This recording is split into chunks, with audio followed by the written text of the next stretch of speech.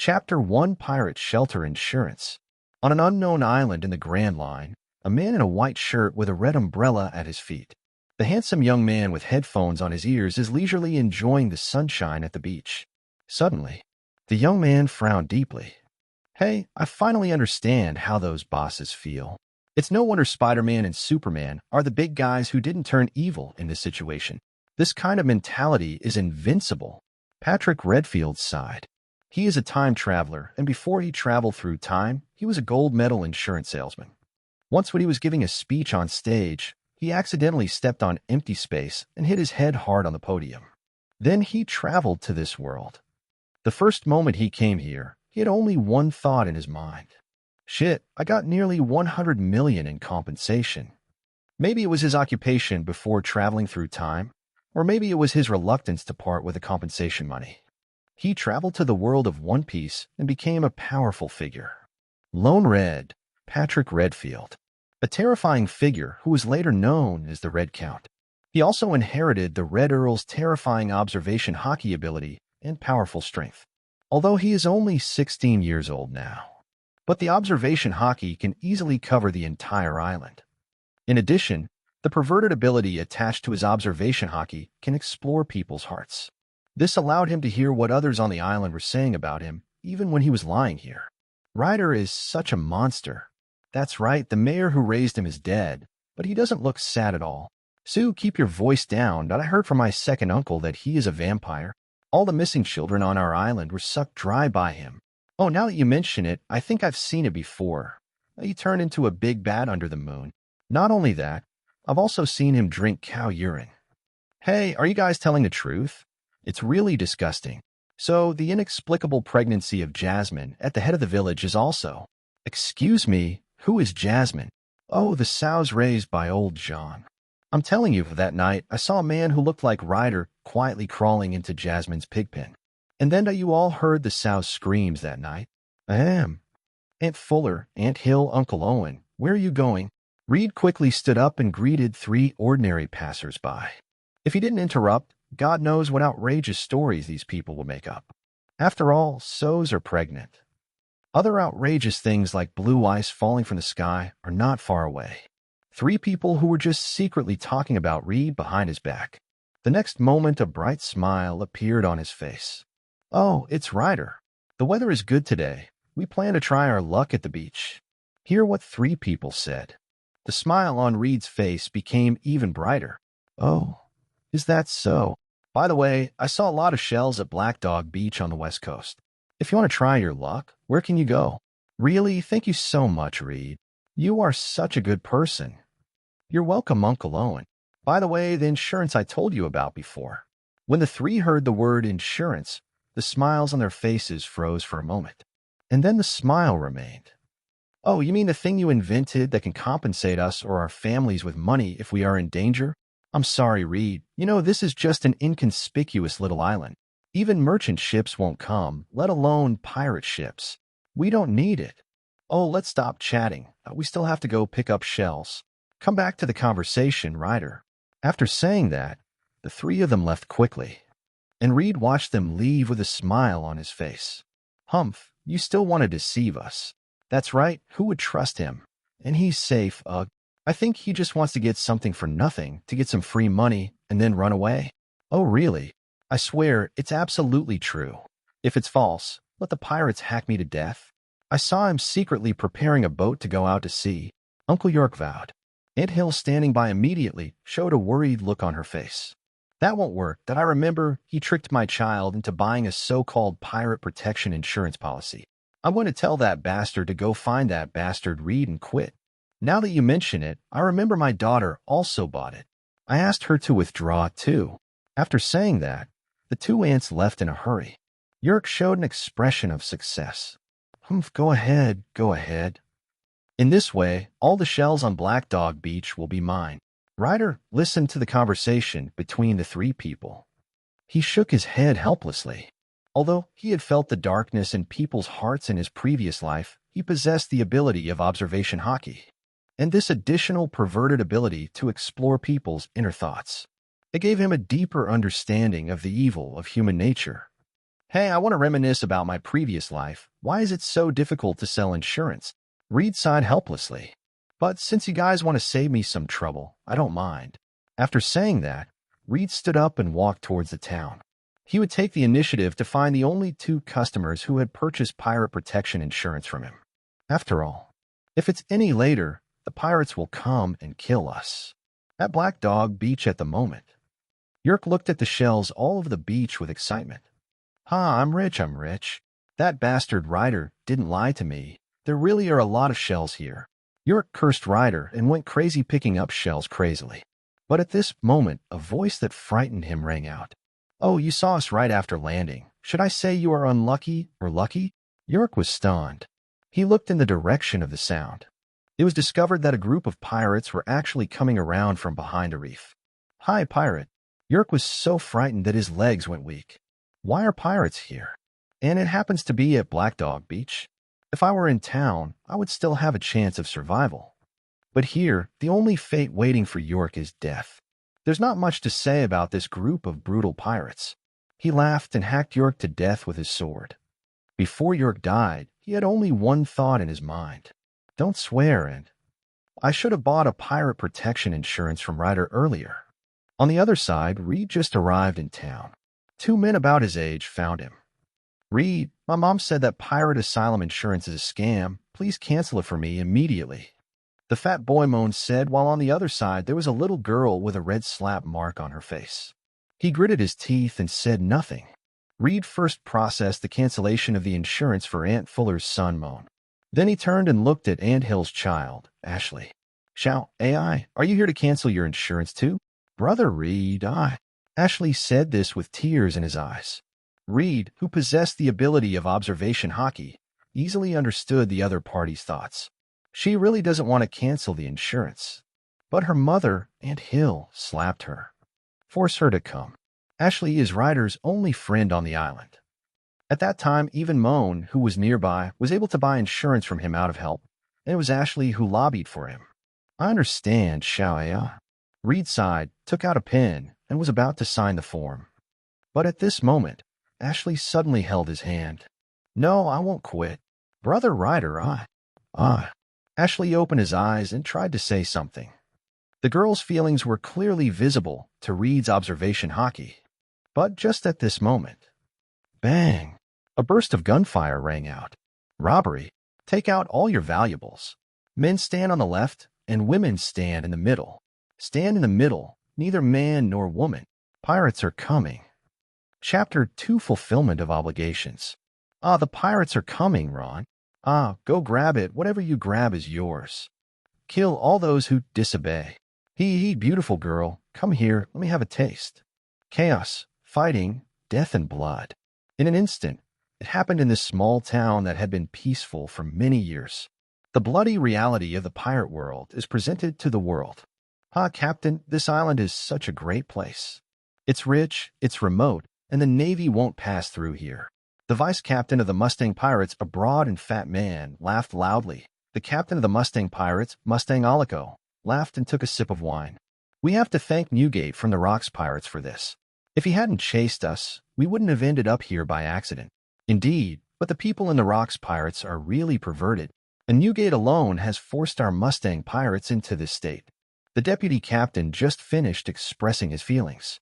He felt a chill all over his body, and then he saw Alico looking at him with murderous eyes. Sooner or later, I will avenge what I have done today. Yes. The deputy captain nodded repeatedly with cold sweat on his forehead. Then he spoke to Alico attentively. Captain, look, there's another beautiful girl over there. Just wait for me to catch it for you to taste. Mustang Alico was a lustful man, so when he heard about the beautiful girl, his anger disappeared immediately. Okay, go ahead. The second captain breathed a sigh of relief after getting the approval and ran quickly towards Ashley. At this moment, Ashley was pulling Ryder away. Behind them followed the fat boy Moan. Suddenly Morn let out a scream. Then he fell heavily. Hey, where are you running to? It turned out that Moan's foot was pierced by a long fishhook by the deputy captain of the Mustang Pirates, Turk, and then Turk slowly reeled in the fishhook. Morn was pulled towards Turk desperately. This is Turk's bad taste. He likes to use people to fish the most. Whether it's fishing for real fish in the ocean or those human moan. Ashley, Ryder, save me, I don't want to die. Morn yelled in fear. Hey, it's no use, no one can escape. Turk grinned. Step on Moan and then swing the fishing rod.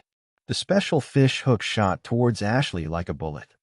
Just when Ashley was desperate, Reed's figure appeared in front of the other party.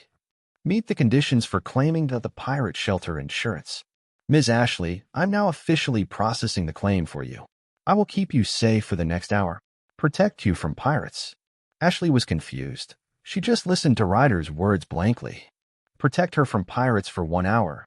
This is the content of the so-called pirate shelter insurance she bought from Reed. She originally bought the insurance just because she liked Reed. But now it seems that the other party is serious. But what's the use of taking it seriously? The other party is a real pirate. Get out of the way. The fishhook was about to hit Reed. Ashley yelled anxiously. But the next moment, Reed just turned his head slightly to avoid the hook. Oh, Turk was very surprised. He didn't expect that his hook was easily dodged. Good boy. I didn't expect you to be so capable. But I'm known as the fishing Turk who never goes empty-handed. You underestimate me. Turk swung the fish tank. The empty fish hook immediately turned and entangled Reed. Hey, the fish is hooked. Turk gave the rod a tug. Reed was pulled in front of him. But it wasn't Ryder's panicked expression that greeted him. It was a cold look. Turk was familiar with that look. That was the look he gave his hooked prey. At this moment, the identities of the fisherman and the fish have been exchanged. Bang! With the help of the force being pulled over, Ryder pumped his fist.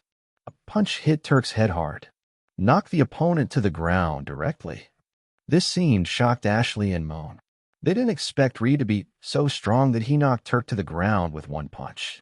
But soon, Moan reacted. His expression was very excited. Ryder, you are so strong. Why didn't you come to save me just now? I got pierced in the thigh by a fish hook that my teeth hurt so much. Facing Moan's questioning, Reed just looked at him coldly. What obligation do I have to rescue you? You, aren't we partners? Humph. Buddy, stop being funny, D. You think I don't know what you said about me behind my back? Reed said in a cold tone. Moan bought his pirate protection insurance purely for Ashley, in order to win the other person's heart. Behind his back, Moan often joined his mother in scolding him. Scold him for stealing Ashley's heart. Hearing Reed's words, Moan's face changed slightly, but he stiffened his neck and refused to admit it. You didn't save me, so why did you save Ashley? She said a lot of bad things about you. I don't. Ashley retorted and then looked at Ryder worriedly. It doesn't matter whether Ashley said anything bad about me or not. I will protect her. Why? Of course, it's because of the pirate asylum insurance. The terms are clear. I'm just fulfilling my obligations. I also bought pirate protection insurance. You have to protect me too. I'm sorry, Mr. Moan, if I remember correctly, you just canceled this insurance. So I have no obligation to protect you. Then I'll buy it again. I have money.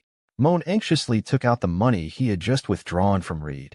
Feel sorry, Mr. Moan. After evaluation, you do not meet the insurance conditions. You. Moan's eyes widened and he wanted to say something. But then Turk stood up. Then he took out a dagger and put it against Morn's neck. Damn it. Surrender now, or I will kill your companions. Ryder, please save me. Save me. Faced with death, Moan was scared to death again.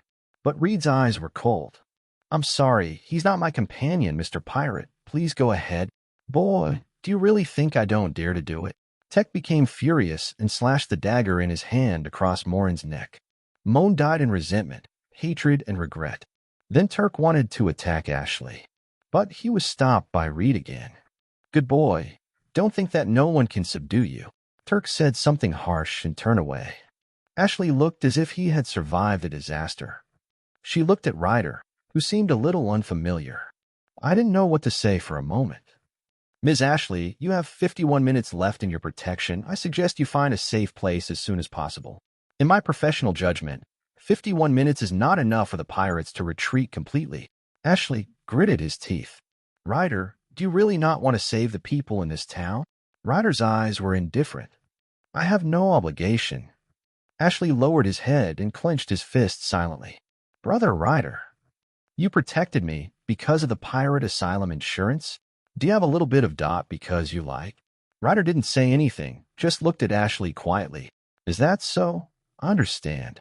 A tear flashed in Ashley's eyes. Well, Ryder, according to the terms, you have to protect me from pirates. If I want you to protect the townspeople, this is the only way. Ashley turned and ran out into the street. Seeing this scene, Reed sighed slightly, then opened the umbrella. My clothes are about to be stained with blood again. Chapter 3. The Three Emperors of the Future. Newgate, the island ahead, is where the Mustang pirates are hiding. Guala. Kaido, you really don't respect your seniors. Newgate looked at the young Kaido with disdain. Would you like me to teach you the rules of the Rocks Pirates? The long sword in Newgate's hand, Kusakimi, paused violently. The aura of a king bursts out. Kaido's expression suddenly turned ugly. Although he is quite strong at the moment, he is only an intern and there is still a big gap in strength compared to Whitebeard. Well, Newgate, don't be too strict with Kaido. Charlotte Lin came over and supported Kaido. It is important to complete the task assigned by the captain. I heard Lingling mention the captain. Newgate snorted coldly and said nothing more, but turned to look at the island in the distance. Kaido stared at Newgate's back. Clench your fists. Brother Kaido, please don't go too far. If you piss off Newgate, you'll be killed if you're killed. After all, this is the tradition of our Rocks Pirates. At this moment, on the island, Ashley walked through the town with his arms folded. Such a bold move naturally attracted the attention of the pirates. Wow, there is such a beautiful girl on this island. Hey, little girl, where are you going? Come to your uncle. The pirates just had bad thoughts about Ashley. A bloody figure came to the side of the pirate. Ooh, the pirate's words had just come out. An umbrella pierced the pirate's chest. Then the umbrella was pulled out and blood spurted out like a fountain. Reed opened his umbrella calmly. Blocked the falling blood. Ms. Ashley, 8 minutes left. Came Ryder's cold voice. Ashley's body trembled inexplicably after hearing this. Is this decisive and powerful man in front of them really the polite and gentle brother Reed who used to live with him day and night? Captain, it's this guy, Turk said, pointing at Ryder. However, Mustang Alico did not immediately look at Reed, who had killed many of their crew members. Instead, he looked at Ashley, who was as youthful as a little white flower. Not bad, not bad. This daughter is not bad. I want it. Hey, that kid over there. If you lose it, punish it immediately, otherwise I will make you wish you were dead. Ashley shuddered when he heard what Mustang Alico said, and then looked at Reed for help. Reed glanced at his watch. 6 minutes. That's enough. Ryder's words had barely finished. His figure turned into a bloody afterimage and quickly rushed towards Ariko. Boy, you really underestimated me. I'm the Mustang Alico with a bounty of 100 million berries. As he spoke, Alico drew the long sword from his waist. He chopped fiercely at the afterimage with a knife. But this determined attack missed. The afterimage changed strangely the moment it got closer. It was as if he had anticipated the direction of Ariko's attack. Poochie. A cut appeared on Alico's shoulder. You kid. Now Alico's eyes became serious. Reed's speed was too fast, especially the opponent's weird predictive ability. This put a sudden pressure on Alico. Boy, don't underestimate me. Hiss. A horse neighed. Alico's body suddenly grew larger, his muscles bursting through his clothes, revealing his strong muscles. Then Alico's head turned into a horse's head. Animal type, devil fruit user? Good insight. I am the user of the animal type Mamama fruit. Die boy. After the transformation, Alico's speed, attack power, and defense power have been qualitatively improved. Even the wound on his shoulder caused by Reed was healing quickly. But even if it is the half-orc form of the devil fruit, Alico still couldn't touch the corner of Reed's clothes.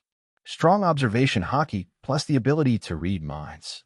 It's simply a bug in combat. And Reed was able to find time to use his superb swordsmanship to inflict scars on Ariko's body. What a perverted talent. Reed had already marveled at the strength of this body countless times. It has only been 3 months since he traveled through time. He did not practice at all during these 3 months and spent all his time getting familiar with the original abilities of this body. It was only recently that he was able to digest most of it. Redfield was only 16 years old. Not only did he master extremely advanced observation hockey that was inconsistent with his age, he also has master-level physical skills. Even his swordsmanship skills are quite good. If Redfield at this moment were placed at the beginning of the plot of One Piece, at this moment, he already possessed the strength of a supernova. So dealing with an animal-type devil fruit user is not easy at all. That was easy, too. Asshole, is all you can do about hiding? Fight me like a man if you can. Aliko roared. Oh, like a man? Ryder smiled. Okay, as you wish. Reed put away his umbrella and sword. Raise your fist. Aliko was so excited when he saw this that his eyes turned red. Hiss. You are looking for death, so you can't blame others. Hoofprints, two-wheeled flowers. Aliko turned his hands into horse hoofs and kicked Reed hard. And Reed was not to be outdone. A punch was thrown. Bang. There was an explosion. Ryder was knocked back several steps by the hoof. As for Aliko, he was knocked far away by Reed's powerful punch and crashed into the ruins nearby, his life or death unknown. Ryder, are you okay? Ashley ran over worriedly. Hearing this, Ryder bowed to Ashley.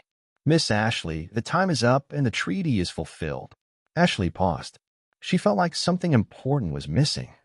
That was a little girl's yearning for love. Brother Reed, we will see each other again in the future, right? Maybe. Ryder shrugged. This was just a place where he stayed temporarily to familiarize himself with his own strength. Having inherited the Lonely Red, he was destined not to stay here forever. So where are you going next? Ashley then asked. Go to a legendary pirate group. At this moment, Reed's observation hockey had already sensed a group of people boarding the ship. Oh, interesting. At the bow, Newgate looked in one direction of the island and then showed an interested look. It's incredible. Lingling also looked over there. Such a powerful observation hockey actually appeared in such a remote place. What are you looking at? Kaido looked confused. At the moment, he is only 19 years old and has only been a member of the Rocks Pirates for 4 years. As for hockey, he has just mastered Conqueror's hockey and has only just started to learn observation hockey. I still can't feel Reed's perverted observation hockey. Brother Kaido, there is an extraordinary person on this island. A remarkable person. Who could that be? Just go and take a look and you'll know. Stop nagging. Newgate looked at Kaido with disdain. Then he took the lead and walked towards the town. This made Kaido so angry that he gritted his teeth. He didn't understand why Newgate was always against him. Hadn't he once laughed at the idea of Newgate starting a family? So what? Small-minded. Chapter 4, Joining Rocks. Guala. It's really incredible. You are the one who killed Mustang, Aliko? Although Newgate used the question, he was already certain in his heart that it was the 16-year-old boy in front of him who killed Eriko. After all, the entire town had been almost completely destroyed by pirates. The young man in front of him was wearing a suit, and there was a big package next to him. This posture doesn't look like they just experienced a pirate invasion. That's right. Ryder didn't hide either. He knew that in this world where the strong are respected, properly displaying strength has only benefits and no harm. Stop joking. Newgate had not said anything yet. Kaido, who came with them, couldn't help it. The kid in front of him looked younger than his age. How could he kill the wild horse Aliko with a bounty of 100 million? He had fought with Eriko before. With the help of the devil fruit, the other party had extremely abnormal defense and attack power. Even though he is a ghost, he is blessed with natural talents. Facing such a powerful enemy, there is only one way to go, and that is defeat. But what kind of young man is this? How could he easily defeat the powerful enemy that even he couldn't defeat? Kaido's self-confidence suffered a severe blow. Reed looked at Kaido, whose face was as black as the bottom of a pot. The corners of his mouth curved into a smile. What? You don't believe it? 2 hands. Good. Kaido clenched his fist. There was a burning desire to fight in his eyes. However, ideas are beautiful and reality is cruel. 5 minutes later, Kaido held his head in his hands. Stop fighting. Stop fighting. I lost. Bang. Achievement completed. It feels so good to beat up Teacher Kai. Ryder put away his fist. Sure enough, It is more comfortable to knock on the head of the strongest creature on Earth. Even if he is the strongest on Earth right now, he is as weak as a younger brother. Brother, what's your name? You're really amazing, Charlotte Lingling asked in surprise. Ryder looked at Lingling. I have to say, Charlotte Lingling was really beautiful when she was young. She is 28 years old, 1.89 meters tall, and has an amazingly perfect head-to-body ratio. The pink curly hair adds a touch of charm. Add to that the mini skirt, the long white legs, and the faintly visible hemispheres. This made Reed very suspicious. He wondered what kind of torture Charlotte Lingling had gone through to turn into the horrible appearance of the iron balloon. My name is Patrick Redfield. You can call me Ryder. Ryder, that's a nice name. Are you interested in being my boyfriend? Charlotte Lingling gave a seductive smile. Ryder smiled back. Yeah, I'll think about it when I'm an adult. Lingling was stunned for a moment, and then burst out laughing. You're much more interesting than Kaido-kun. These words made Kaido, who had just suffered a blow, feel even worse. He felt that his position was greatly threatened. It's just like the owner brought back a cuter puppy from outside. Patrick Redfield. Newgate hesitated. I think I've heard of this name. Oh, is that so? It is really an honor for me to be remembered by the leaders of the Rocks Pirates. But, Mr. Newgate, I wonder if you could introduce me to Mr. Gibbeck. I want to join the Rocks Pirates. When this was said, it was not just Newgate. Kaido, Lin, and the members of the Rocks Pirates were all stunned. Boy, do you know what you were talking about? The Rocks Pirates are not that easy to deal with. Newgate's voice grew colder. Of course I know. But if even a young man like Kaido can survive in the Rocks Pirates, I can too. Gulala. Good boy. You are brave enough. Newgate patted Ryder's shoulder generously. Okay, I'll introduce you to Captain Gibbeck. 3 days later. On the flagship of the Rocks Pirates, a group of future strong men stared at Reed, who was standing in the center in a black suit. Ryder glanced around. I recognized many old acquaintances instantly, except for the future 3 emperors. There is also Shiki the Golden Lion, wearing a kimono and with wild hair. John, who was holding a bottle of wine and drinking it, looked like Beijingdom Stussy, a future CP0 member. Stussy was beautiful and was accompanied by a snake, the current queen of Nine Snake Island, Flameflower, whose appearance was almost as beautiful as the future queen. Reed did not recognize the others. As Ryder looked at the people around him, the people around were also looking at Reed. This guy is the one who took the initiative to ask to join the Rocks Pirates? How daring. Shichi showed an interested smile on his face. Gudong hiccup. If this continues, our Rocks Pirates will become a kindergarten. Jean also expressed his views. Others did not speak directly about their thoughts. But judging from the expression, he doesn't seem to approve of Reed. Just at this moment.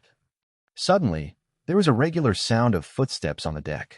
Golden Lion, Newgate, Lingling, and others instantly put away their facial expressions. The only person who can make these strong men so serious is that person. Captain of the Rocks Pirates, the strongest pirate in the world, Roxdita Zibbeck. You are the one who wants to join the Rocks Pirates? Ryder looked in the direction of the sound. Unexpectedly, Jibek was not tall, only about 2 meters tall, with a very well-proportioned body, even a little thin compared to Newgate. He had long, unkempt hair and a wild smile on his face. This smile is different from the future Pirate King Roger. Roger's the smile is a hearty and warm one. But Jibek's smile was full of aggression, like an arrogant lion, despising everything. Although Jibek's smile was different from Roger's. But the two people's clothes are similar. He was wearing a dark red captain's coat and had his iconic pistol and pirate sword on his waist. It's just this extremely common pirate captain outfit. When worn by Jibek, it has an indescribable, domineering air. I'm asking you a question, little brat. Jibek repeated it again. Yes, my name is Patrick Redfield, and I want to join the Rocks Pirates. Kid, what qualifications do you have to join the strongest pirate group? The test is coming. Hearing this, Reed, who had many years of sales experience, immediately tensed up. He knows that every time a customer asks a similar question, for example, when I ask questions like, why should I buy this insurance, or what can this insurance bring me, etc., this is when you are most easily impressed. Ryder cleared his throat. Capital is. Ryder pointed a finger at Kaido. A smile appeared on his face. I can beat a crew like that, too. Besides, if he can do it, I can do it too. It can be even better. Kaido. Before Kaido exploded, Jibek burst into laughter. Funny little guy. Although you definitely have other ideas. But it doesn't matter. I'm Rox D. Jibek, the one who wants to become king of the world. If you are not afraid to be the enemy of the world, then you are welcome to join us. Rox Pirates 5 Chapter 5 The group's pet rider and his observation hockey. Hey, get up and work. There was a knock on Ryder's door. John's voice sounded outside the door.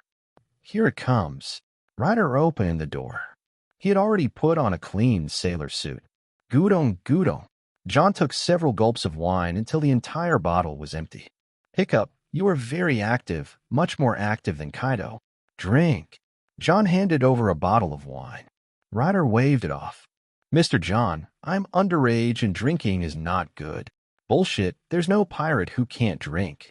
Gudong, Gudong. Forget it. One day you will know the benefits of this thing. Your task today is to wash the deck. After you're done washing, find someone who has time to teach you how to practice. Is there anyone in the Rocks Pirates willing to teach others? Reed was very surprised in his impression. The Rocks Pirates were a group of pirates who gathered together for a certain interest. We should be very wary of each other. Teaching people is not something that the Rocks Pirates would do. Of course, this is the rule set by the captain. If you have the courage, you can learn from the captain. Why do you think we all want to gather in the Rocks Pirates? In addition to the captain's strong strength and the same goal, the most important thing is to be able to improve strength. Strength is the only thing worth pursuing in this fucked up world. Gudong, Gudong. John took a few more gulps of wine and seemed to suddenly remember something before leaving. By the way, I have a piece of advice for you. Kid, I don't probe into the inner world of the strong at will. People with stronger observation hockey than you can definitely detect your detection. And too much probing is not a good thing. It's better for people to be a little confused. Listen to John's advice. John nodded and smiled. But my back was covered with cold sweat. Just now, he subconsciously used his observation hockey to investigate John. I actually felt like I had hit a wall. It was like there was a wall made of rock around John. His observation color extended over but was blocked by this wall. This was the first time he encountered such a strange thing. Even as strong as Whitebeard, his observation hockey can also detect the opponent. Although due to the difference in strength, he couldn't find any useful information. But at least his ability of observation is effective. But when facing John, his observation hockey was completely ineffective. However, he did not gain nothing. At least he felt it for a moment. John's observation hockey has similar abilities to his. That is to explore people's hearts. The Rocks Pirates are truly monsters. Even the humble John is so powerful. In the following time, Reed worked hard to clean the deck.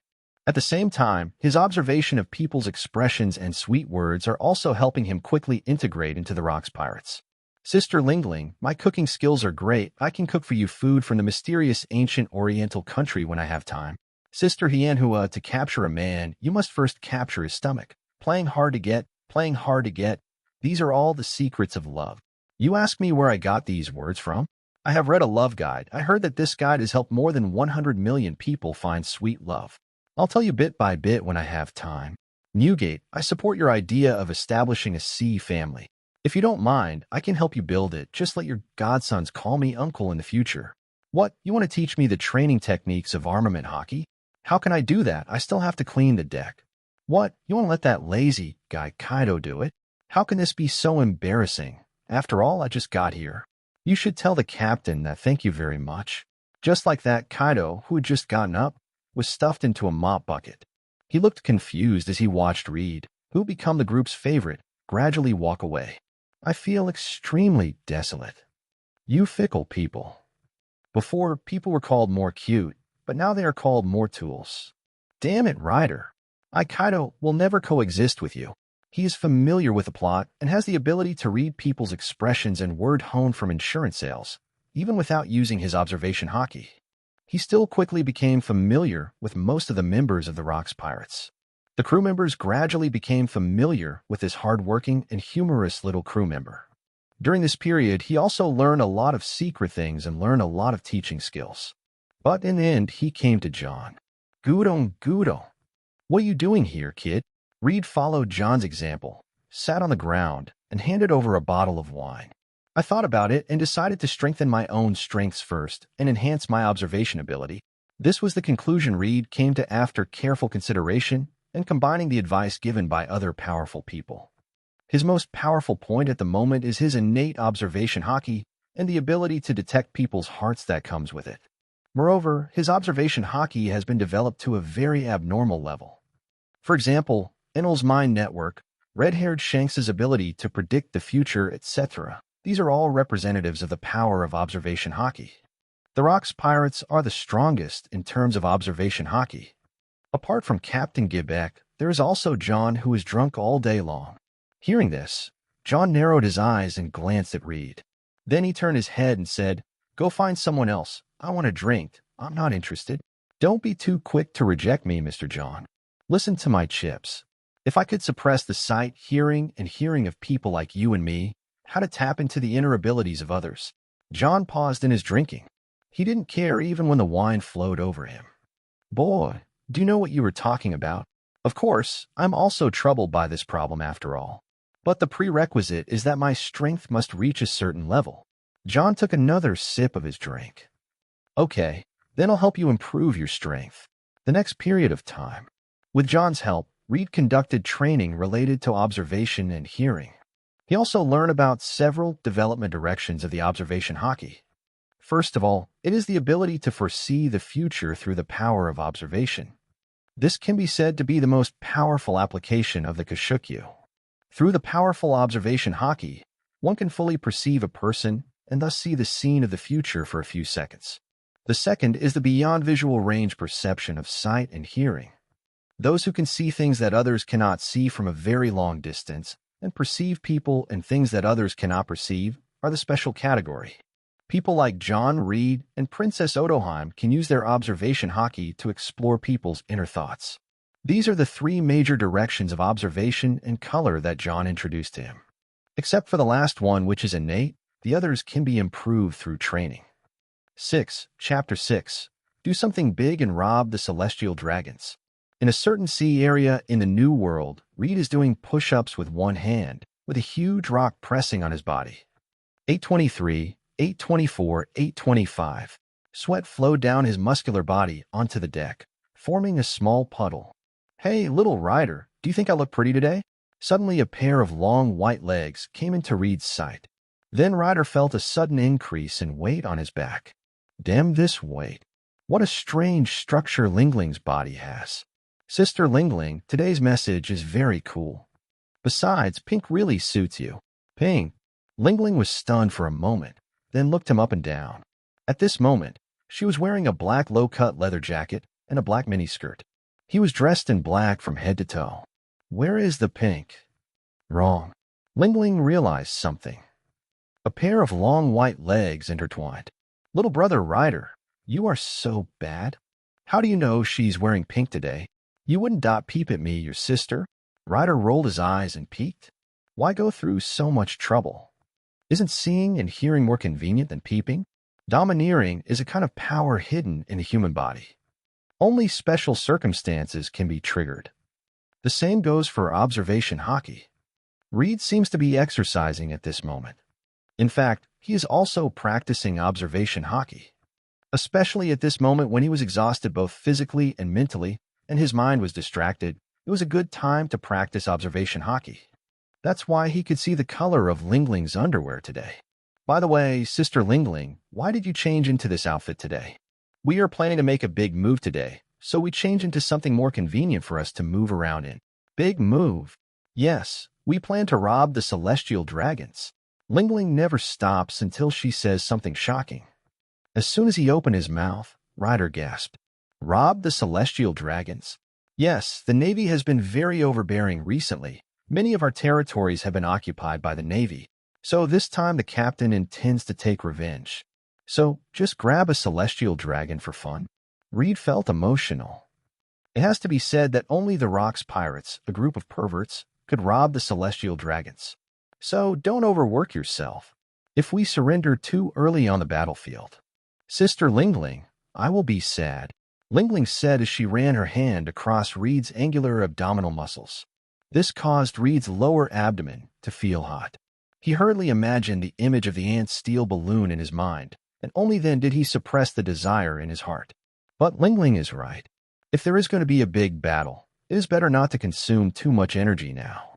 Soon, the ship arrived at its destination, the kingdom of Laos in the New World. Ah, the celestial dragons are on this island. Everyone go loot to your heart's content. Captain Jibek issued the attack declaration at the bow. I have to say, Jibek is really charismatic. Even if he has a group of powerful men with ulterior motives under his command, Jibek can still convince them with his strong personal charm. Moreover, the other party is a real pirate, decisive and ruthless. For example, this attack on the kingdom of Laos. He gathered all the strong men under his command. The kingdom of Laos must be completely destroyed. Reed mixed in with the pirates and rushed towards the kingdom of Laos in a mighty manner. There was still about a year until the Valley of the Gods incident. He needs to grow up as quickly as possible within this year. Then plunder is inevitable. And he also has to find 2 items that are extremely important to him. The pirates are coming. It's the Rock's pirates. Counterattack quickly. Dare to snatch a kingdom. Only a powerful pirate group like the Rock's pirates can do this. After all, a country is not a village. Not only are there royal troops stationed there, but there is also a naval base. There are even castles and a large number of defensive facilities. Ordinary pirates want to attack. That is like hitting a rock with an egg. But the Rock's pirates are different. The firepower of the Kingdom of Lays is too strong. We can't even get close to the city wall. Where are the cadres? Send them up quickly. Just when the Rock's pirates were blocked by the artillery fire and city walls of the Reese Kingdom, a striking figure appeared. Newgate's unusual height made him stand out in the crowd. He held a guandao in his hand and was like a tank. That's Newgate, a cadre of the Rock's pirates. Concentrate your firepower and kill him. Bang, bang, bang. A large number of shells hit Newgate like rain. But the other party was not afraid at all. The right hand is in a fist shape and punches out. Junkong, spider web-like cracks spread out from Whitebeard's fist. All the shells instantly fell apart under the powerful shock. This is not the end yet. The vibrations continued to spread toward the city wall, but only for a moment. The city wall was full of cracks and collapsed. One man's punch turned the positional battle into an encounter battle. This is the strength of Edward Newgate. Great, the wall has collapsed. Let's go, beauties, money is waiting for us. Seeing this, the pirates howled and rushed towards the kingdom of Laos, which had no city walls to protect it. The kingdom of Laos was not to be outdone. The Navy and the Royal Army also rushed out from behind the bunker and attacked the Rock's pirates. The 2 sides immediately started fighting.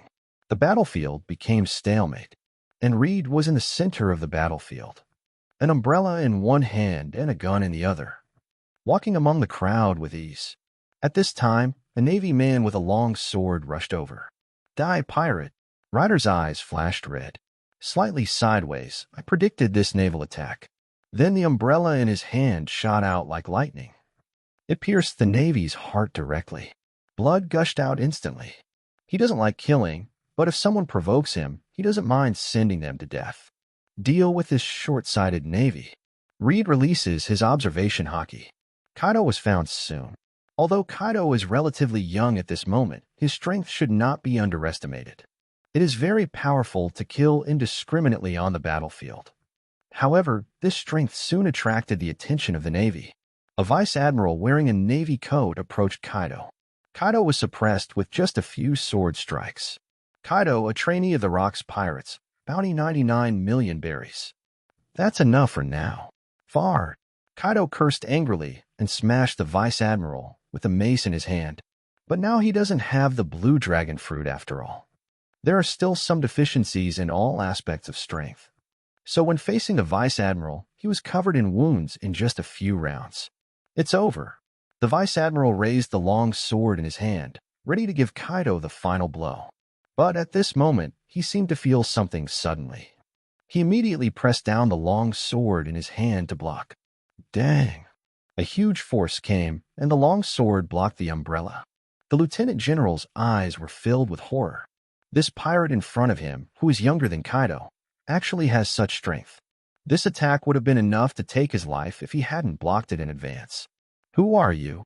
Ah, Patrick Redfield. A trainee crew member of the Rocks Pirates. Trainee crew member. A trainee crew member has such strength.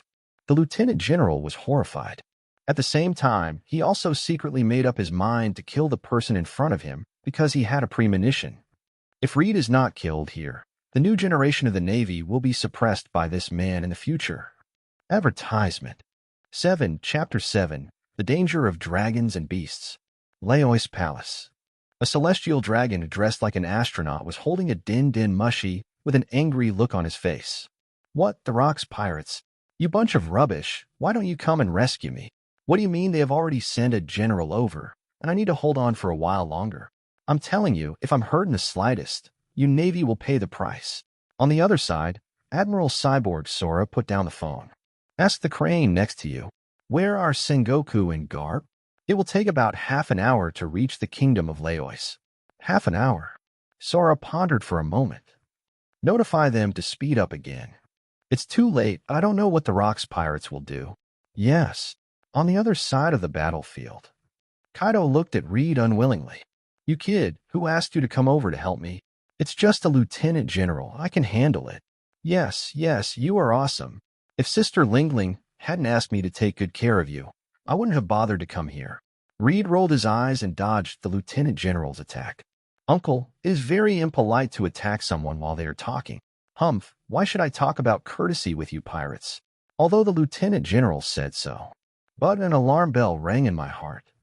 He had just burst out at his fastest speed and attacked the other party while he was talking to his companions. However, the young man in front of him seemed to have foreseen the situation and dodged the attack without even looking back. This is simply a monster. We must find a way to kill him. Trouble. I didn't want to fight you. But Reed slowly raised his parasword and looked at the lieutenant general with cold eyes. Since you want to kill me, then I have no choice but to kill you. Ryder's words had barely finished. The lieutenant general's eyes suddenly widened, block with a long sword in hand. But the next moment, he felt a sharp pain in his abdomen. He lowered his head in disbelief. I saw a hideous scar on his abdomen, and a lot of blood was flowing out. What's going on? Such a fast speed. The lieutenant general could not believe it. Reed, who had murderous intentions, would of course not answer his questions. He knew very well that villains die because they talk too much. Don't talk too much if you can take action.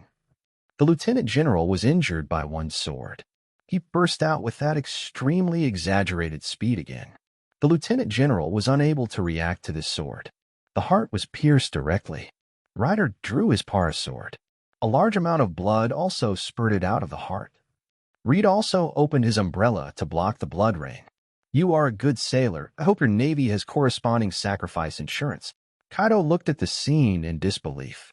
The vice admiral who had forced him into such an embarrassing situation was dealt with by Reed in just 1 or 2 moves. Is the gap between them so big?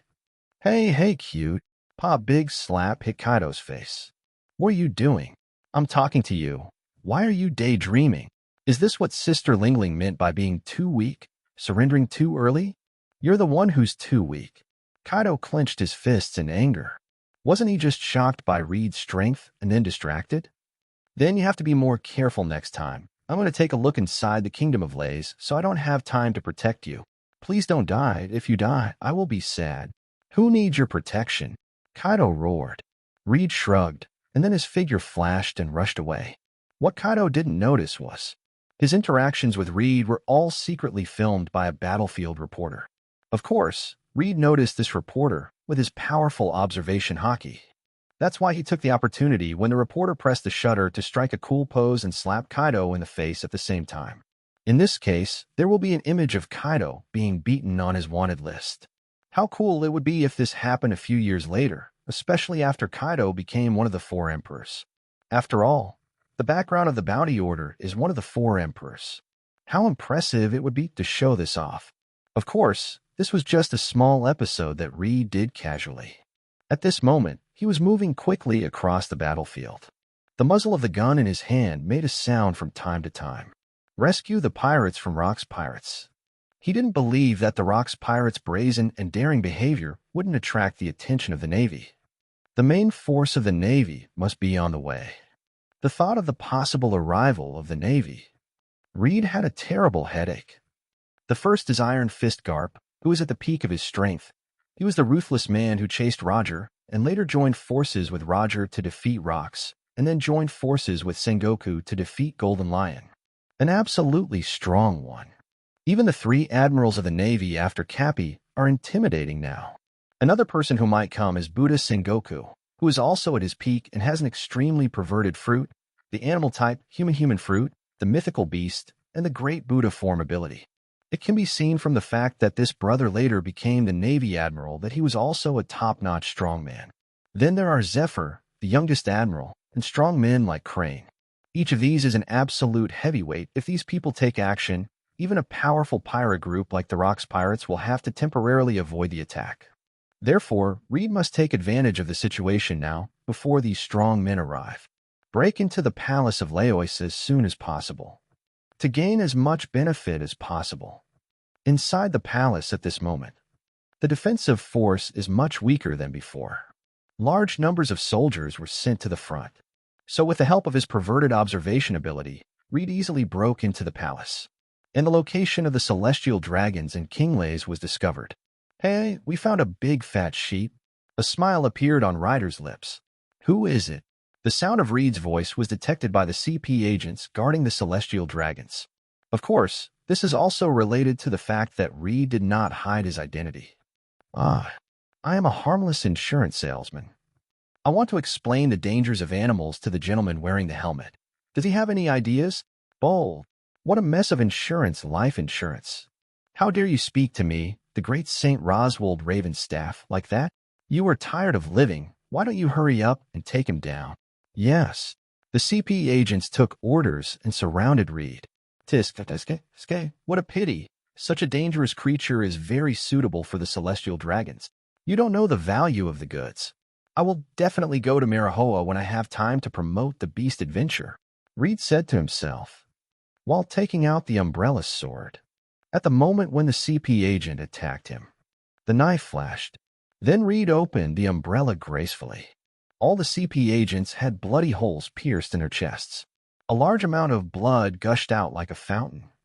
Sprayed King Lays in the face. At the same time, it also sprayed the celestial dragons all over. The only one who survived. It was Reed who opened the umbrella in advance. So now, the gentleman with the glass jar on his head. I'll talk to you sometime. Is the beast in danger? 8. Chapter 8, Meeting Pad. Captain, the resistance of the Kingdom of Lays was beyond our expectations. If this continues, we will be surrounded by the Navy. Bakingum Stussy found Jybek and said. Jybek nodded and said, I will stop the Navy. You inform them that whoever takes the head of the celestial dragon will be killed. He will get my reward. Yes. Bakingum Stussy nodded, with a hint of greed in his eyes. Although their captain is cruel, he keeps his word. And this is the reward promised by the world's strongest pirate. That's enough to drive anyone crazy. She believed it with Jybek's words. Then it would be easy to break through the defense line of the Kingdom of Laos. After all, there are several monsters in their pirate group. On the other side of the sea, Garp Sengoku stood at the bow, anxiously rushing to the Kingdom of Lays. Damn Rock's pirates. You actually made such a big fuss just when I was about to go on vacation, Garp said angrily. Garp, don't be careless.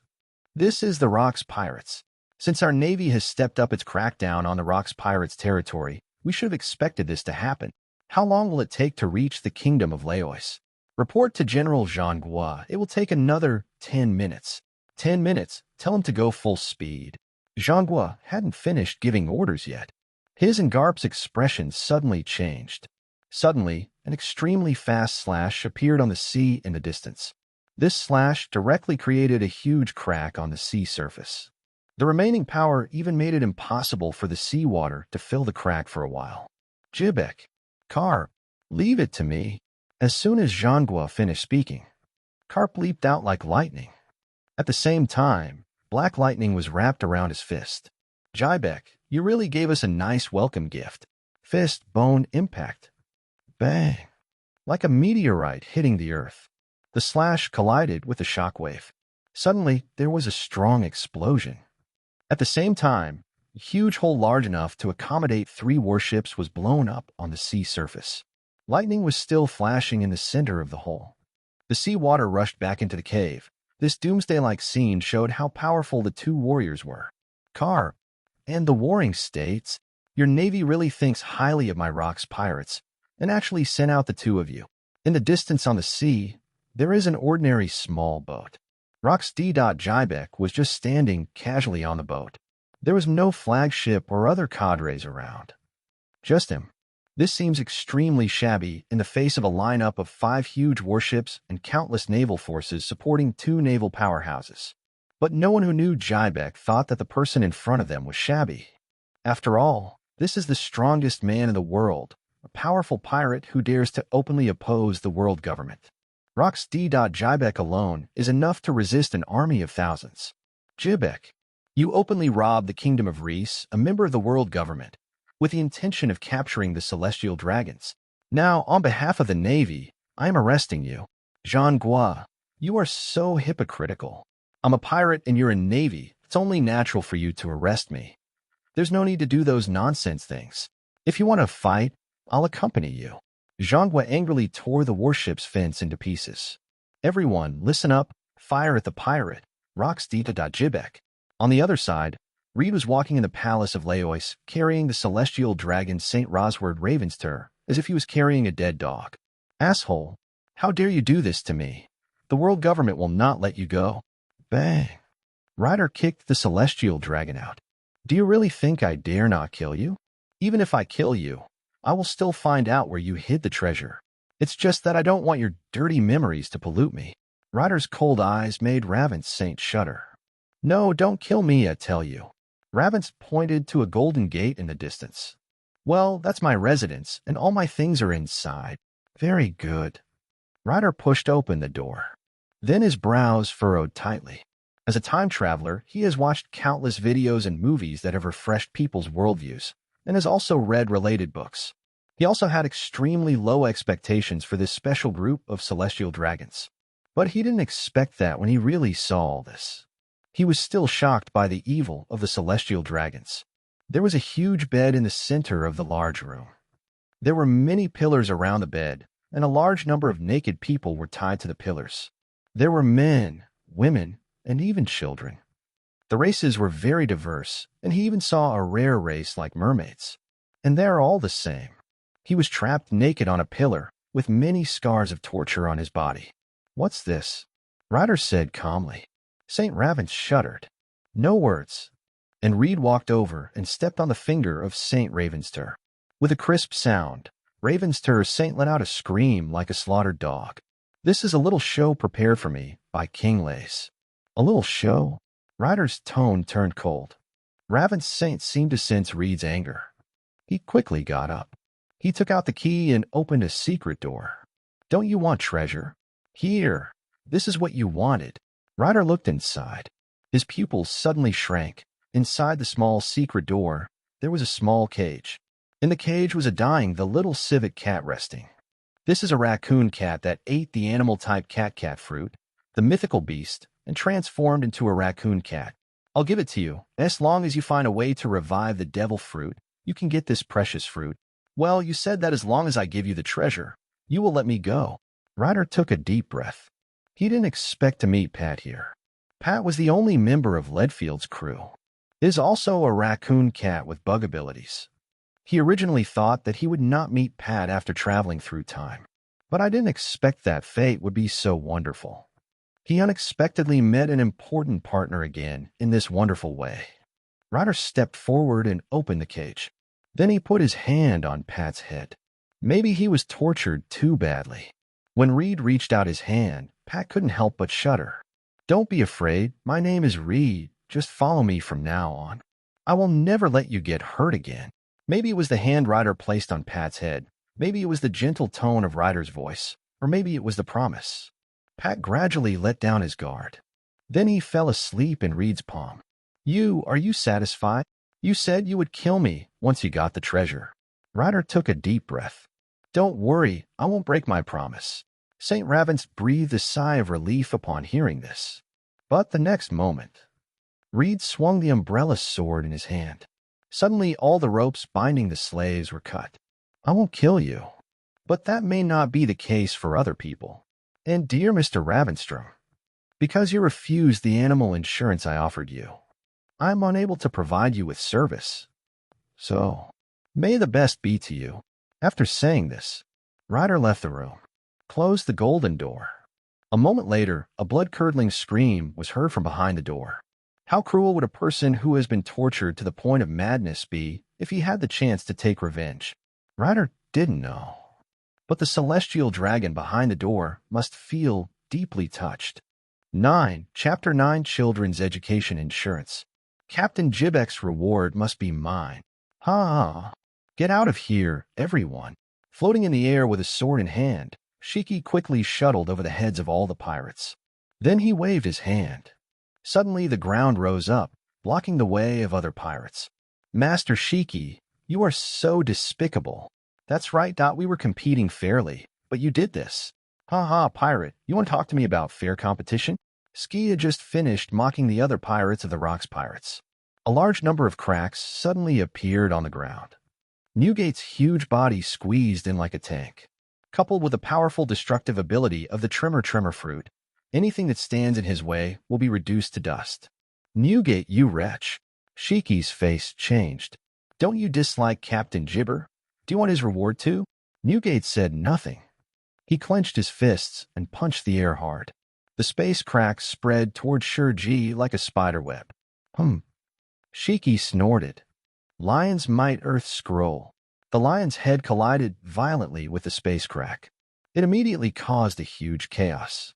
But just at this moment, the beautiful Charlotte Lingling, holding Prometheus, took the opportunity to pass by the two strong men. Go ahead and fight. I'll take the head of the celestial dragon. But at this time, the sound of an arrow cutting through space was heard. Lingling dodged quickly. An arrow hit the spot where she had just been standing. Then it exploded. A hole more than the size of a person was blown out. Damn Fire Flower, are you also coveting the captain's reward? Flame Flower remained silent, just drew her bow and arrow, staring at Charlotte Lingling. The battle between the four people destroyed the world.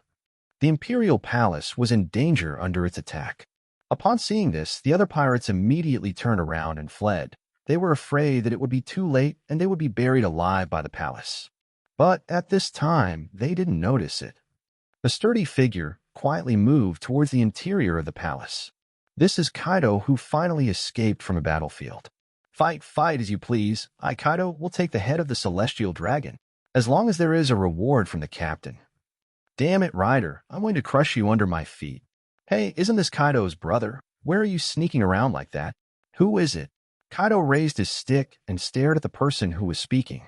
It's me, your sister Stussy. Stussy, see who's coming. Kaido frowned. If we talk about the person he hates the most in the Rocks Pirates, the first place is definitely Reed. But the second place is this Stussy. It's not that she bullies herself, it's mainly in the areas where she is good at. Intelligence gathering. And he is a very sinister person. No one likes to make friends with such people. Are you going to stop me, Stussy? Stop it. No, I'm looking for your cooperation. I know where the Tianlong people are, but again, there are heavy guards there. I am a weak woman, and I can't kill them. How about this? I'll tell you where the Tianlong people are, and after you get the captain's reward, we'll split it 40 to 60. I'm for. Kaido hesitated. They have been in the kingdom of Laos long enough. The Navy must have surrounded us. If this drags on, not to mention the rewards, even the people will be captured by the Navy. Stussy's proposal was exactly what he wanted. Good. Then let's cooperate. Where are the celestial dragons? Then, under the leadership of Stussy, Kaido headed all the way to the deepest part of the palace. We encountered scattered soldiers and Navy on the way. Kaido crushed them all with one blow. Soon they arrived at St. Ravenster's room, in front of the golden door. This is it. Brother Kaido, the celestial dragons are here. Thank you for your hard work along the way. Stussy's voice suddenly became sweet. Kaido realized something was wrong and raised the iron rod to hit Stussy. However, the raised arm could not be brought down. His whole body was stiff. What did you do to me? It's just a simple potion. Stussy pulled out the needle that pierced Kaido's body. Your sister is a scientist, especially in the field of pharmaceuticals. Don't worry, the medicine I gave you will only make you sleep for a while. Sleep till I get the head of the celestial dragon. Ha! Stussy smiled, threw away the syringe in his hand, and then proudly pushed open the golden door. She was the first person to know Captain Jibek's orders. How could she, who is so ambitious, not make plans? Whether it's the battle between Shiki and Yugate, or the battle between Lin and Flameflower. This was all done by her alone. Kaido was also included in her plan. It's a pity that Kaido originally intended to use it to entangle Reed. She looked everywhere, but couldn't find Reed. But it doesn't matter. Reward, she bagged Stussy and took it. Smash. Just at this moment, a long sword stabbed out from the side at an extremely fast speed. It hit Stussy's neck. John. Stussy's face suddenly changed. You don't hide in one place and drink. What do you mean by stopping me?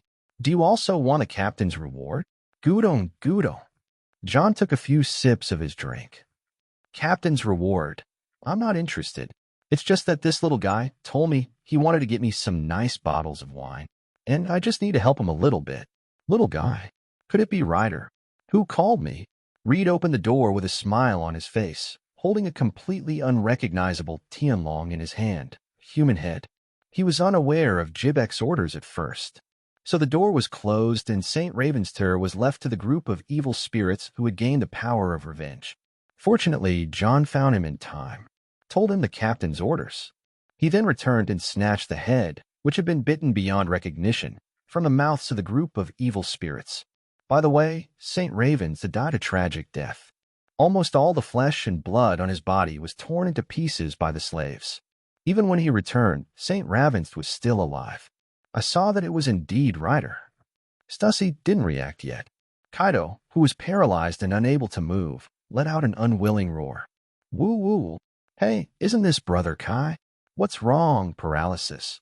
Reed walked slowly to Kaido and said, I told you to drink less. Look, you didn't listen to the old man and now you're suffering. Well, I have an education insurance for my children.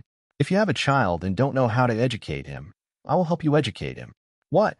Why did I sell you children's education insurance when you were drunk? How can you, a drunkard, educate a child? Of course, leave it to me.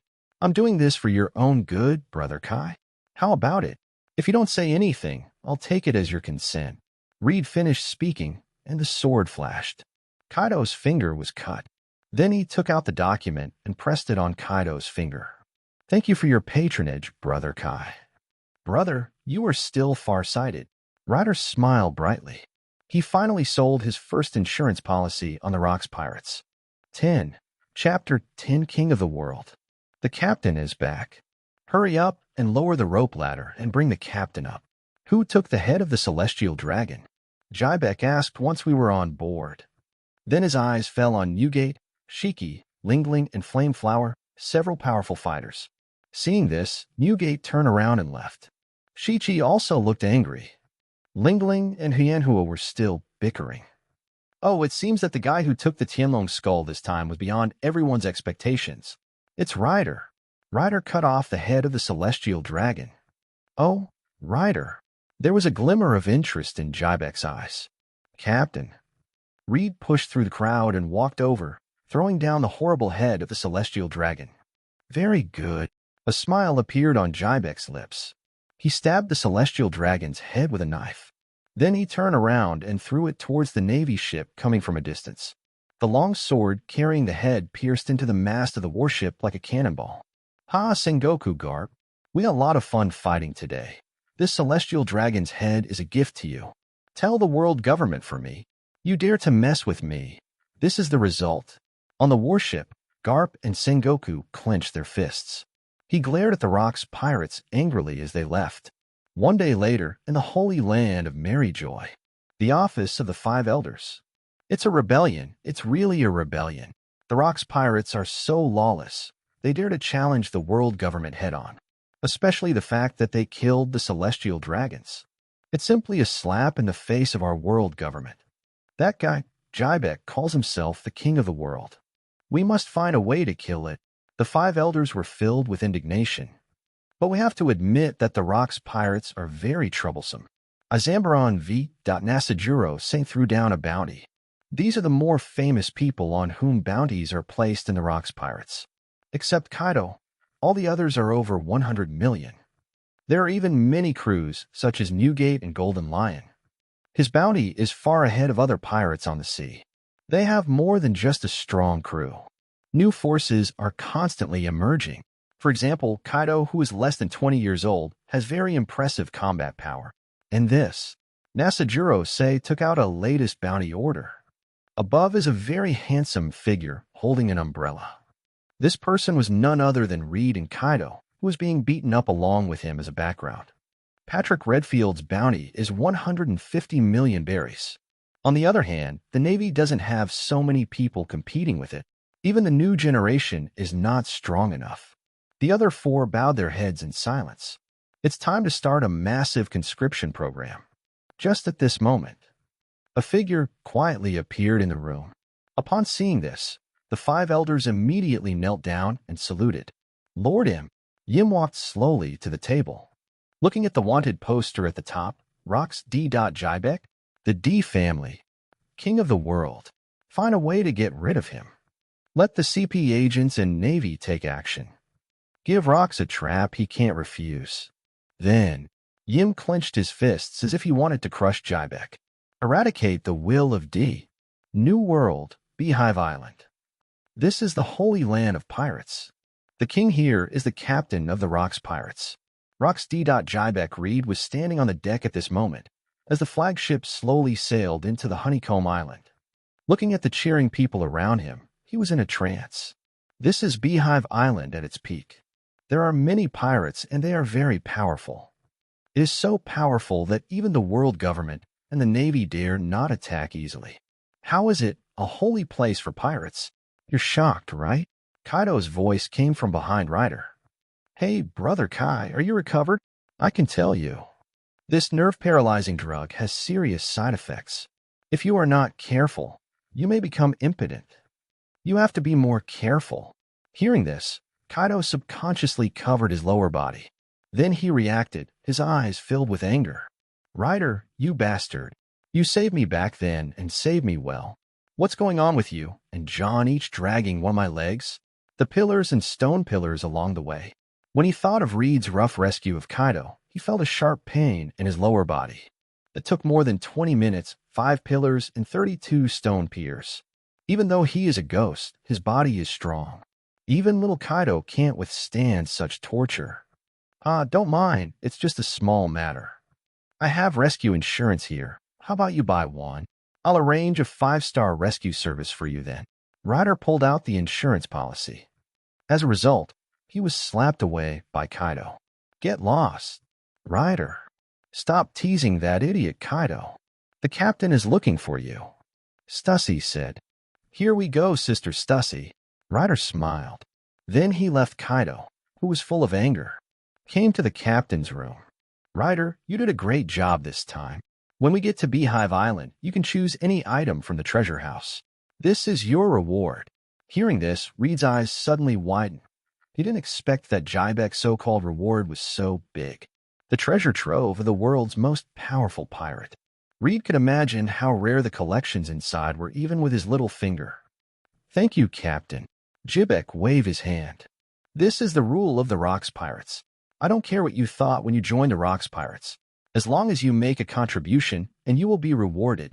Of course, if you do something bad, then I will also let him know what cruelty is. Ryder nodded. After spending these days together, Reed already understood Jybek's character very well. This is an ambitious person who wants to become the king of the world. No matter how much it costs, it is worth it. This is the same as Luffy wanting to become the Pirate King.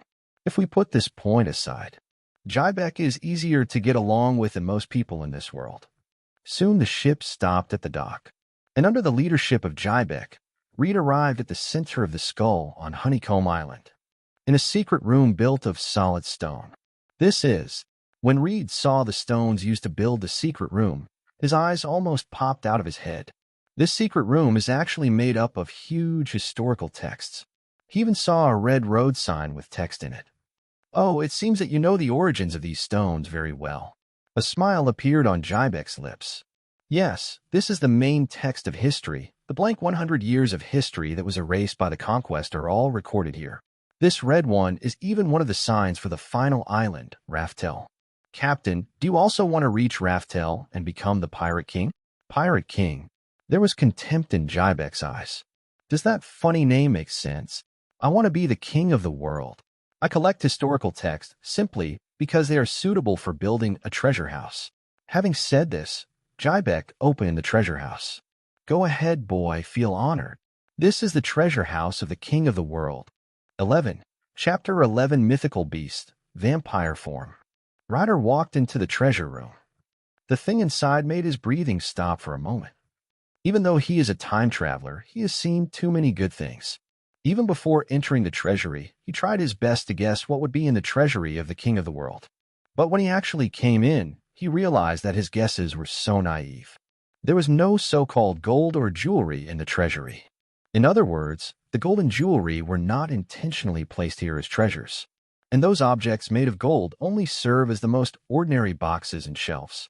In the center of the treasury, the most eye-catching one is a tree made entirely of gold and a large number of jewels. Of course, the most precious thing is not the tree, but what's hanging on it. Devil fruit. A lot of devil fruits.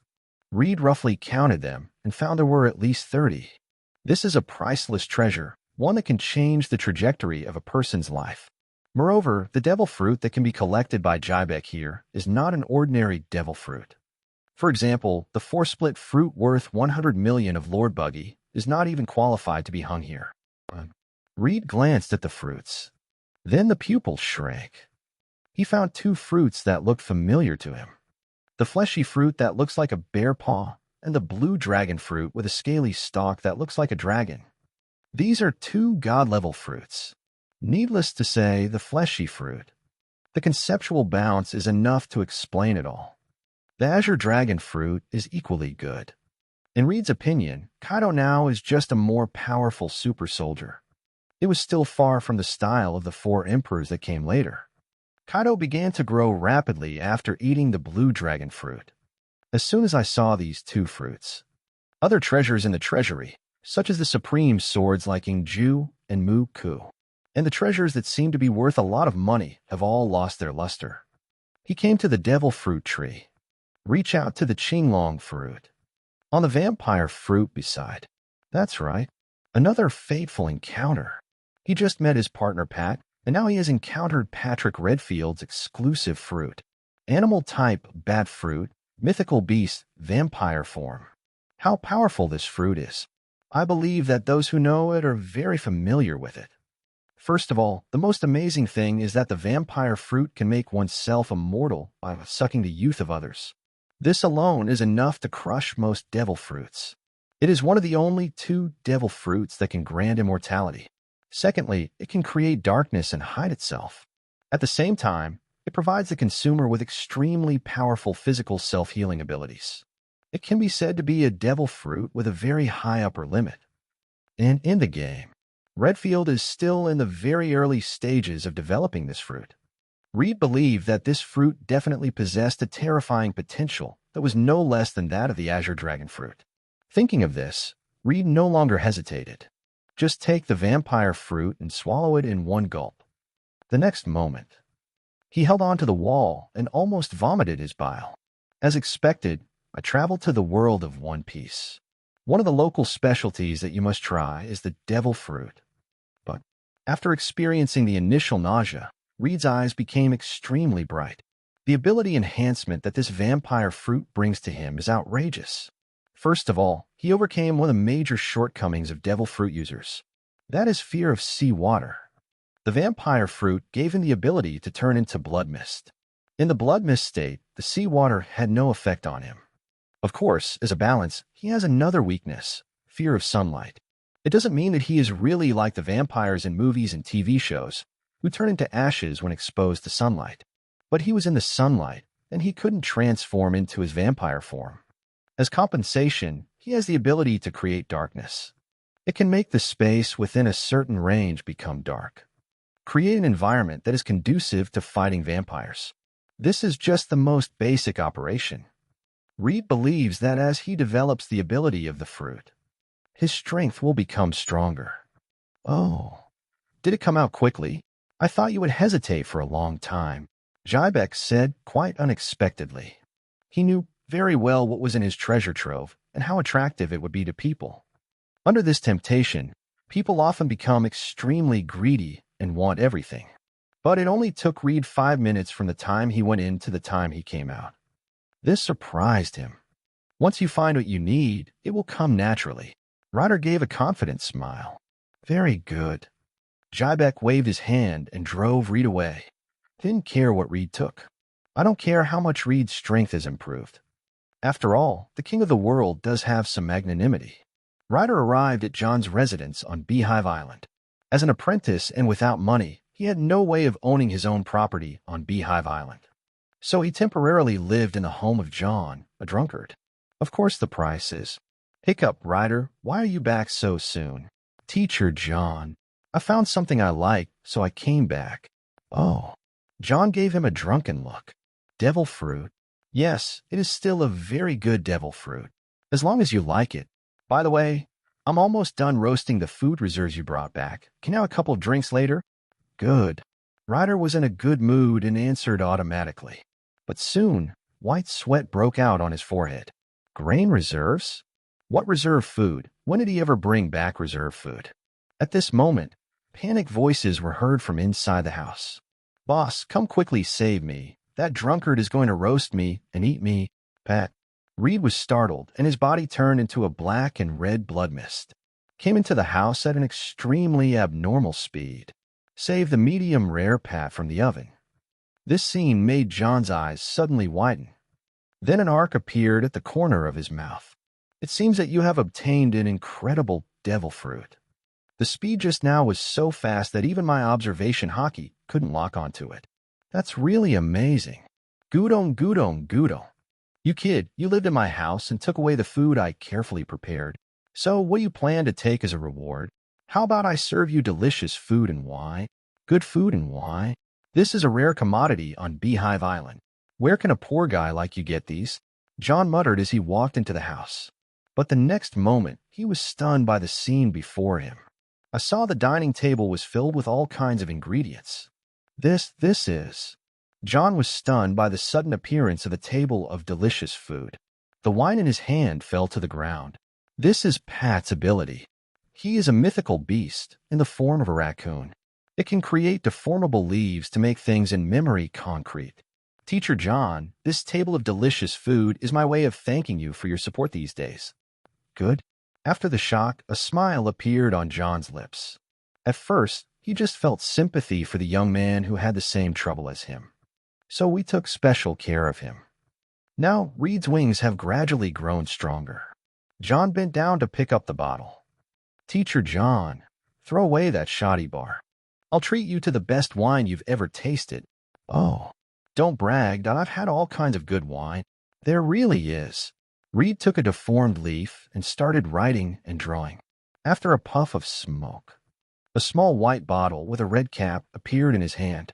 12. Chapter 12 Teacher Kai's Special Training Class.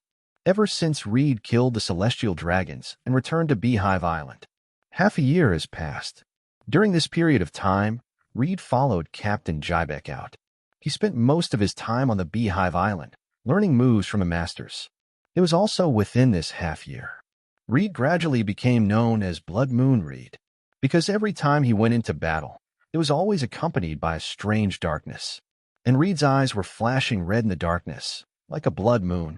And Kaido didn't know whether he was stimulated by Reed. The growth in the past 6 months has been quite rapid.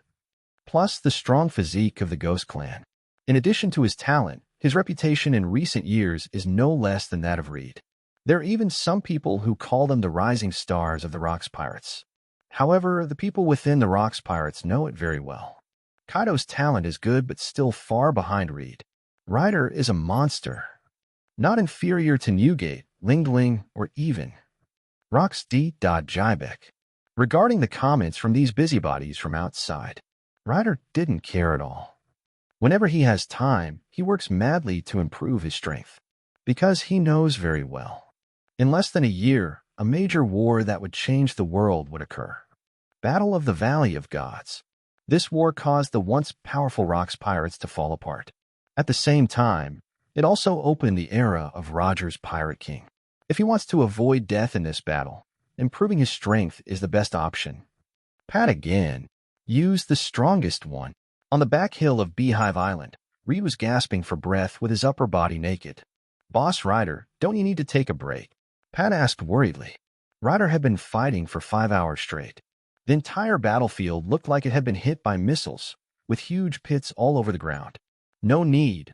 Only under such extreme circumstances can we cultivate the Conqueror's haki as quickly as possible. At this moment, among Reed's 3 colors of domineering, only the domineering has not awakened. He was born with the ability to see things with haki, and even now John cannot compare to Reed in terms of his ability to see things with haki. He also successfully learned the armament haki some time ago. Now, he only has the mysterious domineering aura that has not awakened.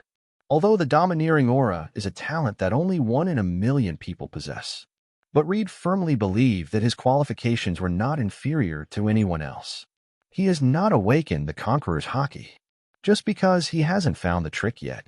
Seeing Reed's resolute gaze, Pat nodded helplessly. "Then boss, if you can't stand it, just tell me." After saying that, Pat took out the transformation leaf and threw it into the air. With a flash of smoke. One is 7 meters tall, with a purple flamingo coat on his back. A sturdy man with double horns on his head appeared. Yes, this is Kaido. Of course, not the weak Kaido on the Beehive Island now. Instead, he became one of the 4 emperors and was known as Kaido, the King of Beasts. This is the metamorphosis of Pat's metamorphosis leaf. He can visualize the strong people in the painter's memory. The strength is exactly the same as the person who drew it remembers. However, although the strength and other aspects are the same, but these concrete strong men have a fatal flaw. That is, the durability is extremely low. That's right, it's durability rather than defense. For example, the durability of Pat's transformation leaf is now 100. Use it to visualize Kaido, the beast in Reed's memory. Then the durability consumed by the deformation leaf per second is 50. In other words, in 2 seconds, the transformed Kaido will disappear. At the same time, the tangible person will also rapidly lose durability when attacked. And if we use the transformation leaf to represent the weak Kaido who is currently on the Honeycomb Island, then the durability loss per second is only 1 point. Of course, how long it lasts depends entirely on the strength of Pat and the person who wrote it. But even so, this skill is perverted enough. Even though his manifestation of Kaido the Beast can only launch 1 attack, that would be enough to destroy the world. Boss Ryder, get ready. Reed looked at the complete form of Kaido, the King of Beasts, with a serious expression. The pressure from the 4 emperors pressed down on him like a tide. It made it much more difficult for him to breathe. TSK, I never thought that idiot Kaido would grow up to be like this. Bring it on. Let me see if your title of 100 Grants is worthy of its name. Kaido the Beast has sharp eyes. The huge mace in his hand was wrapped in purple thunder. Suddenly a violent aura rose into the sky, and those powerful people far away in the center of Honeycomb Island. They all looked towards the center of the island at the same time. Newgate felt this breath and accidentally dropped the bottle in his hand to the ground. Who is this person? Such a violent breath. Oh, you loser. This is the Mautai I got from Reed with great difficulty, John said with a painful look on his face. Ever since Reed treated him to Mutai, he couldn't drink any other alcohol. This kind of wine called white wine is still the best. It's strong enough, and even a strong man like him can get drunk easily. As long as he was drunk, he wouldn't have to listen to all those messy voices in his mind. He can also take a good rest. So, after seeing Newgate smash the Mutai, John was so heartbroken that he wanted to draw his knife and stab him. "I'm sorry, John," Newgate said. "But you also feel this violent arrogance, right?" "Oh, yes, but don't worry, it was that kid Reed who made the noise." "Ryder." Newgate was silent. As powerful as he is, he secretly envies Reed's monstrous talent. Other Rock seamen also felt the violent aura of the Back Mountain, strong member of the thieves group. Golden Lion, Lingling, Flame Flower, etc. They all looked towards the Back Mountain at the same time. At this moment, Reed didn't know that the beast Kaido he summoned had caused such a sensation. He didn't have time to think about this now. Facing the tsunami-like pressure from the four Emperors Kaido, it was already very difficult for him to stand. "Bring it on." Ryder yells, thundered Gossip. Kaido the Beast doesn't tolerate Reed either. Chao circled around Ryuing's mace and swung it fiercely, and an idea came into Reed's mind. "We'll die. If this blow hits him hard, he will die. Is he going to be beaten to death by Kaido, the person he has manifested? No. His wonderful life has just begun. An unyielding will ignite it in Reed's heart." His eyes instantly turned red. But this is not the change brought to him by his vampire fruit. But it is the domineering aura of the king. Under the threat of death, Reed finally awakened his domineering haki. Sure enough, when it comes to teaching ability, it has to be Teacher Kai. A single blow awakened his domineering aura.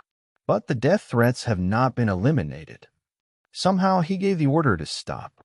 But Kaido the Beast's attacks still did not stop. Just like, full of resentment. "Fuck, how dare you look down on me?" Ryder immediately transformed into vampire form, waving claws. The next moment, the huge gap in strength turned it into a meteor. It is directly and deeply embedded in the mountains. Also, I don't know if it's an illusion. He felt like Kaido the Beast hit him with a stick. There was a look of joy on his face. 13. Chapter 13 Kaido, the Confident and Strong Man. Beehive Island Pier. A tattered large ship with black sails came ashore. A group of pirates approached immediately and said, "Quick, quick, it's Kaido's ship."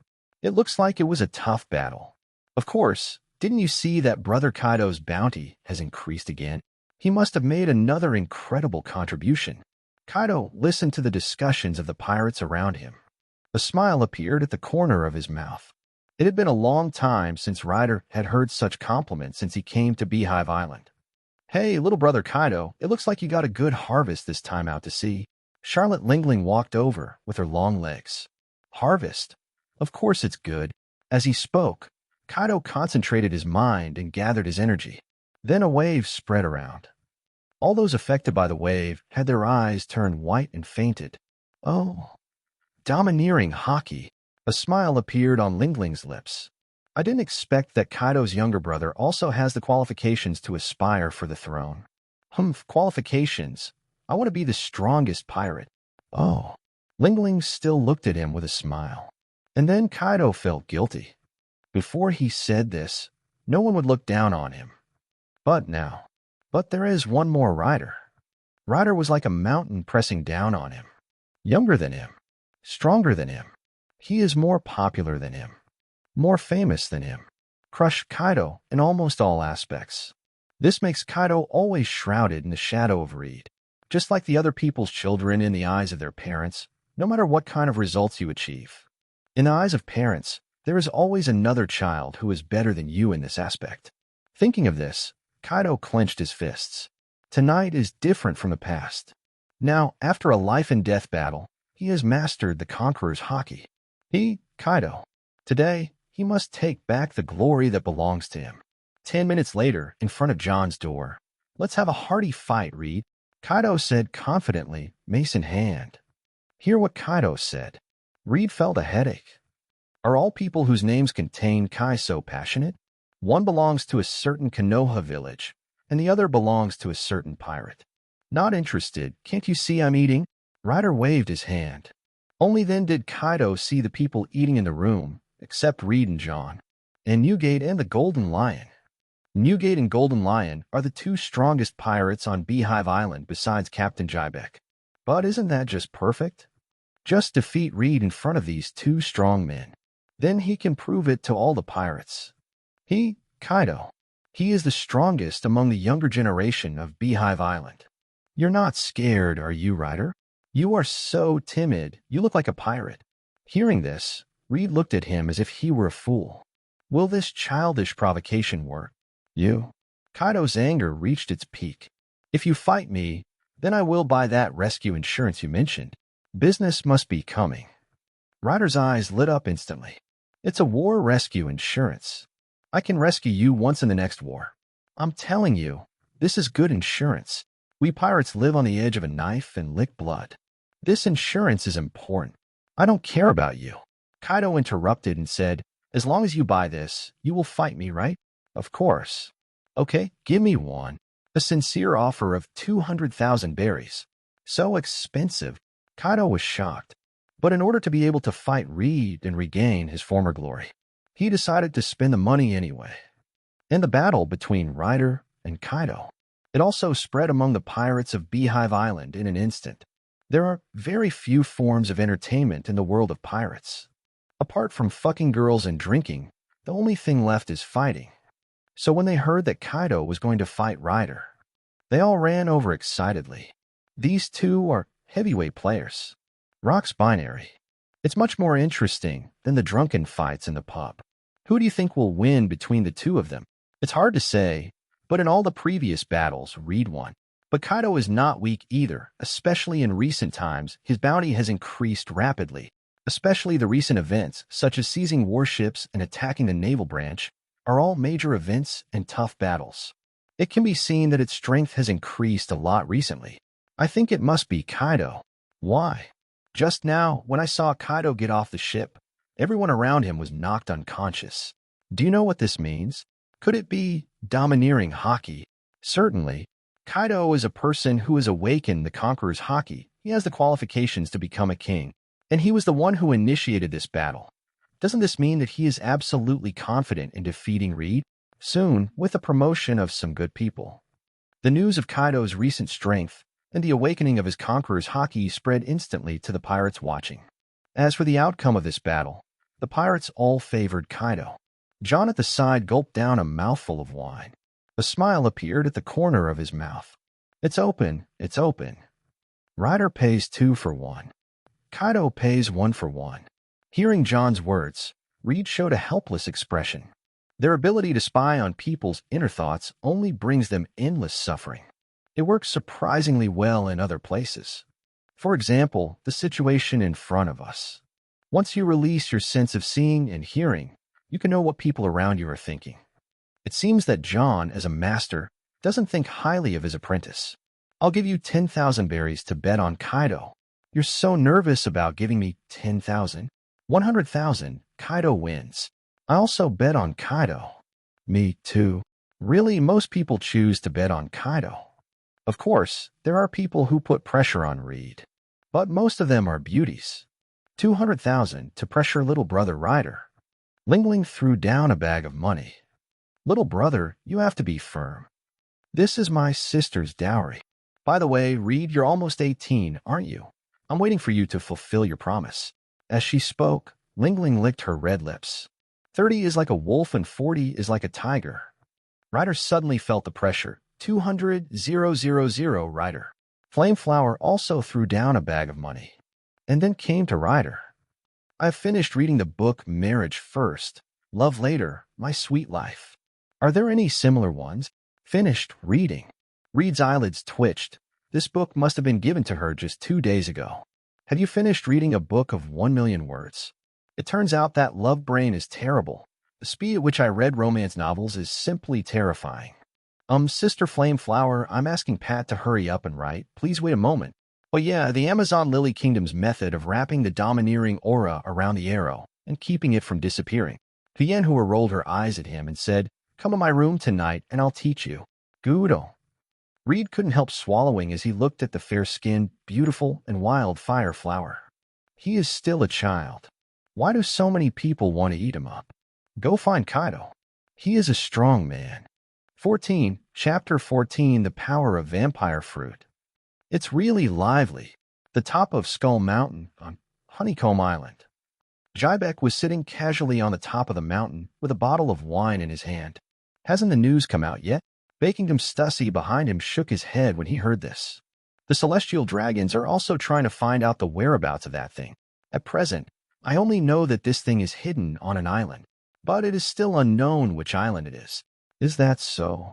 Jibek nodded. Keep on exploring, and then, please help me place a bet, just bet. Ryder victory. On the other side, the enthusiasm of the pirates reached its peak. They shouted the names of their supporters with fanaticism on their faces. Sorry for the long wait. The long-awaited competition begins. John gave the order. Kaido suddenly laughed grimly. He picked up the mace in his hand and strode towards Reed. Ryder, I want to wash away the humiliation in this battle. Landslide. The mace was dyed jet black with the color of armament. It smashed down with tremendous thunder. But it is different from the violent and barbaric Kaido. Ryder is like an elegant gentleman. Maybe it's the influence of the vampire fruit. Reed's skin became white and smooth, not inferior to that of a beautiful woman. Moreover, there is a kind of strange charm on him that is hard to explain. Even her appearance has changed a lot, and she is no less beautiful than the stars in this world. Facing Kaido's oppressive stick, Ryder just leaned slightly sideways. He dodged the attack. Asshole, seeing that I missed the target. Kaido swept across again, and Reed seemed to have expected it. Jumped up in advance. Just managed to dodge this attack. Huh, Reed, is all you can do about it? Fight me head-on if you can. Kaido raised his mace. Thunderous gossip, Conqueror's Haki, Armament Haki, and Observation Haki were all stimulated to the extreme. This is the power of Thunder Bagua. Seeing this familiar move, Ryder smiled. Originally, as a reward for buying insurance, I was planning to ask you to perform better. It seems that it is no longer necessary. Now that I really hate laming gossip. Ryder waved. The surroundings suddenly became dark, just like a dark cloud covering the sun. And Ryder's body also changed. Its body swelled slightly, its face turned pale, and a pair of bright red bat wings appeared behind it. At the same time, two fangs quietly grew out of his mouth. This is his vampire form. Take my hit. The mace came down with a huge amount of domineering power. But Reed did not dodge or evade the attack. The fist was surrounded by a dark aura. There was even a faint red lightning entwined on it. Blood demon art, blood song. Blood gushed out immediately. Then the object wrapped around his right arm solidified and turned into a blood-red armor. Then this punch collided heavily with Kaido's mace. The shockwave caused all the surrounding pirates to fall to the ground. The power of this collision is beyond the strength of most pirates, especially since the two of them added domineering aura to their attacks. Many pirates with weak wills rolled their eyes and fainted. Ah, are these two monsters? They are so small, yet they can burst out such powerful strength. Shichi laughed and said Newgate with the same serious look. He felt the domineering aura emanating from between the two of them. Eyes narrowed slightly. Domineering Haki. These two people are destined to dominate the ocean in the future. John looked at Reed with relief. As his master, nothing makes him happier than seeing his apprentice become stronger, even though he is a pirate. The collision was over quickly. No one gained any advantage from this attack. At this moment, Kaido looked like he had seen a ghost. How come you also have Conqueror Haki? Hey, look at what you said. Even a reckless man like you would do that. Why not allow others to do the same? Conqueror Haki. Isn't it enough to just have hands? I don't believe it. Kaido's faith was shaken. He raised the stick again. You better give me a rest. If you keep hitting me, I won't be able to eat. As he spoke, Reed's figure gradually disappeared. When he appeared again, already arrived in front of Kaido. Then its domineering claws directly grabbed Kaido's pectoral muscles. Poochie. 5 bloodstains. You. Kaido's face was filled with horror. His observation Haki was completely unable to capture that strange speed. If that claw had not grabbed his chest but his neck. He's already cold now. The game is over. Winner.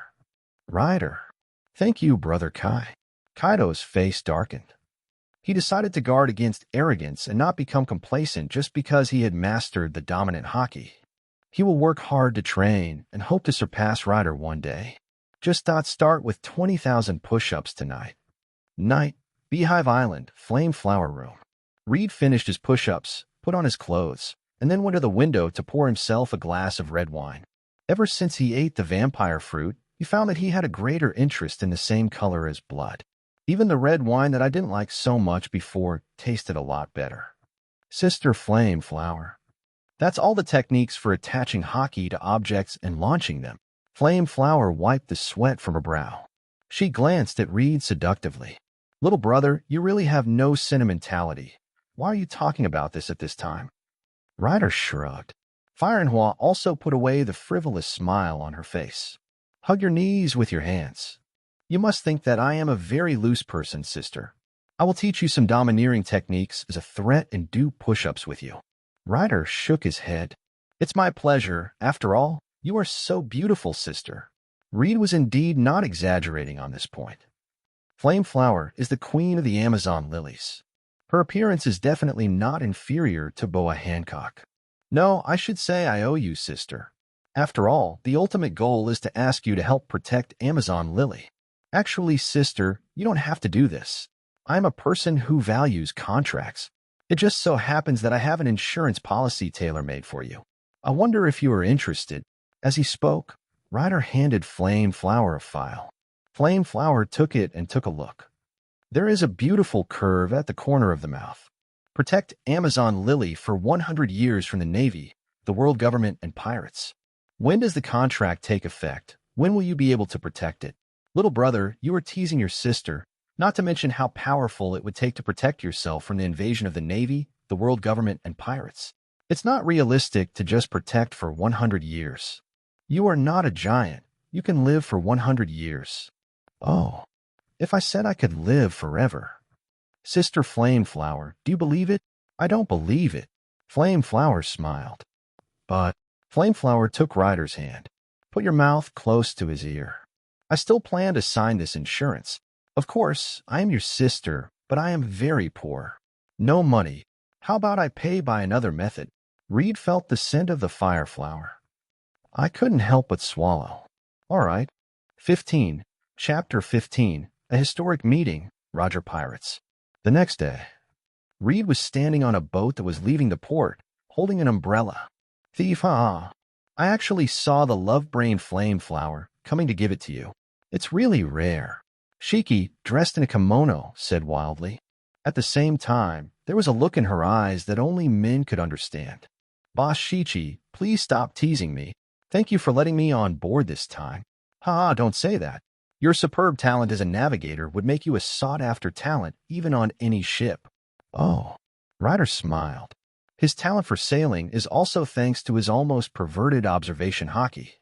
Now his observation hockey is strong enough to allow him to listen to the voices of creatures other than humans, just like the ability to hear the voice of all things.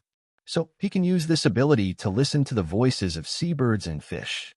This will help us predict environmental changes at sea in advance. These creatures are much more powerful than human navigators. Then, Mr. Shichi, would you like to buy a marine insurance policy for me? I can give you an important sailing weather forecast. Shiki waved his hand. Unnecessary. Who am I? Golden Lion Shiki.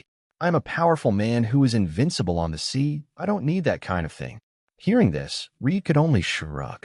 Indeed, it felt very unrealistic for him to experience the same kind of work as before in the world of One Piece. He-Eyes and his gang are a group of people who live on the edge of a knife and have no idea when death will come. So they simply don't care about things like insurance. They believe in spending money as soon as possible and enjoying life in the moment. Except for that idiot Kaido, Reed forced him to buy several insurance policies and the fire flower which John bought from him. He did not sell any insurance to other members of the Rocks Pirates, although his insurance policies are tailor-made for these people. But they didn't buy it, and Reed didn't bother to remind them. I just hope I won't regret it later. It has been 3 days since I boarded Shichi's ship. These days, Reed is practicing swordsmanship under the guidance of Golden Lion Shiki. He hadn't expected that Shiki in his prime would be so powerful, although he had already eaten the floating fruit. But at this time, Shiki basically only used the float fruit as an auxiliary. When fighting against the enemy, he mainly relies on his superb swordsmanship. That's right, Shiki is one of the most powerful swordsmen in the Rocks Pirates. Born in Wano country, he wields dual swords. Especially recently, he received a reward from Jybek and obtained two supreme swords. 10 cherry trees, withered trees. The strength has reached a new level. So Reed got on the Golden Lion's boat. One is to gain experience at sea. Another point is to find the Golden Lion to practice swordsmanship. Today, he was practicing chopping on the deck according to the method taught by Golden Lion. Suddenly, as if he sensed something, he turned his head and looked in one direction. There was a ship approaching quickly. Captain, there seems to be a ship there. Besides, we've been discovered. It was the other party who took the initiative to expose the position. A very handsome male crew member with a red ponytail spoke to Roger with a serious face. This person is none other than the cross-dressing leader of Roger's pirate group, Sniper Spencer. Oh, we were discovered in advance. Roger looked interested. He was well aware of Spencer's strength, although my personal hobby is a bit weird. But the cultivation of observation hockey is real. On the ocean, he is basically the only one who discovers others in advance, and no one else has ever discovered him in advance. Did you notice who it was? No, we have to sail forward for a few minutes. Roger also became serious now. Sail for a few minutes. This shows that the opponent's attainment in observation hockey is far superior to Spencer's. And unless the other party takes the initiative to expose their position, they can't even find each other. Interesting, very interesting. When did such a powerful observation hockey master appear on the sea? Turn the boat around and let's go take a look. At this moment, he felt Roger's ship coming towards him. A smile appeared on Ryder's lips. He took the initiative to expose his position, just to lure Roger over here. He wants to see the style of this future pirate king. Boss Shiki, there seems to be a ship there. Oh, can you tell whose ship it is? It seems so. Roger Pirates, the pirate group that's been so popular lately? Interesting. I've always wanted to touch each other. Pass the order and turn the ship around. Target, Roger Pirates. Soon the two ships met on the sea, and the destined men, Roger and Shichi, also completed their first meeting in history. The Rocks Pirates. If I'm not mistaken, you must be the cadre Golden Lion Shiki. Thief, that's right, it's me. Now that you know my name, why don't you lower your sails and surrender? Sure enough, he's just as arrogant as the rumors say. But, I'm sorry, my voyage is not over yet. Oh, so you mean to resist? An arrogant smile appeared on the Golden Lion's lips. Then he raised his hand and controlled a large number of shells to smash into Roger's pirate ship. I can't let you succeed. After all, this is Mr. Tom's masterpiece. Roger drew out his sword and launched an astonishing flying slash. All the shells were chopped off instantly. Then the two sides began to broadside battle. Golden Lion fights Roger. The others are also soldier against soldier and general against general. Reed originally wanted to hide aside and observe the battle between the two strong men. As a result, he was visited by a beautiful woman. You are the owner of the terrifying observation hockey, right? I didn't expect you to be so young. Okay. Ryder greeted the cross-dressing man. He believed that anyone who dared to challenge the secular world was extremely powerful. For example, a cross-dresser or a she-male. What a disgusting fellow. Your unbridled observation hockey makes me feel like I'm being stripped naked and licked by your tongue. Vomit. Come on, brother, you are a man. Don't use such horrible adjectives. Reed quickly put away his observation hockey. But the next moment, a very domineering bullet shot over. It pierced directly through Reed's head. But there was no joy on Spencer's face. Instead, it is full of solemnity. The place where Reed's head was hit by the bullet turned into a ball of blood mist. It's just like the elementalization of the nature-type fruit ability user. But he was sure that Reed was definitely not a user of the natural fruit ability. If there is anything, it will naturally turn into a ball of blood mist. TSK. Cross-dressing guys are just scary. Ryder drew his parasword. Spencer's heart suddenly trembled, and he found that the sky around him had become dim without him knowing when. And Ryder's eyes turned red. It just so happens that I have been learning swordsmanship from Golden Lion for such a long time. It's time to test it. 16. Chapter 16, Recognition from the Strongest Man Jabba. Bang! Spencer fired a shot, and sure enough, it was the same as before. No matter how high his observation hockey is, no one can see Ryder's future. The opponent can predict his attack with his powerful observation hockey. He had only seen this feeling of powerlessness in other people before. Unexpectedly, he actually felt it personally this time. How to say it? I feel so powerless. Spencer struggled and fired again. He used precious sea stone bullets for this shot, but as expected, the place he aimed it turned into a bloody mist in advance. The bullet missed again, unsurprisingly, and Reed was like a devil from hell at this moment. A blood-red mist emanated from his entire body. The umbrella sword in his hand dragged on the ground. The crackling sound brought him great psychological pressure. Huh. Sure enough, you are all perverts. Spencer breathed a sigh of relief, and then decisively put away the gun. I surrender. Ryder. No, brother, are you surrendering now? I was just trying to show off. That's right, whether it was the blood mist on Reed's body or the knife dragging on the ground. This is just for show. After all, he was facing the crew of the future Pirate King. Just show off a little so that you can improve your status when dealing with others in the future.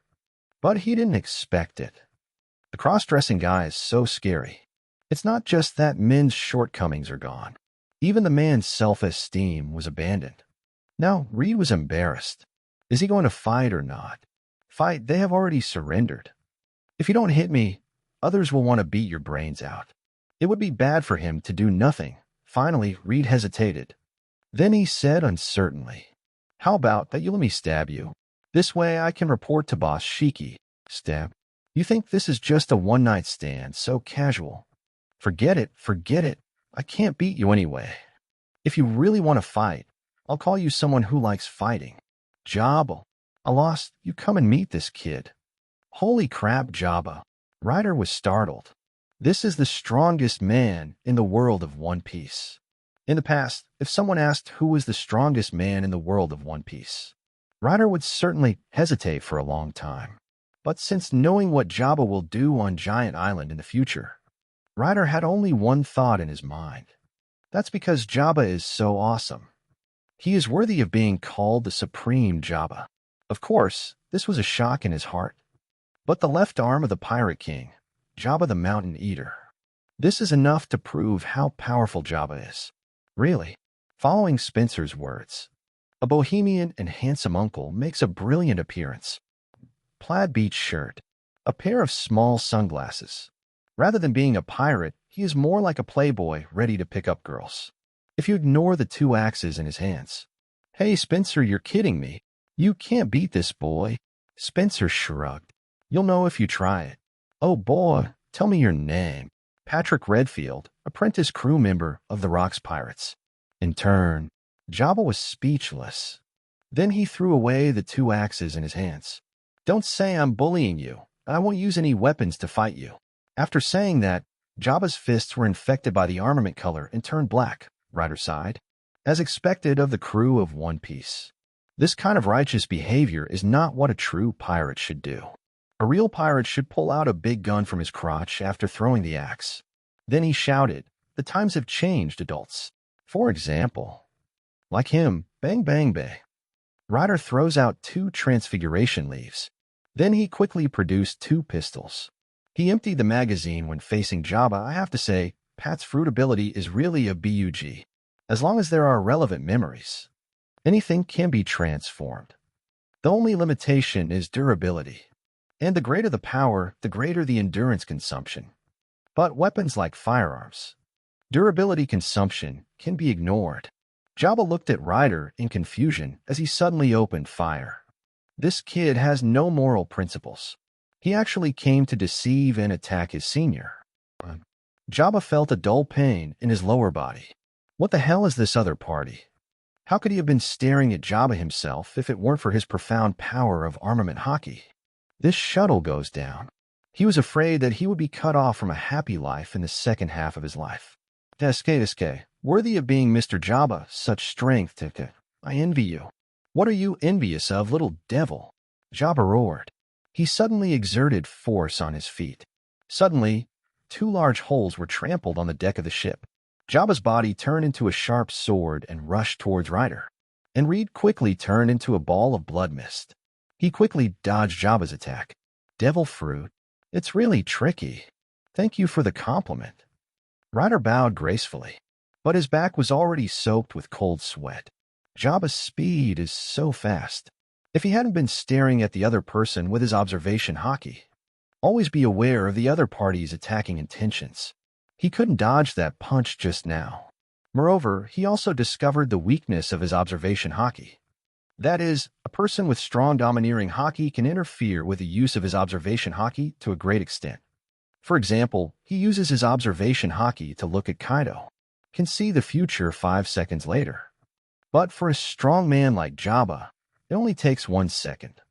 Many times, even though he saw it, his body was unable to react at all. That's not a compliment. On the sea, at your age, I am willing to call you the strongest.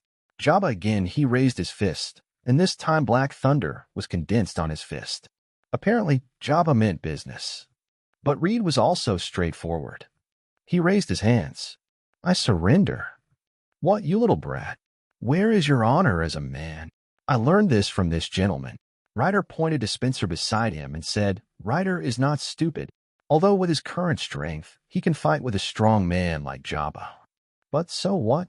In the end, we still can't win. Rather than fighting a losing battle, it is better not to fight it in the first place. After all, Jabba is now in his 40s and at his most powerful. And he was only 17 years old. Not yet an adult. And he had no reason to fight.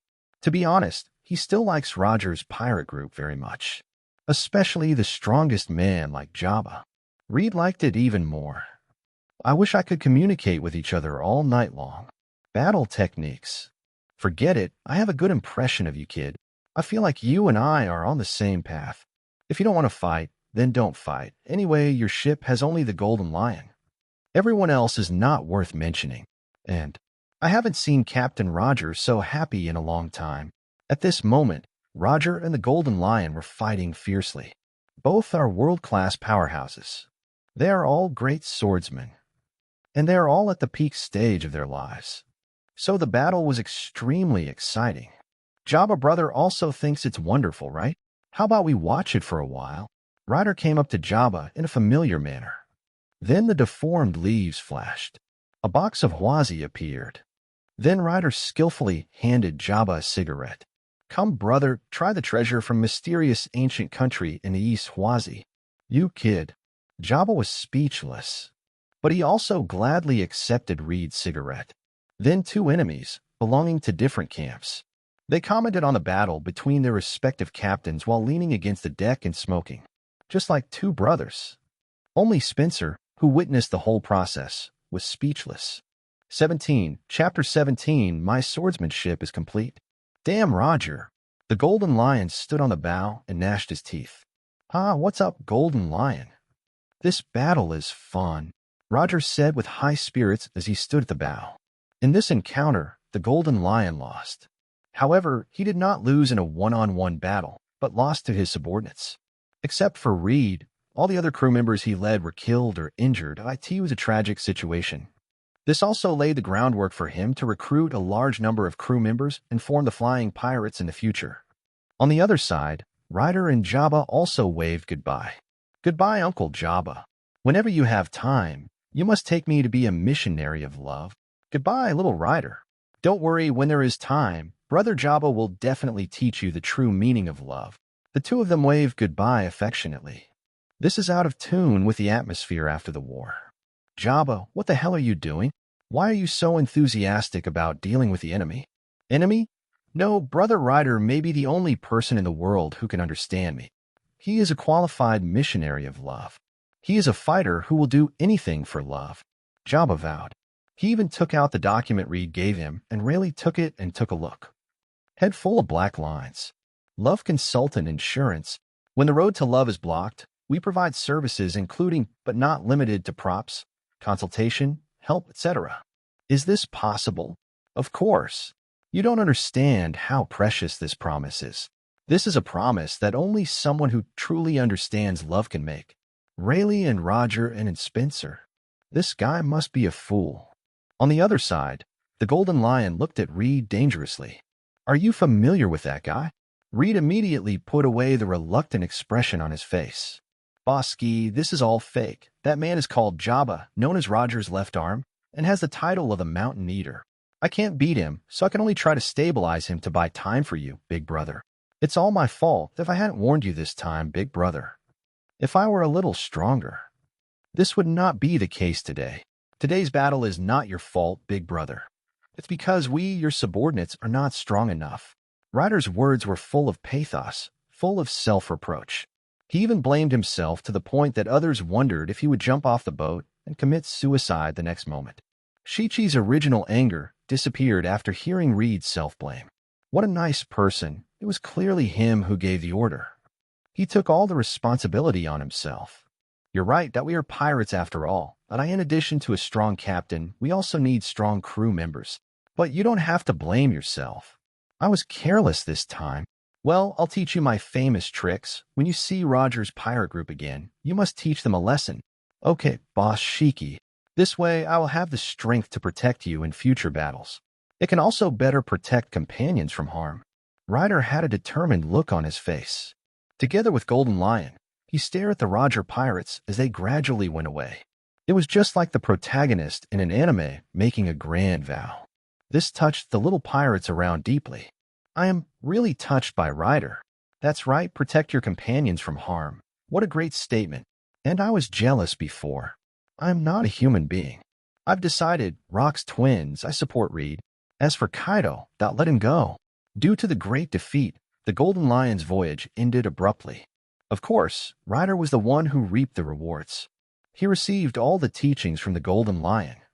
Take the already impressive sword skills to a higher level. For the next period of time, Reed spent time on Honeycomb Island digesting what he had learned from the Golden Lion. The back hill of Beehive Island. Reed stood there shirtless, holding an umbrella sword in his hand. At this moment, there were a lot of crisscrossing sword marks on his body. This is the result of his special training these days. Pat, summon Hawkeye. Good old one. Civic Cat Pat did not try to stop Reed as he did before. After spending these days together, he got to know Reed's temperament clearly. Although Reed usually looks smooth-talking. But that is his way of survival in this society, a skill of his, a way for him to achieve his goals, and his core is a perverted effort. This can be seen from the abnormal exercise these days. As Pat deformed, the leaves were thrown down. A man with eyes as sharp as an eagle's appeared. He had a huge black knife on his back.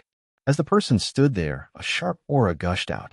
This is none other than Hawkeye, one of the 7 warlords of the sea in the future, known as the world's greatest swordsman. Of course, now he is just a 5-year-old kid at most. It would be most appropriate for him to test the results of his hard work these days. Come on, let's have a fight, Hawkeye. Hawkeye smiled with interest. Then the black knife was unsheathed at night. Just a simple basic attack made Reed's face solemn. He is worthy of being the world's #1 swordsman in the future. Any attack reveals the meaning of being tempered through thousands of trials and tribulations. This time it was an ordinary slash, clean, neat, quick, and accurate. Reed's hasty response almost got him cut. But this was just one attack. Hawkeye's attacks then came like a tide, wave after wave. Because Reed gave the order not to use high-powered slashes. So Hawkeye just used the simplest sword skills. Even so, Reed still had a hard time dealing with it. However, as the battle went on, his eyes became brighter and brighter. He's now able to exchange so many moves with Hawkeye in a sword-fighting match. This is enough to prove that he has entered the ranks of swordsmanship masters. But just at this moment, Hawkeye's tide-like attack suddenly stopped. Then the black knife was raised above his head at night. Reed's observation Hawkeye immediately warned him. Damn it, it's like this again. Hawkeye at this moment is the same as Kaido the Beast before. Suddenly, he disobeyed his orders and did something Ryder didn't expect. But this action is very consistent with the original temperament of the concrete person. In other words, even if Hawkeye is his embodiment, his personality will be affected by Ryder's memory. In Reed's memory, Hawkeye was a sword fanatic who wanted to compete with all sword masters. and he is the strongest swordsman in the world. That's why Hawkeye launched this attack. Is this what you admire about me? Come on, Hawkeye. Swish. A 20-meter-high, huge slash came out from the black sword in the night. The terrifying blow tore a deep crack in the ground. Well done. Blood sword technique, crescent moon sky strike. The umbrella sword in Reed's hand was suddenly wrapped in black and red blood mist. Lightning flashed in the blood mist. This is the sword skill he has combined with the skills taught to him by various masters over the past few days. Use the power of your own fruit to form a blood mist. Blood mist attached to the umbrella sword. Then he attached his domineering aura into the blood mist. Finally, it shot out together with a flying slash. Creates a unique attack with fruit power, domineering, and flying slashes. I saw a huge black and red crescent-shaped slash rising into the sky. It collided with Hawkeye's slash. When the two collided, a terrifying shock wave suddenly erupted. The surrounding trees and even stones were crushed by the shock wave. Pat was even blown away by this terrifying shock wave. The result of the collision. A 10-meter-wide pit appeared on the ground. Everything around the pit turned to ashes. My sword skills are perfect. After saying this, Reed fell to the ground and fell into a coma. And he didn't see it. The last moment when Hawkeye disappeared. She gave him a look of approval. Chapter 18, The Secret of the Devil Fruit. Guala. You are really amazing, kid. This destructive power. Whitebeard. Edward Newgate found Ryder in the hills behind Beehive Island. How fast Ryder's strength has grown. He knows best. After all, it was he who introduced Reed to Captain Rocks. When I first met Ryder, he is still just a young man with outstanding abilities. Now his strength has reached a level that even the older generation of strong men have to take him seriously. Boss Newgate, this kind of destructive power is just what it is for strong men like you. Your Tremor fruit ability can easily cause damage 10,000 times more exaggerated than this. That's right. But Dot, how old are you? Ryder smiled slightly when he heard this. It feels good to receive compliments from a powerful and charismatic figure like Whitebeard. By the way, Boss Newgate, why did you come to see me? Didn't you ask me to take you out to sea? I'm planning to go out to sea now. Ryder's eyes widened instantly. It's a good idea to go out to sea, as he's tired of practicing sword skills these days. Okay, let's go. Half an hour later, a small boat left Beehive Island. Boss Newgate, you don't plan to go out too far this time? Reed was confused as he looked at the small boat with less than 5 people on it. This is a huge difference from the last time he followed Golden Lion. The Golden Lion is a big ship. There were more than 50 crew members following them. In theory, Newgate's strength is not inferior to that of the Golden Lion. It's not like he doesn't have a big ship. No, we're only going to one place this time, Newgate said indifferently. Besides, it's useless to bring so many people. If we encounter danger, I am enough. Such is the confidence of Edward Newgate, the confidence of the future 4 emperors, known as the strongest man in the world. Reed also thought that this trip to the sea would be boring. But I didn't expect that would happen on the second day after we went out to sea. They encountered an accident. The Navy is coming. Newgate, a loud voice came from a warship in the distance. Hearing this, Newgate curled his lips in disdain. Zhonghua, you really are haunting me. That's right, the person on the warship this time is the future naval marshal and current naval admiral, Buddha's Warring States. The relationship between Sengoku and Whitebeard can be said to be the same as the relationship between Roger and Garp. As soon as he heard the news about Whitebeard, Sengoku chased after him like a shark smelling something. Newgate, you are a pirate who threatens the safety of the world, as a navy. It is my duty to arrest you. Fire. Bang, bang, bang. The shells attacked the small boat like raindrops. Ryder produced a pistol and was about to attack. Whitebeard stopped him with his hand. Ryder, this is my war. Just open your eyes and take a good look at what a fight between people with special abilities looks like. Whitebeard roared. Reed froze in place. Indeed, his main purpose in following Whitebeard out to sea was to learn how this person who possessed the strongest superhuman fruit used his devil fruit abilities. Is the Tremor fruit powerful? I believe everyone has a common answer in their mind. However, there is also a saying that there are no useless devil fruits, only useless ability users. As strong as a natural devil fruit. Isn't there also trash like caribou? Reed believes that the tremor fruit should be given to others to eat. At best, it can only be developed to the extent that women can feel great pleasure. Like Whitebeard, who can overturn the world with one punch. One punch could split the sky and shake the earth. That must be a key factor. It's been a while since Ryder got the vampire fruit. But he still only stayed at the most basic application of the fruit. For example, controlling blood, controlling the body, etc. As for the deep development of the fruit, it can even be developed to the point of awakening. He has no idea at all. This was also the main reason why he asked to follow Whitebeard to see. Whitebeard was not afraid at all when facing the artillery shells. Clench your right fist and strike in air. Suddenly, the whole space was filled with crackling sounds.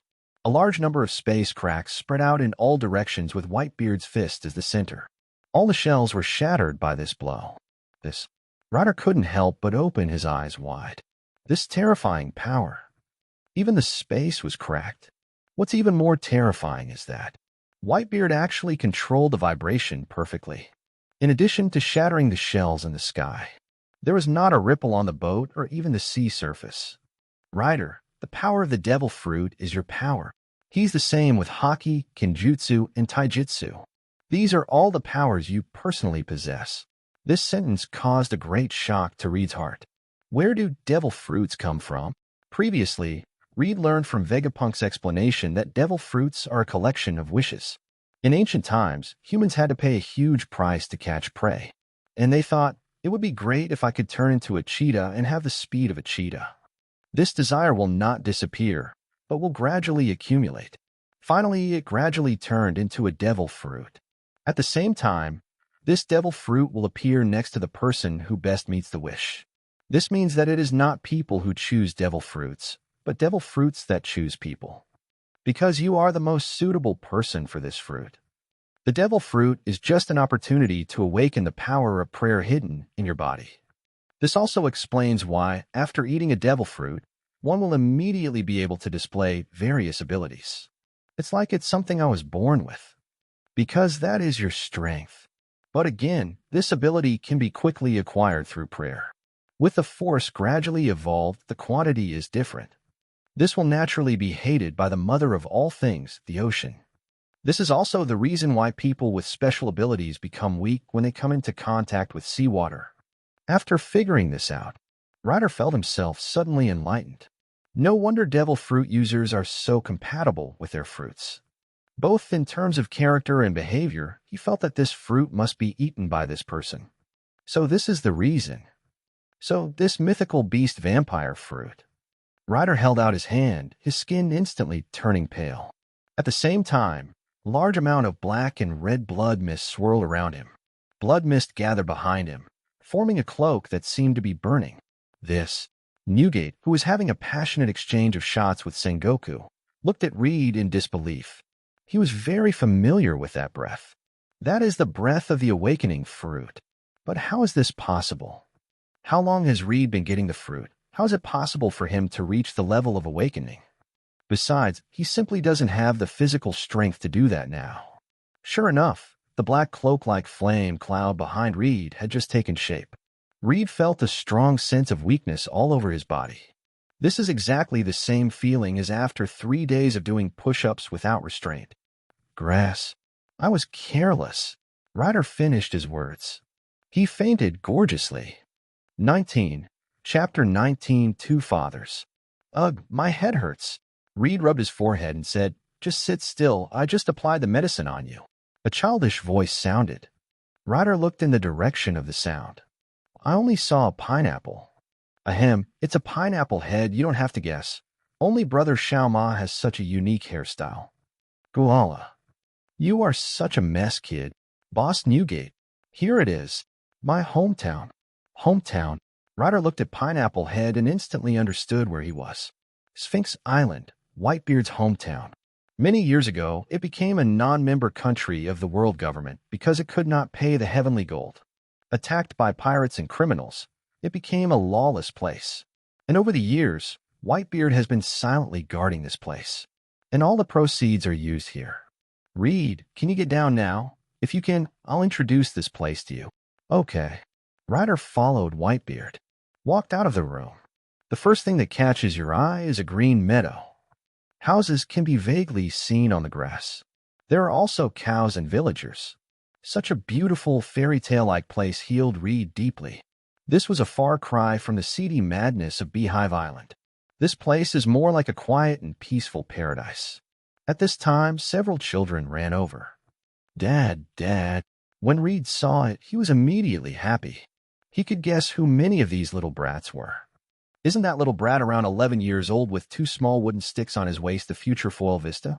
And this one, about 4 or 5 years old, with clumps of hair around and fat. If it weren't Diamond Jaws, his hairstyle would never have changed when he was standing upside down and eating shit. It's exactly the same hairstyle as later ones. Is it the hair that is the real body? Guala. The little ones. Newgate half knelt and stroked the heads of these little guys affectionately. Reed didn't expect that the future captains of the Whitebeard pirates would follow Whitebeard at such a young age.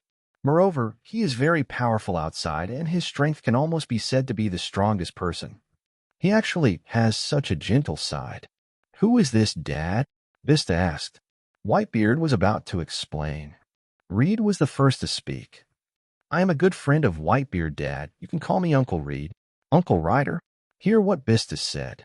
A smile suddenly appeared on Ryder's lips. The future captain of the 4 Emperor's Whitebeard pirates called him Uncle. It feels so good. Whitebeard glanced at Reed and said nothing.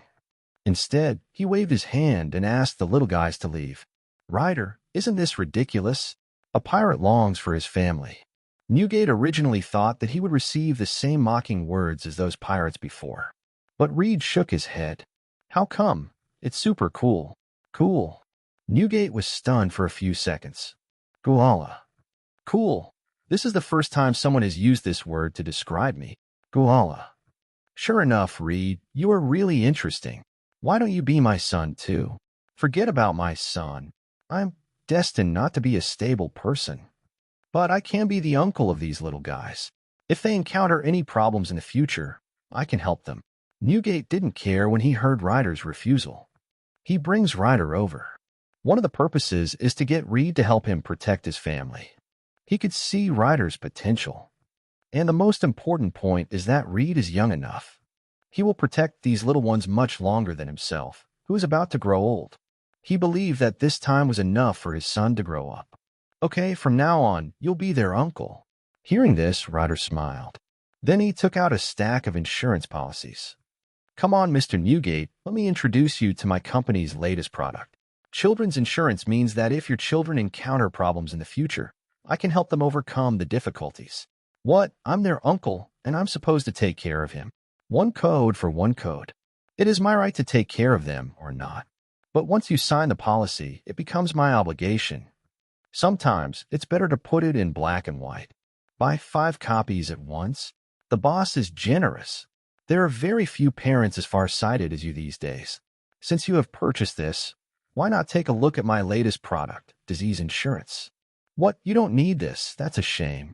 What about pension insurance? Think about it. How old are you now? When you are old and can no longer protect your children, they are still hungry for food. It's great to have this insurance and receive money regularly. After being fooled by Reed's eloquent words. In the end, Newgate left with a confused look on his face and a pile of insurance policies. At the same time, several bags of money were left behind. And Reed's face was full of satisfaction. With these policies in place, I have a reason to intervene in future wars. Don't worry, Newgate, I'm here, and I will definitely turn the outcome of that battle around. Naval Headquarters. Zhangguo walked with a bandage on his face and a gloomy expression. Wow, Zhangguo, you were beaten so badly. Garp laughed madly without caring about Sengoku's face. Garp, you bastard. Zhangguo raised his fist to fight. Garp quickly dodged. The ones who beat you like this must be those monsters. Whitebeard or Shiki. It's Whitebeard. Oh, that guy, that's a monster. Cap commented. Zhangguo nodded. Although he is a monster, perhaps we will witness the rise of another monster. Oh. Cap's eyes widened. Another monster. You have to know that the word monster is not used casually. What's more, It came from the mouth of Admiral Sengoku. Yes, that's the blood moon, Patrick Redfield. The little guy whose bounty is less than 200 million? I admit that it's quite good for him to have such a bounty at his age. But it's not worth your attention. What if I say he is on the verge of awakening his devil fruit? Now Carp was speechless. A strong man of his level is very clear about the meaning of awakening. It can be said that in the entire ocean, the number of people who have awakened the fruit is only a handful. Although with Reed's current strength, even if he is awakened, he can kill him in minutes. However, the most terrifying thing is this person's potential. As long as he is given time, within 10 years, another Rox D.Jibek will appear on the ocean. And he will also suppress the entire younger generation of the Navy. Why doesn't our Navy have such a genius? Capo said with great regret that he could not make the best of his ability. Why not? Sengoku glanced at Garp. Isn't your son an excellent candidate? Don't mention that rebellious son to me. I am so mad at him. Oh, what's going on? I don't know who interfered with him, but he actually said he wanted to join the self-defense forces. What are the self-defense forces? They are just a bunch of low-class hooligans. They really piss me off. Then, how did you persuade him? It's simple. The iron fist of love. He changed his mind. No. The dragon is useless. I give up. As long as he gives me offspring, that's all.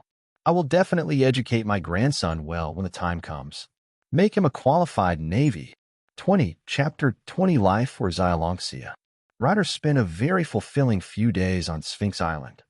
It was so fulfilling that he didn't even want to go back to Beehive Island, the cesspool full of betrayal and killing. These few days on Sphinx Island. Ryder follows Whitebeard for physical exercise every day. For example, the vibration massage that comes with a few punches from Newgate every day. For example, they carried huge stones like hills down the mountain to build houses for the villagers. Another example is discussing the perspective of the fruit with Whitebeard.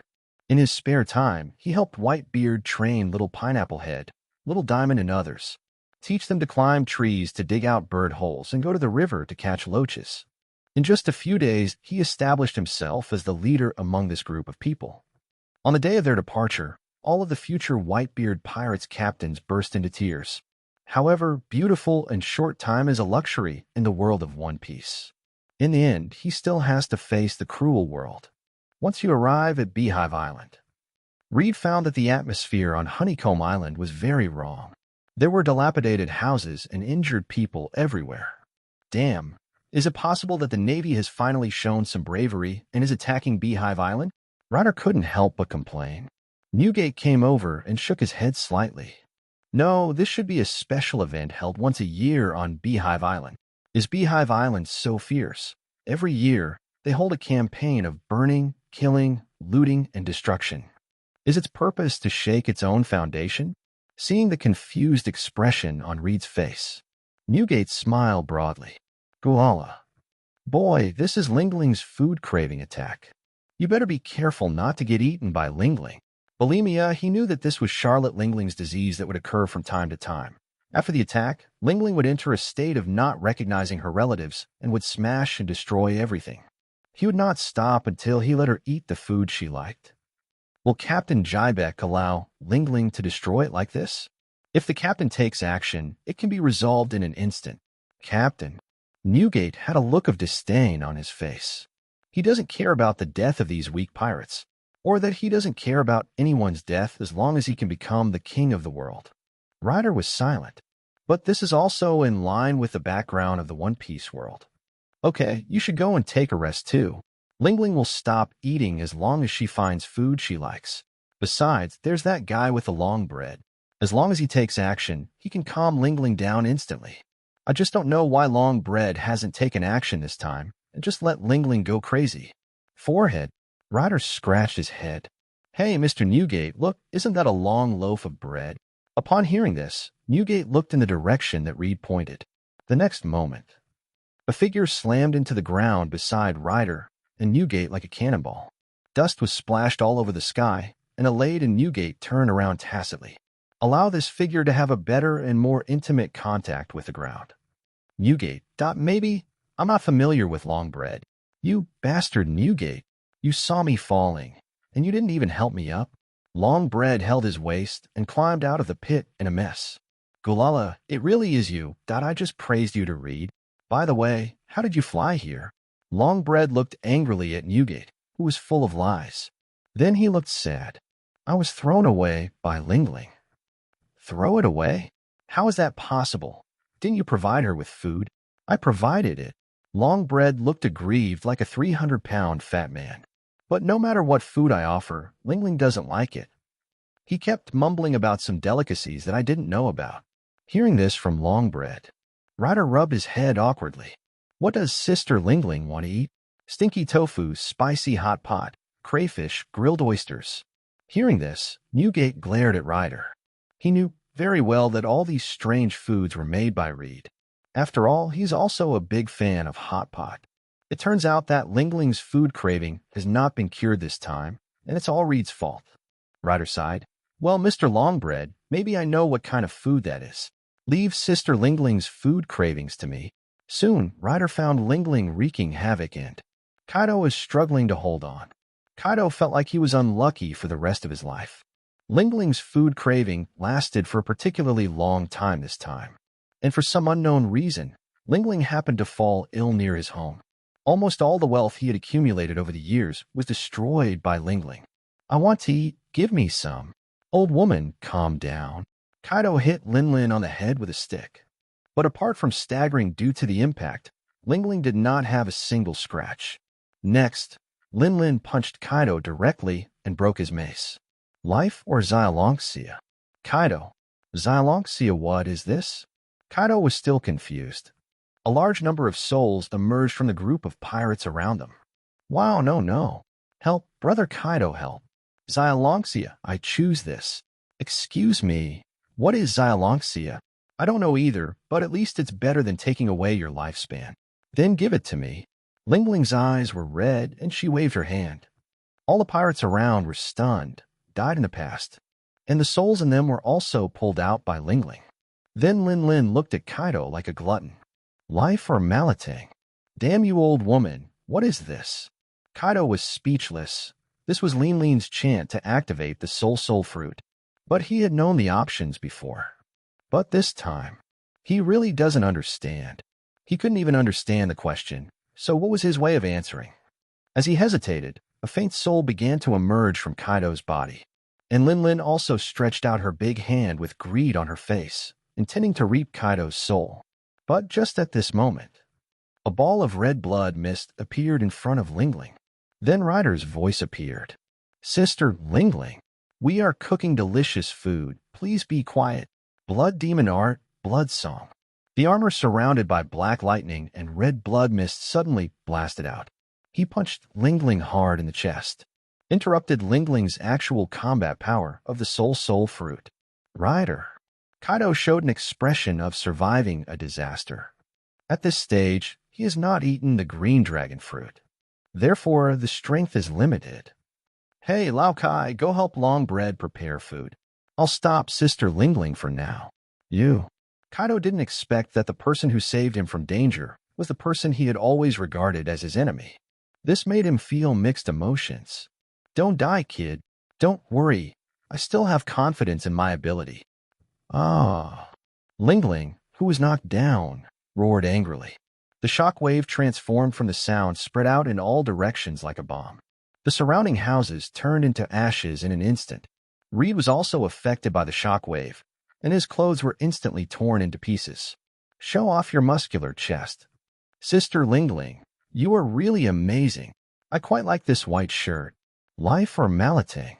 Here it comes again. Kaido's heart tightened. It's another question that I don't understand. As long as Reed doesn't answer, his soul will be sucked out. But Ryder smiled. Sister Lingling, I choose Malatang. But before that, please wait a moment. 21, Chapter 21 Battle with Lingling. Bang!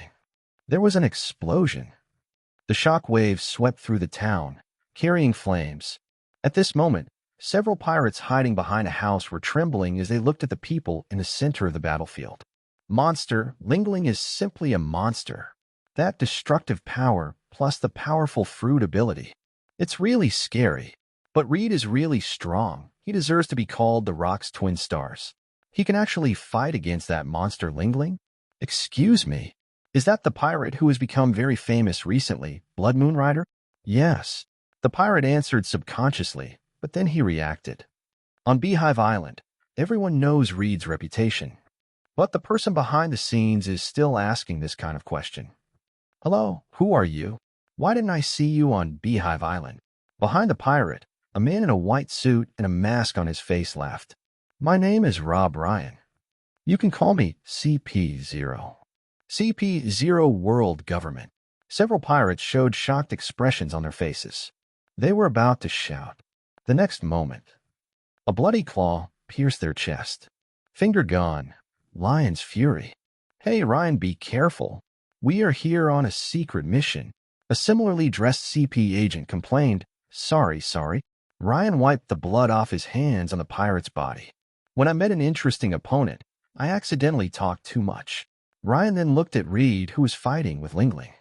A bloodthirsty smile appeared at the corner of his mouth under the mask. Blood Moon Rider. A target worth hunting. On the other side, Reed turned into a blood mist and dodged Lingling's attack that came with Prometheus. The house behind him turned to ashes in an instant.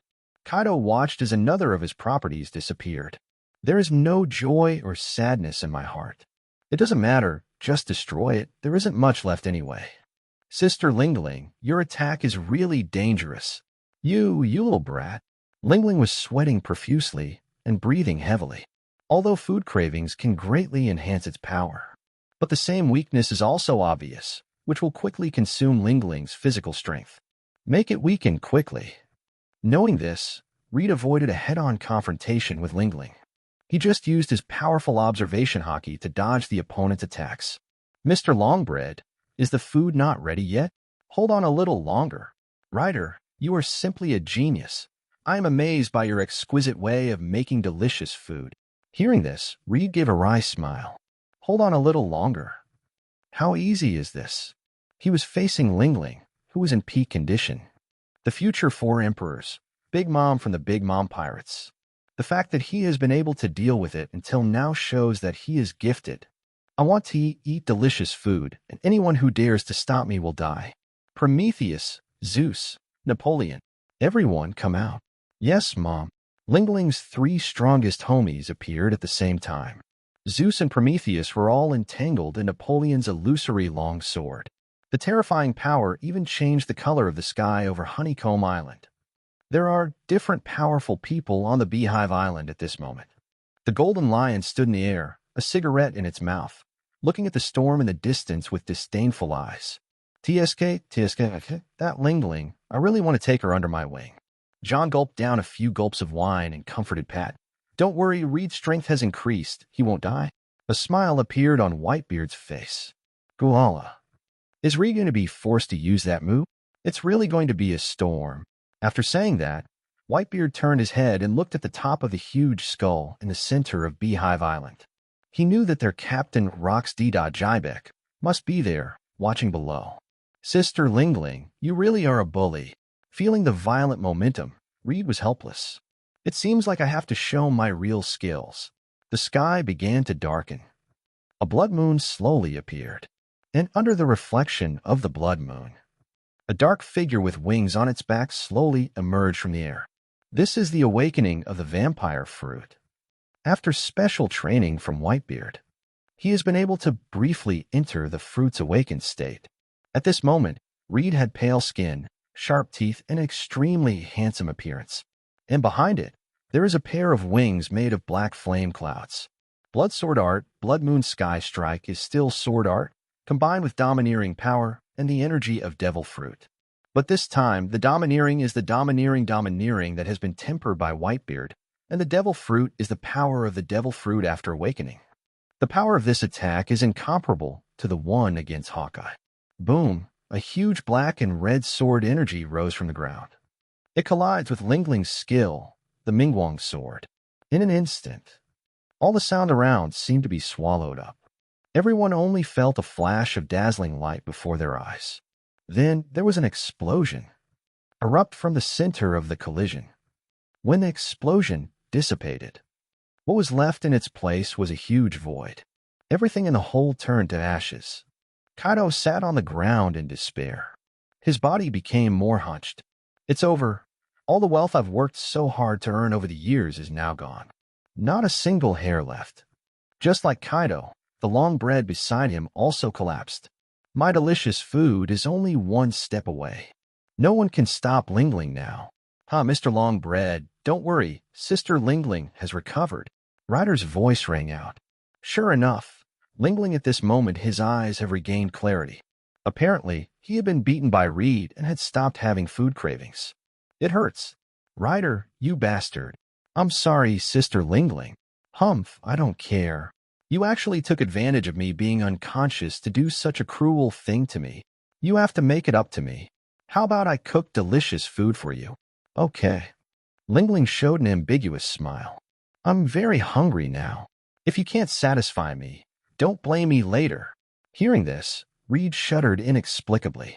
Laokai standing by also revealed a look of horror. Then he looked at Reed with a gloating look. Soon, Reed understood what Kaido's look meant.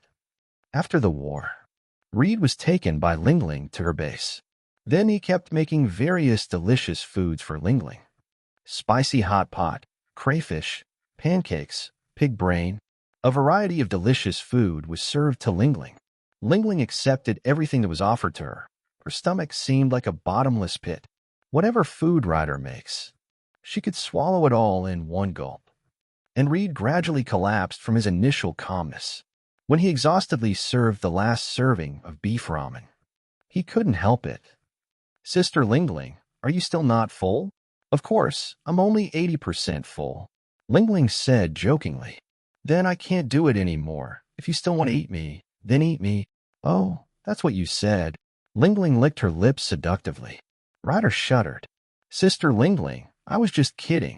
Sister Lingling, don't. I'm not an adult yet. Sister Lingling, loosen your long legs. No. At this moment, outside the room, young Katakuri, Perispero, Daifuku, and other Lean's children were speechless. Oh my God, Mom has started again. It looks like we'll have a younger brother or sister soon. 22, Chapter 22. Users of the 6 styles all died from iron blocks. Distance from the battle between Ryder and Lingling. It has been 3 months since then. Reed learns various skills from the masters of the Rocks pirates every day. Learn the techniques of observation from John and drink with him. Learn swordsmanship from Golden Lion and become a navigator at the same time. Learn combat skills and fruit usage from Whitebeard. Learn armament, hockey armament, and super circumvention from Flame Flower and relieve her loneliness at the same time. Discussing methods of having children with Lingling. Bully Kaido when you have free time. These days are happy and fulfilling.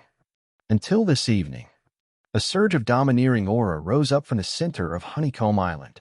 Then Jibek's voice spread throughout the entire Beehive Island. Some thieves stole my treasure. Catch them, kill them. As soon as these words were spoken, the entire Beehive Island woke up instantly. Someone actually dared to come to Beehive Island to steal treasures. It seems that he is not a small person. Flame Flower said charmingly, Don't care about your naked body. Ryder calmly put on his clothes. He knew very well that the time was almost up. The reason why he has been frantically improving his strength in recent times is to prepare for an important battle. The Valley of Gods incident. Jibek's voice spread across the entire Beehive Island. A large number of pirates swarmed over the entire island like ants in an instant. Hey, no way someone actually dares to come to Beehive Island to steal things. Still under the captain's nose. How daring. Although Golden Lion Shiki said so. But the gloating expression on his face still betrayed his true thoughts. Newgate also smiled and said, It's mainly because our captain is so hated by others. But you dare to come to Beehive Island to steal things. People with ordinary power can't do this. Let me guess, the world government, or the Navy. I don't want to admit it, but this is not something that Sora would do. The theft was most likely done by the rats of the world government. What do you say, Ryder? Lingling said. He looked with resentment at Reed, who had just come out of the Flame Flower room. Ryder shrugged helplessly. Of course, he knew it was the world government's doing. He also knew that the world government had stolen god-level fruits, including but not limited to the blue dragon fruit and the meatball fruit from Beehive Island. But Ryder hadn't spoken yet. Flameflower took the lead and took a step forward. Why ask Ryder? He's just a trainee crew member. You still have to think about such a dirty thing. It must be the work of the world government. Flameflower. Lingling. The smell of gunpowder instantly filled the air between the two women. This made Reed, who was caught in the middle, speechless. Everyone stop arguing and quickly complete the captain's mission. After saying that, Reed's figure turned into black smoke, and he took the lead in chasing after a group of people fleeing in the distance. He didn't dare to stay in the Shura field any longer. Night is the home of vampires. At night, Reed's strength is greatly enhanced. Soon he caught up with the fleeing group. Sure enough, it was a group of people wearing white suits and masks. Hey, stealing is not a good habit. Blood sword technique, crescent moon sky strike. A huge slash was directed towards the fleeing CP agent. But just at this moment, the body of one of the CP agents suddenly swelled up, and his bulging muscles burst through his shirt, revealing his hairy body. Lion's roar. Swish, swish, swish. 3 flying blades took the shape of a lion's head and crashed into the slashing blow. Immediately blocked Reed's attack. Animal-type fruit? Ryan, you go first. Ryan threw the box in his hand to one of the CP agents. This guy is too fast. Let me hold him back. The other CP agents nodded. The speed increased again. Ryder was about to chase after him. 3 more lion-shaped slashes blocked his path. Blood Moon Rider. Your opponent is me. The CP agent threw away the mask on his face. Oh? Ryder narrowed his eyes. He could feel the power of the CP agent named Ryan in front of him. Sure enough, none of the people who were sent to Beehive Island to steal things were good people. Since you want to die, I'll play with you. Reed's figure turned into a blood mist and suddenly dissipated. The next moment, he was behind Ryan. The long sword in his hand slashed towards Ryan's back. Dang. This surefire attack was blocked by Ryan's lion claws. You underestimate me too much. I'm known as the strongest CP agent in 800 years. Oh, this title sounds familiar. Ryder had an image of a dove standing on a shoulder. CP agent who also has this title. Come to think of it, Reed and Lucci are a little similar. Sound familiar? Stop looking down on me. I'm the first person to hold this title. Do you think it's possible that someone with the same title appeared later? In that case, your title is a bit funny. Asshole. Ryan moved his feet and rushed towards Reed using the moon step. Finger gun, a lion combo. Whoosh, whoosh, whoosh. Bullets flew through the air one after another. And then it went through Ryder. Ryan's face showed surprise.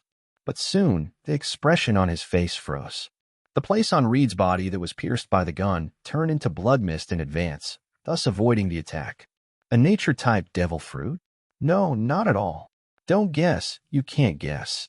Blood Demon Art, Super Power Whip.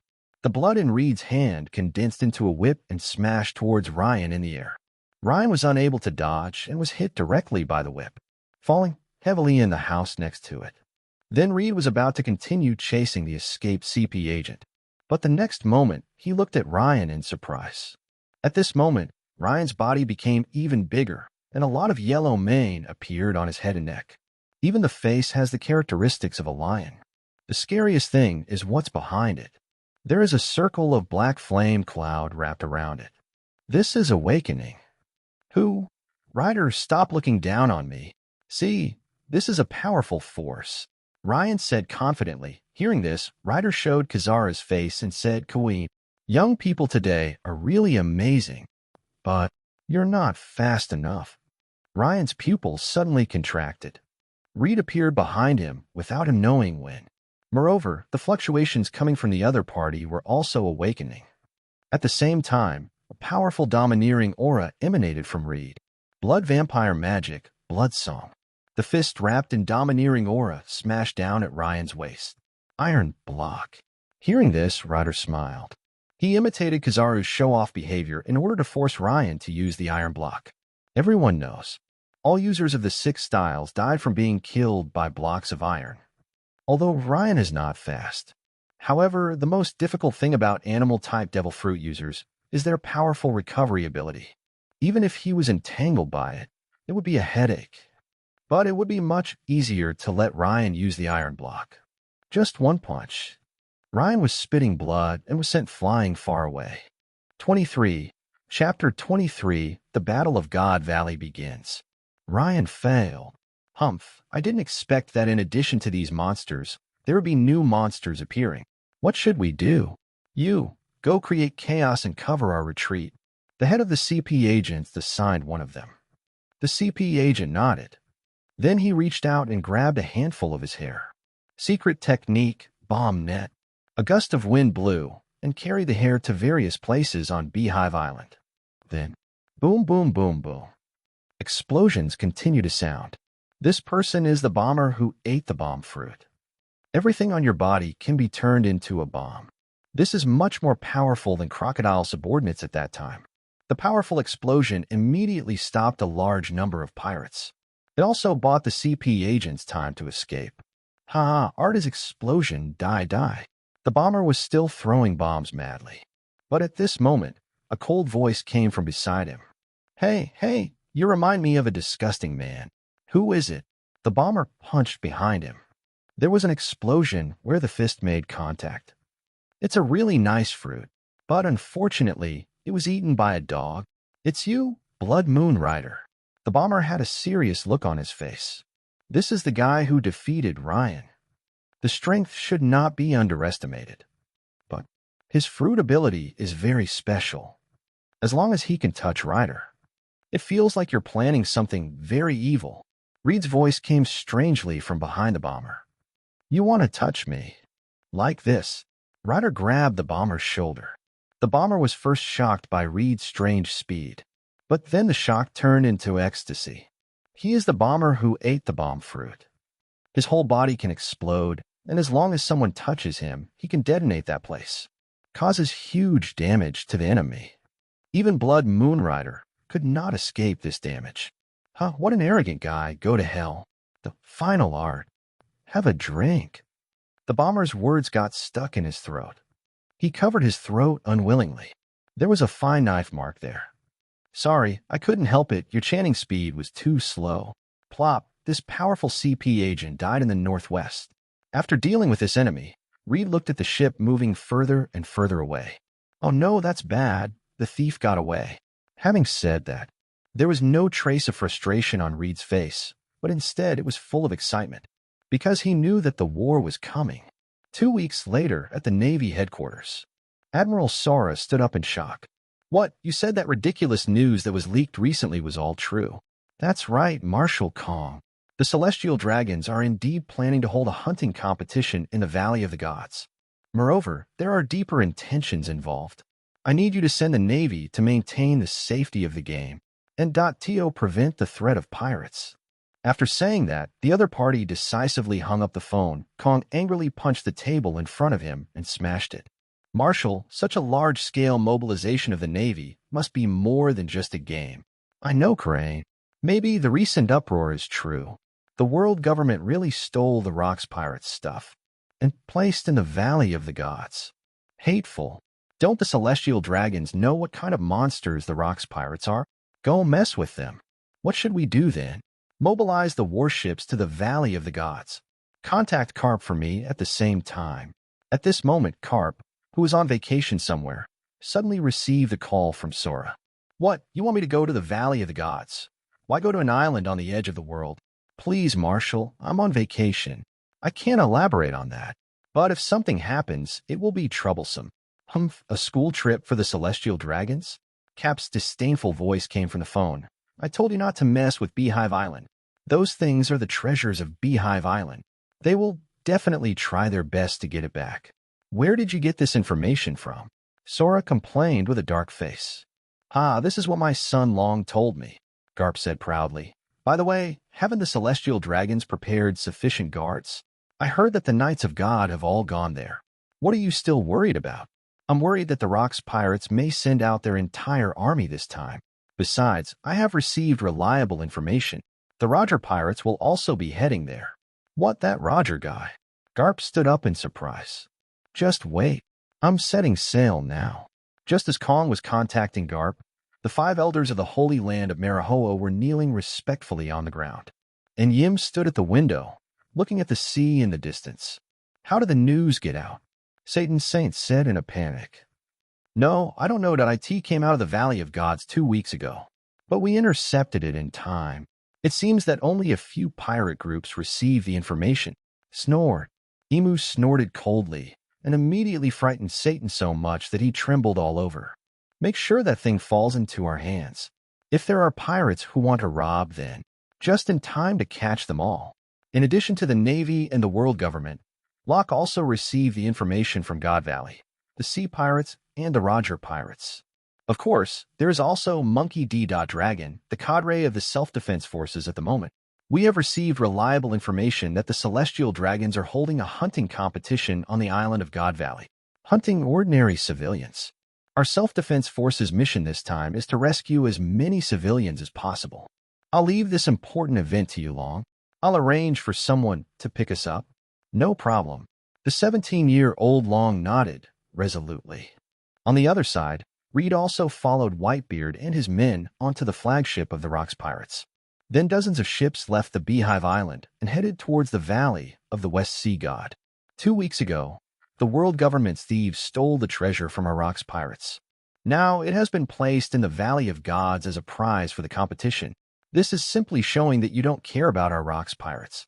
Young men, what do you think we should do? Rox D. Jybeck said arrogantly. Take it back and tear off the Celestial Dragon's head. The Celestial Dragons hunt civilians. We hunt the Celestial Dragons. Grab the treasure. Grab the treasure. Very good. Jybeck smiled. Let the world government know how powerful our Rocks Pirates are. Go ahead and plunder. As long as you grab it, it's yours. Hearing what Jybeck said, all the pirates were in an uproar. This is the treasure that the world government stole from Jybeck's treasury. That value is enough to drive anyone crazy. Chapter 24. Rocks Pirates join. Who? Run, everyone run. In the forest, the Valley of the Gods. Several people were fleeing frantically in the dense forest. Behind them, several Tianlong people wearing white competition uniforms and holding spears in their hands were closing in on them. It's a rare prey. Big profit. This is a rare prey that only costs 1,000 points. This championship trophy must belong to our Mamaya family. Bang! A gunshot rang out. A figure fell down among the fleeing people. Brother Shark! Big-headed Ivankov cried out in grief. This Sharkman slave was the first one to respond to his plan and bite off his chains for him. Brother, hurry up. We must lead everyone to escape. After saying that, the Sharkman struggled to stand up. Then he rushed towards the several celestial dragons who were chasing him without hesitation. Bang, bang, bang. The sound of gunfire echoed in the dense forest, startling a few leaves. The fishman's strong physique is of no advantage against the gun. The fishman uncle's dying counterattack only temporarily delayed the celestial dragon's pursuit. Damn it, damn fishman, how dare you block my way? Mamea Leod, a member of the Knights of God, angrily used the butt of her gun to smash the wrist of the fishman, who was holding her ankle before his death. But just at this moment, a loud broadcast was heard from the Valley of Gods. Congratulations to Fegalando Galansheng for being the first to score 10,000 points in the God Valley slave hunting competition. When Leod heard the sound, he couldn't help but step on the Sharkman's corpse. It's all your fault. If it weren't for you, I would have been the first to score 10,000 points. Leod, what should we do next? Keep chasing. As long as I can get the points from that rare prey, I can surpass Garen. 10,000 points among the Tianlong people participating in the competition or the spectators watching the hunt outside. It is something worth showing off or being very glorious. But to the slaves in the Valley of God, this was undoubtedly a death warrant from hell. 10,000 points, that's the lives of 1,000 ordinary people, including women, old people, and even children. And these celestial dragons actually regard this as an honor. It's really perverted. Woo-woo. Uncle Shark. Inside a cave. Having temporarily escaped from the chasing bear, Ivankov and Ginny were resting in the cave. Ginny burst into tears. At this moment, the bear suddenly stood up and walked towards the cave entrance. Ivankov, what are you doing, bear? I am rare prey. Their target is me. If I leave here, you will be safe. What stupid things are you talking about? The celestial dragons will not let go of any points. They won't let anyone leave here alive. You'll just die in vain if you go out. Ivankov retorted. But if this continues, no one will be able to hold on any longer, let alone going to the center of the island to grab the devil fruit and leave here, the bear said. Hearing this, Ivankov clenched his fists. Damn it, is there no chance? It was at this time. Suddenly, Ginny held up a finger. Hypo. Did you hear a voice? What's that sound? It sounded like a bomb exploding. Didn't the celestial dragon say that for the sake of entertainment, hunting competitions are prohibited from using weapons of mass destruction such as cannons? No, it's not from the island, but... Ginny came to the entrance of the cave and looked out to the sea. It's the sea. Damn it, the Rock's pirates are here. Why are they here? Counterattack. Quickly reload the shells and counterattack. At this moment, the Valley of God was surrounded like an iron barrel by a large number of warships. He met his biggest challenger. It was a skull with flames burning on it. On the huge black sail were several huge letters. Rock's pirates are here, with dozens of pirate ships, and the strongest group of people currently on the sea. The warship's hasty counterattack splashed water all over the sky. Rock's D.Jibek stood at the bow, holding a long sword in his hand. It's useless, Navy. When you stole my treasure, you were doomed to die. Little ones, come on. Rox took the first step. A black ball of energy gathered on the sword. Then it shot towards a warship in the distance. Darkness is annihilated. Darkness erupted, and the interior of the warship seemed to be stuffed into a small black hole. The powerful suction instantly turned an entire huge warship into a pile of scrap metal, and with a wave of the hand, an entire warship was destroyed. This is the strength of someone who dares to call himself the king of the world. It was also the first time that Reed saw Jibek take action. In previous battles, either Jibek fought alone and blocked an entire naval fleet by himself, or the monsters under your command alone are enough to win. This was the first time he saw Jibek take action. Nature type, dark fruit. As expected of rocks.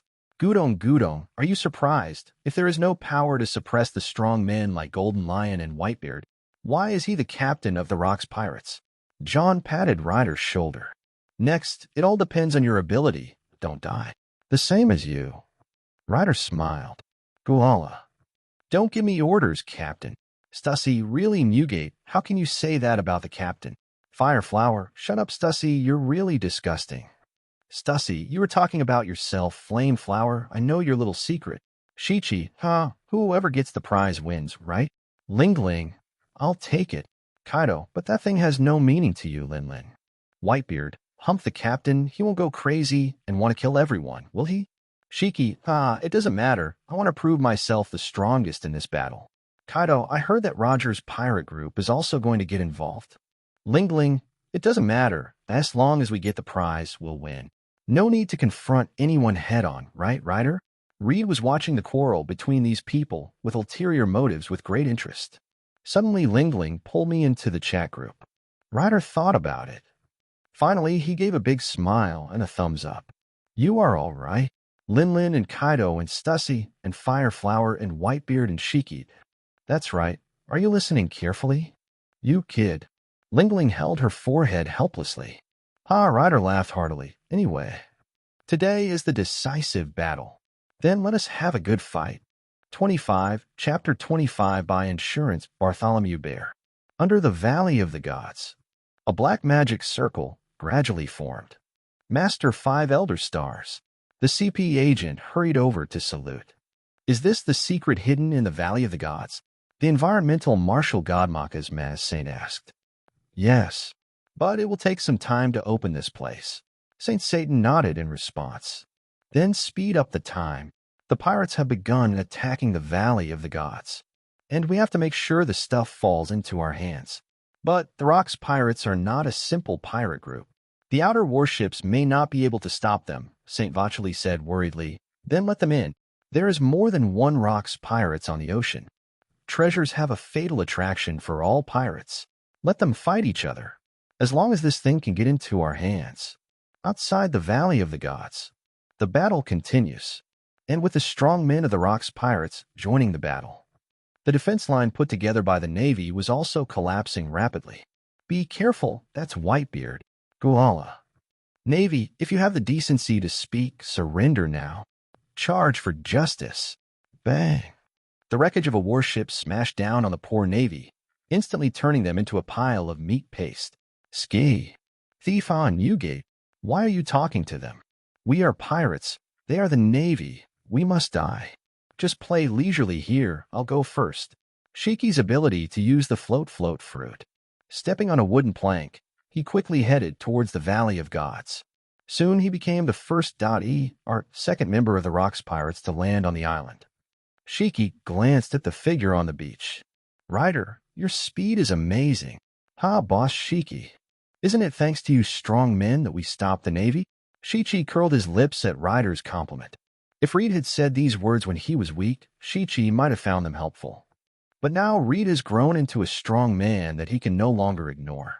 Hearing this sentence again, there is a hint of sarcasm. Humph kid, snatching treasures depends on your ability. If you dare to hinder me, then don't blame me for being ruthless.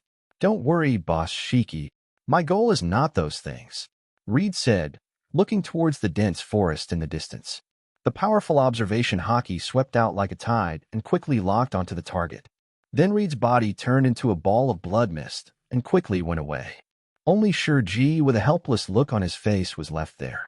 Run, bear, run. During the secret order, Ginny, Ivankov, and Shion were running for their lives frantically.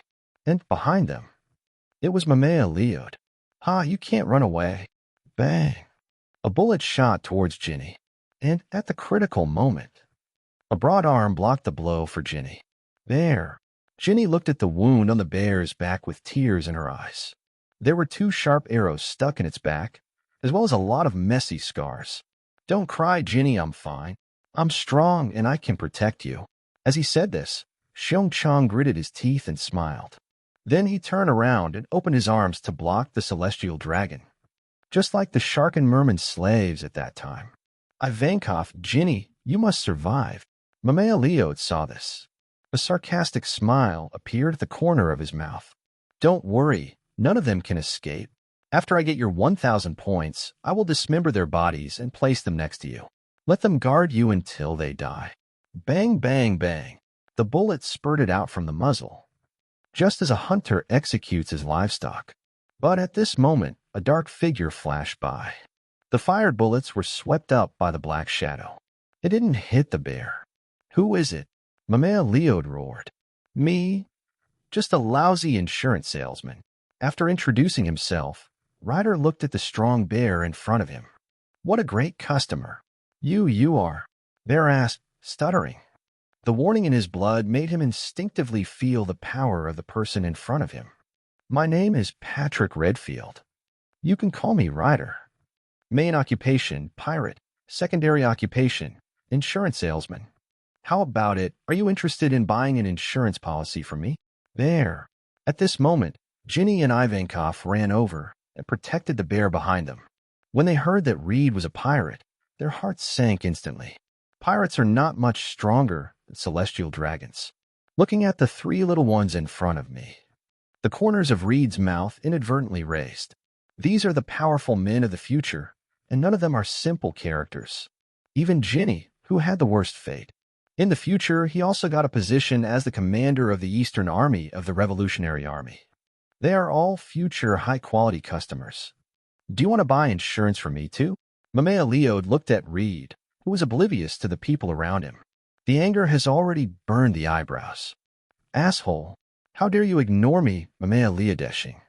Go to hell. Bang, bang, bang. A few more shots were fired, and this time the bullets were actually covered with a layer of domineering power. This shows the strength of the Knights of God. However, Leod is facing Reed. Reed just swung his hand back. He threw the bullet that he had held in his hand back.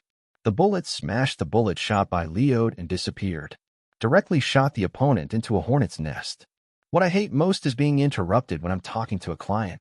Reed's powerful strength shocked the 3 small one.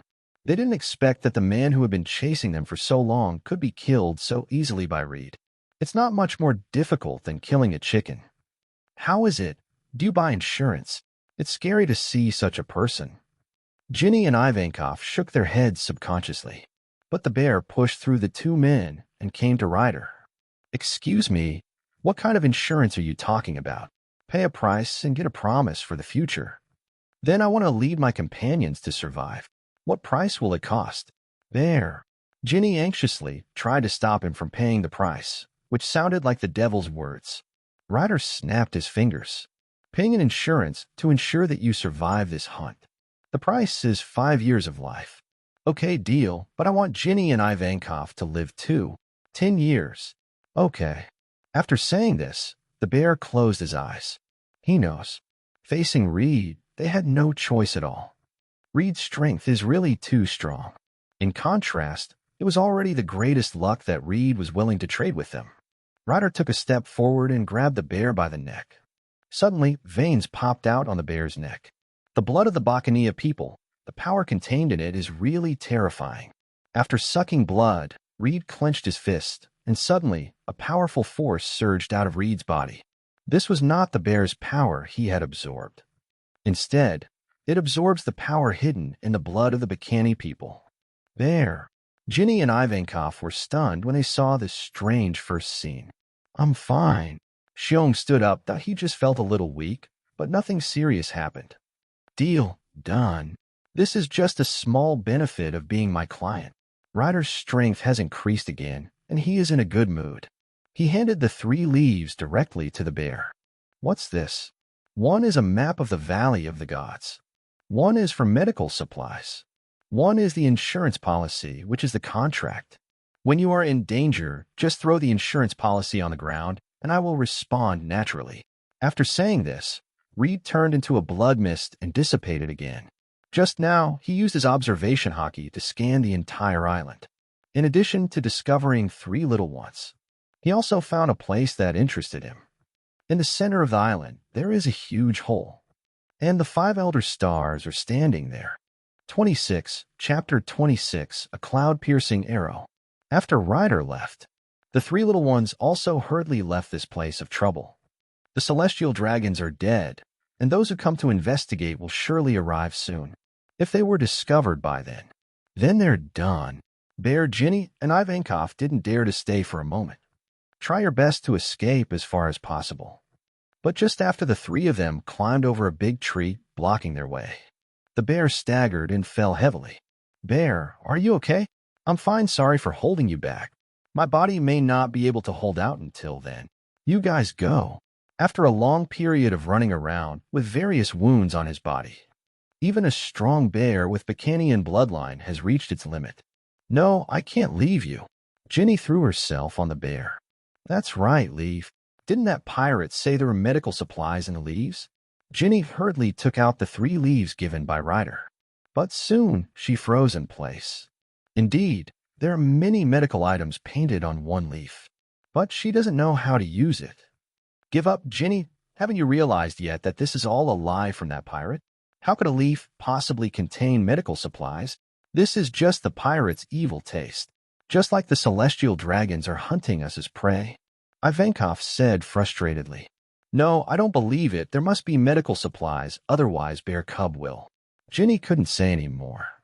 Tears streamed down my cheeks. Ivankov's face was also filled with grief. But at this moment, the leaf slipped through Ginny's fingers.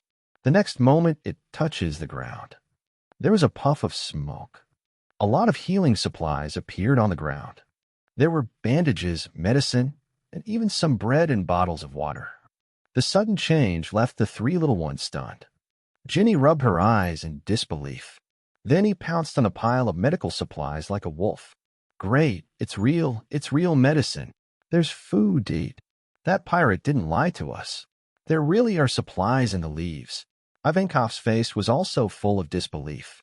But with these supplies, they were finally able to bandage the bear.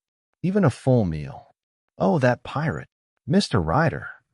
Ginny corrected. "The supplies he gave saved the bear. I won't allow you to disrespect him." Hearing this, Ivankov curled his lips. "That Ryder said there was a map inside the leaf he gave me. Hurry up and try it out." Ginny nodded. "Take out the 2nd leaf.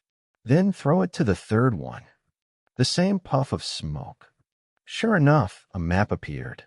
The locations of the items were also marked on the map for them.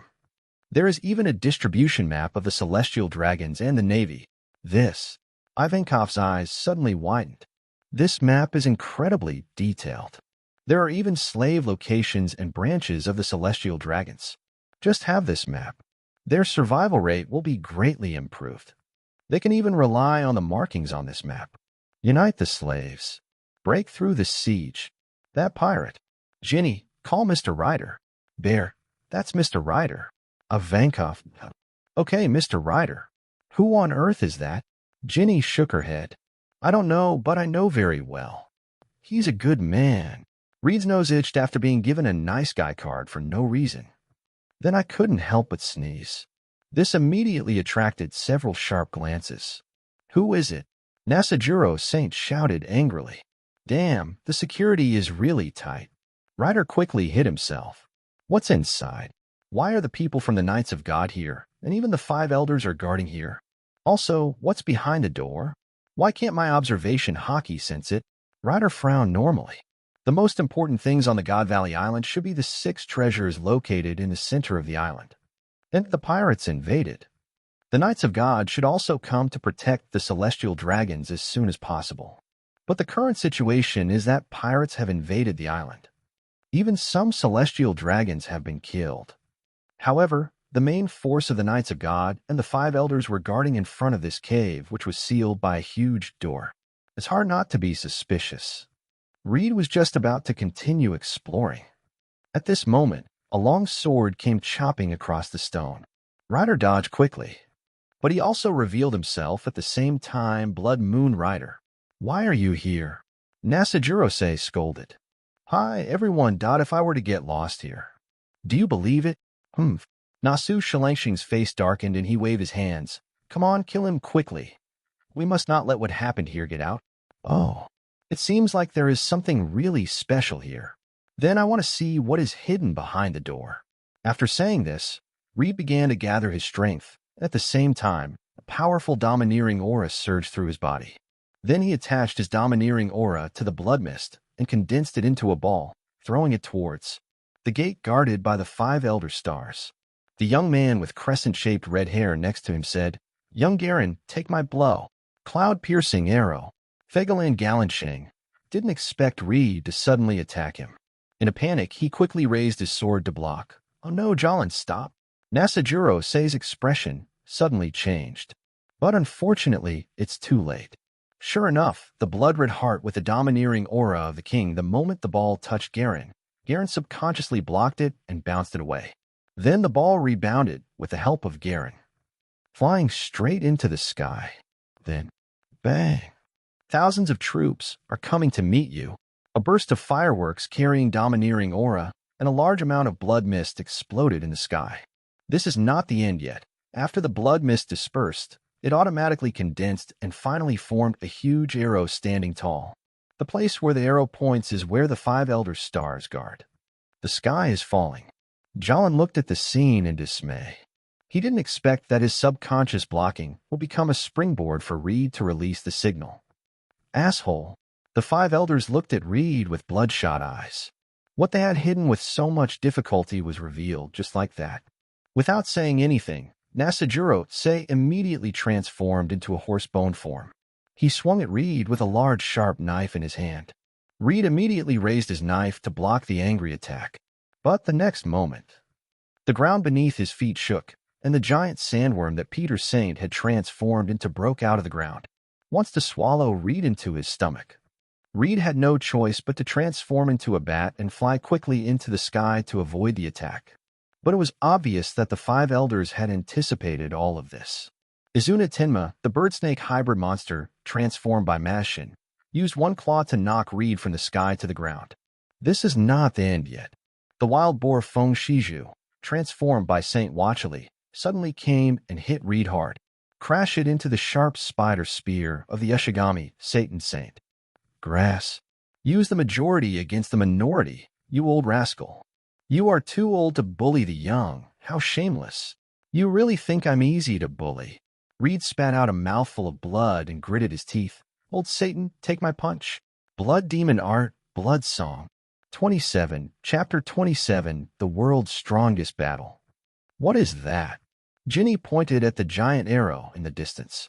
At this moment, the three small teams have grown a lot. They found many slaves with the help of the map given by Reed. At the same time, he also avoided many celestial dragons. And now due to the invasion of pirates, the celestial dragons are too busy to take care of themselves. This also gives them great convenience. And they have found a powerful ally. The dragon squinted at the huge arrow in the distance. Also shook his head. I don't know, I felt an extremely powerful and domineering aura there. I guess he is a great hero. You think it's Mr. Ryder? Ryder? The dot pirate who gave you the map? Brother Long, please call Mr. Ryder. Looking at Ginny and the bear with serious faces. Long smiled brightly. He seems to be a remarkable person, but we don't have time to go there now. We need to evacuate this place as soon as possible. If we leave too late, once that thing is activated, the consequences will be quite terrible. At the same time, in the dense forest, a valley of gods, Whitebeard knocked down a celestial dragon with one sword. Then he looked up at the sky. Guala. Is this the aura of that kid Reed? Looks like he found something good. After saying this, Whitebeard strode towards the place where Reed sent the signal. Whitebeard wasn't the only one who saw Reed's signal. John Drunk, hid in the dense forest, hunting the enemy's fire flowers. A golden lion that uses the float fruit to bombard the earth. They all saw the signal. They all chose to go there without any prior agreement. Only Lin stopped Kaido, who wanted to rush there. Kaido, that's Reed's signal. There must be others who saw it besides us. We didn't use it in the past. Why not take this opportunity to grab the treasure? According to the information homies told me, the treasure is in that location. Kaido glanced at the location of the signal. Clench your fists. He knew that Lingling was right. With his current strength, he could not compete with those perverts. In the past, they were just cannon fodder. I really can't bear it. Obviously, Reed came later than me, but now, it has the ability to stir up the storm. And I can only stand back on the edge of the storm. Don't worry, little brother Kaido. As long as you eat that fruit, the future world will definitely belong to you and me.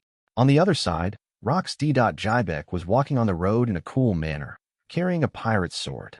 Anyone who doesn't have eyes comes here. He just stabbed the man to death with one blow. The whole person exudes a devilish aura. He also saw the signal sent by Ryder.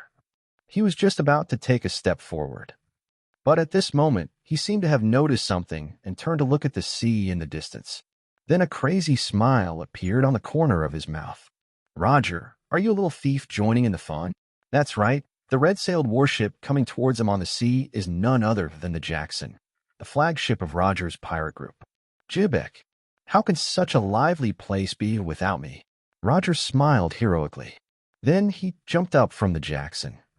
It instantly turned into a missile and headed straight for Jibek on the island of God's Valley. The speed was so fast that even the sea was plowed out with a deep waterway, and at the same time, Ace in his hand was unsheathed. There was a huge amount of black and red lightning surrounding his body. God avoid, facing the aggressive Roger. Jibek showed no fear. The long sword in his hand was unsheathed. Thanatos crushed those who dared to challenge the status of the king of the world. God weeps. Two moves named after gods collided. Ace and Thanatos didn't collide at all. A huge amount of black lightning gushed out from the place of collision. The surrounding ground turned into powder in an instant. A huge hole with a diameter of 30 meters appeared. Roger, it's still 100 years too early for you to challenge me. The sticks. There was a surge of black in Jibek's left hand. He grabbed Roger in midair. The next moment, Roger was inexplicably sucked into Jibek's palm. Then he grabbed Roger by the neck and slammed him to the ground. This is the strength of the king of the world, even the future pirate king. At this time, he was no match for Jibek. Captain. Rayleigh and Jabba saw their captain being beaten. I just wanted to come over to support you. But Roger stopped him with a wave of his hand. This is a fight between me and Jibek. No one should interfere. Hurry up and go to the island to grab that thing. Oh, it seems you know something I don't know, Jibek said with interest. We arrived at Shuixiangsing Island and found that it was not the last island. And finally, The island information is hidden in the historical text. Over the years, we have collected historical texts and discovered some secrets about the Valley of the Gods. Hearing this, Jybek smiled arrogantly. Mind telling me? What do you think? Roger responded with a smile. 2. Bang. Jybek threw Roger to the ground and said, We are pirates, and we can just steal whatever we want. Dark water. A black tide gushed out from Jybek's hands. Roger raised his knife to block, but he was still forced back by the black impact. Roger, I have high hopes for you, but now you're in the way. Go to hell. God weeps. At this moment, Roger was struggling to resist the dark water and had no time to block Jybek's attack. But just at this moment, a loud sound exploded through the clouds. Then, above the sea, another chow rushed over with a figure surrounded by black lightning. Roger, Jybek. Carp. Roger couldn't help but widen his eyes. Jybek also looked toward the sea. Huh, I finally caught you. Take my punch. Fist, bone, impact. Garp's eyes glowed red. Above the fist, black lightning flashed, emitting dazzling cross-shaped red light waves. With one punch, a huge shock wave enveloped Jybek, and Jybek turned his divine cry that was slashing at Roger and slashed at Garp. Bang! Another devastating explosion. Because this time it was Jybek who responded hastily. He failed to completely neutralize Garp's fist attack. The high temperature caused by the shock wave burned all the clothes on his upper body into ashes. Jybek's sturdy body, covered with scars, was revealed. Garp, your punch is not quite powerful enough. Jybek laughed wildly and walked out of the fire step by step. The black smoke emanating from his body reflected the burning flames. Make it like the devil returning from hell, even when facing the two most powerful men in the world. The Navy and the pirates joined forces. Jybek still showed no fear. He even looked so arrogant, as if a god was looking down on mortals. 28. Chapter 28, The Five Elders' Trump Cards. Valley of the Gods, in front of the mysterious gate. Reed fell from the sky, covered in wounds. There are traces of frost on the body. Fuck, this is a lack of martial ethics. Play a gang fight. Ryder cursed. Blood mist surged on his body, and in a moment, the wounds on his body were completely healed. Seeing this scene, the faces of the five elders turned very ugly. A trainee crew member of the Rock's Pirates actually has such ability. Nasajuro Saint gritted his teeth and said, of course, after all, my age is there. He's nicknamed 12 Knights, and his endurance is really strong. Although Reed said this, but he is the only one who knows the pain in my heart. The vampire fruit gave him an unreasonable recovery speed, but this would require the consumption of the blood pool he had stored in advance. The more serious the injury, the more blood is consumed.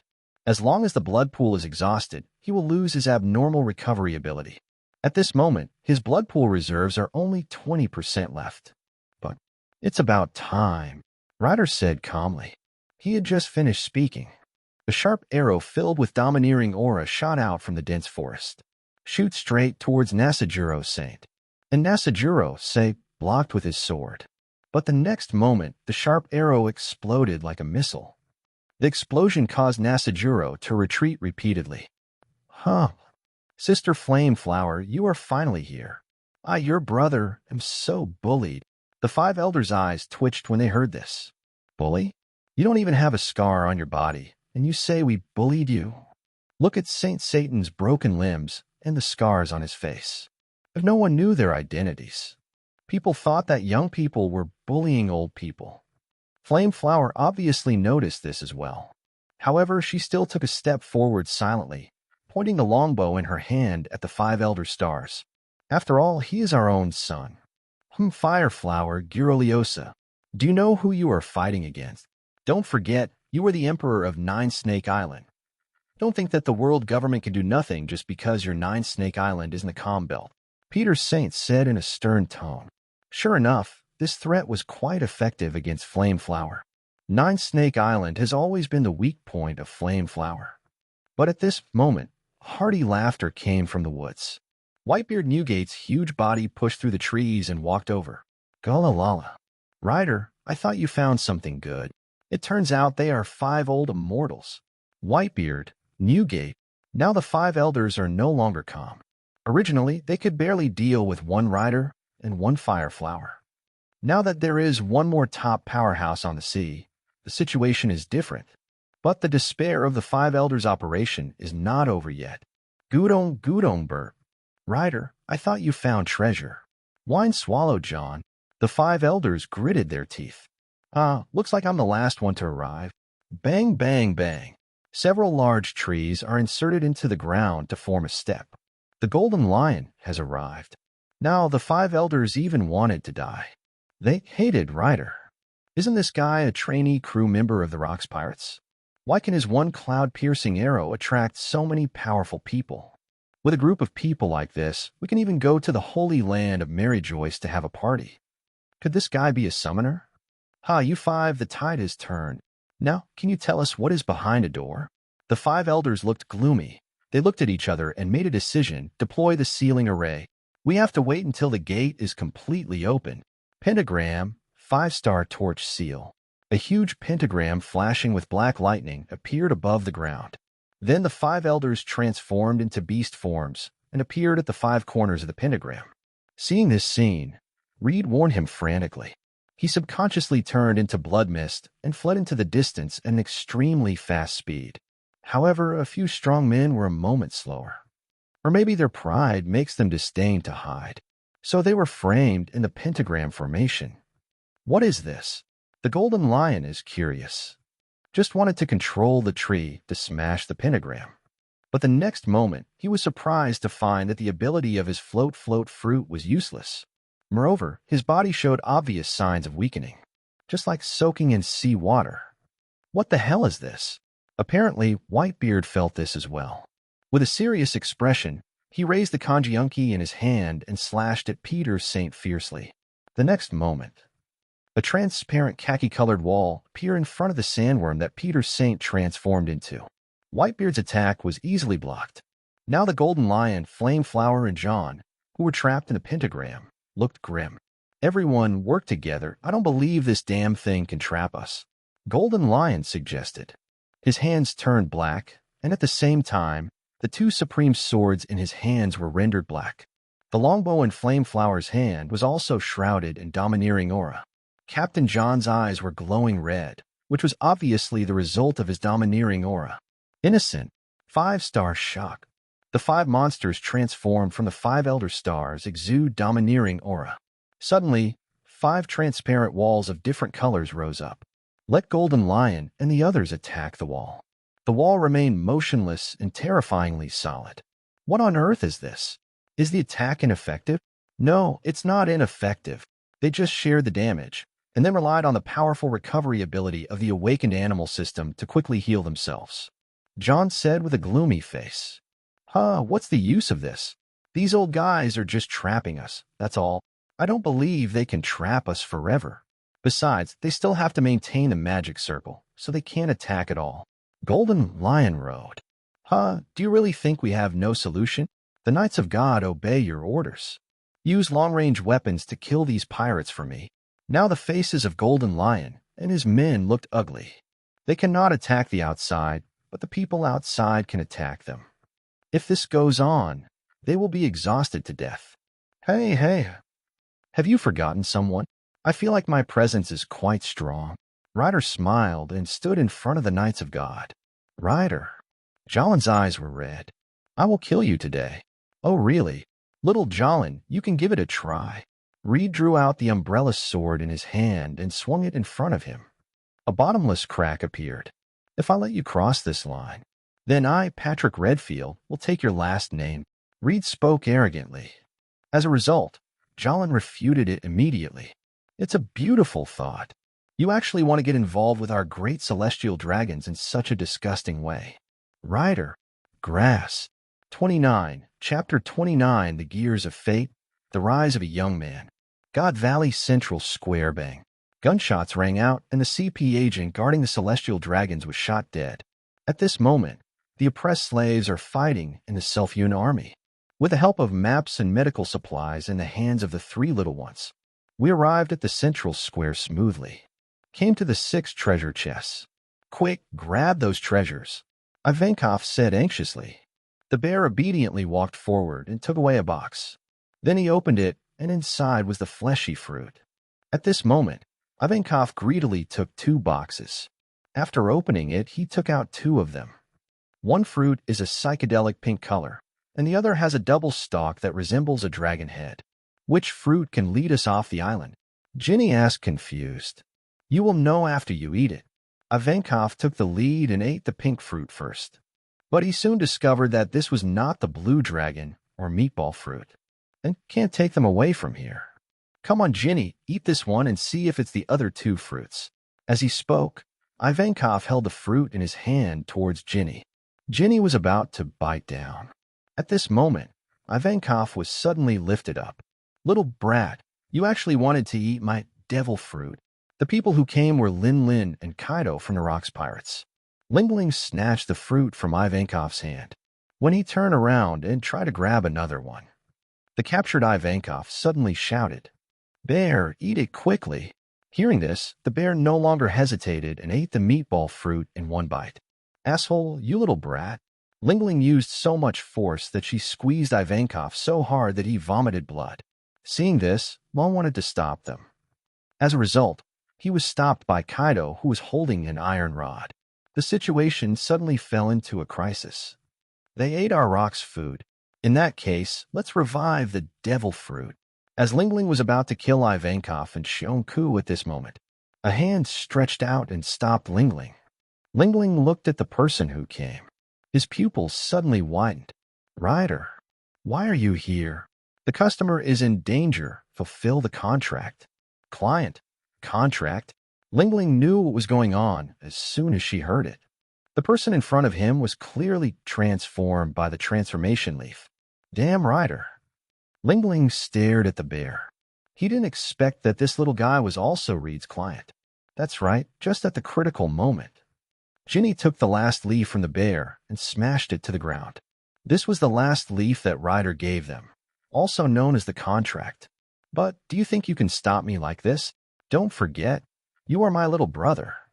You've never defeated me in battle. Ling punched Ryder. But the next moment, Ling was suddenly knocked away. When Kaido saw this scene, his eyes almost popped out. How is that possible? Lin is a cadre of the Rocks Pirates, and Ryder was a trainee crew member. Ling had coached Ryder in battles many times before. Whenever the two fought, Reed was always the loser. But now, a fake Reed who appeared out of nowhere could actually knock Ling away with one punch. This is really unbelievable. Ahem, how is this possible? Reed, you were hiding your abilities before. Ling got up in disbelief. Transmogrified Ryder did not answer her question. The figure flashed and appeared in front of Ling. The fist in his hand condensed into blood-red armor. Another punch hit Ling hard. Drive it into the ground. Good, awesome. The bear looked at Reed with shining eyes. Don't just stand there. Shiong is using his training skills. Let's get out of here. Oh, good. The bear reacted and clapped his hands. A slave suddenly disappeared on the spot. Just like that, Reed stopped Lin and Long stopped Kaido. Bear, Ivankov, and Ginny are using the power of the meatball fruit to try their best to save the slaves. After all, the 500-plus slaves who followed them were sent away by the bears. Transformed Ryder gave the bear a thumbs up. The contract has been fulfilled. With that, there was a flash of smoke and Reed disappeared. The bear bowed its head heavily towards the place where Reed disappeared. They were able to escape the Valley of the Gods, so to speak, and save 500 people. All because of the insurance Ryder sold him in the beginning. Although Ryder also took 10 years of his life. But in comparison, this deal is an outrageous bargain.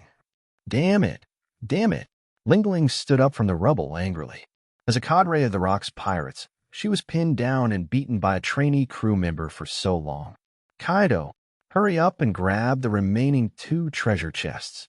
There are 2 boxes on the podium at this moment, and the previous 4 boxes. One of them produced a hormone fruit, which was eaten by Ivankov. One of them blossomed into a fleshy fruit, which was swallowed by the bear.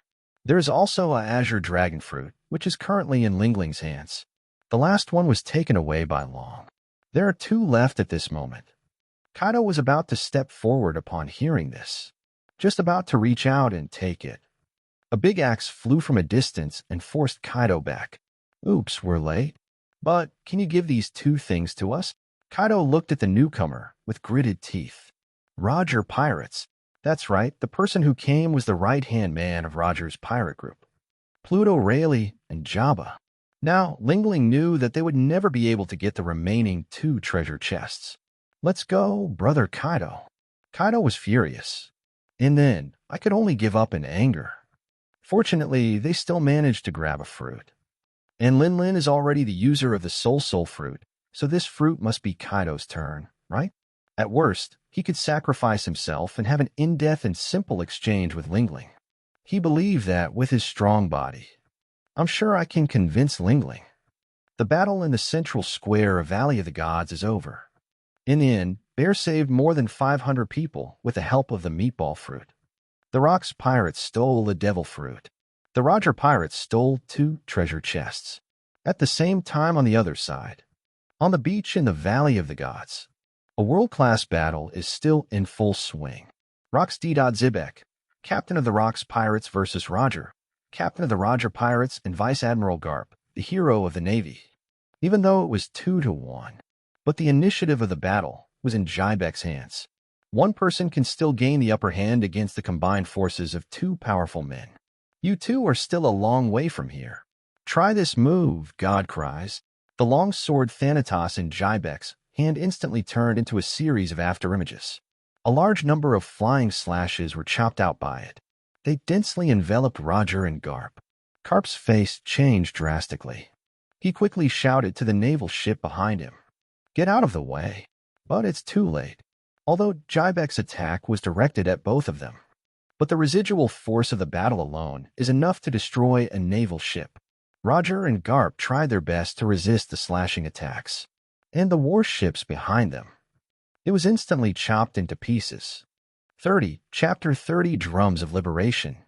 Listening to the sound of warships being chopped into pieces and exploded in the distance, and the screams of the Navy falling into the sea, Garp's teeth were about to break. Jybek. Garp's anger reached its peak. The domineering aura surging from his body wrapped around his arms like flames. Roger. I get it, Garp. Let's give it a try. Roger laughed. God avoid. Roger's eyes glowed red. The domineering color wrapped around the long sword, the strongest move, was slashed out horizontally with divine avoidance. Jybek held Thanatos in one hand, chopped down vertically. God's cry. The black slash and the white slash collided in midair. A burst of dazzling light. But at this moment, a strong figure jumped into the air, and his fist flashed with a large amount of black lightning. Fist-bone collision. Boom! Garp is worthy of being called a naval hero. He is extremely powerful, and each of his skills carries the power of a nuclear bomb. This punch completely wiped out the beach in the Valley of Gods, leaving a huge hole. And in the center of the hollow is Jybek, whose hands appear black. Most of the power of that terrifying attack just now was absorbed by Jybek's dark fruit. So although Garp's punch seemed powerful, it actually caused limited damage to Jybek. Ahem. You're really tough, Roger. Can you still fight? Garp, don't act like I know you very well. Roger smiled. If you can fight, I'll accompany you. I'll be extra lenient with you next time I hunt you down. The 2 men once again gathered their domineering power and prepared to fight the strongest enemy they had ever encountered in their lives. But at this moment, an inexplicable drumbeat sounded. Dong dong dong dong. The sound of drums came from deep in the Valley of the Gods. The sound spread throughout the island in an instant, and even waves appeared on the sea surface accompanying the sound of drums. Drum! Cap was shocked. Roger, who was standing aside, smiled. It's the sound of drums. So this is the secret buried in the Valley of the Gods.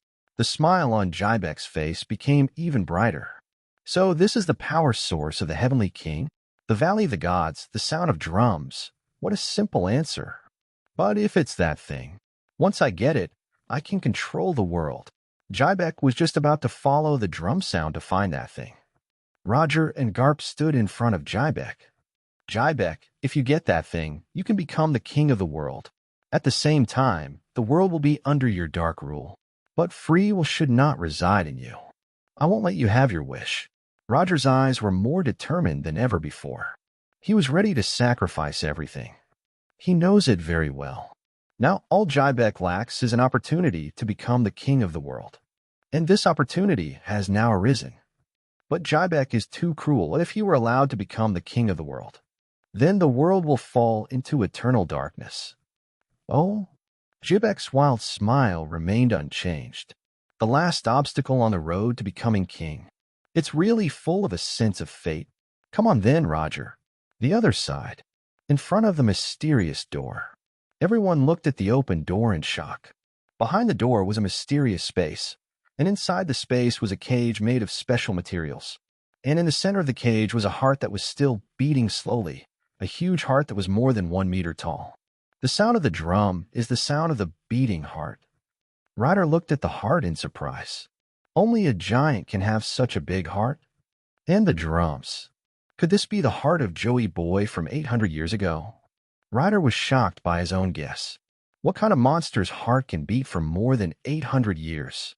But if this is indeed Joey Boy's heart, then a lot of things make sense. Why hasn't a new Joey Boy appeared in 800 years?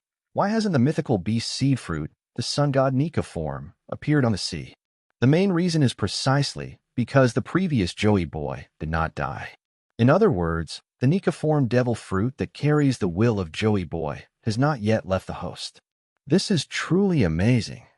But soon, Reed also realized the importance of this heart. If his guess was correct, controlling this heart is equivalent to controlling the right to Joey Boy's birth. Just control the range of the devil fruit's rebirth. Then it would be possible to create a Joey Boy of your own. Of course, it is not certain whether this Joey Boy can become one of your own. However, having one more user with the ability in the form of the mythical beast sun god Nika is enough to dominate the sea. Stop him and take away the energy source. Saint Satan of the 5 Elder Stars gave the order. The Knights of God immediately launched their attack. It seems you didn't take my words to heart. Court death. Someone from the Knights of God crossed the line that Reed had cut. The next moment, a knife flashed. The part that crossed the line was immediately cut off. Then Reed walked towards the heart. The 5 elders looked at each other. Saint Satan said in a deep voice, "The Mother Fire Project has been launched. If we really can't take down the power source of the Uranus, the King of Heaven, so bury it completely. We can't let the power source fall into the hands of anyone. We must not allow the will it contains to be resurrected on the sea. Moreover, everything here should be wiped out." The other 5 Elder Stars thought about it and nodded slightly. "Then let's start it." The 5 elders each took out a golden din mushi. Ordinary demon-killing orders can destroy Judicial Island, Kill O'Hara. A demon-slaying order issued by one of the 5 Elder Stars is 10 times more powerful than an ordinary demon-slaying order. And the scale of the demon-slaying order launched by the 5 Elder Stars is so huge. Just think about how horrible that would be. At the Navy headquarters at this moment, Admiral Kong hung up the phone with the current commander-in-chief of the 3 armed forces, and then he said gloomily, "Sengoku, Crane, Zifa, gather all the warships of the Navy that are eligible to launch the Demon Slayer Order. Follow me to launch the Demon Slayer Order." Zhangguan nodded, but he was horrified in his heart. The Demon Slayer Order is a force consisting of a general, several lieutenant generals, and more than a dozen naval ships. This force is enough to destroy any island in the world. But now he heard something. The Navy Marshal actually went out in person to respond to the demon-slaying order. This is the combat power of the Marshal, 2 admirals, all the lieutenant generals of the headquarters, and all the warships that meet the standards for launching the demon-slaying order. It can be said that this is to use the entire Navy's strength to destroy a place. Perhaps, apart from the Holy Land of Marahoa, there is no other place in the world that deserves to be treated like this. Marshal Kong, excuse me, what is the target of the Demon Slayer Order? Hearing this, Sora took a deep breath. Then he slowly uttered 3 words. Valley of God. Chapter 31 Demon Slayer Order. Bang. Fists and swords collide. The earth was suddenly in turmoil. After the explosion, Garp and Roger looked at Jybek with serious expressions. I tried my best, but I still didn't see any possibility of defeating Jybek. The other party is like a towering tree. No matter how Garp and Roger chopped, the big tree still stands still. What's wrong? Are you tired already? As a witness to my journey to becoming king, you are too weak. Jybek smiled cruelly. Swing the knife. Roger and Garp were chopped back repeatedly. Palpal palpal. At this moment, the din-din mushy in Garp's arms suddenly rang. Hello? Who is this? Don't you know I'm fighting? Garp, stop fighting. Leave the Valley of Gods as soon as possible. Warring states. Are you jealous that I'm having a great fight? I'm so happy with your head. Sengoku roared. The world government has launched a demon-killing order to wipe out the entire island. If you don't run now, you will disappear from the map along with the Valley of the Gods. When Garp heard this, his eyes almost popped out. He knew very well what the demon-killing order represented. Roger, you heard it too. What are you going to do? Garp asked his old rival, casually. Roger didn't respond. Instead, he stared at Jybek with eyes full of fighting spirit. Wow, as expected, this is you, Roger. Then I will fight with you to the end. Garp clenched his fists, and sparks flew from his dark fists. Then the three of them fought again. At this moment, Huge Heart, Ryder had arrived in front of the heart. The Knights of God, led by St. Gallen, were completely annihilated. Ryder slowly reached his hand towards his heart. When you touch the cage that traps your heart, a strong feeling of weakness came over me. His legs went weak, he almost fell to his knees. Sea floor stone. No, it's a special material that's even more powerful than sea stone. This is trouble. The Huge Heart is completely trapped in a cage made of this special material. This material is extremely strong and cannot be cut by ordinary weapons. And its material is a special material similar to sea stone. It also has a very strong ability to restrain people with special abilities. It is basically a fantasy to want to take this heart away in a short period of time. And he couldn't guarantee what would happen to this heart after leaving here. What if this special cage is the key to maintaining the vitality of the heart? What if my heart stops beating after I open the cage? Isn't this the equivalent of wasting so much effort and getting nothing in the end? We must find a way. If it really doesn't work, let the Golden Lion use the floating fruit to move the entire place away. Just when Reed made up his mind to rescue Golden Lion and the others first, suddenly he turned his head and looked up into the sky. Cannonballs. Dense bombardment. The number is outrageous. The whole sky was covered with densely packed little dots. Cold sweat instantly covered Reed's back. Snored. Blood Moon Rider. And the Rock's pirates. You will all follow the Valley of the Gods and be erased from history. After saying this, the five elders tacitly stopped the ceiling formation. Then a pentagram teleportation array appeared under their feet. But before leaving, they still gave Ryder a dying gift. After all, their failure was all because of Reed. Fire, impact, frost, storm. The five elder stars each launched their strongest attacks towards Reed. At this moment, Reed was in the cave and couldn't hide it all. That's unethical. Ryder gritted his teeth. Blood Sword Art, Blood Moon Sky Rush. The slash collided with five powerful attacks. But the five elders are too powerful. Reed's attack was simply not enough to stop the five men working together. Depend on. Seeing this, Reed immediately pulled Pat off his shoulders. Then he took advantage of the small gap in the attack and threw Pat out. Newgate, help me take care of Pat. After saying this, Reed was overwhelmed by the attacks of the five elders. At the same time, the violent explosion also destroyed the cave where the heart was stored. A large amount of rubble buried this place, Boss Ryder. Pat exclaimed, "Want to go forward and save Reed." But at this time, shells began to fall from the sky. Newgate quickly grabbed Pat and ran out of the Valley of the Gods. The same goes for Golden Lion and the others, although they were all worried about Ryder. But if they don't run now, they won't be able to run away in the future. The shells fell on the Valley of God like raindrops, and above the sea far away from the Valley of Gods, there is also a steady stream of warships coming. Once the Valley of the Gods came within the range of these warships' cannons, there is only one thing a warship can do. That is to empty the artillery shells reserves. Shoot out everything that can be shot and everything that cannot be shot.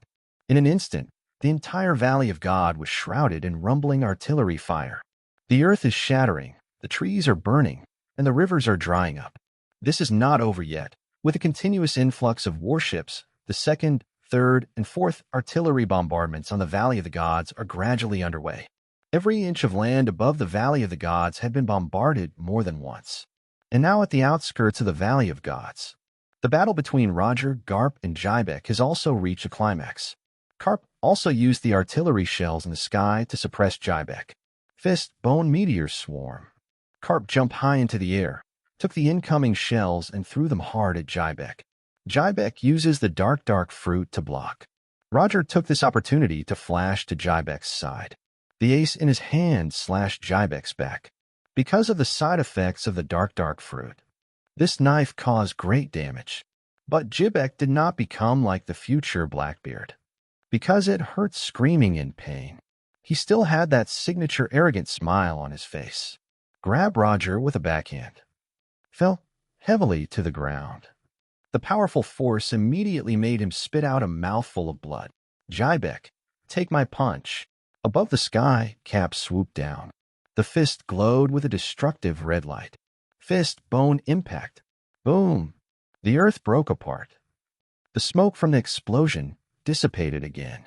The desperate figure still stood there, although his body was covered with scars.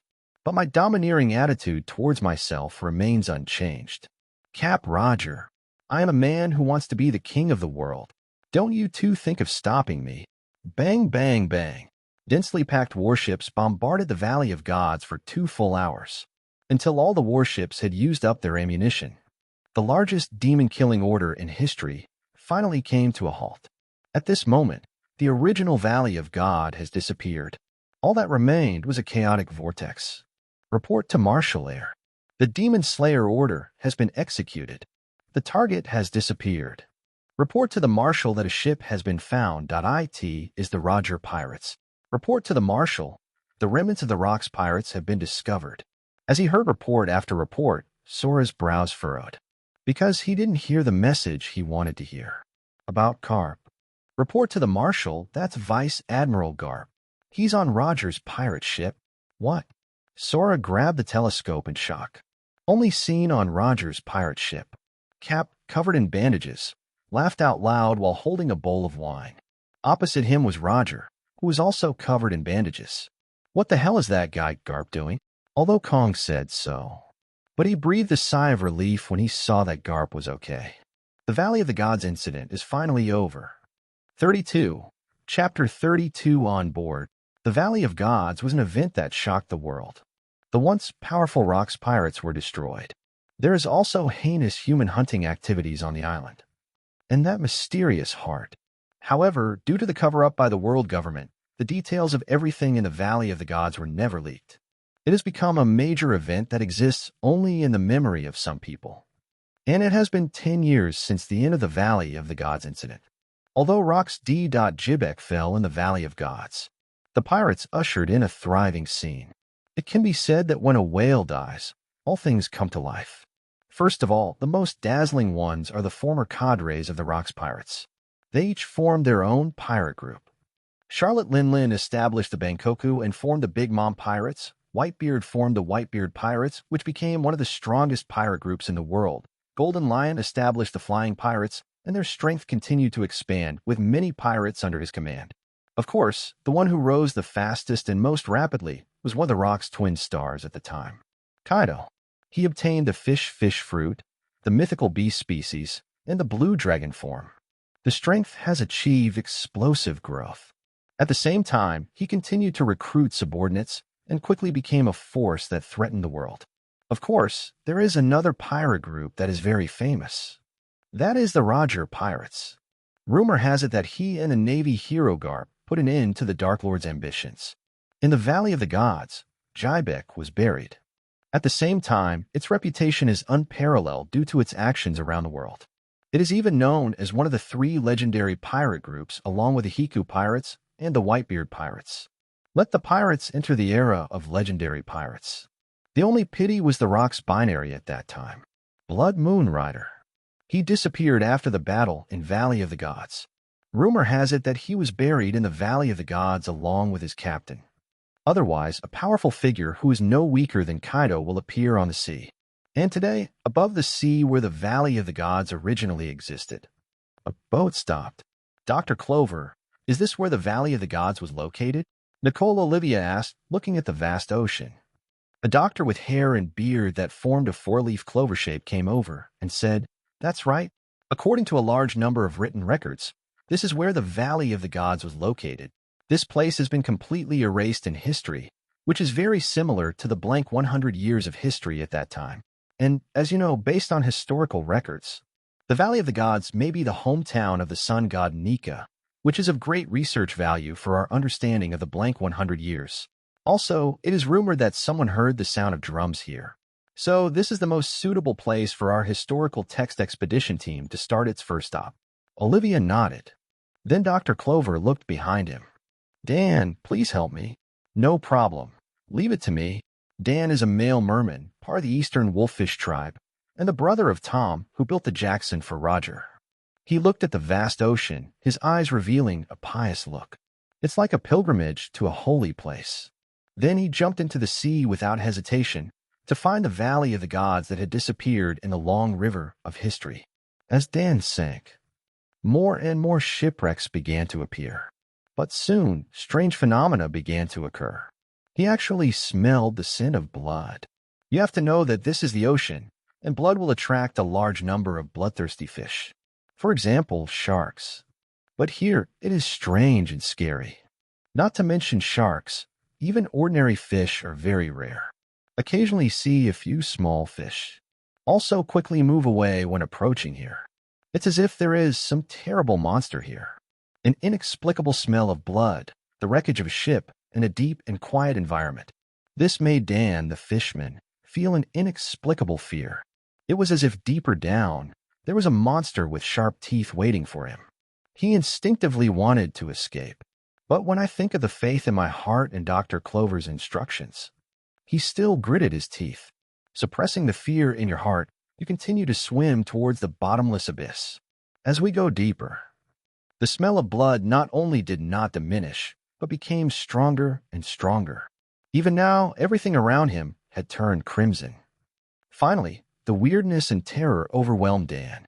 He turned around and tried to flee. But at this moment, the blood-red color that was originally all around seemed to have consciousness and actually gathered towards him. In the end, the blood even turned into tentacles. They tied him up and dragged him towards the deeper seabed. "Help, help." Dan struggled desperately, but it didn't work at all. Soon he was pulled into a cave. At this moment, he also heard a hoarse voice. "Oh my God, a new variety of food? Dan. Damn it, I accidentally entered the evil god's dojo, and it's the terrifying evil god who eats mermaids alive. No, what race are you? Big breasts, no pink fish tail. Damn, why does a giant stupid mermaid appear in my mind whenever I think? Oh right, mermaid, Shirahoshi. You are a mermaid." The hoarse evil god seemed to be a little confused, and he kept talking to himself. At this moment, Dan finally had time to look around. This is a house filled with lots of strange things. The source of the sound, it is a blood mist in a cage. Sure enough, he was caught by the evil god. Dan was devastated. A cloud of blood mist spoke to him. If this isn't an evil god, then what is it? In desperation, Dan put his hands together and made the shape of a moon. "Lord Ryder, I'm sorry that I can't follow you anymore." "Wait, who are you talking about?" The blood mist surged, as if it was extremely shocked. But maybe Dan was ready to sacrifice at this moment. His face was resolute, like a believer bathed in holy light and ready to be martyred. "Evil God, don't even think about tempting me. I am a member of the Dragon Slayer group, and I will never surrender to you." With that, Dan broke free from the blood's bondage. Unzipped the chest. Among his clothes, there were rows of bombs. When the blood moon rises in the sky, all evil in the world will retreat, and we will return to the embrace of the blood god, to the land of peace. For the blood god on board. Damn you, lunatic, jade-faced Grenade King, or the Kamikaze Squad. Stop it now. I'm the rider you're talking about. The blood mist surged, trying to explain. But now Dan has entered a devotional mode. I simply can't listen to anyone. At this moment, he seemed to have reached a spiritual resonance with those who had sacrificed gloriously. Dan let out a satisfied smile. Even at the end, he subconsciously stuck out his tongue. Like a burning fuse, no, the blood mist let out a soul-like roar. At the same time, a huge domineering aura suddenly burst out from the blood mist.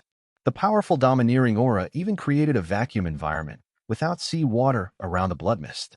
And Dan is closest to the blood mist. He was affected by this domineering aura. His eyes rolled back and he fainted. 33. Chapter 33. Olivia's Horrible Adventures. Hey, everyone, hurry up, the stuff is almost out. Dan was directing everyone's dragging with great interest. Dr. Clover on the side glanced at Dan, and later came to his side. Dan, what did you see in the sea? Why do I feel like you're so different after you came back? And how did you stay under the sea for so long? Hearing this, Dan froze in place. Then he slowly turned his head. The corners of his mouth were stretched upwards. A fanatical expression appeared on his face. No, I'm just following your request and salvaging history. Clover suddenly fell into deep thought. Instinct told him Dan must have seen something. But since the other party didn't say anything, he had no way to verify it. But as the winch slowly tightened, the feeling of uneasiness in his heart became stronger and stronger. Finally, there was a sound of collision. The object they were salvaging and dragging finally surfaced. And the first time I saw that thing, everyone showed an expression of disbelief. What is that? Olivia said in shock. What they salvaged was a huge sealed cage. Scholars like Olivia could tell at a glance that the material used to build the cage was unusual. It is a very ancient material. There are also a large number of runes engraved on it. These are priceless treasures for scholars who want to explore the truth of history. But the problem lies with the object trapped in the cage. It was a pool of blood-red liquid. As the liquid was salvaged, it was still shaking slightly. It seems very strange, as if it has life. What on earth is this? Even the knowledgeable Dr. Clover couldn't recognize this thing. The answer may be in those symbols above. Olivia pointed. Cage, yes, symbols. Everyone, hurry up and take out the ancient books and materials. Let's take a good look at what this means. The scholars were immediately thrown into a frenzy. These ancient symbols are like big steamed buns in front of a hungry man, full of infinite temptation. This also diluted people's exploration of the strange liquid inside. There were only two people at the scene who had not fallen into the madness of runes. One is Dan with a fanatical look on his face. He was looking devoutly at the liquid flowing in the cage. The other is Nicole Olivia. She was attracted by Dan's unusual behavior. Dan is also a scholar from the sea forest of Fishman Island. Logically speaking, this ancient symbol should have a fatal attraction to it. But looking at the appearance of the pill, the liquid inside is far more attractive to it than anything else. This made Nick Olivia very concerned. Time soon came to night. The scholars studied the cage for a day and only determined the time when the cage was built, sometime 800 years ago. This discovery is enough to make all scholars ecstatic. The blank 100 years was around that time. This object may reveal a blank 100 years of history. But no matter how excited they are, they still have to sleep. Soon the scholars fell asleep. The moon climbed into the night sky. Through the crimson liquid in the cage, you can see that the moon is dyed blood red. But Nicole Olivia suddenly stood up. She heard a strange metallic collision sound coming from the boat. Ding, ding, ding. Dan's figure instantly appeared in Olivia's mind. He tiptoed over to where Dan was sleeping. Really? Dan has disappeared. Olivia's heart instantly rose to her throat. Where can Dan go if he doesn't sleep so late at night? Combined with the inexplicable metallic knocking sounds, a terrible guess emerged in his mind. Dan dived into the sea alone and was bewitched by the evil spirit in the cage. When the night was still, the evil spirit took control of Dan and helped him break out of the cage. However, this was just her guess after all. It's not realistic to wake up everyone on the ship because of this. So the top priority is to verify the guess in your mind. Thinking of this, Olivia immediately ran towards the direction where the metal collision sound came from. Soon she was on deck. Sure enough, she saw Dan sitting on top of the cage, hitting the cage with a chisel and a hammer. The moonlight shone on him, revealing the crazy expression on his face, plus the red light reflected by the liquid in the cage make his face blood red. The terror is at its maximum. But at this moment, Dan, who was banging the cage frantically, suddenly stopped. He looked sharply towards where Olivia was hiding. Fortunately, Olivia had a sense of it and hid herself in advance. No, there must be something strange about that liquid. I have to go wake up the others. Otherwise, it will be too late. Olivia was about to take action. Suddenly, a strange sound came from behind. Nicole, Olivia. What are you doing? Olivia looked back in horror. Dan was found holding a chisel in one hand and a hammer in the other. I don't know when he came behind her. It's too late to run now. Olivia became bolder instead. Evil God, quickly release your control over Dan. Otherwise, I'll throw you back into the sea. Evil God.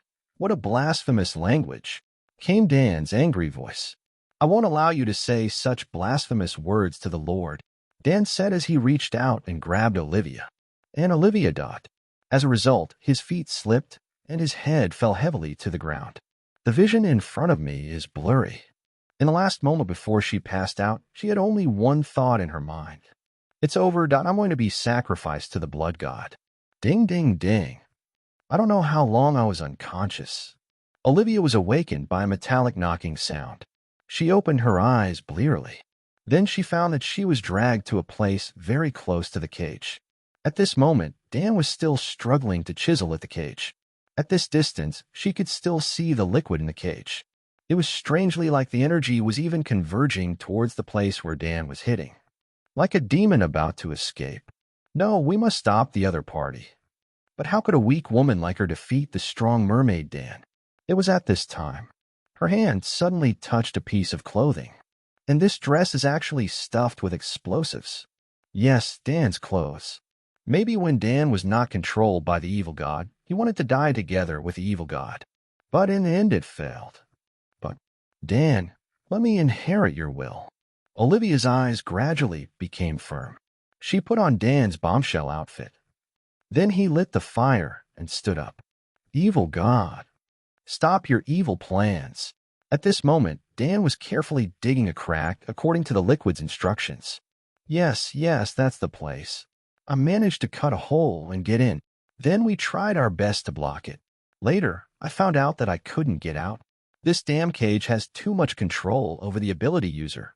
The tools in your hands can't break this cage. Just open the gap I blocked back then. It can only open a small gap. Upon hearing this, Dan knocked hard on the crack again. Finally, a small gap appeared.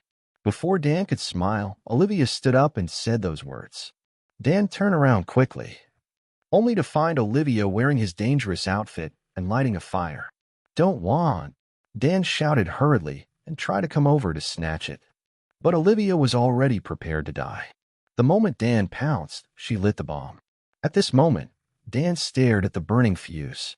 I felt a wave of despair in my heart. He had just found his faith, and now he was going to die. But it doesn't matter, he has saved his master. Oh my, do people like to play on board so much nowadays? Could it be that the bomb version has been updated? Olivia hadn't responded yet. She suddenly felt lighter. The explosive clothing with burning fuse was stripped off and thrown high into the sky. And she didn't know when a naked man appeared in front of her. The man had pale hair, was extremely handsome, and had an evil smile on his face. Who are you? People used to call me Blood Moon Rider. 34, Chapter 34, Rider. I'm back. What's the matter, Olivia? Why did you wake us up in such a hurry? Dr. Clover woke up sleepily. Doctor, please see for yourself, Olivia said with a complicated look. Then he pointed toward the deck. I saw a white-haired young man there. At this moment, the boy was finishing the food on the table elegantly but quickly. Dan, who was standing by, was serving respectfully. Who is this? How did he get to our ship? This is the man trapped in the cage. Cage. Dr. Clover subconsciously looked at the device on the deck. At this moment, all the red liquid that was originally in it has disappeared. The liquid in the cage is the boy in front of me. Or rather, the boy is hiding inside. How is that possible? This device has a history of more than 800 years. How is it possible for someone to survive for so long? Dr. Clover said in shock. Ahem, old man, I'm not that kind of old monster. I got in there myself 10 years ago, and I couldn't get out. 10 years. Dr. Clover and Olivia fell silent. You might as well say 800 years. 800 years has already involved the realm of gods, but they still don't think it's that scary. But 10 years, that's scary. Ahem, this is Patrick Redfield. You can call me Ryder. Ryder. Dr. Clover got caught up in the meeting. This name sounds familiar. Doctor, 10 years ago, the Rocks Pirates, the Blood Moon. Olivia gave Dr. Clover a reminder. Dr. Clover then suddenly realized. I remember now. You were one of the 2 stars of the Rocks Pirates, Blood Moon Rider. But how is it possible? How could you be trapped at the bottom of the sea for so long, and at such a young age? That's all thanks to Joey Boy's heart. If it weren't for this heart, I wouldn't have lived this long. And I also changed my hairstyle. Ryder blew his white hair. I don't know if it's the same as Luffy's white hair in his 5th gear form. Anyway, his hair turned out like this after he absorbed Joey Boy's heart. Well, since you're a pirate, what's the matter with Dan? He seemed to have known you before. Olivia said. Oh, you mean Jay Grenade? No, you mean Dan? I'm surprised too. Why don't you tell me yourself? Dan nodded. I am a mermaid. I was captured by the King of Lays 10 years ago, given to the celestial dragons as slaves. But just when I was desperate, the master appeared, he saved us, and gave us the right to revenge. From then on, the few of us who survived decided to follow in the footsteps of our master. Until the Valley of the Gods incident 10 years ago, we have completely lost the information of the owner. Then we scattered all over the world, just to find our master again. Reed was also deeply moved when he heard this. He didn't expect that the slaves he rescued in the Kingdom of Lays would become his most loyal believers, and I have been looking for him all these years. If it weren't for Dan now, he might be trapped at the bottom of the sea for who knows how many years. It seems that this world also believes in cause and effect. After Dan's explanation, everyone understood why Dan called Reed Master. So, Mr. Ryder, where are you going next? The Rocks Pirates have been disbanded, and we are just a research vessel. Dr. Clover's meaning was clear. After all, Reed is a famous pirate. It was always unsafe for pirates to be on their ship, so he hoped that Reed could leave here as soon as possible. Ryder shook his head. It's been 10 years, and I don't know how the world has changed. So I decided to stay on your ship for the time being. Where you go, I go. Hearing this, Dr. Clover's face darkened. Mr. Reed, we need to do scientific research after all. Rest assured, I'm not on your ship for nothing. I have a lot of knowledge stored in my head. Also, I know the locations of many historical texts. It will be of great help to your scientific research. Finally, I'm also an excellent navigator and warrior. Your safety is also guaranteed on board your ship. Let the pirates guarantee safety.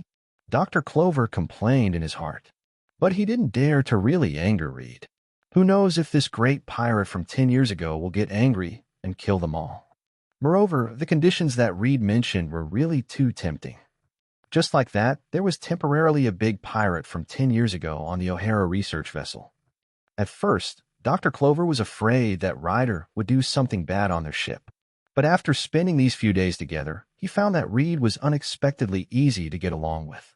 This person likes to read newspapers under the parasol when he has nothing to do, or get up and practice swordplay. And the other party also has miraculous cooking skills. The food is extremely tempting. In a short period of time, Reed got along very well with everyone on the ship, even gradually becoming everyone's favorite object. For example, Nicole Olivia. Mr. Ryder, what does this word mean? Olivia, who was dressed coolly, held a book in her hand and approached Ryder and asked. A warm scent of gardenia floated into Reed's mouth. Ryder couldn't help but take a deep breath. Olivia, 27, is already a wife and 2-year-old Robin. So she has the charm of a mature woman and the innocence of a little girl. And Olivia is very beautiful, like a white-haired version of Robin. This made Reed, who had liked Robin very much when he watched One Piece, feel excited. Mr. Ryder, Olivia, even if you add 10 years, I'm only 27, the same age as you. Call me Ryder. Okay, Ryder. A hint of pink inexplicably appeared on Olivia's cheeks. Dr. Clover watched this scene. Suddenly, I felt an inexplicable sense of crisis. Nicole Olivia is an elite historical researcher at O'Hara. I wonder if she will be deceived by the great pirate Reed. So Dr. Clover quickly stepped forward to interrupt. Ahem, Mr. Ryder, do you think this is the sword you're looking for? Olivia was interrupted, and the blush on her face became more obvious. But she still looked at the sword in Dr. Clover's hand with curiosity. This is a typical pirate knife. But this knife is black in color, flashing with cold light. Olivia just took a casual look and felt like she was cut. That's right. This is the knife I'm looking for. Ryder took the knife. The smile on his face could no longer be suppressed.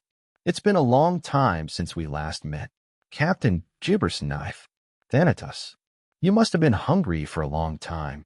Just in time, someone delivered it to my door. Just try the knife on them. At this time, the person in charge of alert found Dr. Clover in a panic. Dr. Clover, it's bad pirates. Pirates have discovered us. 35, Chapter 35, Ugly Face. Dr. Clover, let's run. Deputy Captain Moan suggested. At this moment, the research ship was in chaos. They are a team of scholars. The combat effectiveness is very limited. The first reaction when encountering pirates is to run away. However, Reed spoke out to stop the deputy captain from thinking this. We can't run, We are a scientific research ship. We can't outrun a specially modified pirate ship. Besides, once the pirates find us escaping, they will definitely launch an artillery attack. Once our ship is hit, it will take a lot of time to repair it. Ryder. Deputy Captain Moans gritted his teeth. What are you talking about? What else can we do if we don't run? Oh, I see. It must be because you are a pirate. So they want to cooperate with the pirates in the distance to catch us all in one fell swoop. Deputy Captain Moans, Ryder is not that kind of person. Nicole Olivia countered. It would have been fine if Olivia didn't explain, but once she did, Moans became even more excited. I always thought there was something wrong with this kid. He still claims to be a pirate from 10 years ago. They stayed on a boat all day long, eating, drinking, and having fun, and they said they would protect us. I think he's a liar. How could someone survive in a cage like that for more than 10 years? This kid must have made this up to trick us. You've all been fooled. Vice Captain Moan's reaction was quite intense. In fact, ever since Reed appeared on the ship, the deputy captain has always been at odds with Reed. Because Ryder is handsome and humorous, he's easily liked by others. This made him, the deputy captain, feel out of favor, especially since Nicole Olivia has also been falling for Ryder recently. Why did he, Moans, come to the ship? Isn't it just taking advantage of the opportunity to capture this extremely beautiful widow? But now Nicole Olivia didn't even bother to look at him. Instead, he was flirting with Reed. He had to find a way to get rid of Ryder. Reed looked indifferently at Moons, who was like a clown. The other party's thoughts were clearly visible under his powerful observation. It's just that the other party hasn't done anything out of line right now. He then let the other person go. Moans' speech won the approval of many crew members. They were originally a group of powerless people. Deputy Captain Moans is the strongest fighter on their ship, and Reed's origins were indeed unknown, as the other party said, although he claimed that he was trapped in a cage before. But after all, no one has ever seen it. I think we should run.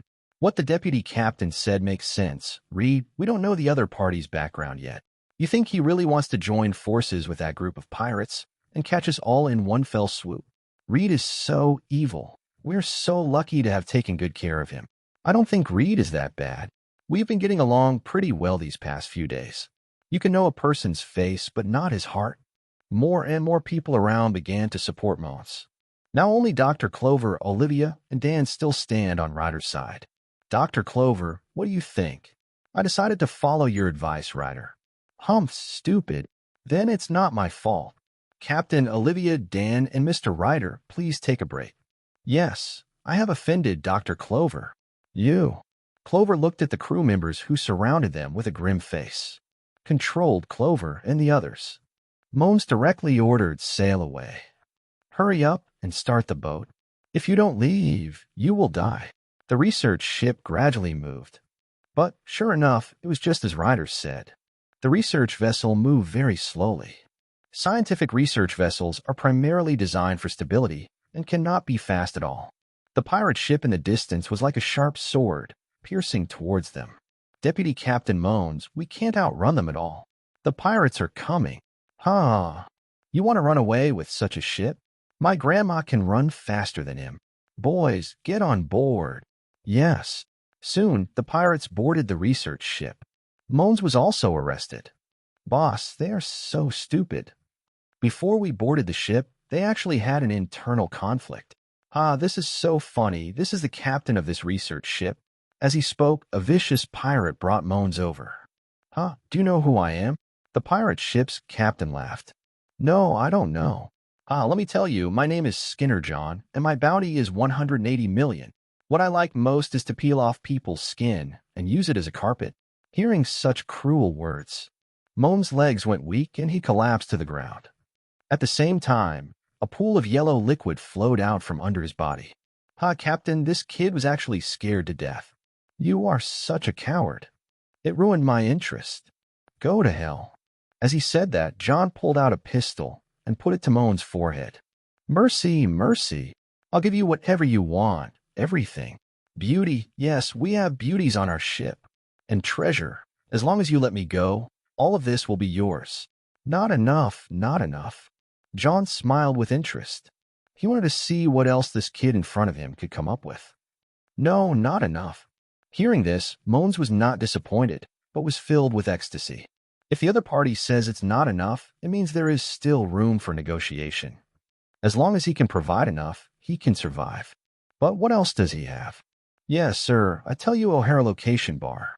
They are just a bunch of weak scholars out there. I can show you the way, and you will surely gain a great deal of wealth without any effort." Jane was stunned by Moan's shamelessness. He didn't expect that this kid would betray them in order to save his life. The scholars around the island became excited when they heard what Moans said. "Moans, I really misjudged you. You actually betrayed O'Hara. Asshole, where's your pride in being a scholar?" The condemnation from the surrounding scholars completely inflamed Moans. "Assholes, shut up. Scholars' pride. Bullshit pride. Do you think I like this kind of life? If I can't squeeze money out of you, who'll be willing to do boring research every day?" Interesting, so interesting. John clapped his hands and laughed. "You are simply born a bad seed, a born pirate. Well, join my Jigo Kohana pirates." Moans was overjoyed when he heard this.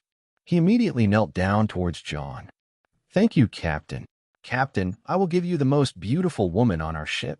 "Oh, where?" "Right over there." Moans turned excitedly and pointed at Olivia.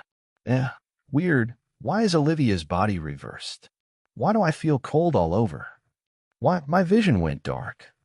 The last thing Moans saw was Reed's sword sheathed. 36. Chapter 36, Stealing the Demon's Power. Screams echoed across the deck. Reed scratched his ears helplessly. He was annoyed by the fact that he had not killed Moans outright before. After all, the people who were killed were those around him. Although the crew wouldn't say it later. But in my heart I still say that he is cruel and a devil. And his observation hockey can detect all of this, which can be very annoying. I originally hoped that the pirates could kill Moans. "You are such a waste. If you want to kill me, just kill me. Why are you being so fussy?" Reed said in a cold tone. "You." John was horrified. He didn't see the knife clearly just now. If this knife hit him, he would be the one who lost his head. "No, we've met a tough guy, and we must find a way to evacuate here." He, the Skinner John, has always adhered to caution throughout his life. But how can I slide on my knees to make the other person forgive me? Decision made. Let's just slide on our knees and kiss the shoes. He had made up his mind to be humble and appear harmless, and was about to put it into action. Then he saw his deputy captain holding a gun to Reed's head. "Karami, how dare you talk to our captain? Our captain is the Skinner John, with a bounty of 180 million. Did you see that? The captain chopped off the head of that nagging man just now. If you don't want to die miserably, kneel down quickly." John, oh fuck, that knife strike was so fast that no one else could see it clearly. Everyone thought he had chopped it off. "It's over." Just as John was about to say something to make amends, the deputy captain interrupted him with a trustworthy look on his face. "Captain John, just take a rest. Leave this ignorant little Karami to me. It's over, it's completely over. Now kneeling and kissing the soles of the feet is no use. Damn you, Vice Captain. If I can go back alive today, I will definitely skin you alive. You don't have this chance." Ryder looked at John, a smile forming on his lips the next moment. The long sword was unsheathed again. Blood sword technique, blood shadow sword dance. Countless blood-red sword blades slashed out in an instant. Then the long sword was sheathed. In an instant, all the pirates except Captain Jane were killed. But the strange thing was that not a drop of blood came out of their wounds. As quiet as a child who falls asleep. Plop, spare my life. I didn't recognize the real man, and I have violated your vision. It's a death sentence. I can give you anything you want. I can give you treasure. I have a lot of treasure. Forgive you. Okay. Ryder smiled. John also had a smile on his face. But you are a person with special abilities, right? Are you still thinking about using your ability to attack me? Ryder patted John's frozen face. How does he know I'm a person with special abilities? How did he know that I was going to use my power to attack him while he wasn't paying attention? John knew it well. Reed will never let him go easily.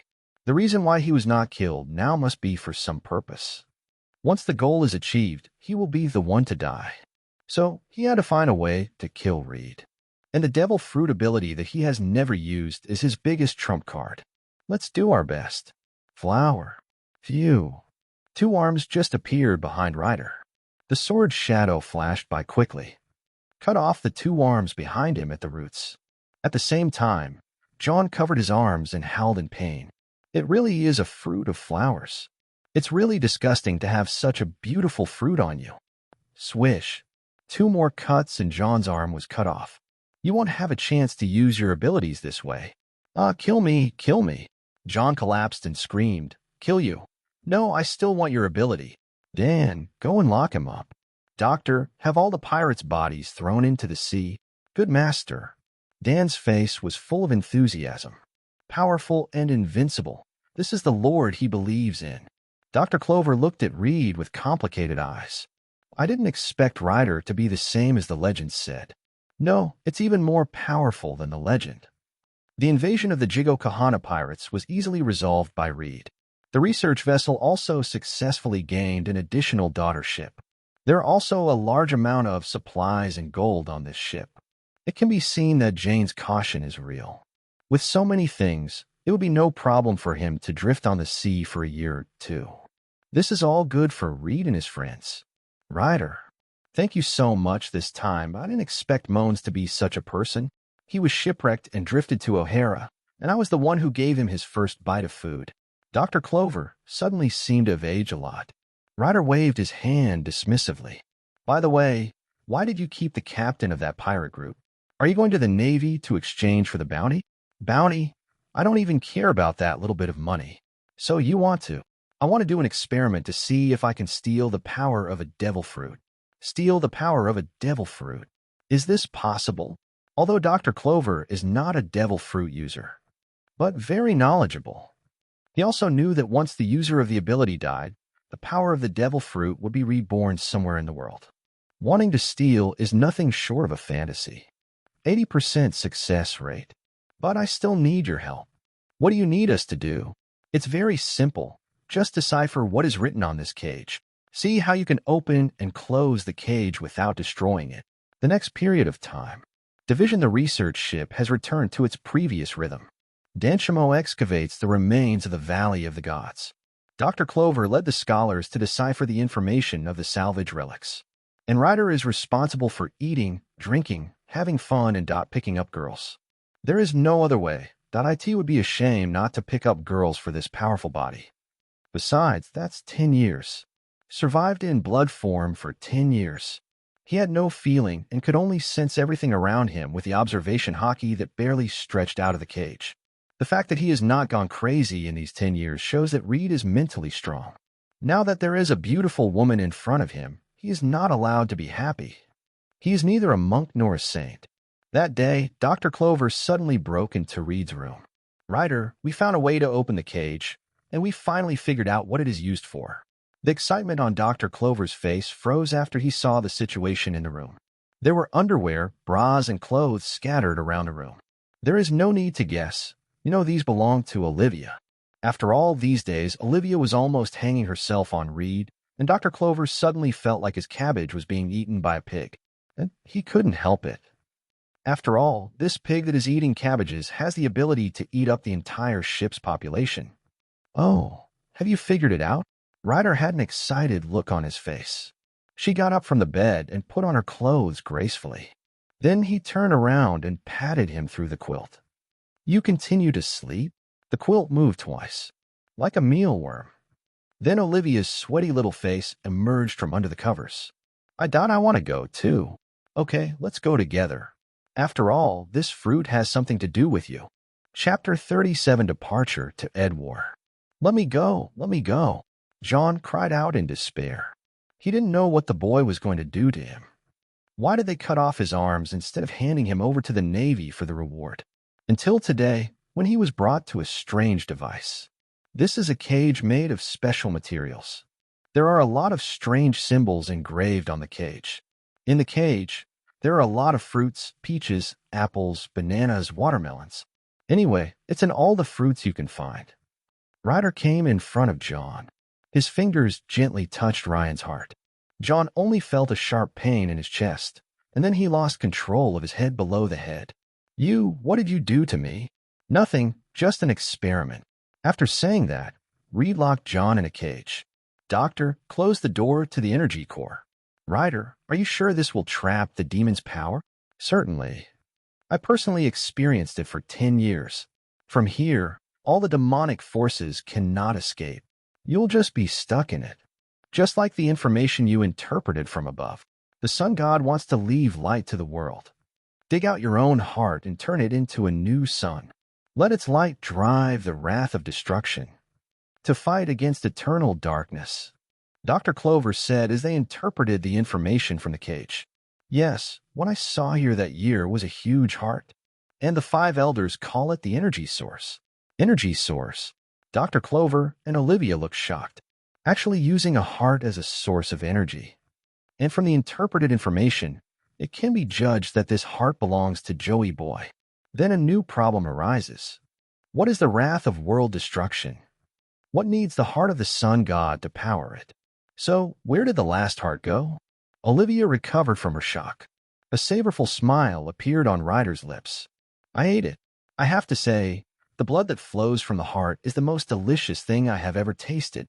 The energy contained in it is enormous, which is why I have been able to persist for so many years." "Eat, eat." Olivia and Dr. Clover looked at Ryder with broken expressions.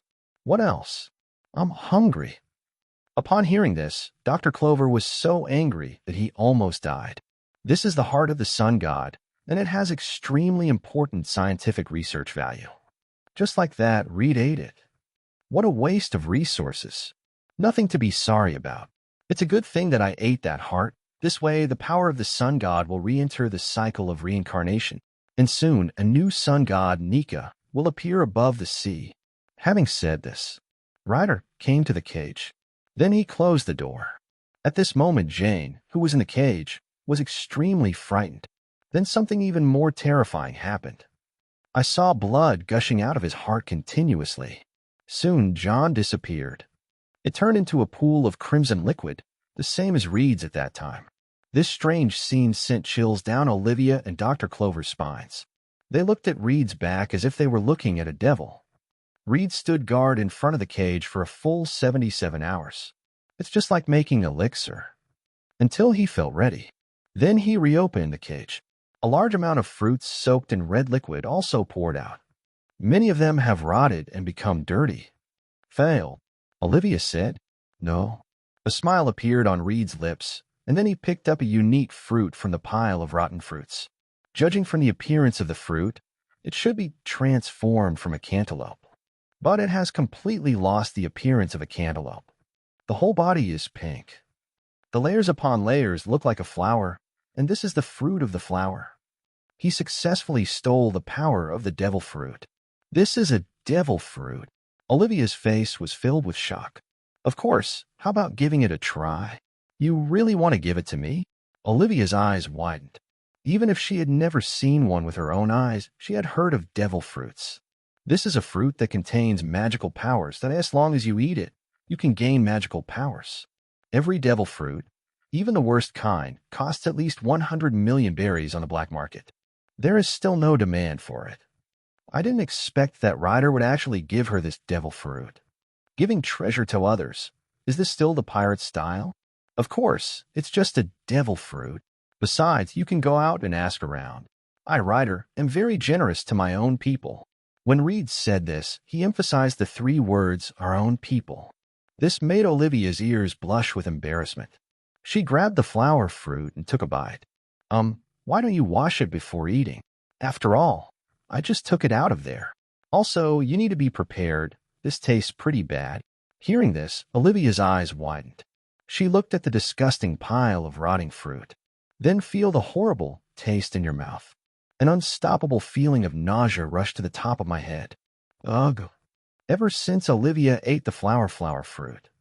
Another 2 days passed. In the past 2 days, O'Hara scholars have basically salvaged the remains of the Valley of the Gods.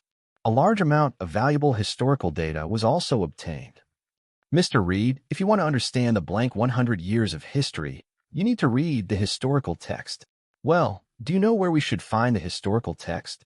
Dr. Clover asked Ryder. I know a few places. But it's unrealistic to go to those places with your current strength. Instead of going through the trouble of looking for the historical texts, why don't we borrow from someone who has a lot of historical texts? Dr. Clover excitedly grabbed Ryder's shoulders. You mean someone is collecting historical texts? Certainly. After all, there are 4 special red historical texts in the historical text, and only by collecting all of these can you gain the right to go to the final island. Only when you reach the final island. To become the Pirate King.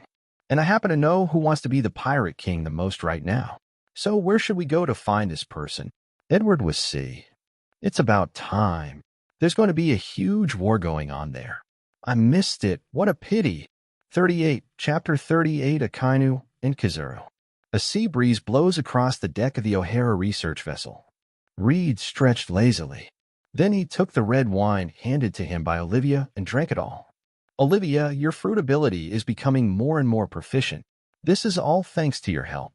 Olivia said as many arms appeared on Ryder's body. Then the kneading, pinching, and hammering techniques are exquisite and accurate. They are no less capable than those blind masters who have been immersed in this field for decades. After all, no matter how good the master is, he doesn't have so many hands to give you a massage at the same time. Moreover, in recent times, Ryder and Olivia have also developed many other applications. For example, while massaging, doing push-ups. Ahem. As I thought about it, my thoughts went astray again. Drink slowly. Olivia grumbled, then leaned over and wiped the red wine from the corner of Reed's mouth.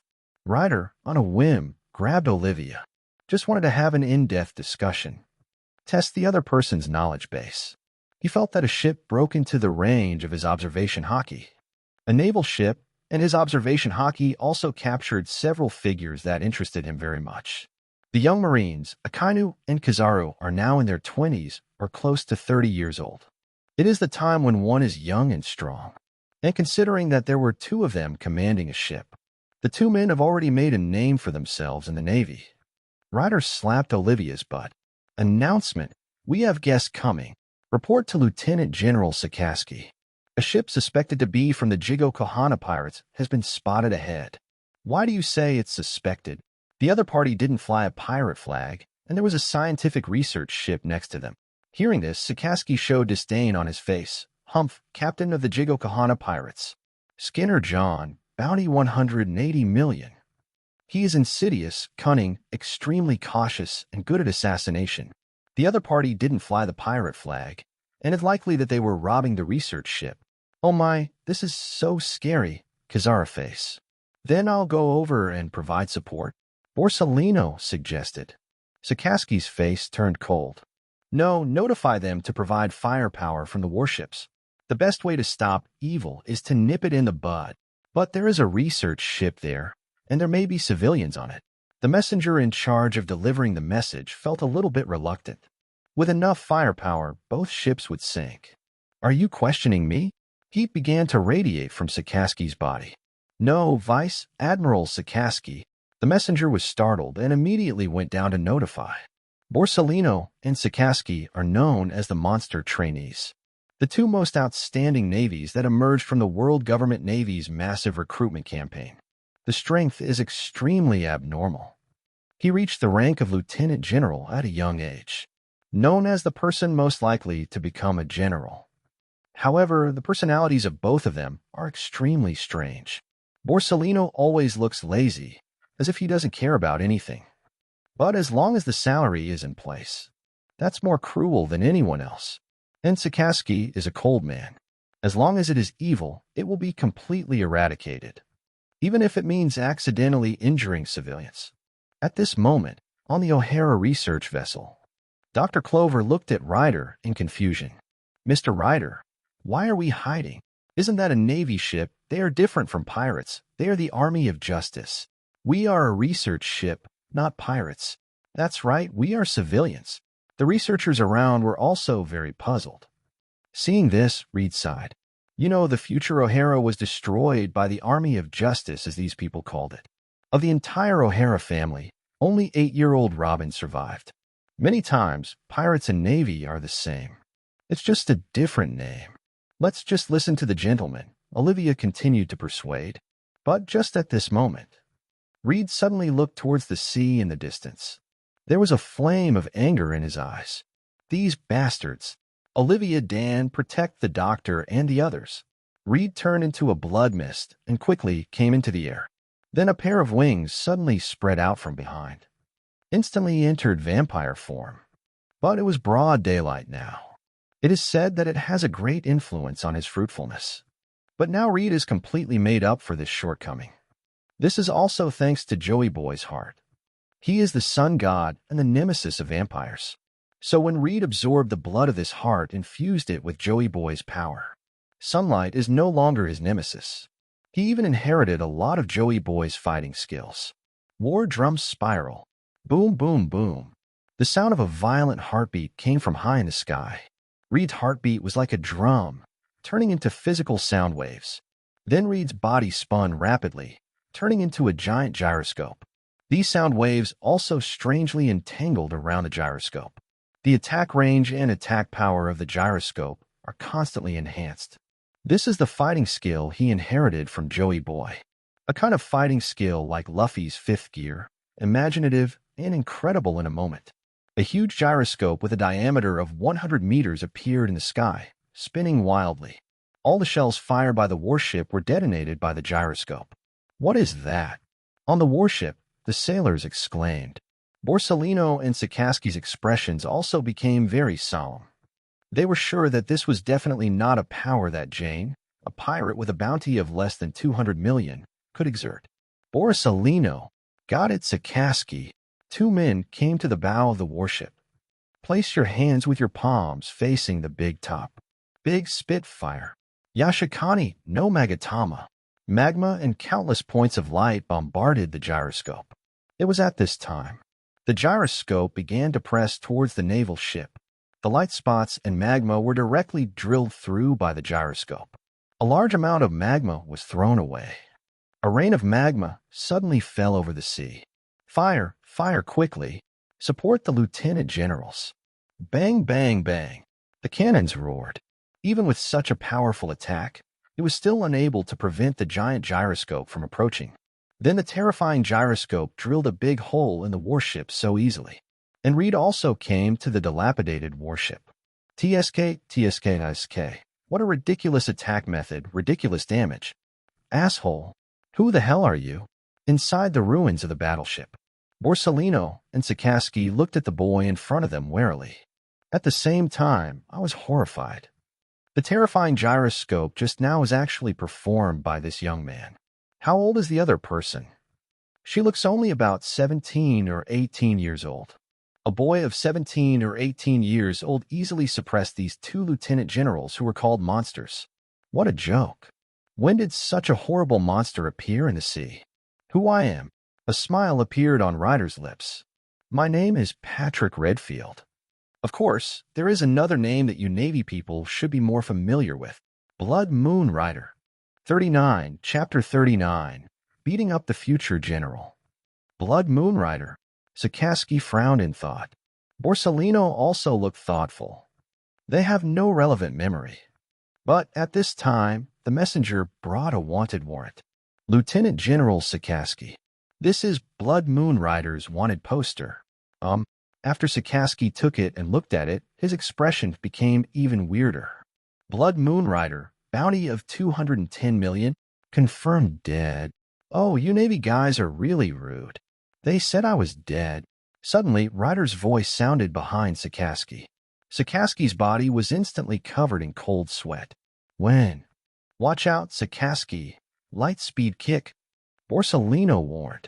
But his foot hadn't kicked out yet. Ryder reached him faster than he did. To be honest, among the three of us, you are the one I dislike the most.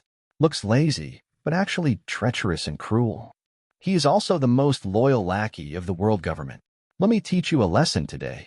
Blood demon art, blood fist. Blood spurted out of Reed's arm, and then black lightning condensed on it. Finally, he punched Borsellino hard in the stomach. Borsellino's eyes suddenly widened. Then his body flew backwards rapidly without control, until the mast of the warship was smashed. He turned into a beam of light and slammed heavily into the cabin. Borsellino!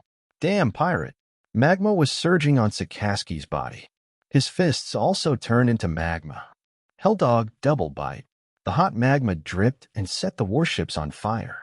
Then a large amount of magma spurted out from Sikorsky's fists. Judging from the situation, they would not hesitate even to burn the warships. The Dark Dog. It's really famous. Then I will respond to you with my signature skill. Blood Demon Art, Blood Demon, killing the sky. An unparalleled blood mist burst out from Reed's body. The blood mist gathered behind it to form a blood-red hellhound. The hellhound opened its mouth and a large amount of black lightning gushed out, then pounced on Sikorsky. It collided heavily with Sikorsky's twin-engined Hades dogs. The powerful skill of smashing half of Whitebeard's head with one punch lasted less than 1 second against Reed's blood demon killer. It was torn to pieces by the hellhound with a lot of domineering aura. Then, boom! The entire warship was blown into pieces by the blood demon Shirtown. This, on the O'Hara research ship in the distance. Dr. Clover and Olivia looked at the slowly sinking warship in shock. That's the Navy headquarters warship. It just sank before them. How strong is Reed? It wasn't obvious when we were fighting against the Flayer, John, because the gap in strength is too big. Now it is clear to them. Sink a naval ship in 5 minutes. At this moment above the sea, Borsellino and Sikorsky lay on the wreckage of the warship like dead dogs, and Reed slowly drew out the long knife in his hand. Thanatos. At this moment, he was hesitating whether to kill these two people. Kill him, and there won't be so many things to do later. The loser of the war at the top may not be Whitebeard. Even a series of subsequent events will not happen. However, this may also cause the pirates on the sea to go berserk. It is undeniable that Borsellino and Sikorsky, the two people, made outstanding contributions to the fight against pirates. Originally, this is the world of the 3 legendary pirates. The sea is already chaotic enough, and then the Pirate King Roger will appear in the future. At the same time, the Great Pirate Era began. Nowadays, there are many outstanding young pirates represented by Barrett. In comparison, if he killed the 2 future generals in front of him, then the Navy will definitely face a period of transition. But Reed hesitated for a moment, and he still planned to kill the 2 men. What does it have to do with him what the ocean will look like in the future? He just wants to make himself feel good. Having made up his mind, Reed's eyes flashed with murderous intent. Borsellino and Sikorsky seemed to have foreseen what was about to happen to them. But at this moment, Reed suddenly put away the long knife in his hand. Then he turned his head and looked into the distance. Just above the sea, a figure stepped on a cannonball and flew quickly towards Reed. When the figure came above Reed's head, his hands were wrapped in ink-black domineering aura. Then he punched Reed. Crushing blow. With one punch, the air is compressed.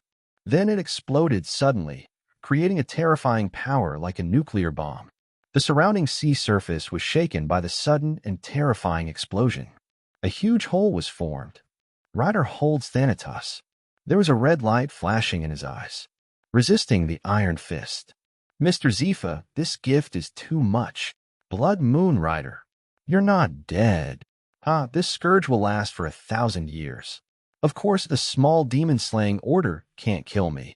Block Zephyr's punch. The two did not continue the attack. Then they stood on the wreckage of the warship. Zephyr first looked Reed up and down and said, "You haven't changed, not even your age. You've gotten a lot older. I remember you didn't have so much white hair back then." When facing Zephyr, Reed's tone became much more respectful. Just like an elegant gentleman, this shocked Sakaski and Borsellino beyond words. Is this still the same demon who beat and kicked them? This is too much discrimination. Don't try to get close to me. We are not familiar with each other. Now it is, and before it was too. I don't care what your situation is, that as a pirate, you should be prepared to be caught. Zephyr double fists wrapped in black lightning. He looked like he was about to take action. Reed's response was direct. The long knife in his hand was pressed directly against Borsellino's neck. "Hey, bro, why don't you point at Sakaski?" Sakaski. Of course, the other party was more stubborn. I was so scared that I just handed him the knife and he ran into me. And it's much better for you to be a hostage. After all, there is ambiguous justice. Best for being a fence-sitter. Borsellino. How come he doesn't know that his justice is ambiguous justice? He hasn't figured this out yet. But it's ambiguous. It's surprisingly good. Ryder. Zephyr clenched his fist. "General Zephyr, you don't want your students to be injured or killed, do you?" Zephyr. Ryder, what do you want to do? It's simple. We haven't seen each other for a while. I want to invite you to the boat for a chat. As he spoke, Reed pointed to the O'Hara research ship behind him. Ryder, I'm a Marine and you're a pirate. There's nothing good to talk about between us. Don't be so quick to refuse. Ryder smiled. What if I can let you see your son and wife again? 40. Chapter 40. Saving Private Zephyr. Hey, you must be kidding. Is that the Admiral of the Navy? Zephyr, who does not kill generals, is a strong man from the same period as Marshal Sengoku. Why would such a strong man come to our ship? Why can a pirate like Ryder coexist peacefully with the Admiral? At this moment on the O'Hara research ship, all the scholars looked at Zephyr in silence. What on earth are you going to do, kid? Hit this research ship and use it as a shield? Mr. Zephyr, you can't spit blood at me. I'm just a passenger on this ship. Just take a boat and provide them with safety. It's you, the Navy, indiscriminately attacking a research vessel. This is worse than a pirate like me. Zephyr was silent for a moment. I admit that Sakaski is a bit impulsive. Impulsive? I think it's overbearing. Just because there is an unknown pirate ship around us, in order to launch an artillery attack on an innocent scientific research ship. Mr. Zephyr, is this what you think the Navy is? Ryder's tone was aggressive. Even when facing a strong man like Zephyr, he is not afraid at all. This is all because of those damn pirates. Zephyr's fists were clenched so hard that they made a creaking sound. The roar in my heart burned fiercely. Reed naturally knew why Zephyr hated pirates so much. After all, it was 5 years ago. Zephyr's wife and children were killed by pirates. He also hated pirates because of this. But Reed always felt that something was fishy. After all, Zephyr is an admiral of the Navy. It is impossible for the Navy not to send people to protect the admiral's family. This is just like when General Longwa's family was killed by a gangster. It doesn't make sense no matter how you look at it. And Zephyr still didn't kill the general. He only captures, not kills pirates. It is unlikely that Zephyr would kill his family to vent his anger. Don't say anything that doesn't make sense. Let's get down to business. You say. Speaking of this, Zephyr, who possesses the world's top combat power, actually showed a hint of hesitation in his tone. Reed even saw that the iron fist that made the enemy tremble slightly. You can let me see. My wife and children. Ryder shook his head. The next moment a black shadow flashed by. Reed held Thanatos and barely blocked Zephyr's angry iron fist. At the same time, I was horrified. As expected, he is Zephyr, the Admiral of the Navy. Even he could barely catch a trace of this punch. Pirates, you think it's funny to make fun of my wife and kids? At this moment, Zifa's anger was continuing to soar. Reed also felt the force coming from the sword getting stronger and stronger. I mean, I can't let you see your wife and children for the time being. But as long as I meet my partner, I can let you see it. The force in Zifa's fist began to weaken. Reed, don't lie to me. I know the dead can't be resurrected. That's right. But as long as you still have your wife and children in your memory, then they are still alive. Death begins with forgetfulness. Zifa retracted his fist completely. I hope you won't lie to me again. If you lie to me, I will let you know how terrible my anger is. Hear Zifa's threat. Reed immediately broke out in a cold sweat. How terrible is Zifa's anger? Reed, who knows the future plot, knows it very clearly. Zifa's anger is enough to drag the world to destruction, even if it wasn't for the plot killing in the end. Zifa really dragged the world into the fun. See Zifa's anger disappear. Reed then approached Zifa like a little fanboy. Mr. Zifa, I know it's very strange to see your deceased relatives, but the power of the devil fruit is magical. If you are worried, just stay with me. When I finish the next battle, I will take you to find my partner. By the way, his name is Pat.D. Oh, you have any impression of him? No, that's weird. By the way, Mr. Zifa, can you teach me how to fight when you have time? I have admired you for a long time.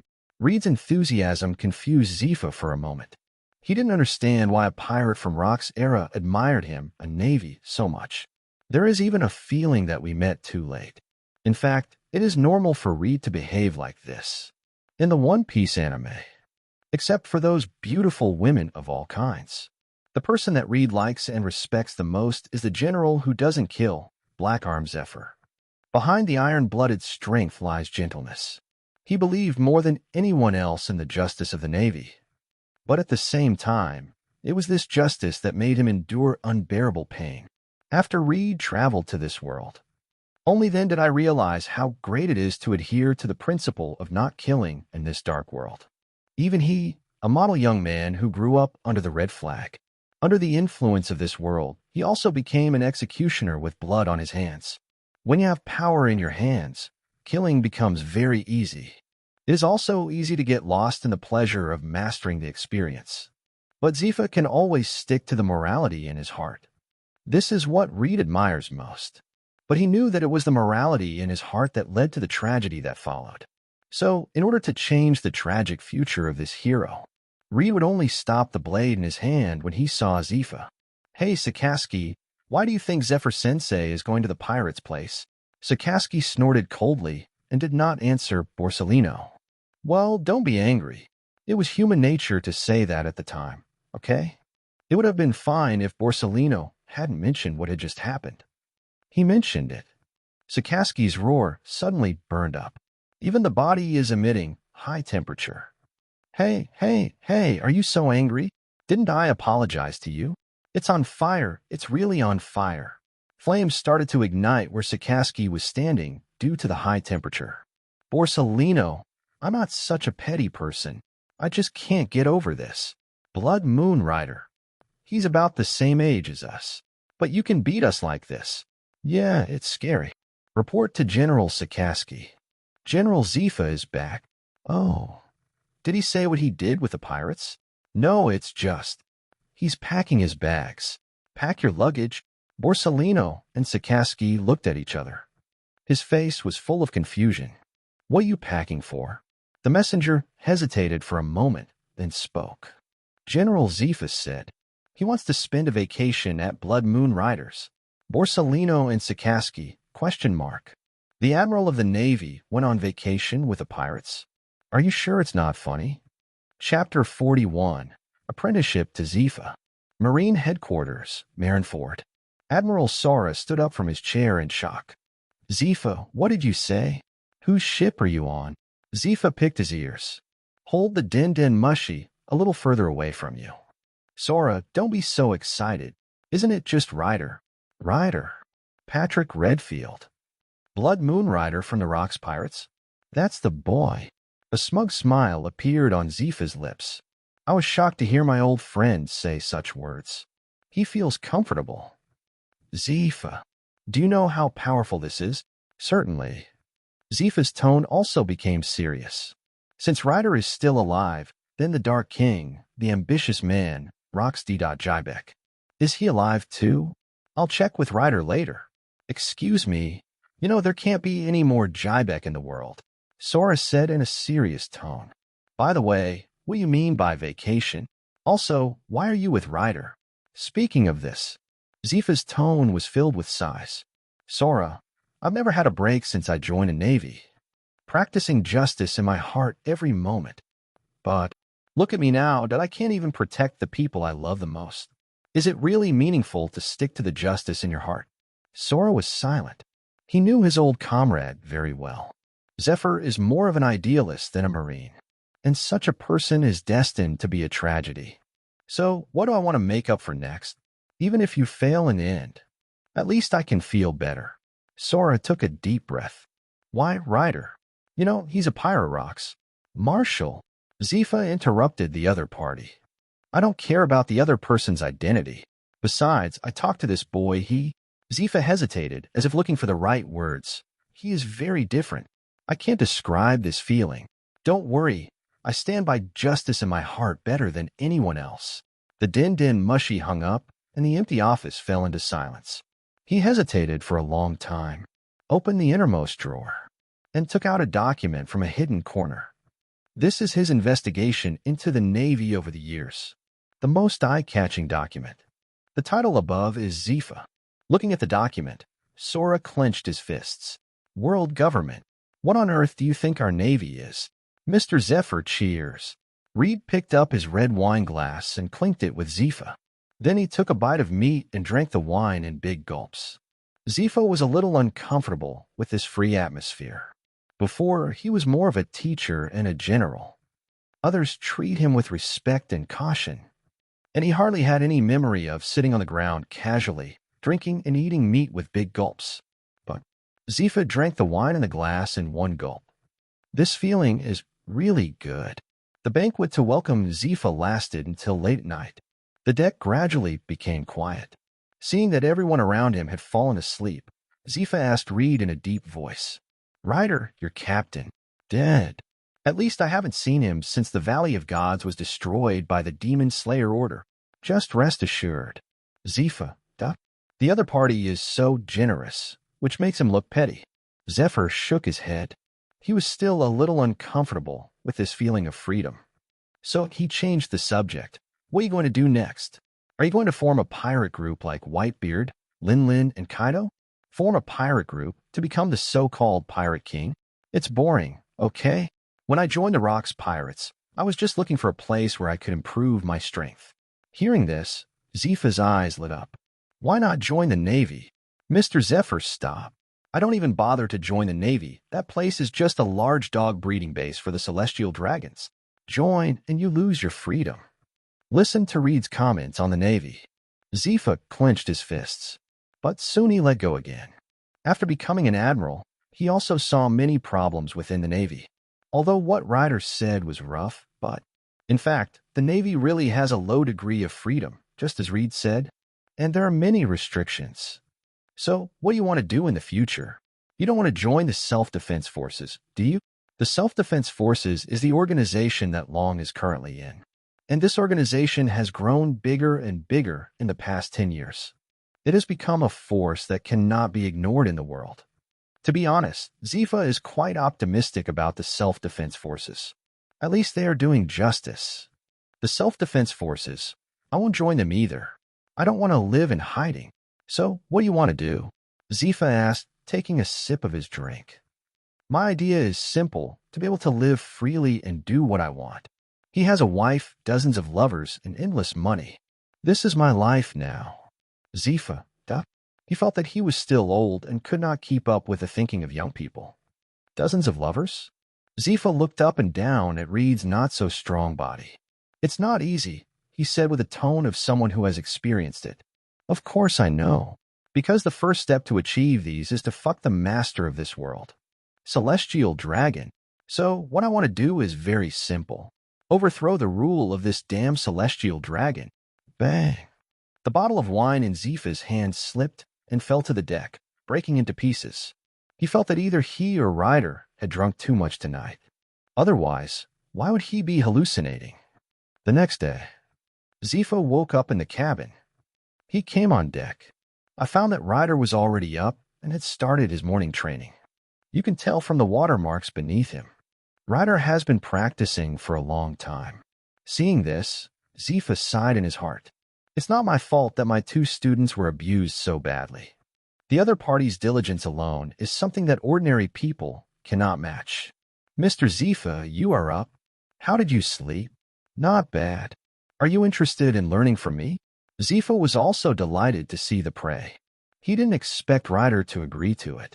After all, he is a Marine and Ryder is a pirate. But the result. Reed slid down and knelt in front of Zepho. Teacher, your disciple Reed, bow to you. That look of being done in one go. It gave Zepho an illusion. That means the kid has been waiting for him to say this. Joke. Instead of being in bed with Olivia early in the morning, he got up so hard to train. Isn't it just to let Zepho see it so he can teach him a few tricks? Zepho is the teacher of many Navy officers. His teaching level is probably ranked second in the entire One Piece. The first is always Mr. Guy. Just teach him a few tricks, and it will be enough for him to benefit. 42, Chapter 42, Battle of Edvard. Bang! Reed was knocked away by Zepho's punch. Ryder, you rely too much on your fruit ability. Although your swordsmanship is pretty good, your fists, kicks, and body training are still too lax. You have to step up. Zephyr's voice was stern. Reed lay on the ground gasping for breath like a defeated dog pulled out of the water. Zepho is worthy of being the teacher of many Navy officers. After just a brief fight with Reed, I completely understood Reed's weaknesses. The vampire fruit gave Ryder unparalleled power. Combined with his abnormally powerful observation haki, he could be like a natural-type devil fruit user. Transform into blood mist to avoid enemy attacks. In addition, the existence of the blood pool made him not afraid of getting hurt. This also made him neglect physical exercise. Compared to his swordsmanship and fruit development, his strength is really too weak. Don't worry, Mr. Zepho, I will work hard. Humph, I won't acknowledge you as a pirate apprentice, Zepho said in a cold tone. Ryder didn't care. Just an awkward and arrogant old man. Ryder, we've arrived at Edwa. Olivia said, Okay, we'll wait here, it won't be long. Ryder looked at the seagulls flying in the sky, feeling the other person's panic. A storm is brewing. Ryder, what are you waiting for in the Edwa Sea? Zepho asked. He never understood why Reed had to come to this sea area. Witness the clash of two legendary pirates. Two legendary pirates. Zepho was shocked. Now there are only three who can be called legendary pirates on the sea. Golden Lion, Roger, Whitebeard. Each of them is more terrifying than the four emperors in the future. Any legendary pirate can cause the world to shake. And such powerful legendary pirates are actually going to collide here? How come he doesn't know? This is an earth-shattering event. Are you sure, Ryder? Zepho looked at the other person seriously. Of course, Mr. Zepho, look, one of the protagonists has appeared here too. Reed pointed into the distance, and Zepho looked over, but didn't see anything. Until Olivia handed over the binoculars. Only then did Zepho discover that in the sea far away, a large ship with red sails was breaking through the waves. Zepho is very familiar with this ship. This is the flagship of the Roger pirates, the Golden Jackson. Roger. Zepho's tone was full of shock. He was shocked at what was about to happen here. Another thing was that he was shocked by Reed's powerful observation haki. The range of this observation haki is so great that even a former Navy admiral like him feels ashamed. This is such a serious matter. I must notify the Navy. At this moment, at the Navy headquarters, Sora is communicating with Garp about his promotion to admiral. Garp, both your reputation and your achievements are enough to be promoted to admiral of the Navy. Hearing this, Garp scratched his nose nonchalantly and said, Kong, you know me well. Once you become an admiral, you will be under the jurisdiction of that bunch of rubbish. I won't do it. Whoever wants to do it can do it. Garp's nonchalant attitude immediately made Kong furious. You know the current situation in the world. Powerful pirates emerge endlessly. 3 legendary pirates, Roger, Golden Lion, and Whitebeard, dominate the sea. Charlotte Lin Lin, Kaido the Beast is also developing rapidly, and new pirates like Barrett are emerging one after another. Even the monster that disappeared 10 years ago, Patrick Redfield, has woken up. On the other hand, our Navy. There is only one Sengoku for the Admiral of the Navy, and the new forces of the Navy are still growing. Sakazuki, Borsalino, and Kuzan still need time to accumulate experience. Zephyr still. At this point, Sora's face turned gloomy, and Garp slapped the table. Marshal Kong, you know very well why Zephyr became like this. Also, didn't Blood Moon Rider confirm that Jybek is not still alive like him? And the three newcomers are also very good in my opinion. It will definitely become the backbone of the Navy in the future. As for the three great pirates, leave Roger to me, but I can't be a general. I don't want to serve those bastards. After saying that, Carp put his feet on the desk like an old man, looking like a dead pig that is not afraid of boiling water. Kong was immediately furious. I want to say a few more words. Just then his din-din mushy rang. Pulpul pulpul. Hello, I'm Sora. Sora, did you know that the Roger Pirates and Hiku Pirates are going to go to war? Marshal Kong picked up the phone. I just heard such great news. He didn't react for a moment. This is equivalent to China and the United States going to war in the Pacific. Even the warships seemed to be in fighting stance. But when he understood who was speaking, his face turned ugly in an instant. Zifa, are you sure? Who told you the news? It's Ryder. That pirate Ryder. I heard that it was the information the pirate told Zifa. Sora's mind was suddenly filled with doubt. I know you don't believe it either. I was like you then, but now. The Roger Pirates and Hiku Pirates are about to fight each other. Zephyr looked seriously at the large number of pirate ships that appeared in his field of vision. Now he could see clearly without a telescope. Hearing Zephyr's serious words, Kong no longer hesitated. After asking about the location of the battle, he immediately sounded the emergency assembly order. Cap, where are you going? Marshal Kong, this is a good opportunity to arrest Roger. Garp, you are not allowed to go unless you agree to become an admiral. I will not give you a warship. It doesn't matter, that as long as I can catch Roger, I will swim over even if I have to.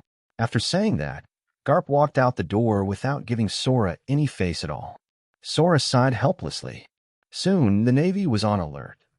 This is a clash between two legendary pirates. After the collision, there will definitely be huge waves on the sea. Please give me a ride on the boat. Carp licked his old face and said. He refused without a second thought. If you get on board, the boat will soon be sunk by you. By the way, you refuse to become a general again. Really, Vice Admiral Garp, you refuse to become an admiral again? This is really cool. Kuzan said admiringly. Kazan, I don't need a high position, just one that is convenient for action. Soon, they arrived at the naval dock. On a warship, Sengoku spoke loudly to Garp. Garp, I have accepted this incident, so you don't have to go. Zhonghua, you old man, don't worry about me stealing your credit. Don't worry, it's all yours. Garp, you bastard. But he also knew that Garp and Roger were like hunter and prey. No hunter is willing to give up his prey. Borsalino, inform everyone that we are setting sail. Target, Ed was C. Yes. Borsalino had a lazy, clock-in look on his face. Ever since he heard the words about ambiguous justice from Ryder, he increasingly found that this was in perfect harmony with his justice. It feels so great to go to work on time, slack off during work, and leave work as soon as possible. 43. Chapter 43, The Battle Begins. Dozens of warships brave the wind and waves. Urgently head to the Edwa Sea. The scale of this time is quite large. This is the first time since the Battle of God Valley that the entire Navy has taken such a large-scale action. From this, we can see how huge the impact of Roger's battle with the Golden Lion was. At this moment, on the warship led by he. In the end, Carp relied on his thick skin and shamelessness, successfully boarded Crane's warship. However, he also promised a lot for this, including but not limited to no fighting on warships. When fighting, the warship must be protected first. If anyone dares to damage the warship, the repair cost will be deducted from his salary. Crane also threatened Garp that he would be hung on the railing if he dared to damage the warship. Of course, Kazan, who was following behind Garp, also followed. Currently, the three strongest monsters in the Navy. Borsalino worked under Sengoku Kuzan, followed Garp, while Sakaski followed Crane. So, Kuzan also saw the hooded Sakaski on Crane's ship. Sakaski, why are you here too? Weren't you badly injured? Kuzan, are you laughing at me? Sakaski stared at Kuzan angrily. Kuzan waved his hands to indicate that he did not mean that. I'm just curious. Who beat you up like this? In this sea, unless those old monsters take action, no one should be your opponent. Sakaski was silent for a moment. Then he said in a deep voice, It's Blood Moon Rider. Oh, Blood Moon Rider, who is this? I've never heard of him. Blood Moon Rider, real name Patrick Redfield. Vice Admiral Tsuru spoke up. I used to be a trainee in the Rocks Pirates. His strength is very strong. Blood Moon was the name he earned at that time. At that time, he and Kaido were called the Rocks Twin Stars. After hearing this, Kuzan had a general impression of Reed. After all, Reed had met and dealt with Kaido, the King of Beasts. He is a fighting madman, incredibly powerful. As he is as famous as the other party, Reed's strength must be not weak. However, for such a powerful person, why have I never heard of any information about him in all these years? Because there are rumors that he died in the Valley of Gods. I just didn't expect that he didn't die after 10 years. Bang! Sakaski's scorching magma fist smashed hard into the warship, directly burning a big hole in the deck. I will definitely catch Ryder. Seeing this, Garp immediately came to Vice Admiral Tsuru's side. Ouch! Someone is destroying the warship. This is not my fault. You can't say one thing in public and another in private. You have to treat everyone equally. Crane, how did I make such a friend? However, in order to prevent Garp from continuing to be proud, he still reached out his hand amid Sakaski's horrified eyes, grabbed the other person's collar, and then threw him away. Suddenly, Sakaski brand clothes appeared. Then it was hung on the railing by the cranes to dry in the sun. Sakaski. This account must also be attributed to Reed. At this moment, in the sea area of Edwa, Reed couldn't help but sneeze. Damn, the weather is going to change soon. I need to put on more clothes. Zephyr glanced at him.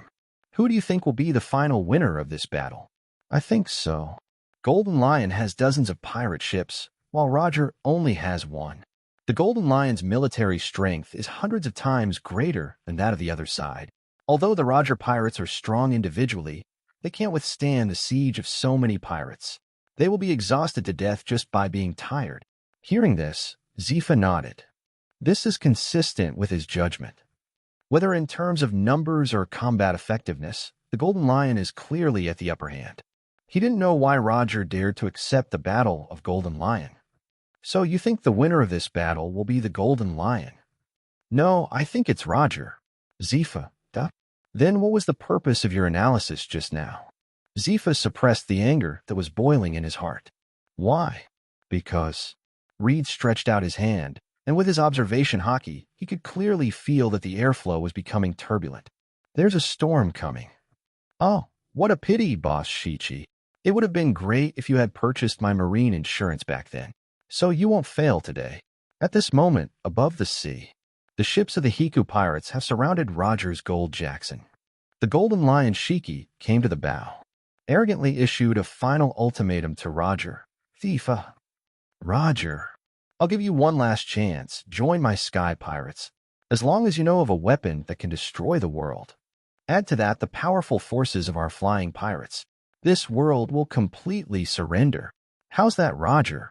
Be my right arm. The Golden Lion's arrogant words echoed over the sea. That domineering expression vaguely resembles the image of the former captain of the Rocks Pirates, Jybek. Zifa, who was on the sea in the distance, clenched his fists when he heard this. If Roger really agreed to the Golden Lion, then a second Jybek will rise on the sea. The world will also fall into complete chaos.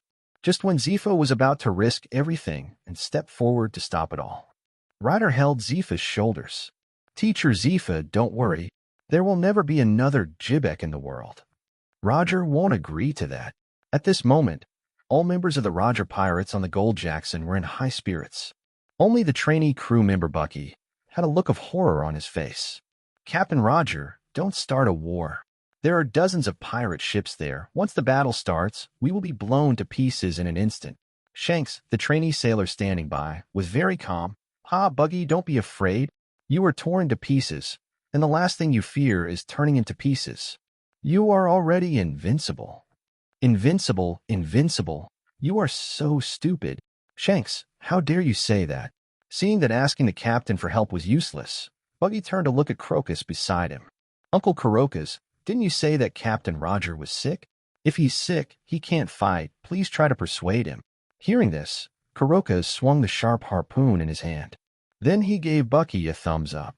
"Bucky, don't worry, Captain. I have superb medical skills. I'm in great shape right now." "Is this the point?" "The point is fighting." Buggy saw that Crocus was unable to speak. He decided to look for the second in command of Roger's pirate group, Pluto Rayleigh, but in the end he was grabbed by Jabara. "Bucky, stop wasting your energy. It's better to save your energy to fight the enemy later." "Buggy, Ha, Bucky, don't be afraid. I believe that this Golden Jackson built by Mr. Tom is a real ship. I will definitely lead us through desperate situations again. And our captain is a man who will never yield to anyone else," Rayleigh said confidently. Sure enough, he had just finished saying this. Roger came to the bow of the Jackson. "Pull out, Ace," pointing to the golden lion in the distance. "Shiki, I have no interest in ruling. What I yearn for is true freedom." As soon as he finished speaking, the main gun on the bow of the Golden Jackson roared. "Roger, is that your answer?" "So, all the flying pirates are dispatched. Bury Roger and the others." 44. Chapter 44, Baki. Baki. The Battle of Edwa. It started with such a bang. At this moment, the wind was howling violently over the sea. The gloomy weather was accompanied by the constant roar of cannons. It gives people a shocking feeling like heavenly soldiers beating drums. Finally, the lightning that had been brewing for a long time broke through the blockade of the clouds. Like an audience, cheering and applauding for this epic battle. At this moment, O'Hara scholars were watching the battle from a distance. He was hiding in the cabin and shivering. Dr. Clover and Olivia were braving the strong wind. It was difficult to get to the deck. "Doctor, the waves here are too strong. Let me do it." "No, this is a war that will go down in history. We are archaeologists. We should not only explore history, but also bear witness to it." Dr. Clover's eyes were full of fanaticism. As a scholar, he is very qualified. But as a navigator, he is very unqualified. Strong winds whipped up the waves. This gave O'Hara's ship a violent jolt. Dr. Clover and Olivia slipped. He was thrown away by the boat and was about to fall into the sea. At this time, Olivia was suddenly grabbed by someone and then suddenly pulled into his arms. "Mr. Ryder," Olivia said in surprise, and Ryder smiled. "Don't be so stubborn, Olivia." Reed's words are full of charm, especially when paired with his rain-soaked clothes. This makes his chest muscles and abdominal muscles vaguely visible. Olivia's face turned red instantly, but then she reacted. Ryder held her back, but Dr. Clover. She turned back quickly. I found that Dr. Clover was being carried by Zephyr. Only then did she breathe a sigh of relief. But soon a sense of pride appeared in my heart. Look at this treatment. She has a solid and reliable chest to lean on, and the doctor can only be treated like a little chicken. "Teacher Zifa, I plan to meet an old friend. I'll leave this place to you. Are you going to take sides, Ryder?" Zephyr frowned. "Stand in line." "Of course not. No force is worthy of my support yet. I just feel that it would be a bit of a shame not to participate in such an epic battle. When you get older, you have less bragging rights." "Bragging capital." Zephyr raised an eyebrow. He found that he could no longer understand today's young people. Ryder sent Olivia to Zephyr. Then he stomped his feet on the deck. The body instantly rushed high into the sky, then spread its bat wings and rushed towards the battle in the distance. At this moment, on the Golden Jackson, the crew is trying their best to resist the attacks from all sides. Jabba and Rayleigh, they were on either side of the Jackson, brandishing weapons. It not only blocks a large number of artillery attacks, but also blocks enemies coming from the sides. "Rayleigh, this won't work. It's too passive," Jabba said.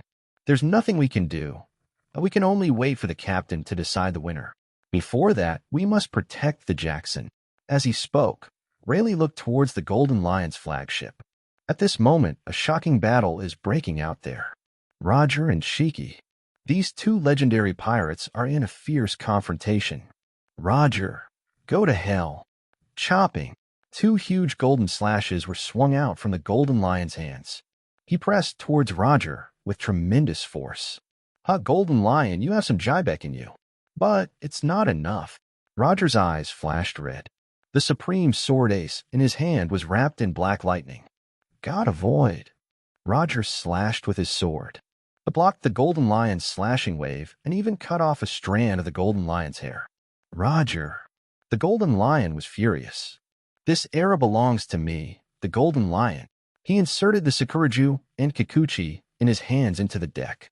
Then he suddenly put his hands together from both sides of his body towards the center. Lion's Might Land March. Suddenly, the dozen or so huge pirate ships of the Hiku pirates seemed to violate the laws of physics, moving in a weird way, quickly approaching the Golden Jackson. Afterwards, they surrounded the Jackson layer by layer, forming a tight battlefield with ships connected to each other. And in the center of the battlefield is the Golden Jackson. All around were the flying pirates of Golden Lion. Young ones, go ahead and crush them. Now the bombardment turned into hand-to-hand combat. The pirates of the flying pirates rushed towards the center from all directions. The pressure on Roger's pirate group increased sharply. The pirates of the flying sky pirates are not just any ordinary people on the sea. There are also many great pirates who dominate the sea. Ski. Roger gritted his teeth upon seeing this. Roger, on the sea, the winner is the king. And I, Shiki, will be the only king. After saying that, the two men started fighting again. But now the Golden Lion is in its peak condition, with no rudder inserted in its head and both its legs are intact. His strength is definitely not at the level where he was defeated by Luffy more than 20 years later. It would take some time for his fight with Roger to be decided. And he didn't need to defeat Roger completely, he just needed to buy time. Just wait for the pirates from his flying pirates group to slowly devour the other crew members of Roger's pirates group. At this moment, everyone on the Golden Jackson was in combat mode. Everywhere they looked, they saw enemies. Shanks, we're screwed. There are enemies everywhere. Buggy followed Shanks with a look of fear on his face. Shanks tried his best to resist the pirates. But at this time, a pirate sneaked up on them from behind. I met two weaklings. Go to hell. The pirate chopped down with his long sword. It instantly split Bucky in two. Bucky. Shanksy looked back in panic. The pirate who was fighting him took the opportunity to kick Shanks down. Red-haired kid, don't worry. I'll send you to see your buddy right away. Buddy? Ghost. The pirate who was fighting the red-haired guy suddenly screamed. I saw that the red-nosed little devil who was originally split into two was not dead. The body just stood there split in two and kept saying horrible words like, how scary, I'm dead, unsportsmanlike, sneak attack, and so on. This strange scene gave the pirate who launched the sneak attack a chill in his heart. Damn it, no matter who you are, die. Special skill, / Two more cuts. Now Buggy really turned into Baki, but this still did not affect Buggy's muttering. Now the two pirates couldn't hold it anymore. They had never seen such a strange scene before, so they threw away the long swords in their hands and turned to run. Bucky, you're awesome. It was so easy to defeat these two pirates. Shanks looked at his friend with a beaming face. Powerful, powerful. Of course, I'm the great god Buggy. No matter how many pirates there are, I can handle them. After being stepped on, Bucky was so proud that he almost flew into the sky. But at this time, a voice came, Brothers, it's this kid. He was stabbed several times, but he didn't die. Buggy looked in the direction of the sound and saw that the two pirates who had just escaped had returned. At the same time, they are followed by a large number of vicious pirates. Humph, you weird little devil, I don't believe that with so many knives, I can't chop you into pieces. Buggy, W. Help. Swish, swish, swish. Just when the pirates were about to cut Buggy into pieces, there was the sound of a blade cutting through flesh. Bucky looked up. I found a white-haired boy standing there with a long knife in his hand and a smile on his face. All the pirates around were beheaded with one sword. If I'm not mistaken, you should be Buggy and Shanks. Who are you? You are the sworn brother of Mr. Jabba, the third commander. Ryder. 45, Chapter 45, $8 billion order. A good brother to Jabba? Ryder. Why haven't I heard of it? Shanks looked confused. But Bucky on the side seemed to suddenly remember something. Ryder, Blood Moon Ryder. I remember you. You're also in my collection of wanted pirate handbooks. Oh. Ryder became interested. Hey, Bucky, what's Blood Moon Ryder? I've never heard of it. Shanks asked in confusion. The twin stars of the Rocks pirates, Blood Moon and Ryder? Bounty of 210 million. Because its battles are always accompanied by blood mist and always take place in a dark environment, it is called the Blood Moon. I have been recognized by many powerful pirates such as Golden Lion, Whitebeard, and Charlotte Linlin, just followed by Rox D. Jybeck in the end. Buried together in the Valley of God, Bucky trailed off. The expression on his face changed from pride to solemnity and finally to horror. How amazing, you have been recognized by so many great pirates. Suddenly, Shanks also reacted. Bucky, you mean Ryder is Rock's man, doesn't that mean? Yes. The Golden Lion was once on the same ship with him. Bucky and Shanks looked at each other and said in unison, "Run." As a result, they just took one step out. Reed kicked each of them. Why are you running? Am I that scary? Asshole, you can't run away. Fight him. Shanks stood up and rushed towards Ryder. But Bucky turned and ran. But the next moment, Shanks flew backwards. Bucky was knocked to the ground. Hey, I'm not your enemy. Didn't I tell you? I'm Jabba's brother. Asshole, don't try to get close to Uncle Jabba. Don't think I don't have a way to deal with you. Jabba stood up and said righteously. This shocked Shanks, who was standing by. Bucky, have you secretly learned some secret skills from me? Of course, look at my secret skills. Bucky puffed his lips and took a deep breath. Help. The members of Roger's pirate group who were fighting in the distance heard Buggy's cry for help. Spencer. I can't spare the time. Please go and take a look. Jabba said. Spencer nodded. He fired a few bullets and killed the person who wanted to attack him. Then tapped the ground with your toes. Quickly came in front of Buggy and Shanks. But when he saw the enemy clearly, I feel terrible. Ryder. Hey, sassy, don't care where you're at, Spencer. I haven't seen you for so many years, but you are still so, beautiful. Ryder, why are you here? Didn't you say you were with God's Valley? I didn't die. Spencer looked at Ryder with a nonchalant look, the corner of his eyebrows raised. Didn't die. That is a demon-slaying order that is 50 times more terrifying than an ordinary demon-slaying order. He watched helplessly as the Valley of the Gods was reduced to ruins layer by artillery shells. How could anyone survive in that situation?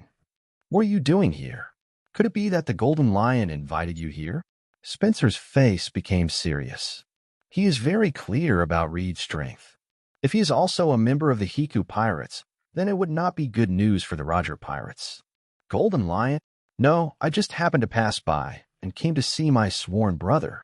Hearing this, Spencer breathed a sigh of relief. As long as you don't come here to help Golden Lion. Do you want to buy an insurance policy from me? I see your situation is quite urgent. I can help you through this difficult time. Spencer, when he was that fool Jabba, he became your sworn brother after just a few words and spent a lot of money to buy a bunch of useless things. But to help through the hard times. Spencer looked at the Roger Pirates who were in a very urgent situation. He gritted his teeth and asked, What insurance? How much? How can I help? Pirate Repel Insurance. Help you defeat the Golden Lion Pirates and save the Roger Pirates. Huichin 1 billion berries. How many? Spencer's tone suddenly became sharp. This scared Buggy and Shanks who were standing by. 1 billion. Why don't you just go and rob it? Dear customer, don't you think the Roger Pirates are worth 1 billion? Reed's light words left Spencer speechless. He gritted his teeth. I need to communicate with the deputy captain. Ryder made a gesture of invitation. Soon Spencer returned. Our vice captain said that we can buy your so-called pirate-repelling insurance. But as you can see, we are fighting right now and don't have time to get the money from you. So you have to wait until Roger's pirates are safe. Of course, no problem. Thank you for your business. Normally, insurance requires payment first and then coverage. However, given their own strength and the reputation of the Roger Pirates. Therefore, Reed made an exception and fulfilled his responsibilities first and then collected the money. Okay, we agreed. How are you going to defeat the flying pirates? Please wait. Reed licked his fingers and then stretched them out to feel them. Then reach out and rub it. Rub out a blood incense stick. When this incense burns out, then divine punishment will fall from the sky. The wind carrying the thunder will crush the lion. Gold, silver, and bronze join hands to open a new glorious chapter. Spencer, what are you talking about? Can't you see that you are still a charlatan? It doesn't matter, as long as you just don't go against our Roger Pirates. After saying that, Spencer hurried to the front line, and Ryder shrugged and stuffed the blood incense into Bucky's hands. Bucky, you must protect this incense well. It would be troublesome if it went out. After saying that, Reed's figure flashed, and he ran to the deck to watch Roger fight with the Golden Lion. This is the most advanced battle in the world right now. It would be a pity if you missed it. On the other side, Bucky was holding the blood fragrance with confused look on his face. Who is he? Where is he going? What is in his hand? This thing is worth 1 billion berries, and it was stuffed into his hands like that. He is just an ordinary trainee crew member. Shanks, take this. Buggy thrust the incense into Shanks' hands. TSK, what a lie. But Shanks threw it away, casually. Bucky, let's go help Uncle Rayleigh and the others. Bucky nodded subconsciously, but soon he looked at the blood fragrance that was thrown aside for some unknown reason. He gritted his teeth and picked it up again. This is something worth 1 billion berries. It's proof. He has an obligation to protect this. What if something happened to their Roger Pirates in the end? Then he will use this to fight Reed. 46. Chapter 46. Master Buggy Awesome. Above the sea, dozens of warships are about to arrive in the waters of Edwa. Sengoku is holding a din-din mushi and planning a battle.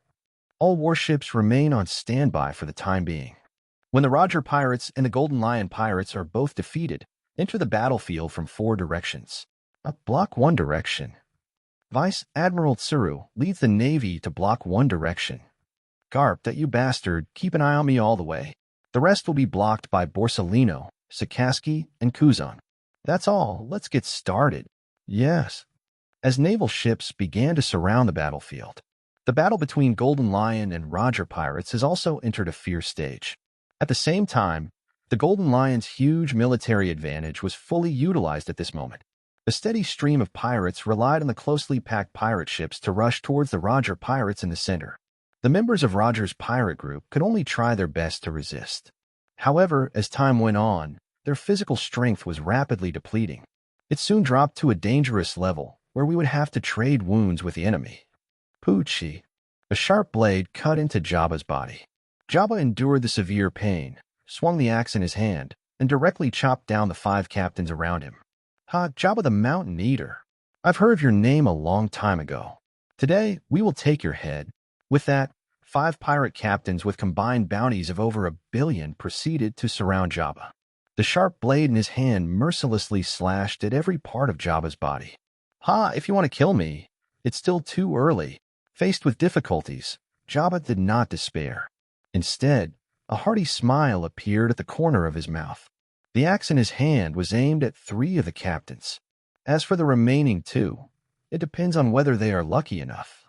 In the past, it wouldn't take much time to deal with these pirates whose bounties were over 100 million, not to mention killing them one by one with an axe.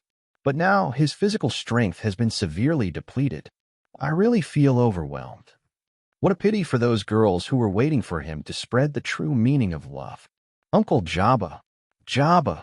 The other members of Roger's pirate group all looked at Jabba in despair. They want to rescue them, but the pirates around them won't give them the chance. They were not much better off than Jabba. Jabba wields both axes, killed 3 pirate captains.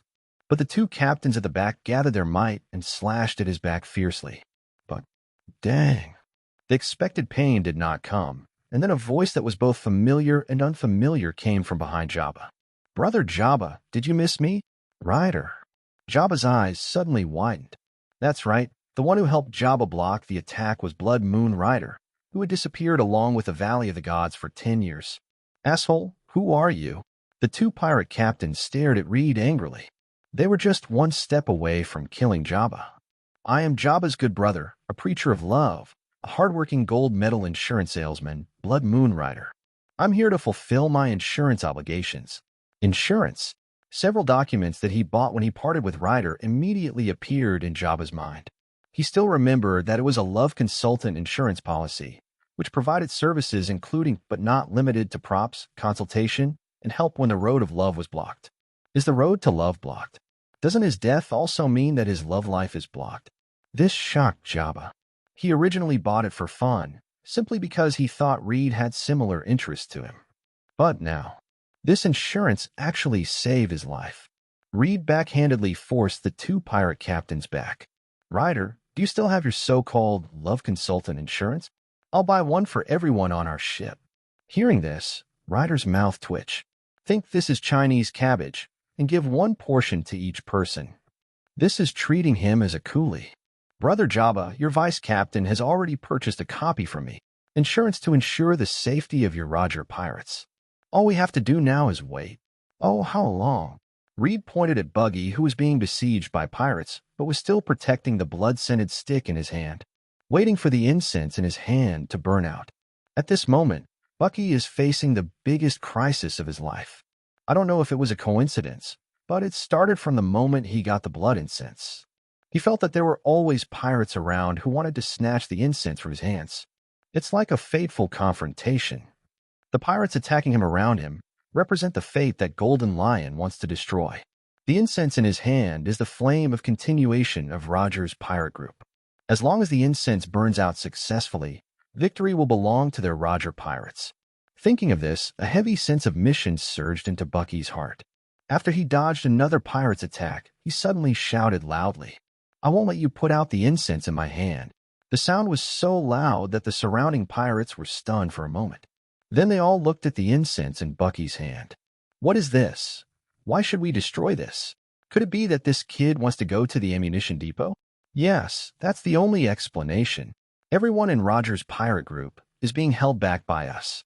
Only this trainee crew member could possibly have penetrated the ammunition depot right under our noses. As long as he succeeds in igniting the ammunition depot, then our group of pirates will not be able to escape. Then the fire will use the wind to quickly engulf our flying pirates. What a terrible plan. What a vicious Roger pirates. We have to stop that guy. The incense in his hand must be extinguished. Go. The pirates suddenly rioted and all rushed towards Buggy. The other pirates around were confused.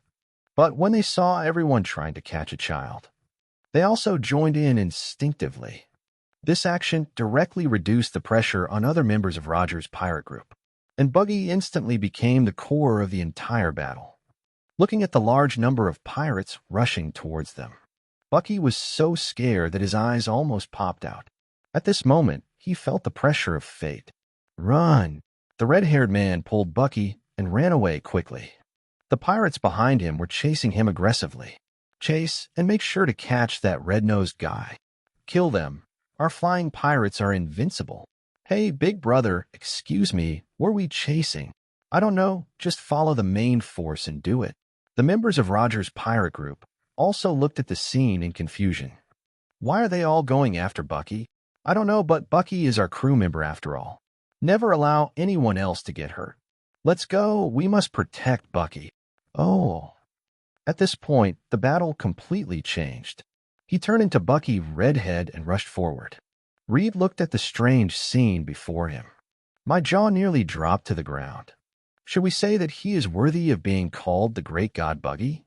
A piece of incense he picked up casually turned out to be the key to changing the entire battle in his hands.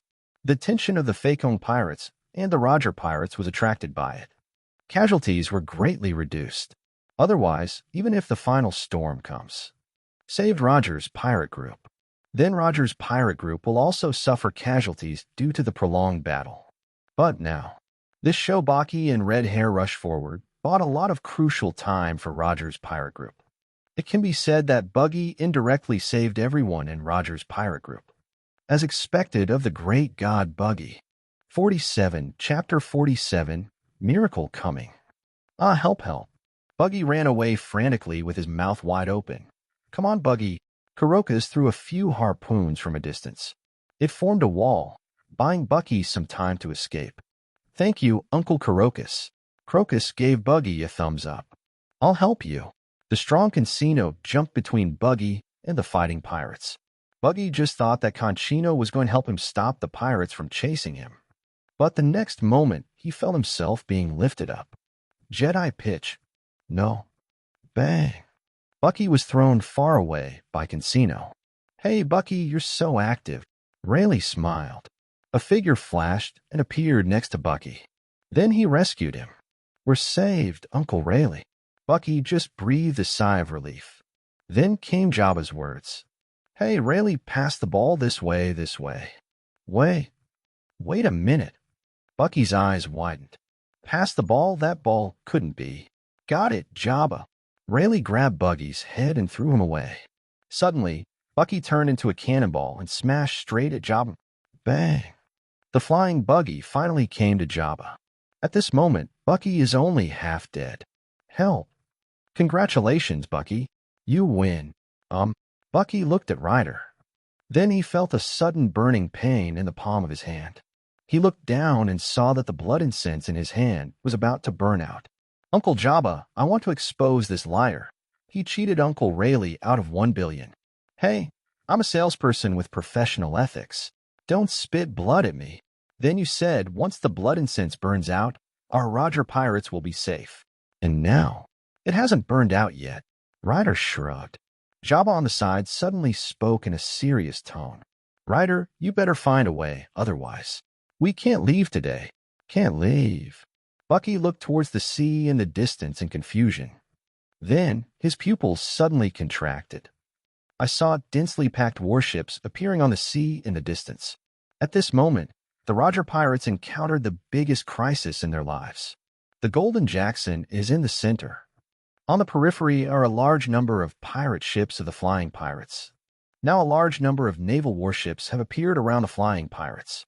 In this situation, unless a miracle happened, they would not be able to leave here. It's over. It's completely over. Bucky slumped to the ground in despair. That's not necessarily true. Ryder gave a mysterious smile. Then he said to Bucky, "Do you believe that there are miracles in this world?" "Miracle? Huh." Suddenly, there was a strong wind above the sea, with lightning and thunder, and the entire sky became completely dark. The sea is like a giant beast. He was annoyed by the group of ants on his body and planned to use thunder-like methods. "This is a storm?" Bucky looked at the sea around him in disbelief. Then he suddenly looked at the blood incense in his hand. Just at this moment, the blood incense completely burned out. A strong storm also descended on the sea. "Ah, Golden Lion, it looks like today's battle is over," Roger said proudly. The Golden Lion gnashed his teeth. "Roger, don't even think about running away. Today, even if a storm comes, I will bury you." Boom! Strong winds swept huge waves into the sky, smashed hard into the Golden Lion's flagship. Make his body stagger. Roger took this opportunity to jump up and return to the Golden Jackson. "Boys, the storm is coming. We should run." "Oh." The Roger pirates cheered. As the storm grew stronger, the many pirate ships that besieged Roger's pirate group became barriers for the enemy, resisting the surging waves. Soon, many pirate ships on the periphery were swept into the sea by the storm. Human beings seemed so small and terrifying in the face of such horrific natural disasters. In just a few moments, only 1/10 of the Hiku pirates' huge fleet remained. Seeing this scene, the Golden Lion's eyes were instantly filled with bloodshot. He didn't believe that with such thorough preparations, the Roger pirates could still escape. Lion's might and rage. The surrounding ships of the flying pirates were towed and controlled by it. Surrounding his flagship, it formed a huge lion head that was over 100 meters high. This terrifying lion head, combined with the strong winds and huge waves of the sea, seems extremely oppressive. A timid person might even pee his pants when seeing this scene. On a warship in the distance, Jean-Gua looked at the lion head in the distance with a grim face. "Marshal Jean-Gua, we can't go any further. If we move forward, we will be caught in the storm." "Thought about it." Sengoku ordered. "Navy evades. When the storm passes, we will capture the Roger pirates and the Golden Lion pirates. On the other side, on the O'Hara research ship. Because the other party was far away, it was not caught up in the storm. However, the shocking scene in the distance had already made these scholars tremble. This is the power of a legendary pirate. Olivia swallowed hard. His throat was hoarse. Ryder wanted to participate in such a tragic battle. This is history. Dr. Clover looked like a madman. Two legendary pirates collide, and the final storm strikes. We stopped the navy that came to encircle us, and at the same time changed the situation of the war. In the end, the one who emerges safely from the storm will surely be the writer of future history. Zifa stood on the deck with no expression on his face. But the shock in my heart no less than Olivia and Dr. Clover. He inexplicably recalled the conversation he had with Reed at that time. He asked why he thought the winner of this battle would be the Roger pirates, who were at a disadvantage in all aspects. Ryder told him that at the time. Because of the storm. He then considered the current situation. This confirms what Reed said. A storm that could be called a miracle made possible an impossible battle.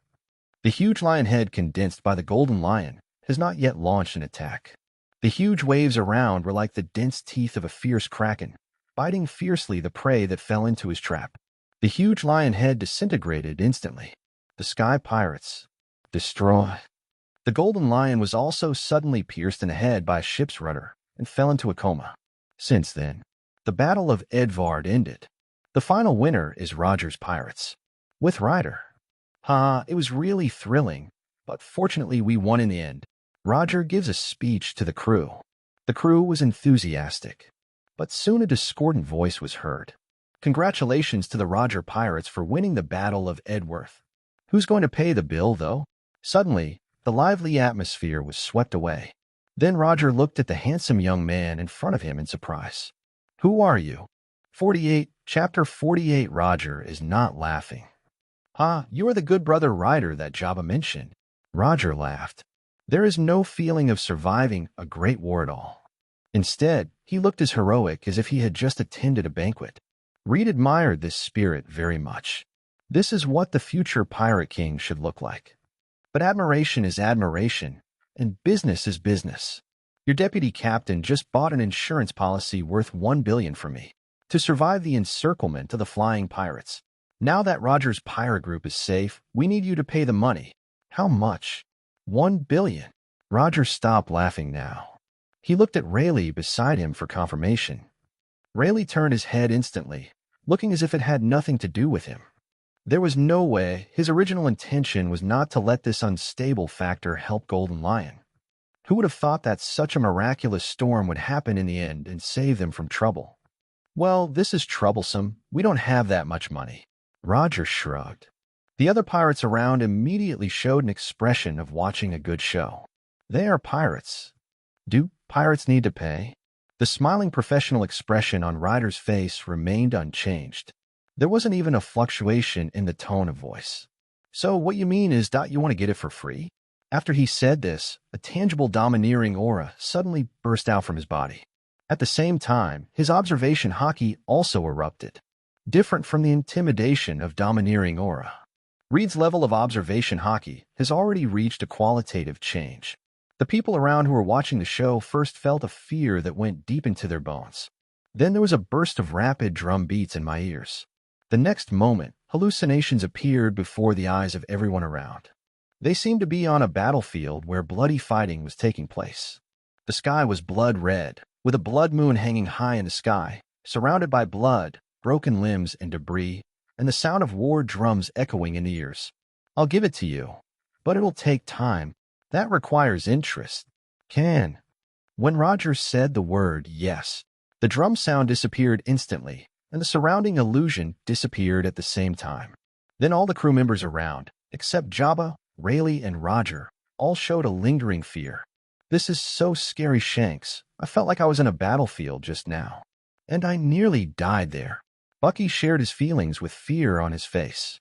But the next moment, he was horrified to see blood flowing from his friend's face, nostrils, ears, and eyes. No, it's not just Shanks. The same goes for other people around him, including himself. The feeling of death just now was not fake. If he stayed in that illusion for a while longer, he might really die. The source of that horrifying hallucination was the person who gave him the blood fragrance and caused the miracle. Blood Moon Rider. What ability was that just now? Domineering. Roger put away the smile on his face and looked at the boy in front of him seriously. Although the opponent's strength is not as good as his, that is now, and no one can predict the future. It can be considered as hockey, a devil fruit, an ability that is integrated with other powers. Ryder didn't shy away from the introduction. This move combines all his current strength. The domineering aura of the king is intimidating. Make the people around you go blank. Then the powerful observation hockey swept through, affecting the brain of the frightened person. Make it hallucinate. Finally, the drum of liberation was beaten, causing their hearts to beat faster and their blood to surge. Let the enemy die without knowing it, with blood spurting out. Of course, there is a follow-up to this move, which is to use the power of the vampire fruit. While absorbing the blood sprayed by the enemy, replenish your own blood pool, while accelerating the enemy's death. But this situation is not needed at present. What a scary guy. Blood Moon Rider. I used to be a trainee in the Rocks Pirates. The Rocks Pirates are really a bunch of monsters. It's okay that Rocks is so strong, but even an apprentice is so scary.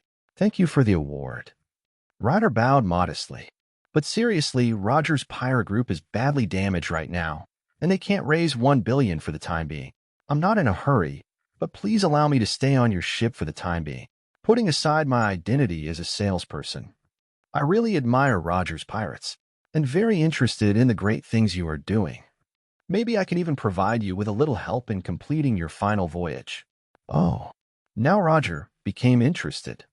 Only the people in the Roger Pirates knew what he was doing. How did this Reed in front of me know this? But it doesn't matter. Instead, he was full of interest in the help that the other party could provide. Crash. Ships crushed the waves. O'Hara's 2 ships found the Roger Pirates, who were resting on an isolated island according to the coordinates provided by Reed. Zephyr couldn't help but clench his fists as he looked at the Roger Pirates, then quickly let go. I'm on vacation now. After saying that, he ordered the ship to dock and stopped next to the Golden Jackson. However, when he got off the boat, he saw a group of people waiting there. Pluto Rayleigh, Mountain Devourer Jabba, and other powerful pirates from Roger's Pirates said, "Are you going to kill me here with all this fanfare? Mr. Zephyr, you're joking." Rayleigh took a step forward. "You are the most recognized navy among us pirates. Humph, being recognized by a group of pirates, I don't know whether it is a mockery or accommodation for me." Rayleigh didn't reply, but he was shocked. When Ryder said he had another heavyweight coming over as well, Rayleigh also didn't take it to heart. But when he knew that the person coming was Zifa, "I feel terrible. This is Black Arm Zifa, former Navy Admiral." These few words alone are enough to illustrate Zifa's deterrent power. And Reed could actually motivate a person of this level. What exactly is Reed? Is he the biological son of the Celestial Dragons? Where's Ryder? Zephyr asked. The shock in his heart was no less than that of Rayleigh. He didn't expect that a former member of the Rocks Pirates could integrate into the Roger Pirates so quickly. You know, the captain of the Rocks Pirates, Zibek, was killed by Roger and Garp. The two sides should be enemies. But judging from the current situation, it seems that Reed has a high status in Roger's pirate group. Is it okay to have no status? Reed is the biggest creditor of Roger's pirate group. The two world's top powers came to the depths of the island, shocked by Reed. However, the situation deep in the island was completely beyond Zifa's expectations. I saw the members of Roger's pirate group formed a big circle. There are two figures in the circle. One is Ryder, the other. Zephyr narrowed his eyes. Douglas Barrett. 49, Chapter 49, Douglas Barrett. Douglas Barrett, born in the land of endless battles, as a young soldier since childhood. The responsibilities are very clear. That is to take the lead, step on mines, or carry bombs and blow yourself up with the enemy. Barrett must be extremely powerful to have survived such a situation.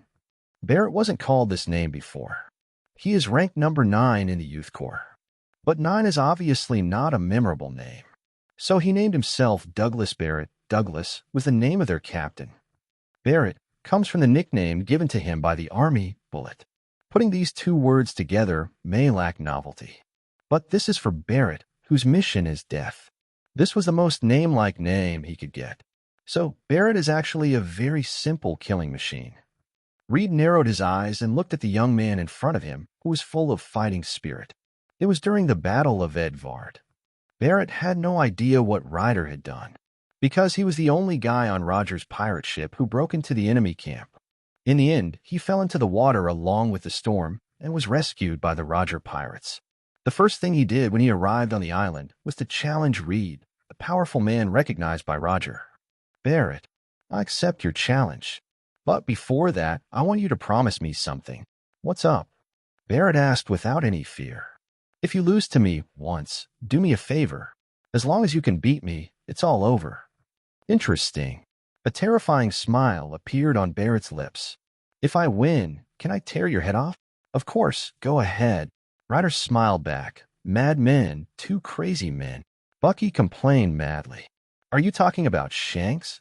So handsome, so exciting. Is this our fateful duel? Are you sick? It's clear that two people are fighting desperately. Uncle Jabba, what do you think? I am so touched, Barrett and Ryder. Two monsters met and made promises to each other at the same time. Is there anything more exciting than this? Bucky, is there something wrong with this world? Why does he always feel out of tune with them? At this time, a piece of paper fell in front of Bucky. What's the point of having a game without betting? Bucky, you open the market and take a gamble. I don't have that much money, Bucky quickly refused. Don't worry, I do. Okay, then I'll try. Bucky got excited.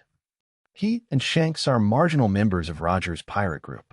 I have never presided over such an important event. Suddenly, he felt valued. In fact, Reed did this purely on purpose. After all, everyone knows that in the world of One Piece, there are 4 major categories of domineering.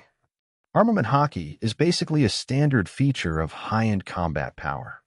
Those who have strong observation hockey, such as in Neil and Katakuri, are quite abnormal. The domineering aura of a king is the qualification of a king. Only the 4th type is the overlord luck. This is a kind of illusory existence. In the entire One Piece world, perhaps only Buggy the Clown possesses such domineering power. After all, Buggy will become one of the 4 emperors in the future. Nothing can explain this phenomenon. It can only be attributed to unparalleled luck. And those who are on good terms with Bucky are also doing very well. So Ryder doesn't mind being nice to Bucky. Maybe you can get some good luck. You are blaspheming the battle, Barrett said to Ryder angrily. Well, don't let your mind be filled with thoughts of war and killing all the time. There are still many beautiful things in the world. Humph, before you lecture me, you better defeat me first. Barrett stomped his feet on the ground. A big hole suddenly appeared in the ground. With the help of this reaction force, Barrett rushed towards Reed like a bullet, and Reed hurriedly drew out Thanatos to resist. But the next moment, a huge force came from the knife. Reed couldn't stop moving backwards. He retreated more than 20 meters before finally stopping. 2 deep marks also appeared on the ground. Fuck, it's really a monster. Reed was horrified. Barrett is worthy of being called the Devil's Heir. This terrifying strength is not to be underestimated. Even among the people of the same age that he knows, his strength is definitely the best. Stronger than Kaido of the same age. Is that all your strength? There was a hint of disappointment in Barrett's words. He originally thought that he had found another opponent worthy of fighting. Unexpectedly, he was disappointed as soon as they fought. Don't be impatient, that was just a warm-up. Now is the real beginning. Ryder slowly approached Barrett, until he came face to face with Barrett. He then thrust Thanatos into his back, with the blade facing his back. Come on, whoever retreats loses. Mad, absolutely crazy. When the members of Roger's pirate group heard what Reed said, they all exclaimed, "This is not called competition, this is called risking one's life." Who is Barrett? The Devil's Heir, at only 17 years old, has the terrifying power to fight against Pluto Rayleigh. He spent his whole life either fighting or on his way to a fight. It can be described as a pure killing machine. How dare Reed fight with such a person? Isn't this just seeking death? Almost everyone is pessimistic about Reed. When placing bets on Bucky, everyone bets on Barrett to win. So far, one pressure rider wins, there is no benefit at all. Why are you like this? What's the point of opening like this? Haha, sorry, we also want to make the bet more interesting. But we don't want to lose in a losing bet. I bet on Barrett 10,000 berries. Me too, Barrett 5,000 berry. Barrett, 30,000 berries. The bets are getting more and more outrageous. Bucky kept adjusting Ryder's odds, and finally it reached 110. Barrett only has 1 minute and 1.2 seconds. But there are still people who continue to bet on Barrett. But at this moment, a different voice was heard. Bet on Ryder, 100,000 berries. Okay. Bucky smiled. But the next moment, the smile froze on his face. Zifa? Zifa, why, the Navy can't place a bet. Yes, but... Bucky was shaking with fear. Don't worry, Bucky, these are friends that Ryder invited. To make the bet fairer, I'll bet on Reed 100,000 berries. Jabba said, Bucky, I'll help you bet on Ryder 10,000 berries. Remember to return it to me when the time comes. Let's make this passionate duel more exciting. Bucky, what the hell is passion, and why are you betting on me? Even if I have to bet, I bet on Barrett. 50, Chapter 50, Battle Between Men. Kuroka's at the side helped Roger bandage his wound. At the same time, he looked at Roger very seriously. Captain, you must avoid such battles in the future. Every fight makes your body worse. If this continues, Kuroka's. Roger waved his hand and interrupted the other party without caring. I know all this very well, but if we don't try our best, wouldn't that be a pity? Look at these young people. If we don't fight, we will get old. Hearing this, Kuroka's looked at the two people who were fighting, pursed his lips. Finally, he uttered two words. Monster. Monsters, not just Kuroka's comments. All the people watching the game had the same idea. I saw Ryder and Barrett with their left feet touching each other. Place your right foot on the ground. He punched the other person madly. Every punch hits the flesh. This is a battle that abandons defense and strategy and is a pure competition of strength. Bang, bang, bang. There was the sound of flesh colliding. Barrett and Ryder's fists collided suddenly. Then the two bodies bounced back at the same time. But soon, they used their right feet to support their bodies again. Huff, huff, huff. Ryder gasped. Barrett, your fists aren't that hard. Barrett spat out a mouthful of blood. Yours is even softer. It just tickles me when it hits me. Hearing this, Reed smiled. Then let's move on to the second stage. Try this trick. Ryder's teeth began to sharpen, and his ears became slightly more pointed. At the same time, a pair of huge bat wings appear behind him. Devil Fruit user. Ryder is going to have the upper hand now. The animal Devil Fruit has both recovery and attack power. It's really an advantage in this kind of close combat. Ahem, but don't forget, Barrett is also a person with special abilities. His abilities are not weak at all. Sure enough, the people around him said this. Barrett slammed his hands into the ground. Then the gravel rolled and the ground moved. The soil seemed to melt and began to condense on Barrett's body. In a moment, Barrett was completely wrapped in mud and turned into a monster wearing rock armor. Come on, Ryder. Barrett roared and punched the opponent with tremendous force. But Reed was not stupid enough to collide with Barrett. The moment the fist hits, he made a boxer's ducking motion. Put your fists on your abdomen and bend over. He dodged this powerful punch. Then the body became like a spring. The thigh pushes the waist, and the twisting of the waist pushes the right arm. Swing your right arm upward violently. Blood Demon Jutsu, Rising Dragon Fist. The blood gathered on his fist, forming a layer of armor, and then classic punch. It hit Barrett's rock-wrapped chin hard. Suddenly, huge force erupted. The rock on Barrett's face was shattered. He even felt like he was about to fly upwards. His eyes rolled back. But the last moment, he snapped back to consciousness. Drop your feet hard. Regained his posture. This punch looks good. Reed didn't expect Barrett to be so difficult. That punch of mine was already one of my best, but the opponent was able to withstand it. It seems that the willpower of this war boy is not comparable to that of ordinary people. Then the two of them started a passionate fight. Both sides gradually became angry. In fact, Reed chose this violent style of play at the beginning. I just like Barrett. The other party is a poor person. abandoned by parents since childhood. Then it was adopted by the enemy army and turned into a disposable consumable. It was just luck, though, that allowed him to grow up step by step. It became a weapon of war that terrified the enemy. The only thing in his mind is killing. But even this killing weapon longs for freedom. So when the captain of his unit told him that he only needed to complete one last mission before he would be free, he was as happy as a child. But the result is cruel. How could a ruler possibly like to see a monster that gradually grows and gradually gets out of his control? So, the essence of the final battle. It is a war of destruction of killing weapons. It's just that the rulers didn't expect it. Barrett was so powerful that he not only completed his mission, but also destroyed all the armies that came to attack him. Finally, he escaped to the sea. But if a killing weapon can no longer kill, what is the meaning of its existence? Fortunately, Barrett met Roger. Roger was the only person he couldn't defeat no matter how hard he tried. This made the simple-minded him find the meaning of his existence again, which was to defeat Roger.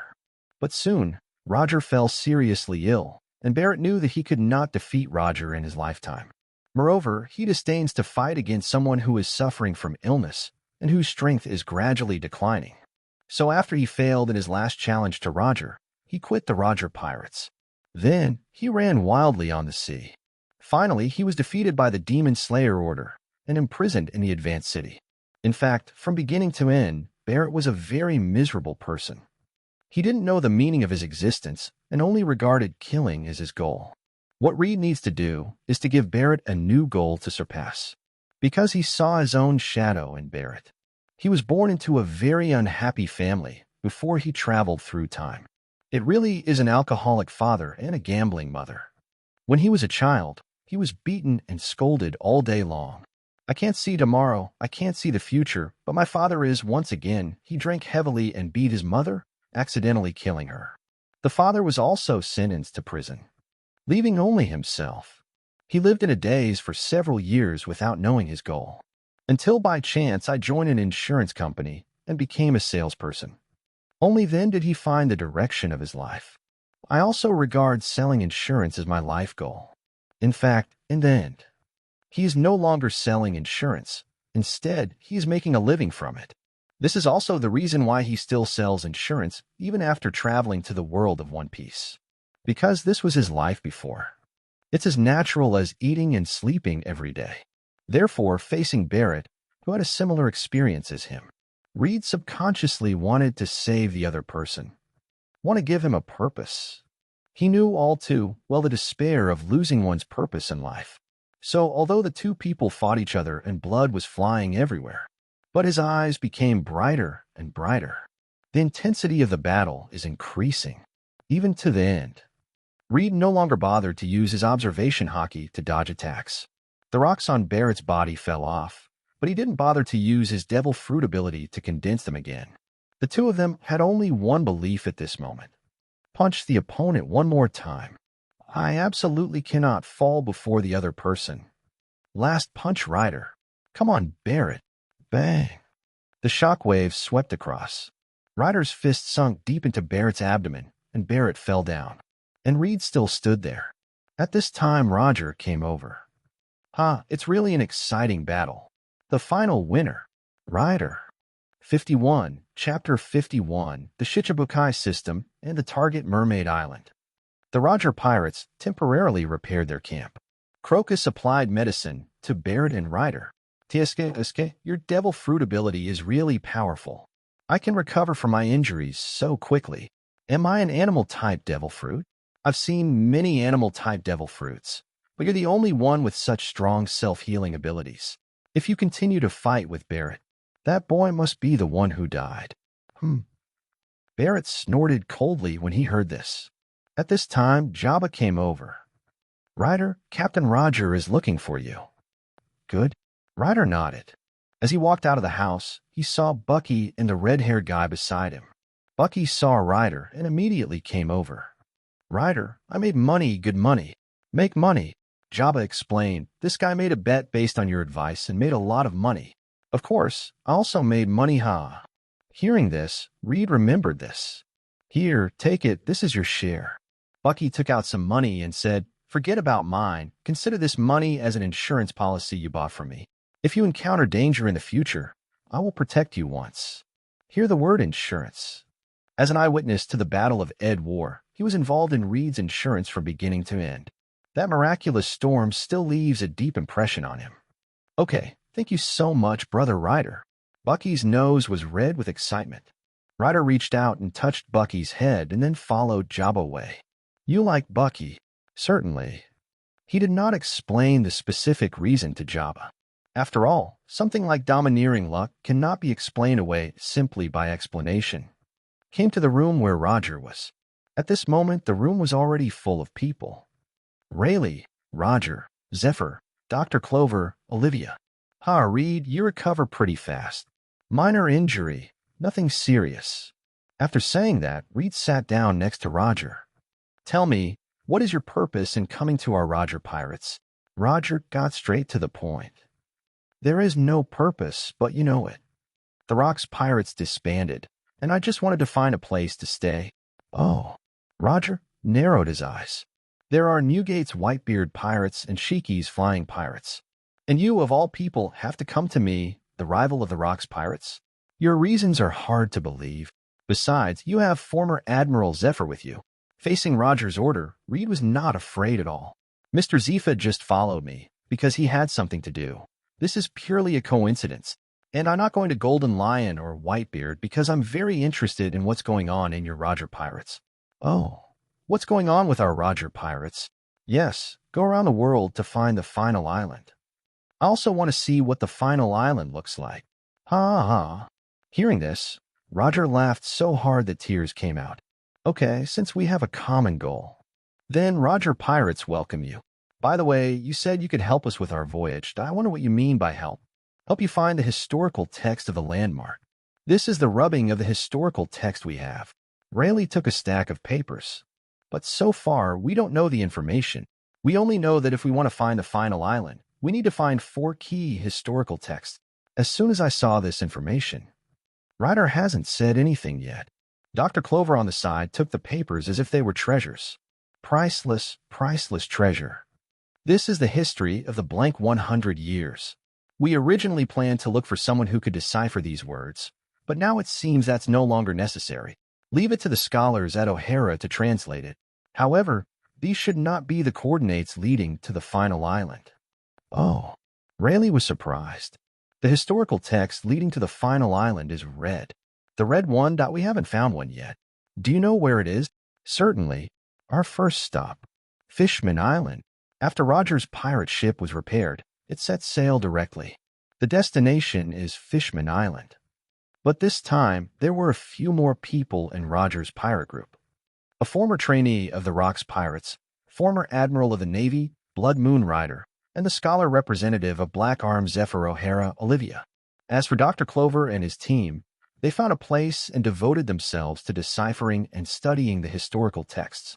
When Pirate Roger followed Reed's instructions and headed for Fishman Island, the world was in turmoil because of the Battle of Edvard that had just taken place.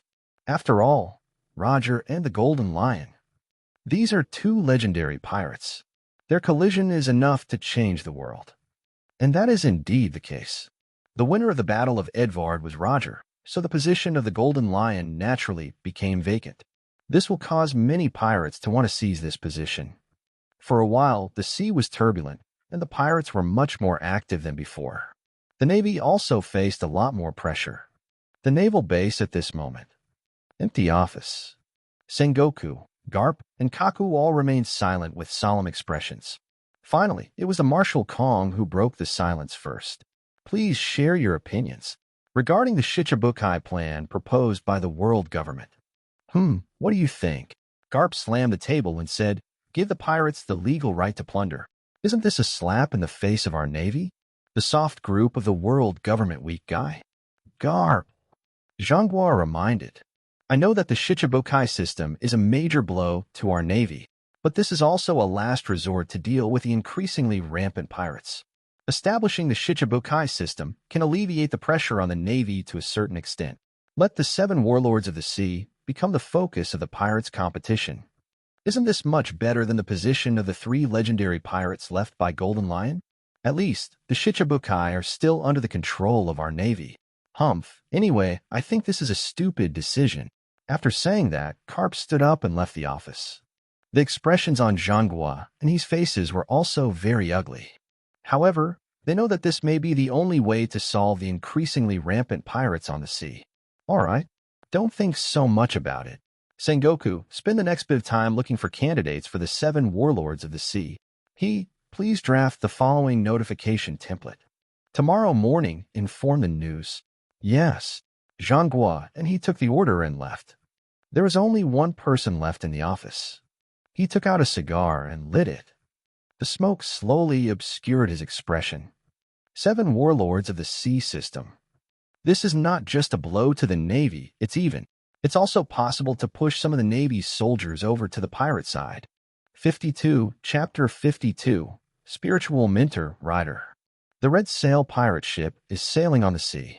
On this ship at the moment, Reed is learning the skill of divine avoidance from Roger. You should learn to avoid God from me. Ryder nodded excitedly. No, this skill is not suitable for you. Ryder, how do you know it's not suitable? This move is most powerful when used by someone who doesn't have fruit abilities. And the user of the fruit ability will use the fruit ability subconsciously, causing the skill to fail. Hearing this, Reed was filled with disappointment. To be honest, this move of Shinbi is still very cool.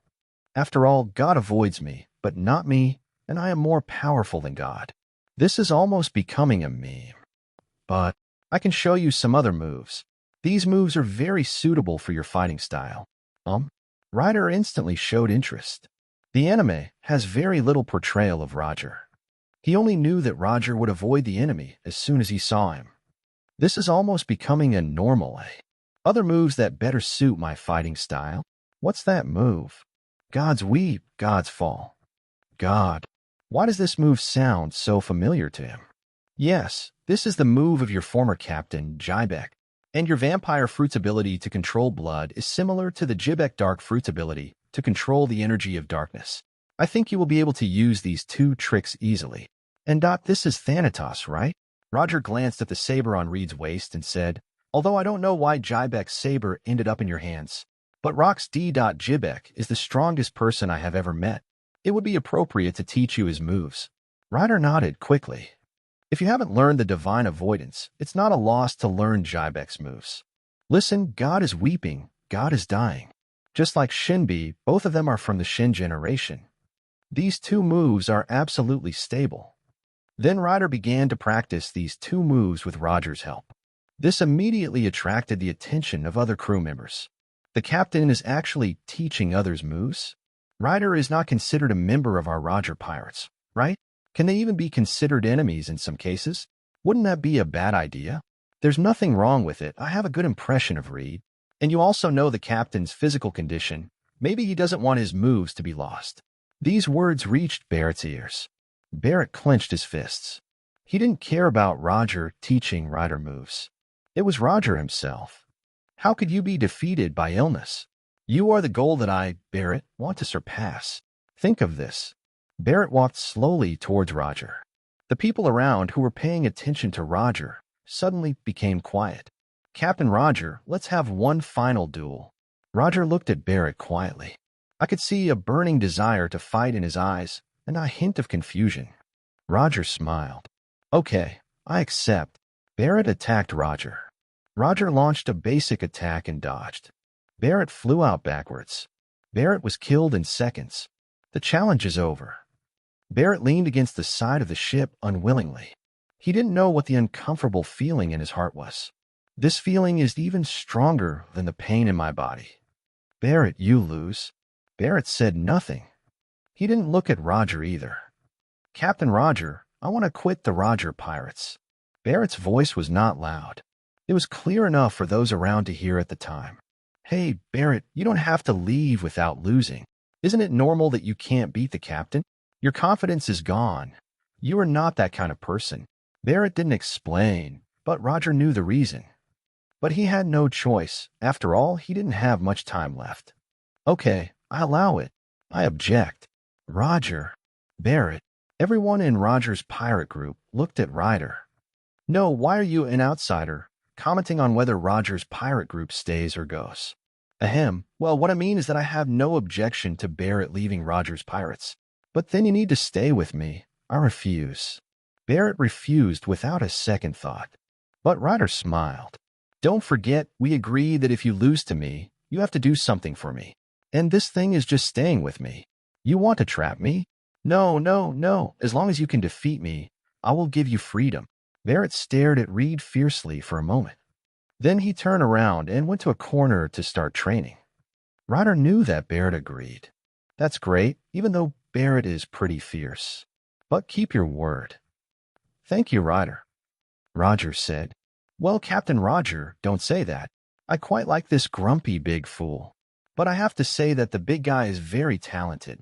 I'm afraid you'll surpass me soon, so if you have any hidden skills, such as the divine moves, please teach them to me. I'll help you train that big fool. Roger. Next, Reed spent the time practicing his moves. Until they approached the Sabaody archipelago. A major incident just broke out on the ship. Quick, Lao Jia grabbed Zifa's trouser legs. Roger, don't just stand there. Hold your waist, hold your waist. And Rayleigh, stop smiling and grab his crotch. Temporarily paralyze his ability to move. Rayleigh, Zifa, duh. You don't have to be so extreme. I just want to find time to ask in person this matter. As he spoke, Zifa placed a newspaper on Ryder's chest. The content of the newspaper was clearly that the Navy was planning to establish the 7 warlords of the sea. It's no use, Zephyr. You know, this kind of thing is decided by the world government, and no one can change it. Are we just going to let this ridiculous decision take effect? Sengoku, what are Garp and the others doing? This is betrayal. This is an insult to the Navy. Then what? Are you planning to kill Mary Joyous and ask the world government to change this ridiculous decision? Give up, Zephyr. Don't you know what the world government looks like? Hearing this, Zifa clenched his fists. He knew that what Reed said was absolutely right. No matter how angry he was, nothing could change. Suddenly, Zifa loosened his clenched fists. The whole person looked older in an instant. Is this the justice I uphold? Is it so ridiculous? Ryder sat down next to Zifa. He took a bottle of wine and handed it to Zifa. You are upholding justice. The world government is at fault. So I want to change all this and ensure that justice is carried out smoothly. Then we must destroy the world government led by the celestial dragons. Are you going to make me an enemy of the world government? Zifa was still clear-headed. No, what I mean is, since you don't like the world order established by the celestial dragons, why don't you establish an order that suits your ideal? In this way, the justice in your heart will be enforced. After saying this, Ryder patted Zifa on the shoulder. Roger came to Ryder. Your remarks are dangerous. Ryder shrugged. But for Admiral Zifa now, these words are just right. He didn't want Zifa to become a madman who would drag the world to his grave if he disagreed with someone. 53. Chapter 53, Sabaody Archipelago. We have arrived at the Sabaody Archipelago. Reed was filled with surprise as he looked at the strange trees before him. Although he had seen the so-called Sabaody Archipelago many times in anime, but when he saw with his own eyes this huge island made of trees, he was still deeply shocked by this spectacle. A large number of alkaline mangroves rise into the sky. Their roots are crisscrossed, and in the center of these mangroves there are many colorful bubbles. This makes the whole island shrouded in bubbles. It looks magnificent. It's beautiful, right? When I first saw this place, I was also very shocked. Jabba came up to Ryder and introduced him. Brother Jabba, what kind of place is Sabaody Archipelago? All of Reed's knowledge about the Sabaody Archipelago comes from anime. It's very beautiful, though. But the impression left was not that good. Because this is where a large number of pirates gather. It was also in this chapter that he first met the type of people he hated the most. Celestial Dragon. In this seemingly beautiful dreamland, there is an extremely dirty and stench. This was his impression of the Sabaody Archipelago. Sabaody Archipelago. This is a great place. Developed business and dense personnel exchanges. Besides, the beauties above are of very high quality. As he spoke, Jabba looked like a pig. Sure enough, he couldn't ask too much of Jabba. Soon the ship docked. Ryder, we need to coat the ship to go to Fishman Island. Coating takes a while. You can just wander around the island for a while. Ryder nodded. Then he got off the boat with Zifa, who was wearing a black cloak. Zifa has been to the Sabaody archipelago many times before, but that was all in the capacity of the Navy. Now it was his first time landing on the island as a tourist, and Ryder said he might be able to find the answers he seeks on this island. Answer. Zephyr clenched his fists. The place where they stopped was the spot numbered 51. It is a place mainly engaged in shipbuilding and coating. 60 to 69 is the naval base, and the mangroves numbered 40 to 49 are specialty production areas. 30 to 39 is mainly an entertainment area with a Ferris wheel, bubble park, etc. Going further ahead is the destination of this trip. Numbers 1 to 29 are mainly involved in human trafficking, human auctions, and illegal areas. Just as where there is sunshine, there must be shadow. The mangrove area 1 to 29 is the shadow of the Sabaody archipelago. Almost all the filth is gathered here. Ryder and Zephyr just arrived at this place. I saw a classic scene. A group of pirates were surrounding a man and robbing him. Seeing this, Zifa immediately clenched his fists, and Reed signaled him to be patient. Zifa is in a very bad mood right now. He didn't know how much trouble his action would cause. After calming Zifa down, he stepped forward. Hey, girl, hand over the money. No, this is the money I need to buy my daughter back. The woman clutched a cloth bag tightly to her chest. I like people like you who resist. Don't worry, I will help you redeem your daughter. After I sold you. The pirates laughed. Although the woman was very pitiful, no one offered a helping hand. Because this kind of thing is so common here. Give me the money. The pirate leader reached out and grabbed the woman's package. But at this moment, a sword light flashed. The pirate leader's hand was neatly cut off. Oh my hand. Boss. Who is it? TSK. A famous pirate once said that pirates can also be kind and righteous. Scum like you are not worthy of being human. Who are you, kid? The pirate leader looked at Reed with a fierce look on his face. I'm telling you, I'm a subordinate of the Supernova Cannibal Oaks. If you dare to treat me like this, you're dead. Supernova? Reed was slightly stunned. He didn't expect that the so-called supernova would appear so early. Seeing Ryder was stunned. The pirate leader thought Reed was scared. A hint of pride immediately appeared at the corner of his mouth. Let me tell you, my captain is not only a supernova, but he was invited by the government to become one of the 7 warlords of the sea. 7 warlords of the sea, no, right? He's a pirate recognized by the government. The pirate leader became more and more excited as he spoke. Reed was getting more and more headache.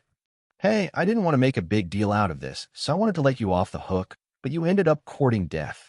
Sure enough, when he used his observation hockey to take a look, he realized that Zifa was on the verge of exploding. So Reed took action quickly. With one sword, all the pirates were beheaded. Thank you. The woman thanked Ryder. Reed wanted to say you're welcome, but he soon realized something. Miss, have we met before? The woman was stunned when she heard this. Then, as if she was afraid that Reed would recognize her, she quickly covered her head with the hood on her head. No, sir, you got the wrong person. The more the woman acted like this, the more familiar Reed felt. Really? Maybe I made a mistake. After Reed finished speaking, he bent down, picked up the cloth bag that the woman dropped, and handed it to her. And when the other party picks up the call, Ryder quickly touched the other's hand. Suddenly, an invisible observation color burst out. Ryder also showed anger on his face. Gentlemen. Oh, it's okay. By the way, miss, I heard that you are going to redeem your daughter. We are 2 tourists who have just arrived on this island. We just want to take a look at the slave auction house. I wonder if you can be our tour guide. The tour guide? The woman hesitated and finally nodded. But let me first explain, it may not be as beautiful as you imagine, but it is a good place to travel. If you want to travel, it's best to go to the mangroves numbered 30 to 49. Reed waved his hand nonchalantly. Don't worry, we have psychological expectations for this. Soon, Reed realized that he had boasted too early. The darkness of the Sabaody archipelago was far beyond his imagination. Walking on the streets here, you can see all kinds of slaves everywhere. Even slaves from the long-armed tribe, long-legged tribe, furry tribe, and Merman tribe could be seen here. The slave traders talked about the price of slaves without any hesitation. It was as if slaves were not people at all, but commodities. Reed followed the woman down the street in silence. At this moment, the roar in his heart had reached its peak. The same goes for Zifa. He had been to the Shabati archipelago so many times, but he had never known that there was such a place. He didn't believe that the Navy station here didn't know about this place. But they never tell themselves. It's as if the Navy has tacitly approved this. The thought that I was waving the banner of justice but was unaware of the darkness right under my nose made me feel uncomfortable. Zifa felt an inexplicable sense of sadness. Soon, they followed the woman to their destination. Champagne's slave auction house. Ryder saw this. My eyes narrowed involuntarily. There are a lot of auras here that I hate. 54, Chapter 54, Slave Auction. Champagne's slave auction house. This is the largest slave trading house in Shampoo. It is also the world's largest slave auction house. The Shabati Slave Auction House takes advantage of the unique geographical location of the Shabati archipelago. It recruited slaves from all over the world. There are all kinds of rare races. Tribes such as mermaids, dwarves, giants, and even people from Sky Islands occasionally have auctions here. The customers are all over the world. From the most basic pirate to a national representative to the king of the underworld, and finally to a celestial dragon. This can be said to include all people in the world who have a need for slaves. And the owner of this store. It is Umit, one of the hidden masters of the world's underground dark emperors. Ryder listened to the woman's introduction. There was no expression on the surface. But in my heart, I am extremely disappointed with this world. Sure enough, the world of One Piece is not a fairy tale world. This world is based on gray. There was despair everywhere, and if he had no strength, the final outcome will be quite tragic. Soon after they sat down, the auction began. One was wearing a striped suit and a top hat. A man wearing a cloak limped to the center of the auction hall. Although this person walks funny and looks ugly. But no one dared to laugh at each other. Even the celestial dragons sitting in the front row were quietly waiting for each other. Welcome everyone to today's slave auction. I am today's auctioneer, Umit. I believe everyone heard the news earlier and knew that today's auction was unusual. That's right, today I have specially prepared exquisite products for you all. Let's get into the auction without further ado. First. Umit clapped his hands. Suddenly, a huge figure was led to the auction table by the staff. The people around exclaimed when they saw this person. Giant. It's actually a giant. Today is really unusual. The first auction item is actually a giant. Umit really liked the atmosphere at the scene. Yes, as you can see, our first auction item is a giant. Don't be fooled by his huge size. He is still a teenager. It's the perfect age for training. As long as you buy it and train it well, you will definitely have an extra giant fighting force in the future. While introducing the giant, Umit broke open his teeth and showed them to the people around him. Strive to show all aspects of this giant. That rude action showed no regard for the giant as a human being at all. It's more like treating an animal. Okay, I believe everyone is impatient, so let's move on to the first auction item. Young Titan, starting price 50 million, 51 million, 60 million, 73 million. As soon as Umit called out the starting price, the price was immediately raised to more than 70 million. And prices continued to rise. It wasn't until the price reached 120 million that no one continued to bid. 120 million once, 120 million twice, 200 million. Suddenly, a disgusting voice was heard from the front of the auction venue. The sound was not loud, but it directly raised the price from just over 100 million to 200 million. This behavior is a complete disdain for the previous bidder. Who the hell dares to ruin my good deeds? The one who bid 120 million was the captain of a pirate group. He looked angrily at the person who was bidding, but the next moment, white sweat broke out on his forehead. Because the person who was bidding the price was actually a celestial dragon wearing a fish tank on his head and a space suit. Huh? How dare you scold me? Go to hell. The celestial dragon didn't say a word. He just pulled out his pistol and started shooting. Bang, bang, bang. A burst of gunfire rang out. The pirate captain found that nothing was wrong with him. But the people around were wailing. It turned out that the Tianlong man's aim was too poor, and he didn't hit him. Just when he was feeling smug about his luck, two men in suits came to the pirate captain at some point. The pirate captain knew that something was wrong and turned around to run. But the two agents were faster and easily captured the pirate captain and brought it before the celestial dragons. Asshole, you untouchable, do you know who I am? I am the great Saint Roseward Hadley. Yes, I'm sorry, the great Saint Hadley. The pirate captain immediately knelt down and apologized. But Hadley Saint didn't care at all. Hold him down for me. Yes. The two agents quickly took action, grabbing the pirate captain on the left and right. Then Hadley Saint took out a pistol and put it to the other man's forehead. In the other party's horrified gaze, he pulled the trigger without hesitation. Bang! A pirate captain who roamed the sea was shot and killed casually by a celestial dragon. But no one around dared to show any dissatisfaction. Get rid of IT. IT affects my mood. I need to buy a few more slaves to make me happy. Okay, congratulations to Saint Hadley for successfully auctioning off the Teen Titan. You will have a powerful servant. Servant? Why would I need that? I just don't have a single young giant in my collection. When I get back, I'll have someone take out his internal organs, make them into works of art, and put them in my collection hall. Hadley gave Umit no face at all. The cruelest truth was spoken in the plainest words, but Umit didn't mind. What do you do with the slaves you buy? That's their freedom. Only the giant boy on the auction stage, who knew his future fate, shed silent tears. Okay, next is the second auction taste.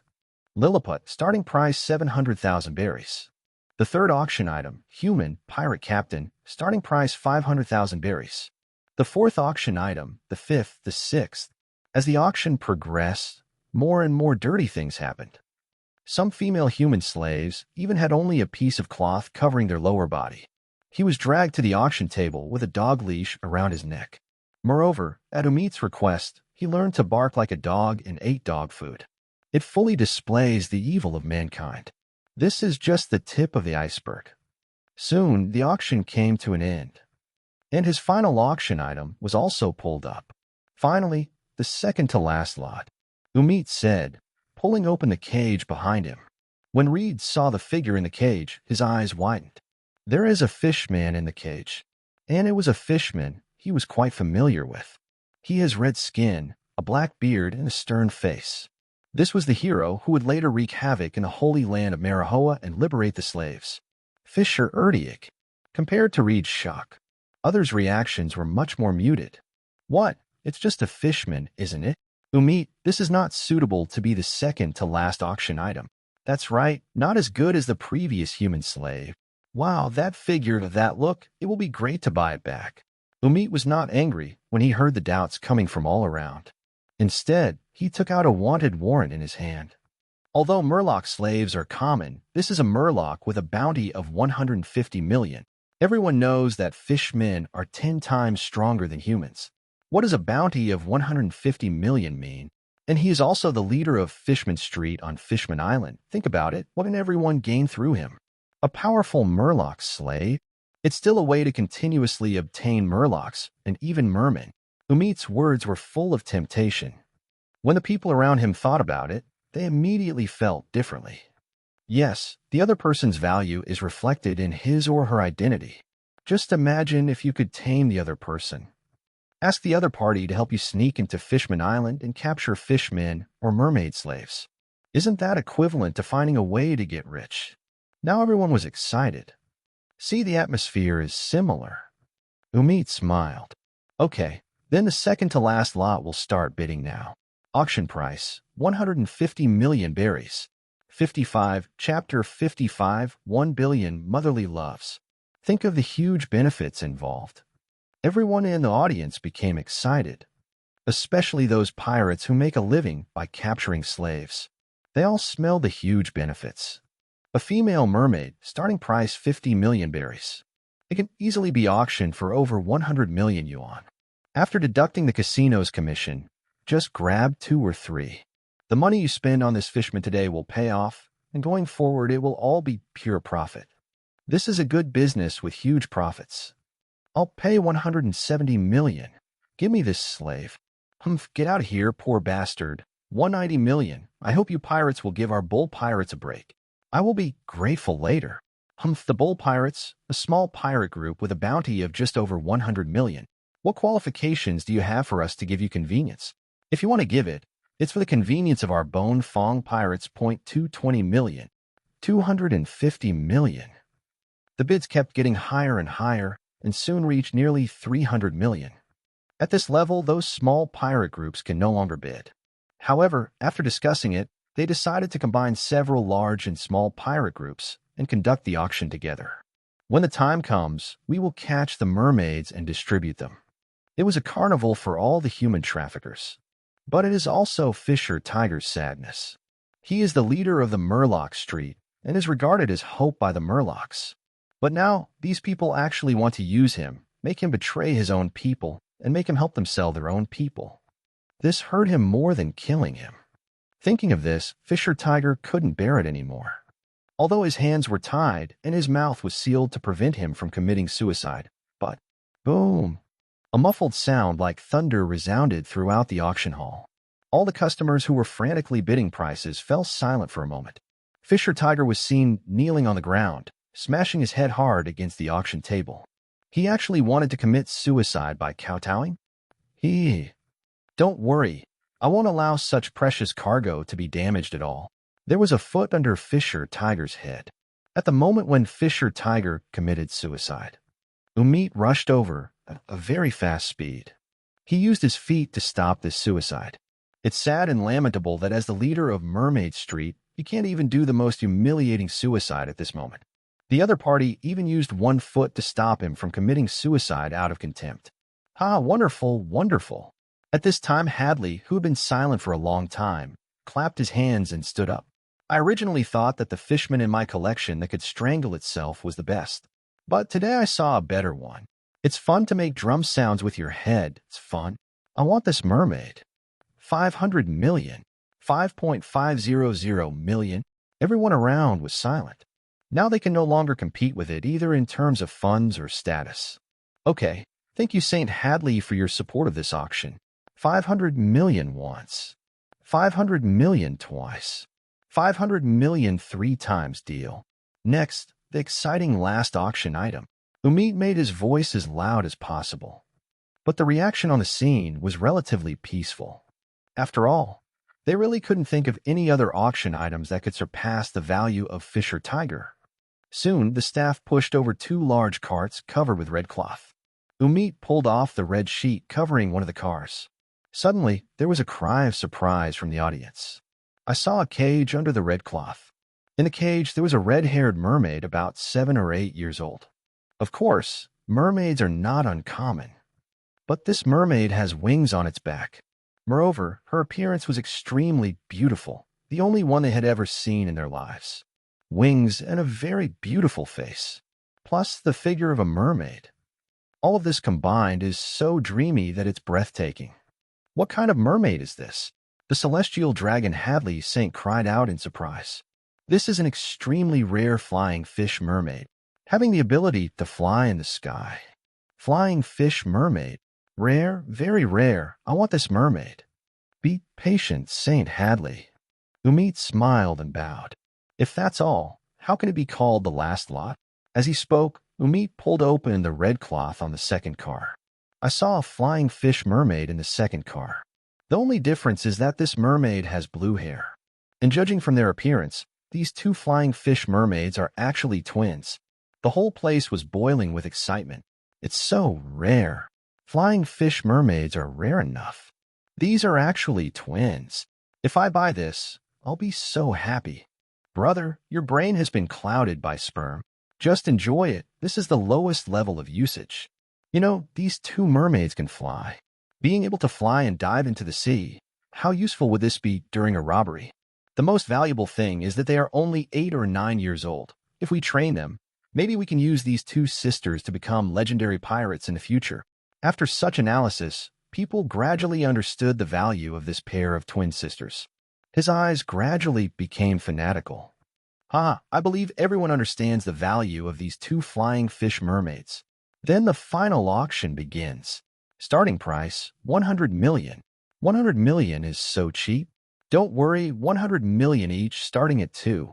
I'll give you 210 million, 230 million, 250 million, 300 million. The bidding enthusiasm of these two flying fishmen is no less than that of Fisher Tiger, and may even be more than that. After all, these two, the mermaid was so beautiful that their lust drove them to keep bidding high prices. Soon, the price exceeded 500 million, heading towards 600 million. But that's about it.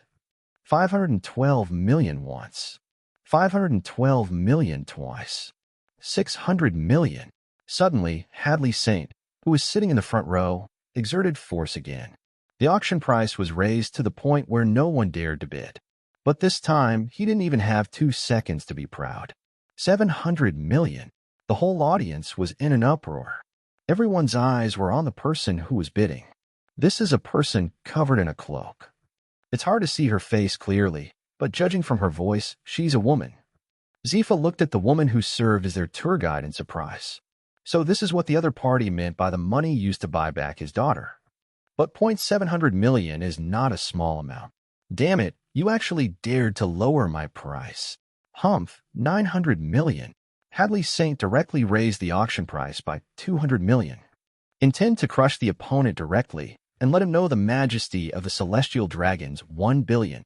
You're so bold. Umit, I seriously suspect that the other party is here to cause trouble. I need to check her funds, Hadley said. Umit also looked over here. These two mermaids were originally prepared for Hadley as a token of his sincerity in further cooperating with the Rosward family. Unexpectedly, a troublemaker appeared in the middle of the journey. Dear guest, do you mind verifying your capital? The woman shook her head and slowly stood up, walked slowly to the auction table. She first took a close look at her daughter in the cage. Then he opened the cloth bag in his hand. There was no money in the cloth bag. Instead, there were bundles of dynamite. The woman also took off her hood at this time. The two flying fish mermaids behind him let out mournful cries. Mom! Vanna's Varisa, I'm sorry that Mom can't protect you. Let's go to another world and be mother and daughter again. Stop her. Damn it, don't hurt those two babies. Naive. Umit's eyes narrowed. He rushed over quickly and slapped the bomb away. But there was no panic on the woman's face. She tore open her clothes and saw a large number of bombs inside.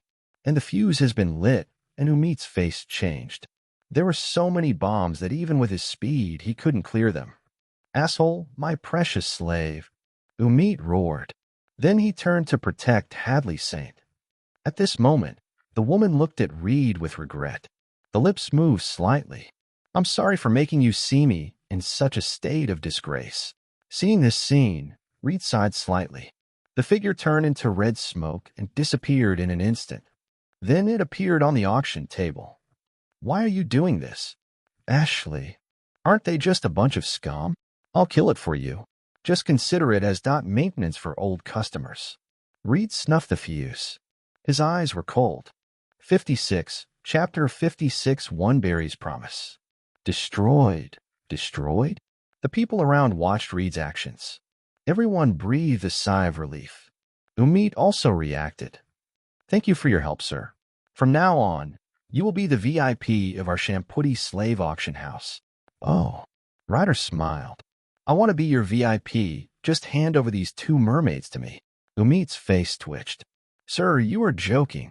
That's right. Where did this ignorant kid come from? Hadley Saint stood up angrily. Just now, his great celestial dragon was almost blown to death. Those two mermaids are my collection. And damn it, you actually wanted to blow me up. St. Hadley said this, ignoring his men's attempts to stop him. He picked up a diamond-encrusted cane and walked to the auction table. He raised it and threw it at Ashley. But the next moment, the crutch was in Reed's hands. Seeing this, Umit's eyes suddenly narrowed. He didn't even see clearly how the crutch ended up in Reed's hands. The young man in front of me is a tough guy. Hadley Saint, come back quickly. What, are you asking me to submit to a pariah? Die for me. Hadley pulled out his pistol. But the next moment, Reed swung his cane hard at Hadley's face. This time, it feels like Luffy in the future is beating up the celestial dragons. The force was so great that the golden and diamond cane was shattered into pieces by this blow. Under the spotlight, diamonds and gold shine with dazzling and charming colors. Reed is set off like a god. At this moment, everyone in the venue was stunned. Yes, is there anyone who dares to fight the celestial dragons? That's Saint Hadley, a world noble. It's over, this man won't live long. Run. I don't want to get hurt. The venue suddenly broke out into riot. Umit went through the initial shock, and his face darkened. Boy, do you know whose place this is? Making trouble in my place? Are you ready to pay the price? Cost. Ryder smiled. No one has dared to mention this word to me yet. After saying that, Reed's figure suddenly disappeared and then appeared behind Umit. At the same time, the Thanatos in his hand slowly returned to its sheath. TSK, a devil fruit user. What a hassle. Are you surprised? After all, I am the underground emperor, so I have some means to protect my life. Umit turned around, blood spurting from his neck. But it seems to have no effect on the other party. You hurt the celestial dragons. You won't be able to leave the Sabaody archipelago. Want to try a bet? Ryder's tone was grim. Let's see if I can get out of the Sabaody archipelago after I kill the celestial dragons. After saying that, Reed crushed his foot on the ground and a diamond suddenly bounced into the air. Then Ryder kicked the diamond with the power of a bullet. Bang! The diamond was embedded deep into Hadley's forehead. Directly ended the other person's life. You, who the hell are you? The Roger Pirate, Buggy. Roger Pirate, Buggy. I, the hidden master Umit, will remember you. After saying this, Umit's appearance began to change, and soon he became another person. And this person also took his last breath. After dealing with Umit and Hadley St., Zifa also came over. Killing a celestial dragon will get you into big trouble. Why, you're going to stop me? Come on, you tried to stop me just now. Zifa remained silent. Zifa, I believe you have understood what kind of people these are. This is the true darkness of this world. Compared to the pirates on the sea, this is still a minor problem. Only when these blood-sucking maggots that are rooted in everyone are eradicated will the world usher in true justice. And by then, the pirate problem will naturally be solved. True justice. I didn't expect that after being a general for so many years, I couldn't see things as clearly as a young man like you. Are the authorities confused? Reed patted Zifa on the back and said, Okay, let's not waste any more time. Help me escort Ashley and his daughter to the Jackson. I'll go free the other slaves. At this moment, backstage at the auction, all the slaves that had been auctioned were here, waiting for the auction to end and for the customers to pay and take them away. But now these slaves actually heard bursts of commotion coming from the front desk of the auction. What happened? Do you think someone is coming to rescue us? Do you think it's possible? For some slaves, hope was extinguished immediately as soon as it arose in their hearts. But they soon realized what had happened. A white-haired young man walked into their cell.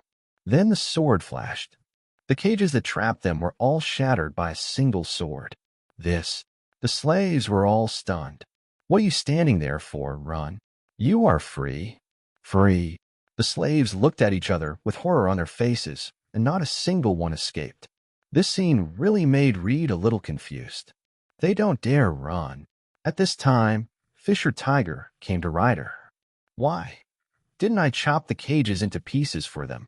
Before, slave owners would deliberately create similar opportunities for them to escape in order to train them now. And if they escape, endless torture will await them. So they didn't dare to run. Ryder had no way of trapping their physical cages. He had no way of breaking the prison that held their souls in tatters. He can't give them psychological counseling one by one. It's simply too late. His observation hockey had already detected that a large number of Navy were surrounding them. It's time to use some extreme measures. Ryder draws out Thanatos. A powerful domineering aura suddenly appeared on his body. At the same time, blood-red flames appeared on his sword. Blood's sword art, God's cry. This was exactly what he had learned from Roger, the swordplay of Jibek. A huge sword swirled around pitch-black lightning and burned with blood-red flames and flew towards the sky. The pillars of the auction hall were chopped into pieces, and the ceiling of the auction hall was smashed. In the end, the entire auction venue was torn apart. The sun shines down. It was not until this point that the slaves realized that they were truly free. At this time, Fisher Tiger raised his arms and shouted, "Everyone, don't run around. Follow me and flee to the beach. Only when we reach the beach will we be truly safe. Running around will only lead to you being captured as a slave again." Ryder glanced at Fisher Tiger. Sure enough, heroes are different and they think a lot. "Tiger, do you want to buy an insurance policy from me? You can think of it as paying money to get a promise from me. I will keep you safe. As for how much, I'll give you one berry." 57, Chapter 57 Supernova. Marine Headquarters, Marineford. Sora held the Din Din Mushi and stood up suddenly. "What? You said someone is causing trouble in the Sabaody archipelago. Besides, he killed a celestial dragon. Okay, I'll send someone over as soon as possible." "Ha, Sora, I see you don't look very well. What happened?" Garp pushed the door open and said carelessly, "Because of the Battle of Edwa, there are a lot of self-righteous pirates these days. So they are very busy these days. He's always busy outside and rarely has time to rest, so his face is gloomy. Something happened in the Sabaody archipelago. Someone killed a celestial dragon there." "Ah." Garp was stunned at first, then he laughed out loud. "Ah, who is so brave? Tell me who you are so I can meet someone like you." "Garp." Sora slapped the table. "Zhonghua hasn't come back yet. Why don't you go to the Sabaody archipelago? I have no interest in cleaning up the mess for the celestial dragons. I might as well go eat some Sinbei instead of this time." After saying that, Garp turned and left. Seeing Garp like this, Kong's fist stiffened. "Humph, go ahead. I heard someone found traces of Roger's pirate group in the Sabaody archipelago." "Roger. Wait, I'll be at Shampoo Land soon." At this moment, the Sabaody archipelago was in chaos. Reed had not expected that his sword would become the beginning of chaos in the Sabaody archipelago. Because a celestial dragon died, the naval forces stationed in the Sabaody archipelago received the order. Priority should be given to arresting the murderers of the celestial dragons. This also led to a significant weakening of the defense capabilities of the entire Chabao archipelago. The pirates also took the opportunity to burn, kill, and loot. Haha, the navy has been transferred away, and now the Sabaody archipelago is a naked beauty. Follow me, grab a wave, and then we'll set sail for Fishman Island. As long as we dive, the navy will have no way to stop us. One of the reasons why pirates are so crazy. Except the navy was dispatched to capture Reed. There is another important reason. Those are the 4 supernovas that gathered at the Sabaody archipelago. They are Oaks, a tall 6-meter-tall obese cannibal with a bounty of 190 million. The Undertaker Benitez is covered in a cloak, holding a scythe in his hand, and has a bounty of 210 million. She is wearing extremely revealing clothes, and even her private parts can be seen if she changes her position. She is the Wild Rose with a bounty of 140 million Jemima Elu. And the captain of the Red Arrow Pirates, Baron Accio, has umbrella-shaped hair, a 3-point mustache, a bow and arrow on his back, and a bounty of 220 million. At this moment, these 4 supernovas are gathering together. Jemima Elu listened to the sound of artillery fire in the distance, giving a disdainful smile. "We should be the luckiest supernovas in this batch. The navy has been lured away, and we can go to the new world without any hindrance." Gudong burp. Oaks the man-eater took a sip of his wine. Then he said, "You go first. I want to capture a few slaves here as food for the journey. I heard that a group of slaves from the auction house escaped. I'm going to catch some rare species to fill my stomach. Death is calling. I hear a large number of wailing souls waiting for my salvation." "Humph, you are talking nonsense. Don't you just want to kill people?" Baron Mingfu snorted coldly. "Then let's compete to see who can kill the most people before setting sail." The pirate group led by the 4 supernovas caused much more damage to the people of the Sabaody archipelago than ordinary pirates. The entire Sabaody archipelago fell into chaos. There were cries and explosions everywhere. This is a carnival for pirates and a sorrow for civilians. At this moment, Reed led the slaves towards the seaside. Their target is Mangroves number 50-59. That was where the shipyard was located. If they could get there, they would be able to find a ship, and then they would have escaped successfully. However, the journey was not destined to be smooth. Because of their slavery, a large number of pirates regard them as popular targets. "Ha, look what I found. A whole bunch of slaves. Aren't these just bags of walking gold coin? Don't run. Get lost. Fisher Tiger threw an angry punch. Directly knock away the pirates who blocked the way. Among the other slaves in the team, there are also many powerful captains. When they take action, ordinary pirates can do nothing to them. Until found it, a two-legged sheep. The huge body of the cannibal Oaks blocked the escaped slaves. Get away, you disgusting fat man. Fisher Tiger punched out. But the powerful blow hit the cannibal in the stomach. Waves of flesh appeared in the cannibal's stomach. Offset Tiger's punches with plenty of fat. Food, food, don't run away. The cannibal stretched out his big hand, grabbed the exhausted Tiger in his hand, and put it directly into his mouth. Just as it was about to bite Tiger, a sharp blade slashed through and directly cut off the cannibal's fingers, saving Tiger. Mr. Ryder, go and help deal with the minions. Leave this fat guy to me. Okay. Tiger nodded. Who are you? How dare you hurt me and throw away my food? I'm going to eat you. What a disgusting fat guy. Reed raised his hand and swung his sword. A flying slash hit the cannibal's abdomen directly. Oh, it hurts so much. The cannibal screamed, holding his stomach. Reed's brows furrowed slightly. This sword it didn't cause much damage to the fat man in front of him. The seeing and hearing color is clearly noticed. The flying slash cut through the cannibal's belly, but all the energy was consumed by his fat. In other words, his sword did not cause any substantial damage to the cannibal. I'm angry. Fat punch. The man-eater threw a punch at Ryder. The fat on his body was shaking, forming layers of flesh waves. This greatly increased the power of his punch. Reed turned into blood mist and dodged the horrific attack. But the Yarkaman mangrove behind him was not so lucky. It was broken by a punch from the cannibal. The cannibal's strange power is so terrifying. Sure enough, none of those who can become a supernova are simple people. What's more, the fat man in front of him has received an invitation from the 7 warlords of the sea. This further verifies his strength. Hey, where's the guy? I won't punch him into a pulp, will I? No, I don't like eating meat paste. Don't worry, you'll never have the chance to eat it again in your life. Blood sword technique, blood moon sky rush. Boom. A red battle slash flew out. This is his skill that combines the power of the vampire fruit. The effect is very terrifying. With just one strike, a horrific wound was created on the cannibal's body. A large amount of yellow-white fat gushed out from the wound. Oh, fat, my precious fat. You actually made me waste so much fat. I'm going to eat you. The cannibal shouted.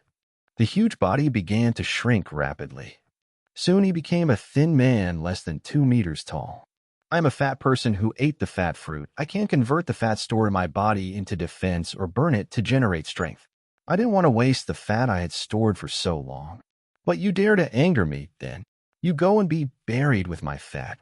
58, Chapter 58, Supernova Massacre. Fatty fruit. It was a fruit he had never heard of. But just looking at the effect. This is the god-level fruit that all obese people dream of. Not to mention anything else, it can transform the fat that affects your appearance and is of no use into fighting power. This alone shows that the effect of this fruit is extraordinary. Sure enough, after using the fat-burning skill, the speed of the man-eater Oaks has reached a very explosive level. With one punch, he could create a big hole in the ground. In this state, each of his punches has the same power as when he is obese. And the opponent's speed is also very fast. It can reach 50% of Reed's speed. What's wrong? Weren't you quite good at fighting just now? Don't run away now. Oaks is like a pile driver, constantly destroying the ground. Why do you think I was invited to become a Shichibukai? It is this source of power. Hearing this, Reed only gave one comment. Stupid. Blood demon art. Ghost chain. 5 blood-red chains burst out from Reed's body. It tightly wrapped around Oak's limbs and head. He then aimed Thanatos at Oak's heart. If you were obese, I might not be able to do anything to you. After all, even if I cut the knife all the way in, it wouldn't necessarily break your heart. But now, everything is much easier. What you? Oaks felt a sense of death crisis. He struggled to break free from the chains. But it's too late. Swish. Reed's figure suddenly disappeared from the spot. When he appeared again, he was already behind Oaks. And Oaks looked at his chest blankly. There was a big hole there. The spurting blood just floated in the air strangely. A beautiful bloodline was formed between Reed's long sword. Your speed. Plop. One of the supernovas, Ox the Man-Eater, dies. Finished one person. Reed was in no hurry to put away the knife. Instead, he leaned back suddenly. The next moment, a battle scar suddenly appeared on the ground. This is not the end yet. Ryder didn't stop to dodge, still doing all kinds of incredible evasive moves, like a funny ballerina. But the cut marks that kept appearing on the ground around him showed that he wasn't just avoiding it casually. Something was attacking him. But that's not all. He had just dodged an invisible blade that was slashing towards his chest. From a distance, 3 sharp arrows were aimed at his head and his heart and lower abdomen. It was too late for Reed to do anything else to dodge. It can only be resisted by Thanatos. But at the same time, a ball covered with spikes fell from the sky. It directly formed an all-round siege on Reed. Go to hell. Wild Rose Jemima Elu shouted excitedly. And Ryder sighed. You really underestimated me. Just a few supernovas. After Reed blocked 3 sharp arrows, his body suddenly turned into a handful of blood mist.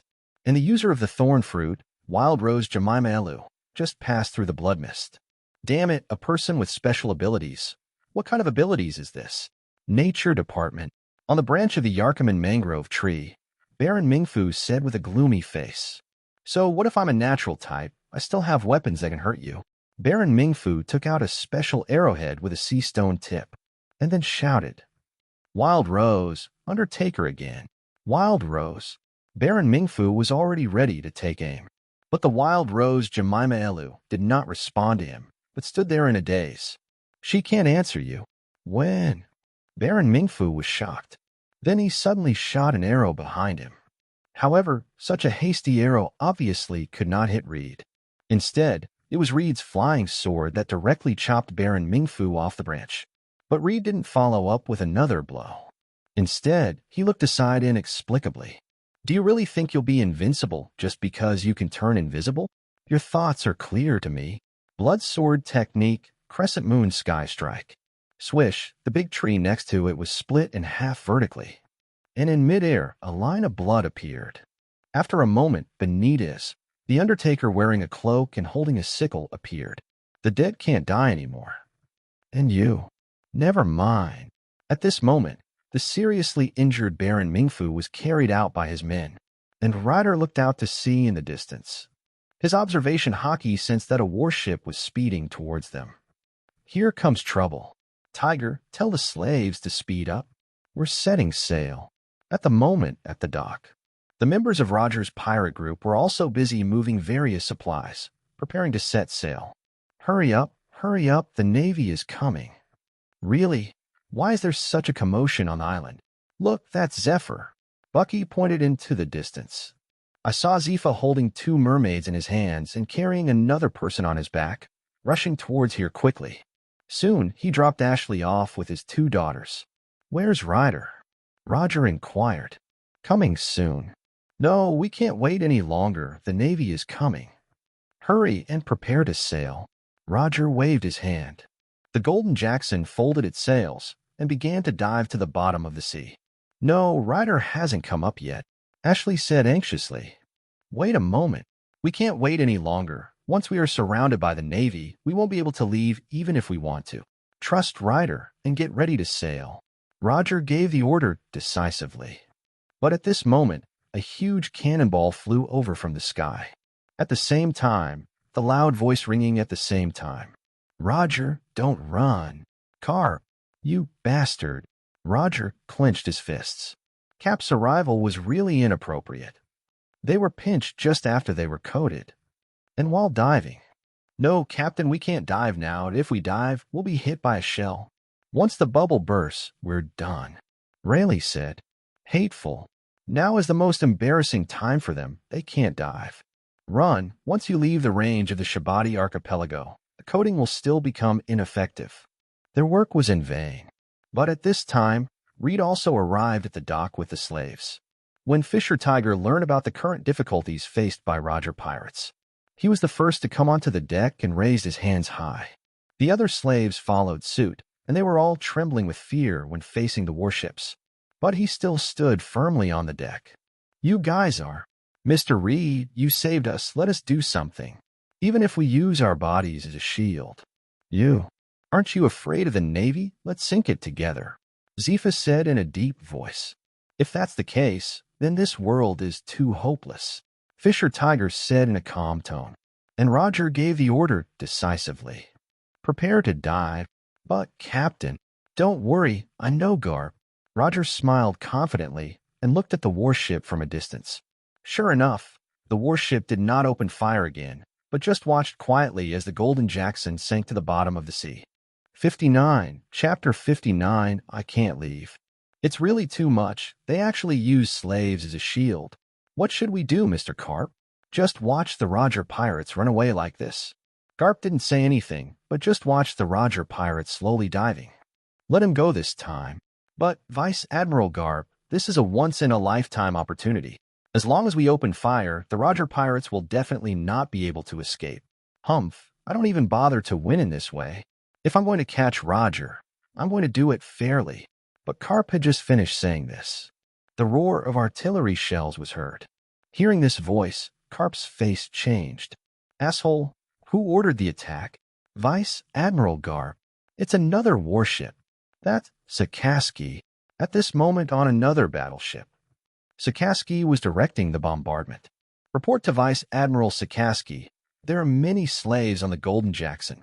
"Humph, just a slave. Keep firing. For the execution of justice, this little sacrifice is nothing." After saying this, Sakaski looked down at the hideous knife wound on his chest. There seems to be magma flowing in the eyes.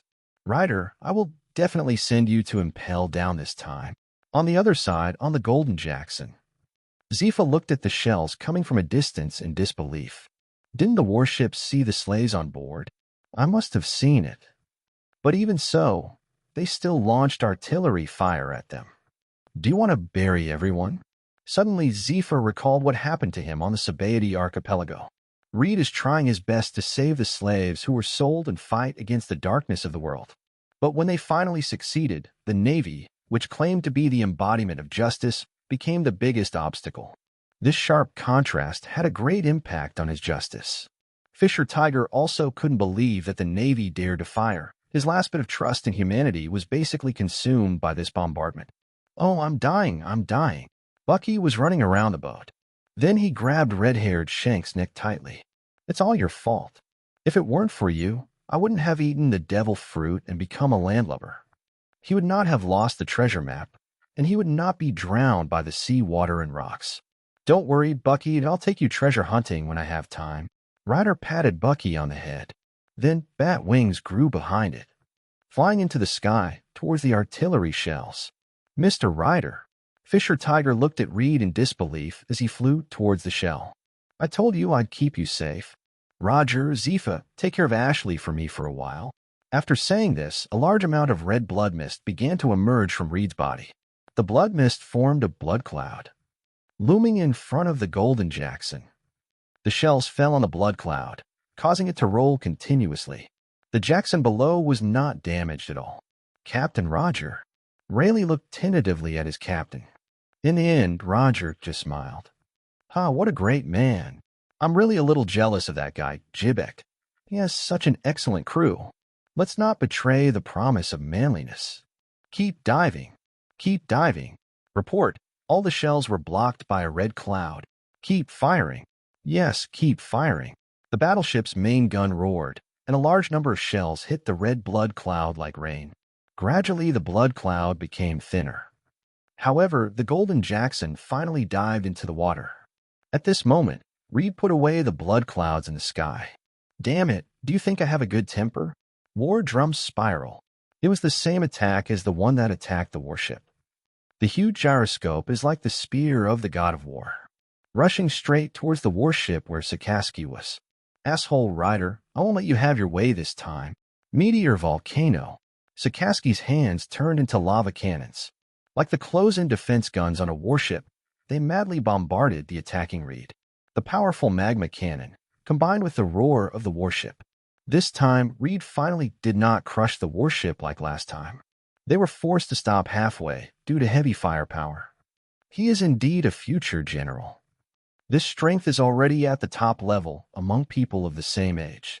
Blood Moon Rider, a former member of the Rocks Pirates who committed heinous crimes. I will definitely arrest you today. You can give it a try, Sakaski. Reed drew out Thanatos and looked at Sakaski below with cold eyes. Blood sword technique, God's cry. Boom, a huge black and red sword energy splits the air. He slashed at the warship below. This horrifying scene stunned everyone on the warship. Asshole, how can you have such powerful strength? Sakaski felt the huge sword energy in front of him, and fear rose in his heart. But fear was quickly replaced by anger. My justice cannot be tarnished. Big fire. The hot magma spurted out and slashed. But this is Jybek's move. Akainu is currently unable to fight against it. Gradually, the slash approached the warship. But at this moment, a figure jumped over from a distance. Fist, bone, impact. Bang. The sea seemed to be shattered by this domineering punch. The terrifying slash collided with the shock wave. It caused huge waves. The warships closest to the center of the collision felt like they were hit by a typhoon, shaking continuously. Tisk. Garp, you old monster. So much for Blood Moon Rider. Humph, there's time, I'll kill you if you're not in duo mode. After Reed finished speaking, he turned around and flew away into the distance. He's not arrogant enough to fight a monster like Garp yet. Besides, there is also Sakaski who is as powerful as him. I can't let you run away. Ice cube, pheasant mouth. Swoosh. A bird made of frost flew straight towards Reed. As a last resort, Reed had to stop. Kuzan. Allah, you actually know me? Kuzan said with a sleepy look on his face. Of course, the three future generals. But you want to stop me? If I let you escape, I won't be able to explain to either Vice Admiral Garp or Marshal Sara. Hey, you can give it a try. Reed drew his sword and slashed downward. Although Kuzan looks lazy on the surface, he knows very well how powerful Reed is. A large number of ice spears condensed around him and shot towards Reed like a machine gun. Akiji naturally couldn't stop Reed. However, Akiji doesn't need to defeat Ryder. Just wait for reinforcements. Sure enough, it only took a moment. Karp and Sakaski came to kill them. Reed knew very well that he might not be able to leave today. That I might as well not leave. Ryder landed on the warship, holding Thanatos. With a determined face, they faced each other, a naval hero, two future admirals. Come on, Sakaski, Kazan. Let me strengthen your navy. 60, Chapter 60, Impel Prison. Bang. Marineford. Sora slammed the battle report on the table. Then he angrily said, Karp, look at the damage. 2 warships sank. Sakaski was seriously injured and unconscious, and Kuzan broke his thigh. As a result, we caught a rider, and they let the Roger pirates escape. Ha, Sora, there's nothing we can do about this. That boy Reed is really amazing. Strong attack, fast speed, strong recovery ability. If it weren't on the sea, he would have nowhere to hide. We really can't take him down. Seeing Garp like this, Kong was quite helpless. But I never thought that a trainee crew member of the Rocks Pirates, Reed, would be so strong. The Rocks Pirates are full of monsters. Before, there was that guy named Jybek who was suppressing us. Now that Jybek is dead, it's as if these guys have been unsealed. One after another jumped out. First, Whitebeard and Golden Lion became the strongest legendary pirates after Zebek. Then there are the rising stars Charlotte Linlin and Kaido the Beast. There are also Wang Ji, Silver Axe, John, Flame Flower. They are all powerful people who can stir up trouble in a region. Now another Blood Moon Rider appears. I really don't know what kind of monsters will pop up in the future. Sora shook his head. No matter what kind of monster it is, I will beat it to pieces if it comes. Sora, what are you going to do with Reed? Should we release the information about Reed's capture? Publish it and include the battle strength table and losses? Let's just say there's a naval hero, 2 monster vice admirals, and 2 warships. Being severely injured by a former trainee member of the Rocks Pirates? What a huge impact that would have on our navy. Ha! Cap smiled awkwardly. Just lock him up and impel down. The 6th floor is the hell. His existence must be erased. Don't just stand there. Escort them in person. 5 days later. Emperor Prison, the square where prisoners are received. Hurry, hurry, hurry. Everyone get to your positions. With the attitude of accepting the highest-ranking prisoners. Soon, the Imperial Prison had a dock specifically for transporting prisoners. A large number of fully armed Navy troops surrounded the dock, making it impossible to get in or out. At this time, next to Prison Director Macaulay, there are 2 energetic young men. One of them was about 19 years old. Even on a hot day, he was wearing a black coat with horns on his head and wings on his back like a demon. The other was 17 years old, wearing a military cap and a prison guard's coat. These 2 people are the 2 most popular newcomers in Impel Prison. Chief Warden Magellan and Deputy Chief Warden Shilu were entrusted with important tasks at a young age. Director Macaulay, what kind of prisoners are we accepting? Need you and so many soldiers? Chief Warden Macaulay was a 5-meter-tall giant, somewhat similar to Magellan later. The only difference is that the horns and wings on its head are red and even emit a faint heat. The prisoners we receive this time are incredible. Rock's pirates know this, right? The legendary pirate group, the one whose captain is called the King of the World? Shilio said with interest. No, Shiryu-chan, that's the one. Macaulay stretched out his big hand and touched Shilio's head. Shilio angrily slapped Macaulay's big hand aside. Don't get close to me. My military cap is crooked. Ha, Shilio, you still like the role of guard so much. Of course, I want to be the director of Impel Prison. How can I be as careless as you? Shilu said proudly. Magellan was speechless for a moment when he heard this. By the way, Director, you haven't told me what the relationship is between the prisoners we received this time and the Rocks Pirates. He was once a trainee crew member of the Rocks Pirates, known as Blood Moon Rider. Blood Moon Rider? An apprentice crew member? I haven't heard of it, but a mere trainee crew member is not worth mobilizing the entire Impel Prison. At least pirates like you, Golden Lion and Whitebeard, are worthy of it. Ha, don't look down on me like that, Shiryu-chan. This Blood Moon Reed is really amazing. Have you heard about the recent chaos in the Sabaody Archipelago? I've heard it. Magellan raised his hand and said, I heard that a pirate caused a disturbance at the slave auction in the Sabaody Archipelago and killed a celestial dragon. In the end, he killed 3 supernovas at the time and seriously injured one. As Magellan spoke, his voice became lower and lower. Finally, he looked at Shilio and said in a hoarse voice, Director, please don't tell me that pirate is Blood Moon Reed. Huh? The director smiled brightly, then reached out and touched Magellan and Shirlio's heads. He ignored the 2 people's protests. That's right. That person is Reed. And that's not all. Do you know what it cost to catch him? What's the price? 2 warships sunk. Sakaski was seriously injured and unconscious. Kuzan had a broken leg, and the Navy hero garp. We barely managed to catch Reed. Shock, a shock that destroys my worldview. Magellan and Shirlu opened their mouths wide, as if they couldn't believe what they heard. It took such a configuration to take down Reed? This configuration is enough to challenge any pirate in the world. Is the other party really just a trainee crew member of the Rocks Pirates? Are you sure he is not the biological son of Rox D. Jibek, the captain of the Rocks Pirates? Dante rushed to shock.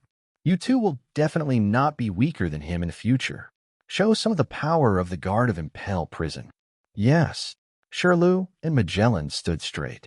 At this time, 3 huge warships slowly sailed into the dock. On the leading warship stood Garp and Crane. Hey, Macaulay, you old fellow. Cap greeted Macaulay happily. Ha, Cap. I haven't been here for a while. Of course, after all, there are no pirates worth escorting. But the pirate we're transporting this time is a formidable one. You have to pay 120% attention to him, and don't let him get away. Don't worry. No one has ever escaped from the Impel Prison that I'm guarding. Cap nodded. He was very confident in his old friend. Bring it up. Cap waved. Suddenly, the sound of metal chains colliding was heard in the cabin. Then a handsome young man wearing prison clothes, with sea-stone handcuffs on his hands and sea-stone shackles on his feet, walked out of the cabin. The boy had a smile on his face. Stand tall and straight. Rather than being a prisoner, he is more like a gentleman waiting for reward. The moment when Magellan and Shirlu saw Reed, the momentum that the director had just raised disappeared in an instant. The person in front of me is too young. From the outside, it looks about the same size as them. But it is such a person who has achieved so many incredible achievements. How embarrassing for those who claim to be geniuses. Ryder looked around. It's no wonder that Impel prison is built in a very grand manner. In particular, he saw two familiar figures. Ryder raised his hands happily. It's like meeting a fellow villager. Magellan, sure Lou. There was silence. Everyone in the room, including Director Macaulay and Cap, looked at Shirley and Magellan in shock. After a long while, Carp scratched his head. Hey, you know him. Very good, very good. Macaulay. Shelio and Magellan. B. Chapter 61, Planting the Devil in Shelio's Heart. Dang dang. The sound of the chains hitting the floor was particularly harsh in the cage. Hey, isn't this Magellan and Shirley? And Director Macaulay? What prisoner is worth all your efforts? Ha, can anyone who can come to our 6th floor be an ordinary pirate? That's right. I hope it's a woman. Haven't seen a woman for a long time. Men are fine too, as long as they're good looking, but I'm tired of you guys. Ha, Impel Prison. The 6th level, Infinite Hell. All those imprisoned here are extremely vicious people. He's the kind of horrible guy who has such a huge impact on the world that the government has to erase his existence. Be quiet, be quiet. Magellan and Shelio banged the railings hard with their forks in an attempt to intimidate the prisoners. But are the criminals on the 6th floor so easy to scare? They all crowded onto the railings and stretched out their hands to grab at the guards frantically. It was as if the evil spirits from hell were tearing them to pieces. You scumbags! Be quiet. Suddenly, a roar carrying a domineering aura rang out in the prison. All the prisoners' brains were buzzing from the shock. The next moment, many black fences like spider legs suddenly extended from behind Macaulay. These bars crept directly toward the noisy prisoners. It directly trapped their necks. Whoa. I can't breathe. Mercy, mercy. I won't dare to do that again, ever again. With one move, all the prisoners on the 6th floor were suppressed. This is Impel Prison. Director, the strength of Black Rack Macaulay. Remember, Shelio, Magellan, there is no need to show mercy to these criminals. You are the guards of this prison. If you scare the prisoners, it will bring shame to the prison. Yes. Shiryu and Magellan nodded in response. This is your cell. You will die alone here. Not bad, not bad. Ryder looked the cell up and down. The cell is not small, with places to wash hands and rest. If it weren't for the eerie and dark place with almost no sunlight, coupled with a prison uniform and shackles on my body. This place is just like a hotel. What a nice thing. Stop bragging. Shelio seemed to be responding to Macaulay's teachings just now. There was no need to show mercy to the criminals, so he simply stabbed Reed with the steel fork and pushed him directly into the cell.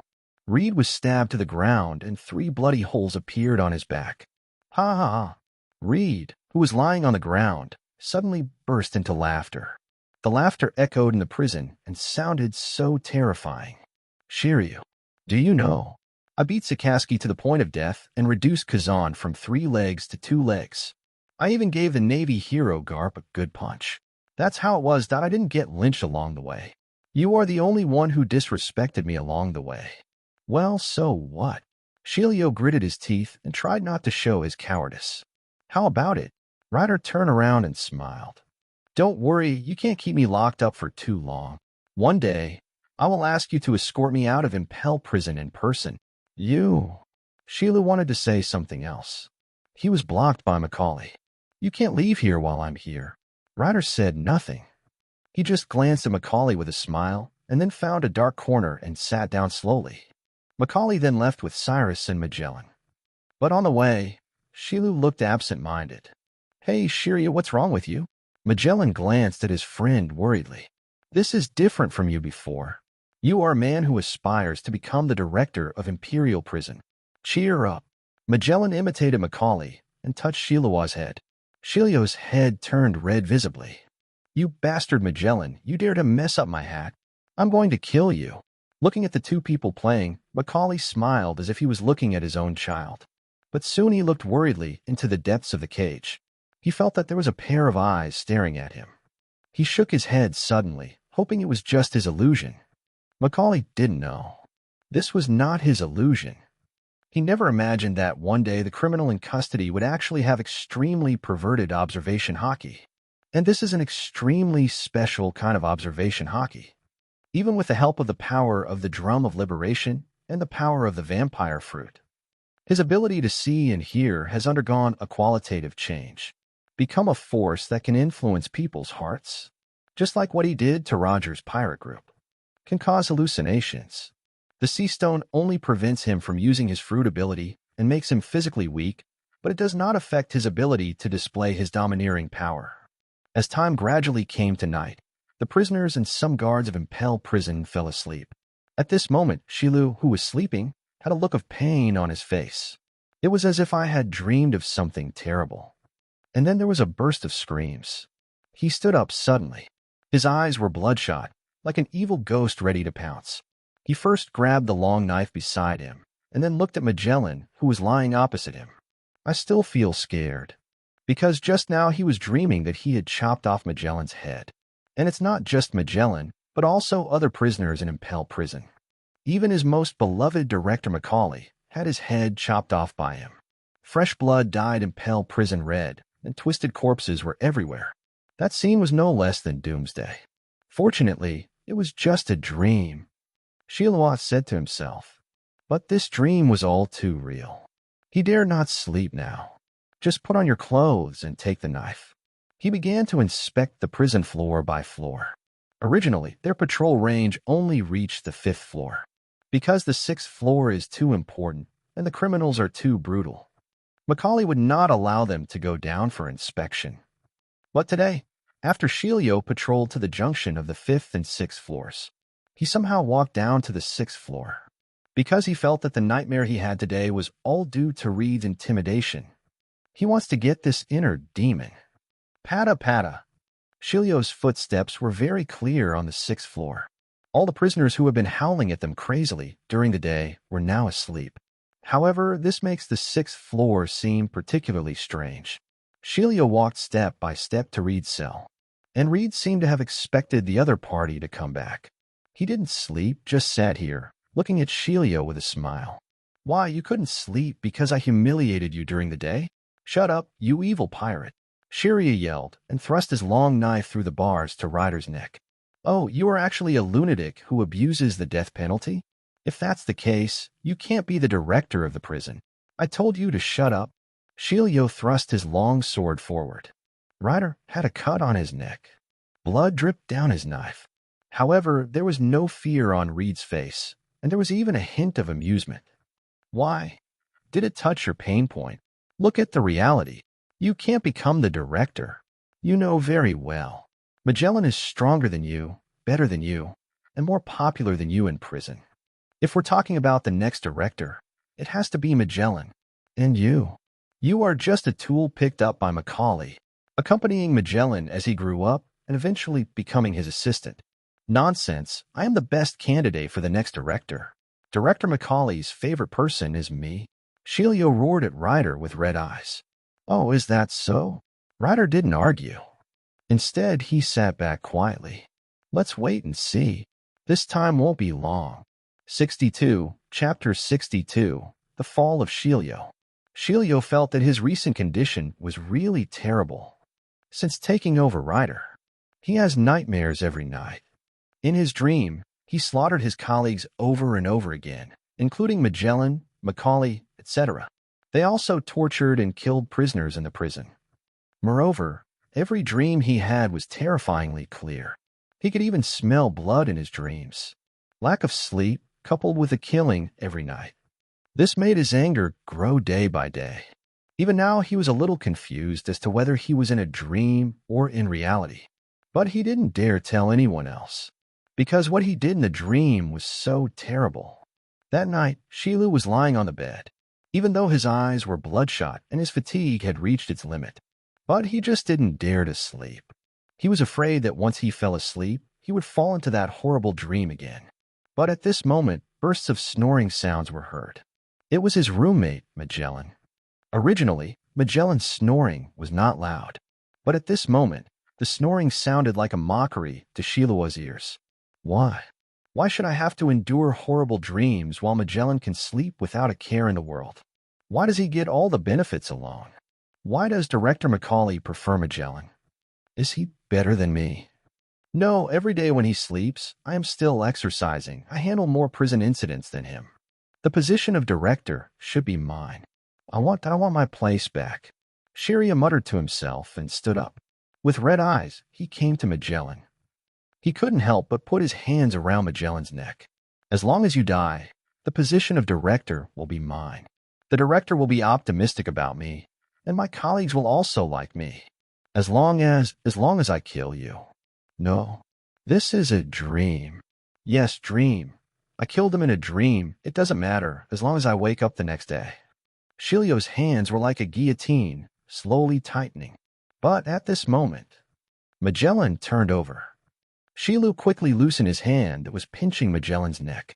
Then he retreated awkwardly, leaned against the bed leg, and gasped heavily. No, I can't do this. It's Reed. It must be Reed's doing.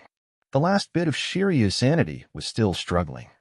He picked up the long knife and rushed out. He made his way to the 6th level of prison. Then he pounced on Reed's cage and roared madly. Ryder, it's all you. You made me like this. I'm going to kill you, kill you. Shilio's eyes were red, and he was waving the long sword in his hand in a disorderly manner. Reed looked at Shirley, who was almost on the verge of collapse, with interest. He lasted much shorter than he expected. It's only been a week. How? You don't look that good. Captain Shilio, would you like to buy insurance from me? As long as you do what I say, I will make sure you get the position of director. Ryder smiled like an elite insurance salesman, asshole. Stop pretending. This must be you who did it. I'm going to kill you. Kill you. Kill. Yes, kill. As long as you kill someone, you can get rid of the nightmare. As long as you kill someone, you will be one step closer to your goal. Go kill them. They're just dirty damn pirates anyway. Kill them, and no one will know. Go, go.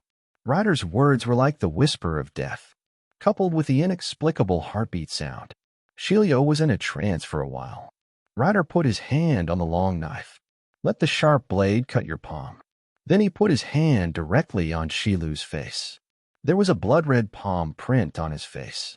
This is considered as our insurance contract. Go ahead and kill someone. Reed's voice was full of temptation. Shilio turned around and muttered to himself, I want to kill someone.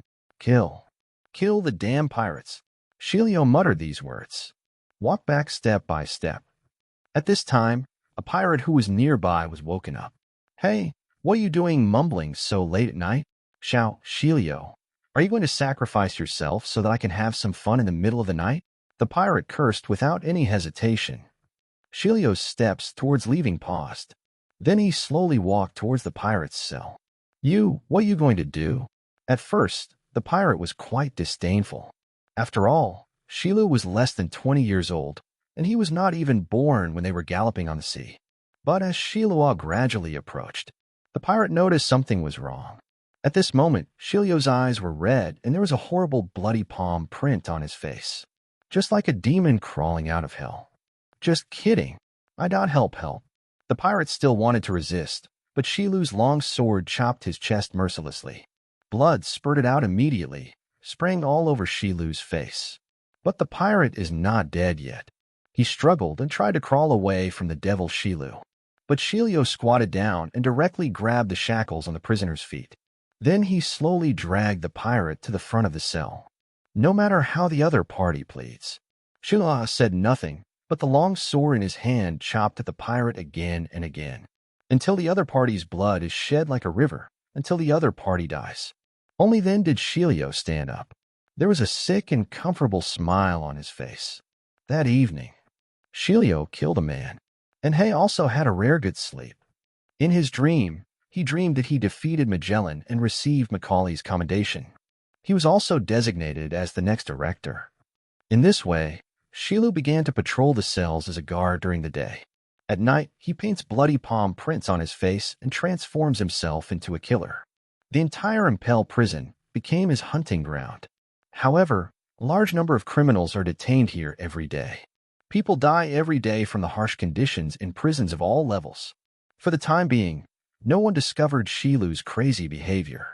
Shilio's desire to kill became stronger and stronger, from killing one person every night in the beginning to killing 2, 10, 15, 20 people every night, to now he can't even resist the desire to kill in his heart during the day. He always finds excuses to sneak into the prisoner's cell and release his killing desire in a place where the surveillance Den Mushi cannot see. However, despite such frequent murders, something unexpected happened today. He killed someone in the 5th level of the extremely cold hell today. The 5th floor is quite special because it is covered with ice and snow. Murder is the most difficult to detect. A heavy snowfall can cover up all traces of murder. There are also many military wolves on this floor, and they're also good helpers for Shilio to kill people and destroy bodies. Finally, because of the extreme weather on this level. As a result, this is the only level where Den Mushi are not monitored. All these conditions made this place an ideal killing ground for Shilio. But today he was torturing a prisoner and enjoying the pleasure of killing. A shocked voice came from behind him. Deputy Warden Shilio, what are you doing? Shilio turned around and found that it was his adjutant. A beautiful blonde woman wearing a guard's uniform and holding a stack of documents in her hands. Minnow, are you punishing the prisoner? Punishment, that's right. It's punishing the criminals.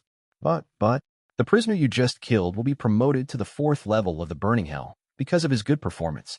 And the director said that we are prohibited from resorting to lynching. Now this. Mino was speechless. Commissioner Macaulay has strictly prohibited guards from lynching prisoners. It is even more forbidden to kill criminals like Shilio, as it is a violation of the taboo. Oh, then what do you think we should do about this? Shilio's voice turned cold. This made Mino shudder. Even a chill colder, the freezing hell rushed down her spine to her brain. This. Let me tell you what to do. As long as .N01 knows. Mino's eyes suddenly widened.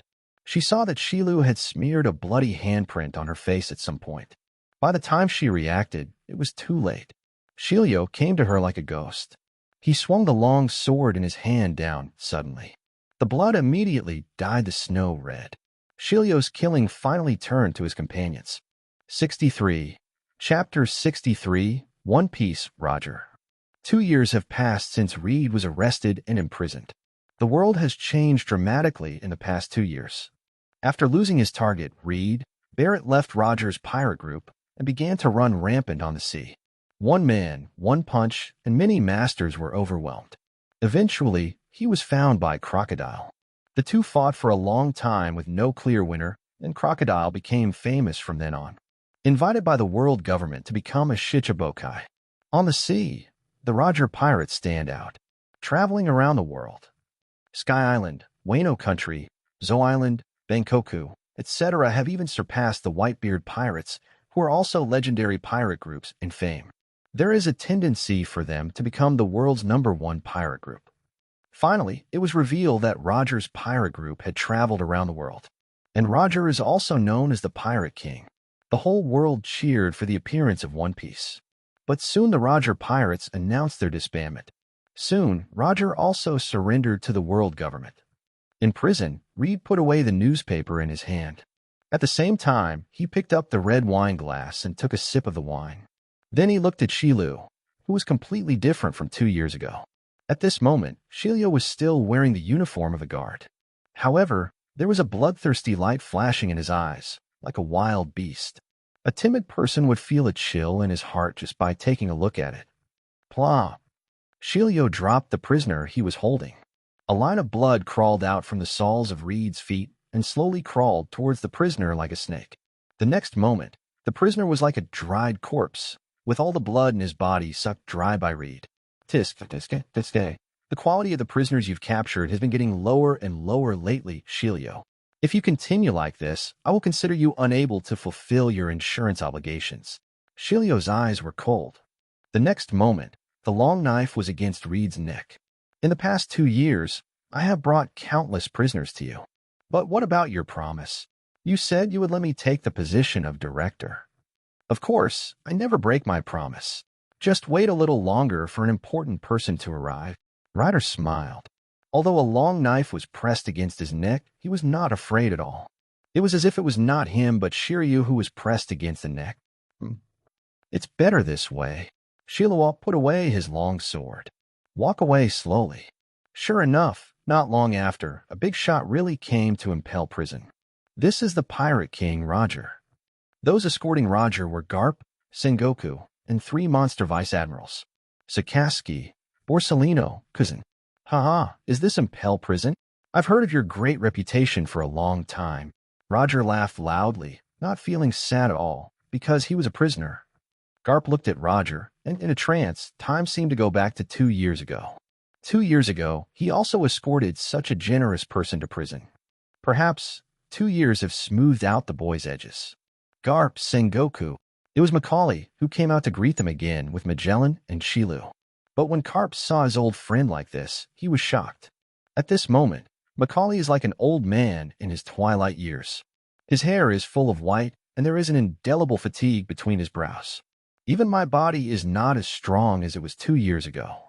It was as if all the energy and spirit had been drained out of the whole person. Macaulay, how did you become like this? Alas, I am old and my body cannot keep up with the times. Upon hearing this, Zhangguo frowned. In this case, I still recommend that you quickly find an heir to impel prison. I'm afraid your body can no longer deter the vicious prisoners in impel prison. Ahem, I know it's already being done. Let me serve my last shift. Imprisoned of the Pirate King, Macaulay said, forcing himself to cheer up. Shiryu of Magellan, lock the Pirate King in the 6th floor, infinite hell? Yes. Magellan and Shiryu nodded. Receive, Roger. But just as Shiryu passed by Garp, Cap narrowed his eyes. I remember that rider knew you too back then. He is still safely imprisoned on the 6th floor, right? Certainly. Shilu smiled. We in Impel Prison will not let any prisoner escape. After that, they took Roger into the prison. What happened to Garp? Sengoku asked. Cap shook his head. I just feel that the boy has changed so much in the past 2 years. And there was a strong smell of blood on the other person. Maybe it's the punishment in prison. Don't worry, no one can escape from Impel Prison. Sengoku patted Garp's shoulder. Now we should discuss how to liquidate the One Piece crew. On the other side, the 6th level of Infinite Hell. This time Macaulay did not come along. Roger was being held by Shilu and Magellan. Shilu, I haven't been to the lower 2 floors for a long time. Are there so few prisoners here? Magellan looked at the prison, which was already half empty. Of course, after all, the environment here is not as good as the 4th floor. It's normal for the prisoners to not be able to hold on. Shilu found a seemingly reasonable explanation. But Magellan still felt something was very wrong. Ever since Commissioner Macaulay became ill, he divided the Imperial prison into 2 parts. Magellan was responsible for the management and guarding of the first 4 floors. The lower 2 floors are guarded by Shilu. The 2 people had almost no intersection. So this is the first time Magellan has come to the lower 2 levels in this period of time. He only felt that there were very few prisoners on these 2 floors, and many of them looked at them with fear. So there was none of the arrogance they had when they sent Reed down 2 years ago. Soon, Pirate King Roger was sent to a special cell. Just then, someone ran over. Guard Shilu, guard Magellan, the director wants you to come over. Shiryu and Magellan nodded. Left the 6th level prison. Isn't this Captain Roger? Ryder, you kid is actually imprisoned here. Roger's eyes lit up. Looked towards where the sound came from. But soon, he was confused. I saw Reed appear outside his cell. That's right, outside the cell, not inside the cell. If it weren't for the prison uniform he was wearing, Roger would have thought he was here to visit the prison. As expected, I said you can't die. But how can you get out of this cell? It's very simple. Just make the guard your own man. Guard. One of our own. Roger thought back to the 2 men who had escorted him down. Then he sighed and said, as expected, you are a monster. Judging from the current situation, you are no less than Jybek. Captain Roger, you're too kind. You are the most monstrous one, after all. You are the Pirate King. By the way, what on earth does Raftel have? If you want to know, why not go and take a look for yourself? It shouldn't be difficult with your strength. Roger smiled. Ryder shrugged. I'm not interested. What's there to see on a broken island? Besides, now is not the time. Yes, it's not the right time, but I don't have time anymore. Come on, Captain Roger. Have you forgotten that you still owe me money? 1 billion berries plus the interest. That's a lot of money. Roger. He had just begun to build up his sad emotions. Besides, in front of a dying man like him, we have to talk about money. What's wrong? No way, no way. Could it be that Pirate King Roger owes money and won't pay it back? Then believe it or not, even if you die, I can still find your child and ask him to pay back the money. Roger. 64. Chapter 64. The riot begins. Impel Prison, 4th floor. This is both a burning hell and the location of important rooms in the prison. Commissioner Macaulay's room is here. After Shirley and Magellan received the notice from Macaulay, came all the way to this place. Then two people slowly pushed open the door of the room. At this moment, the only person in the room was the elderly Macaulay sitting in his seat. In his hand, he also held a hell trident, symbolizing his position as the warden of Impel Prison. Shirley, Magellan, you are here. There was endless sigh in Macaulay's words. I have been in charge of Imperial Prison for 35 years and received 28,321 prisoners. I have accepted 121 prisoners with bounties exceeding 100 million yuan. So far, no prisoner has escaped from my hands. Magellan and Cyril had never heard Macaulay talk about these things. I was shocked when I heard it today. But it's time to let go. Macaulay sighed, holding the trident of hell, and slowly walked to Magellan and Shilua. I've already told my superiors that I will resign from the position of director starting today. And the new director. As he spoke, Macaulay's eyes fell on Shilio. Shilio's heart tightened and a curve appeared at the corner of his mouth. But the next moment, Macaulay handed the trident of hell to Magellan. The new director is you, Magellan. The smile on Shilia's face disappeared. I couldn't help but clench my fists. Me this.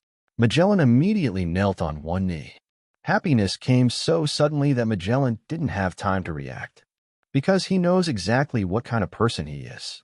In terms of work, diligence, and ability, he is not the best candidate for director. But unexpectedly, the position of director fell on his head in the end. Director? Am I suitable for this? Magellan, don't doubt yourself. Remember, being the director is not an easy task. You have to shoulder the responsibility of suppressing and guarding the entire prison. I'm mainly worried that I'm not strong enough. Magellan scratched his horns naively. Don't worry, I have everything arranged. Speaking of this, Macaulay took out a devil fruit. This is the parahuman poison fruit. I went through a lot of trouble to find it for you. If you eat it, you will gain great power. Hearing this, Magellan excitedly grabbed the fruit and swallowed it.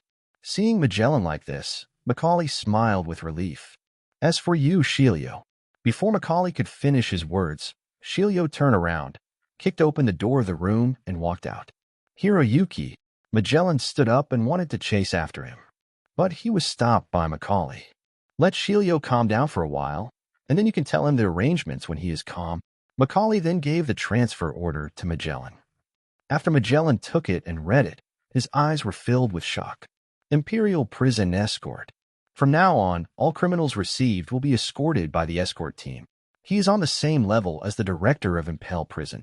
Director Shilio will be very happy after hearing this news. From now on, he will live outside and I will live inside. We will definitely develop Impel Prison even better. Macaulay smiled with relief upon hearing this. On the other side, Shilu came to the 6th level of Infinite Hell and Impel Prison angrily. He came directly to Reed's door, with a long sword in his hand drawn. You lied to me? Hearing this, Reed smiled. Oh, how do you mean? You said you would make sure I got that position. Shilu's eyes were red, like a wild beast about to get out of control. Roger on the side looked like he was enjoying the show. He didn't think that Reed was a liar, nor was he someone who would easily suffer a loss. Besides, the other party was already able to leave the prison, and he would never allow Shilio to act recklessly.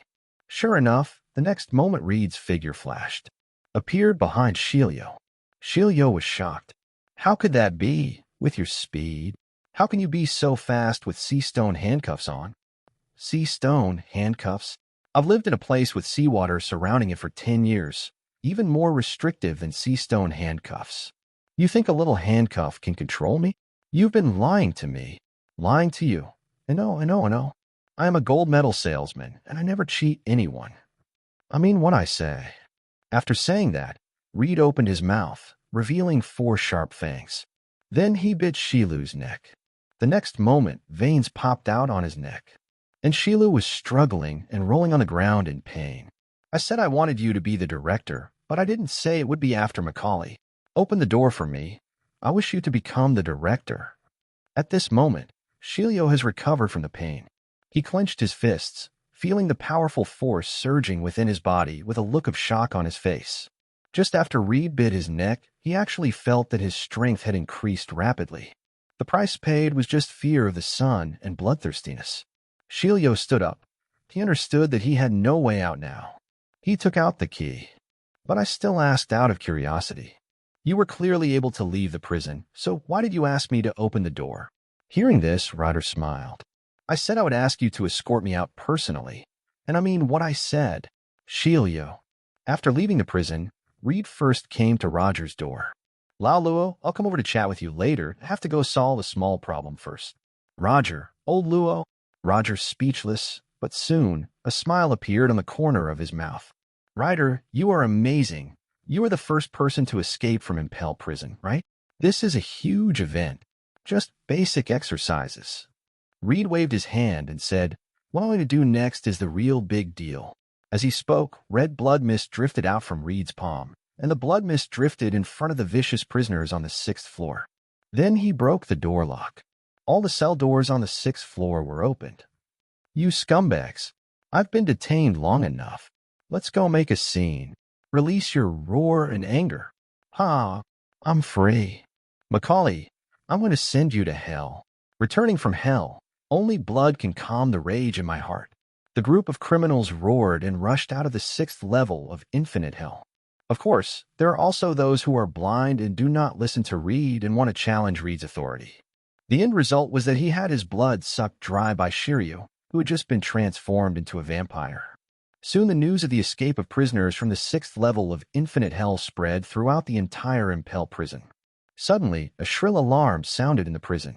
The first major riot in the 6th cell block prison in history has begun.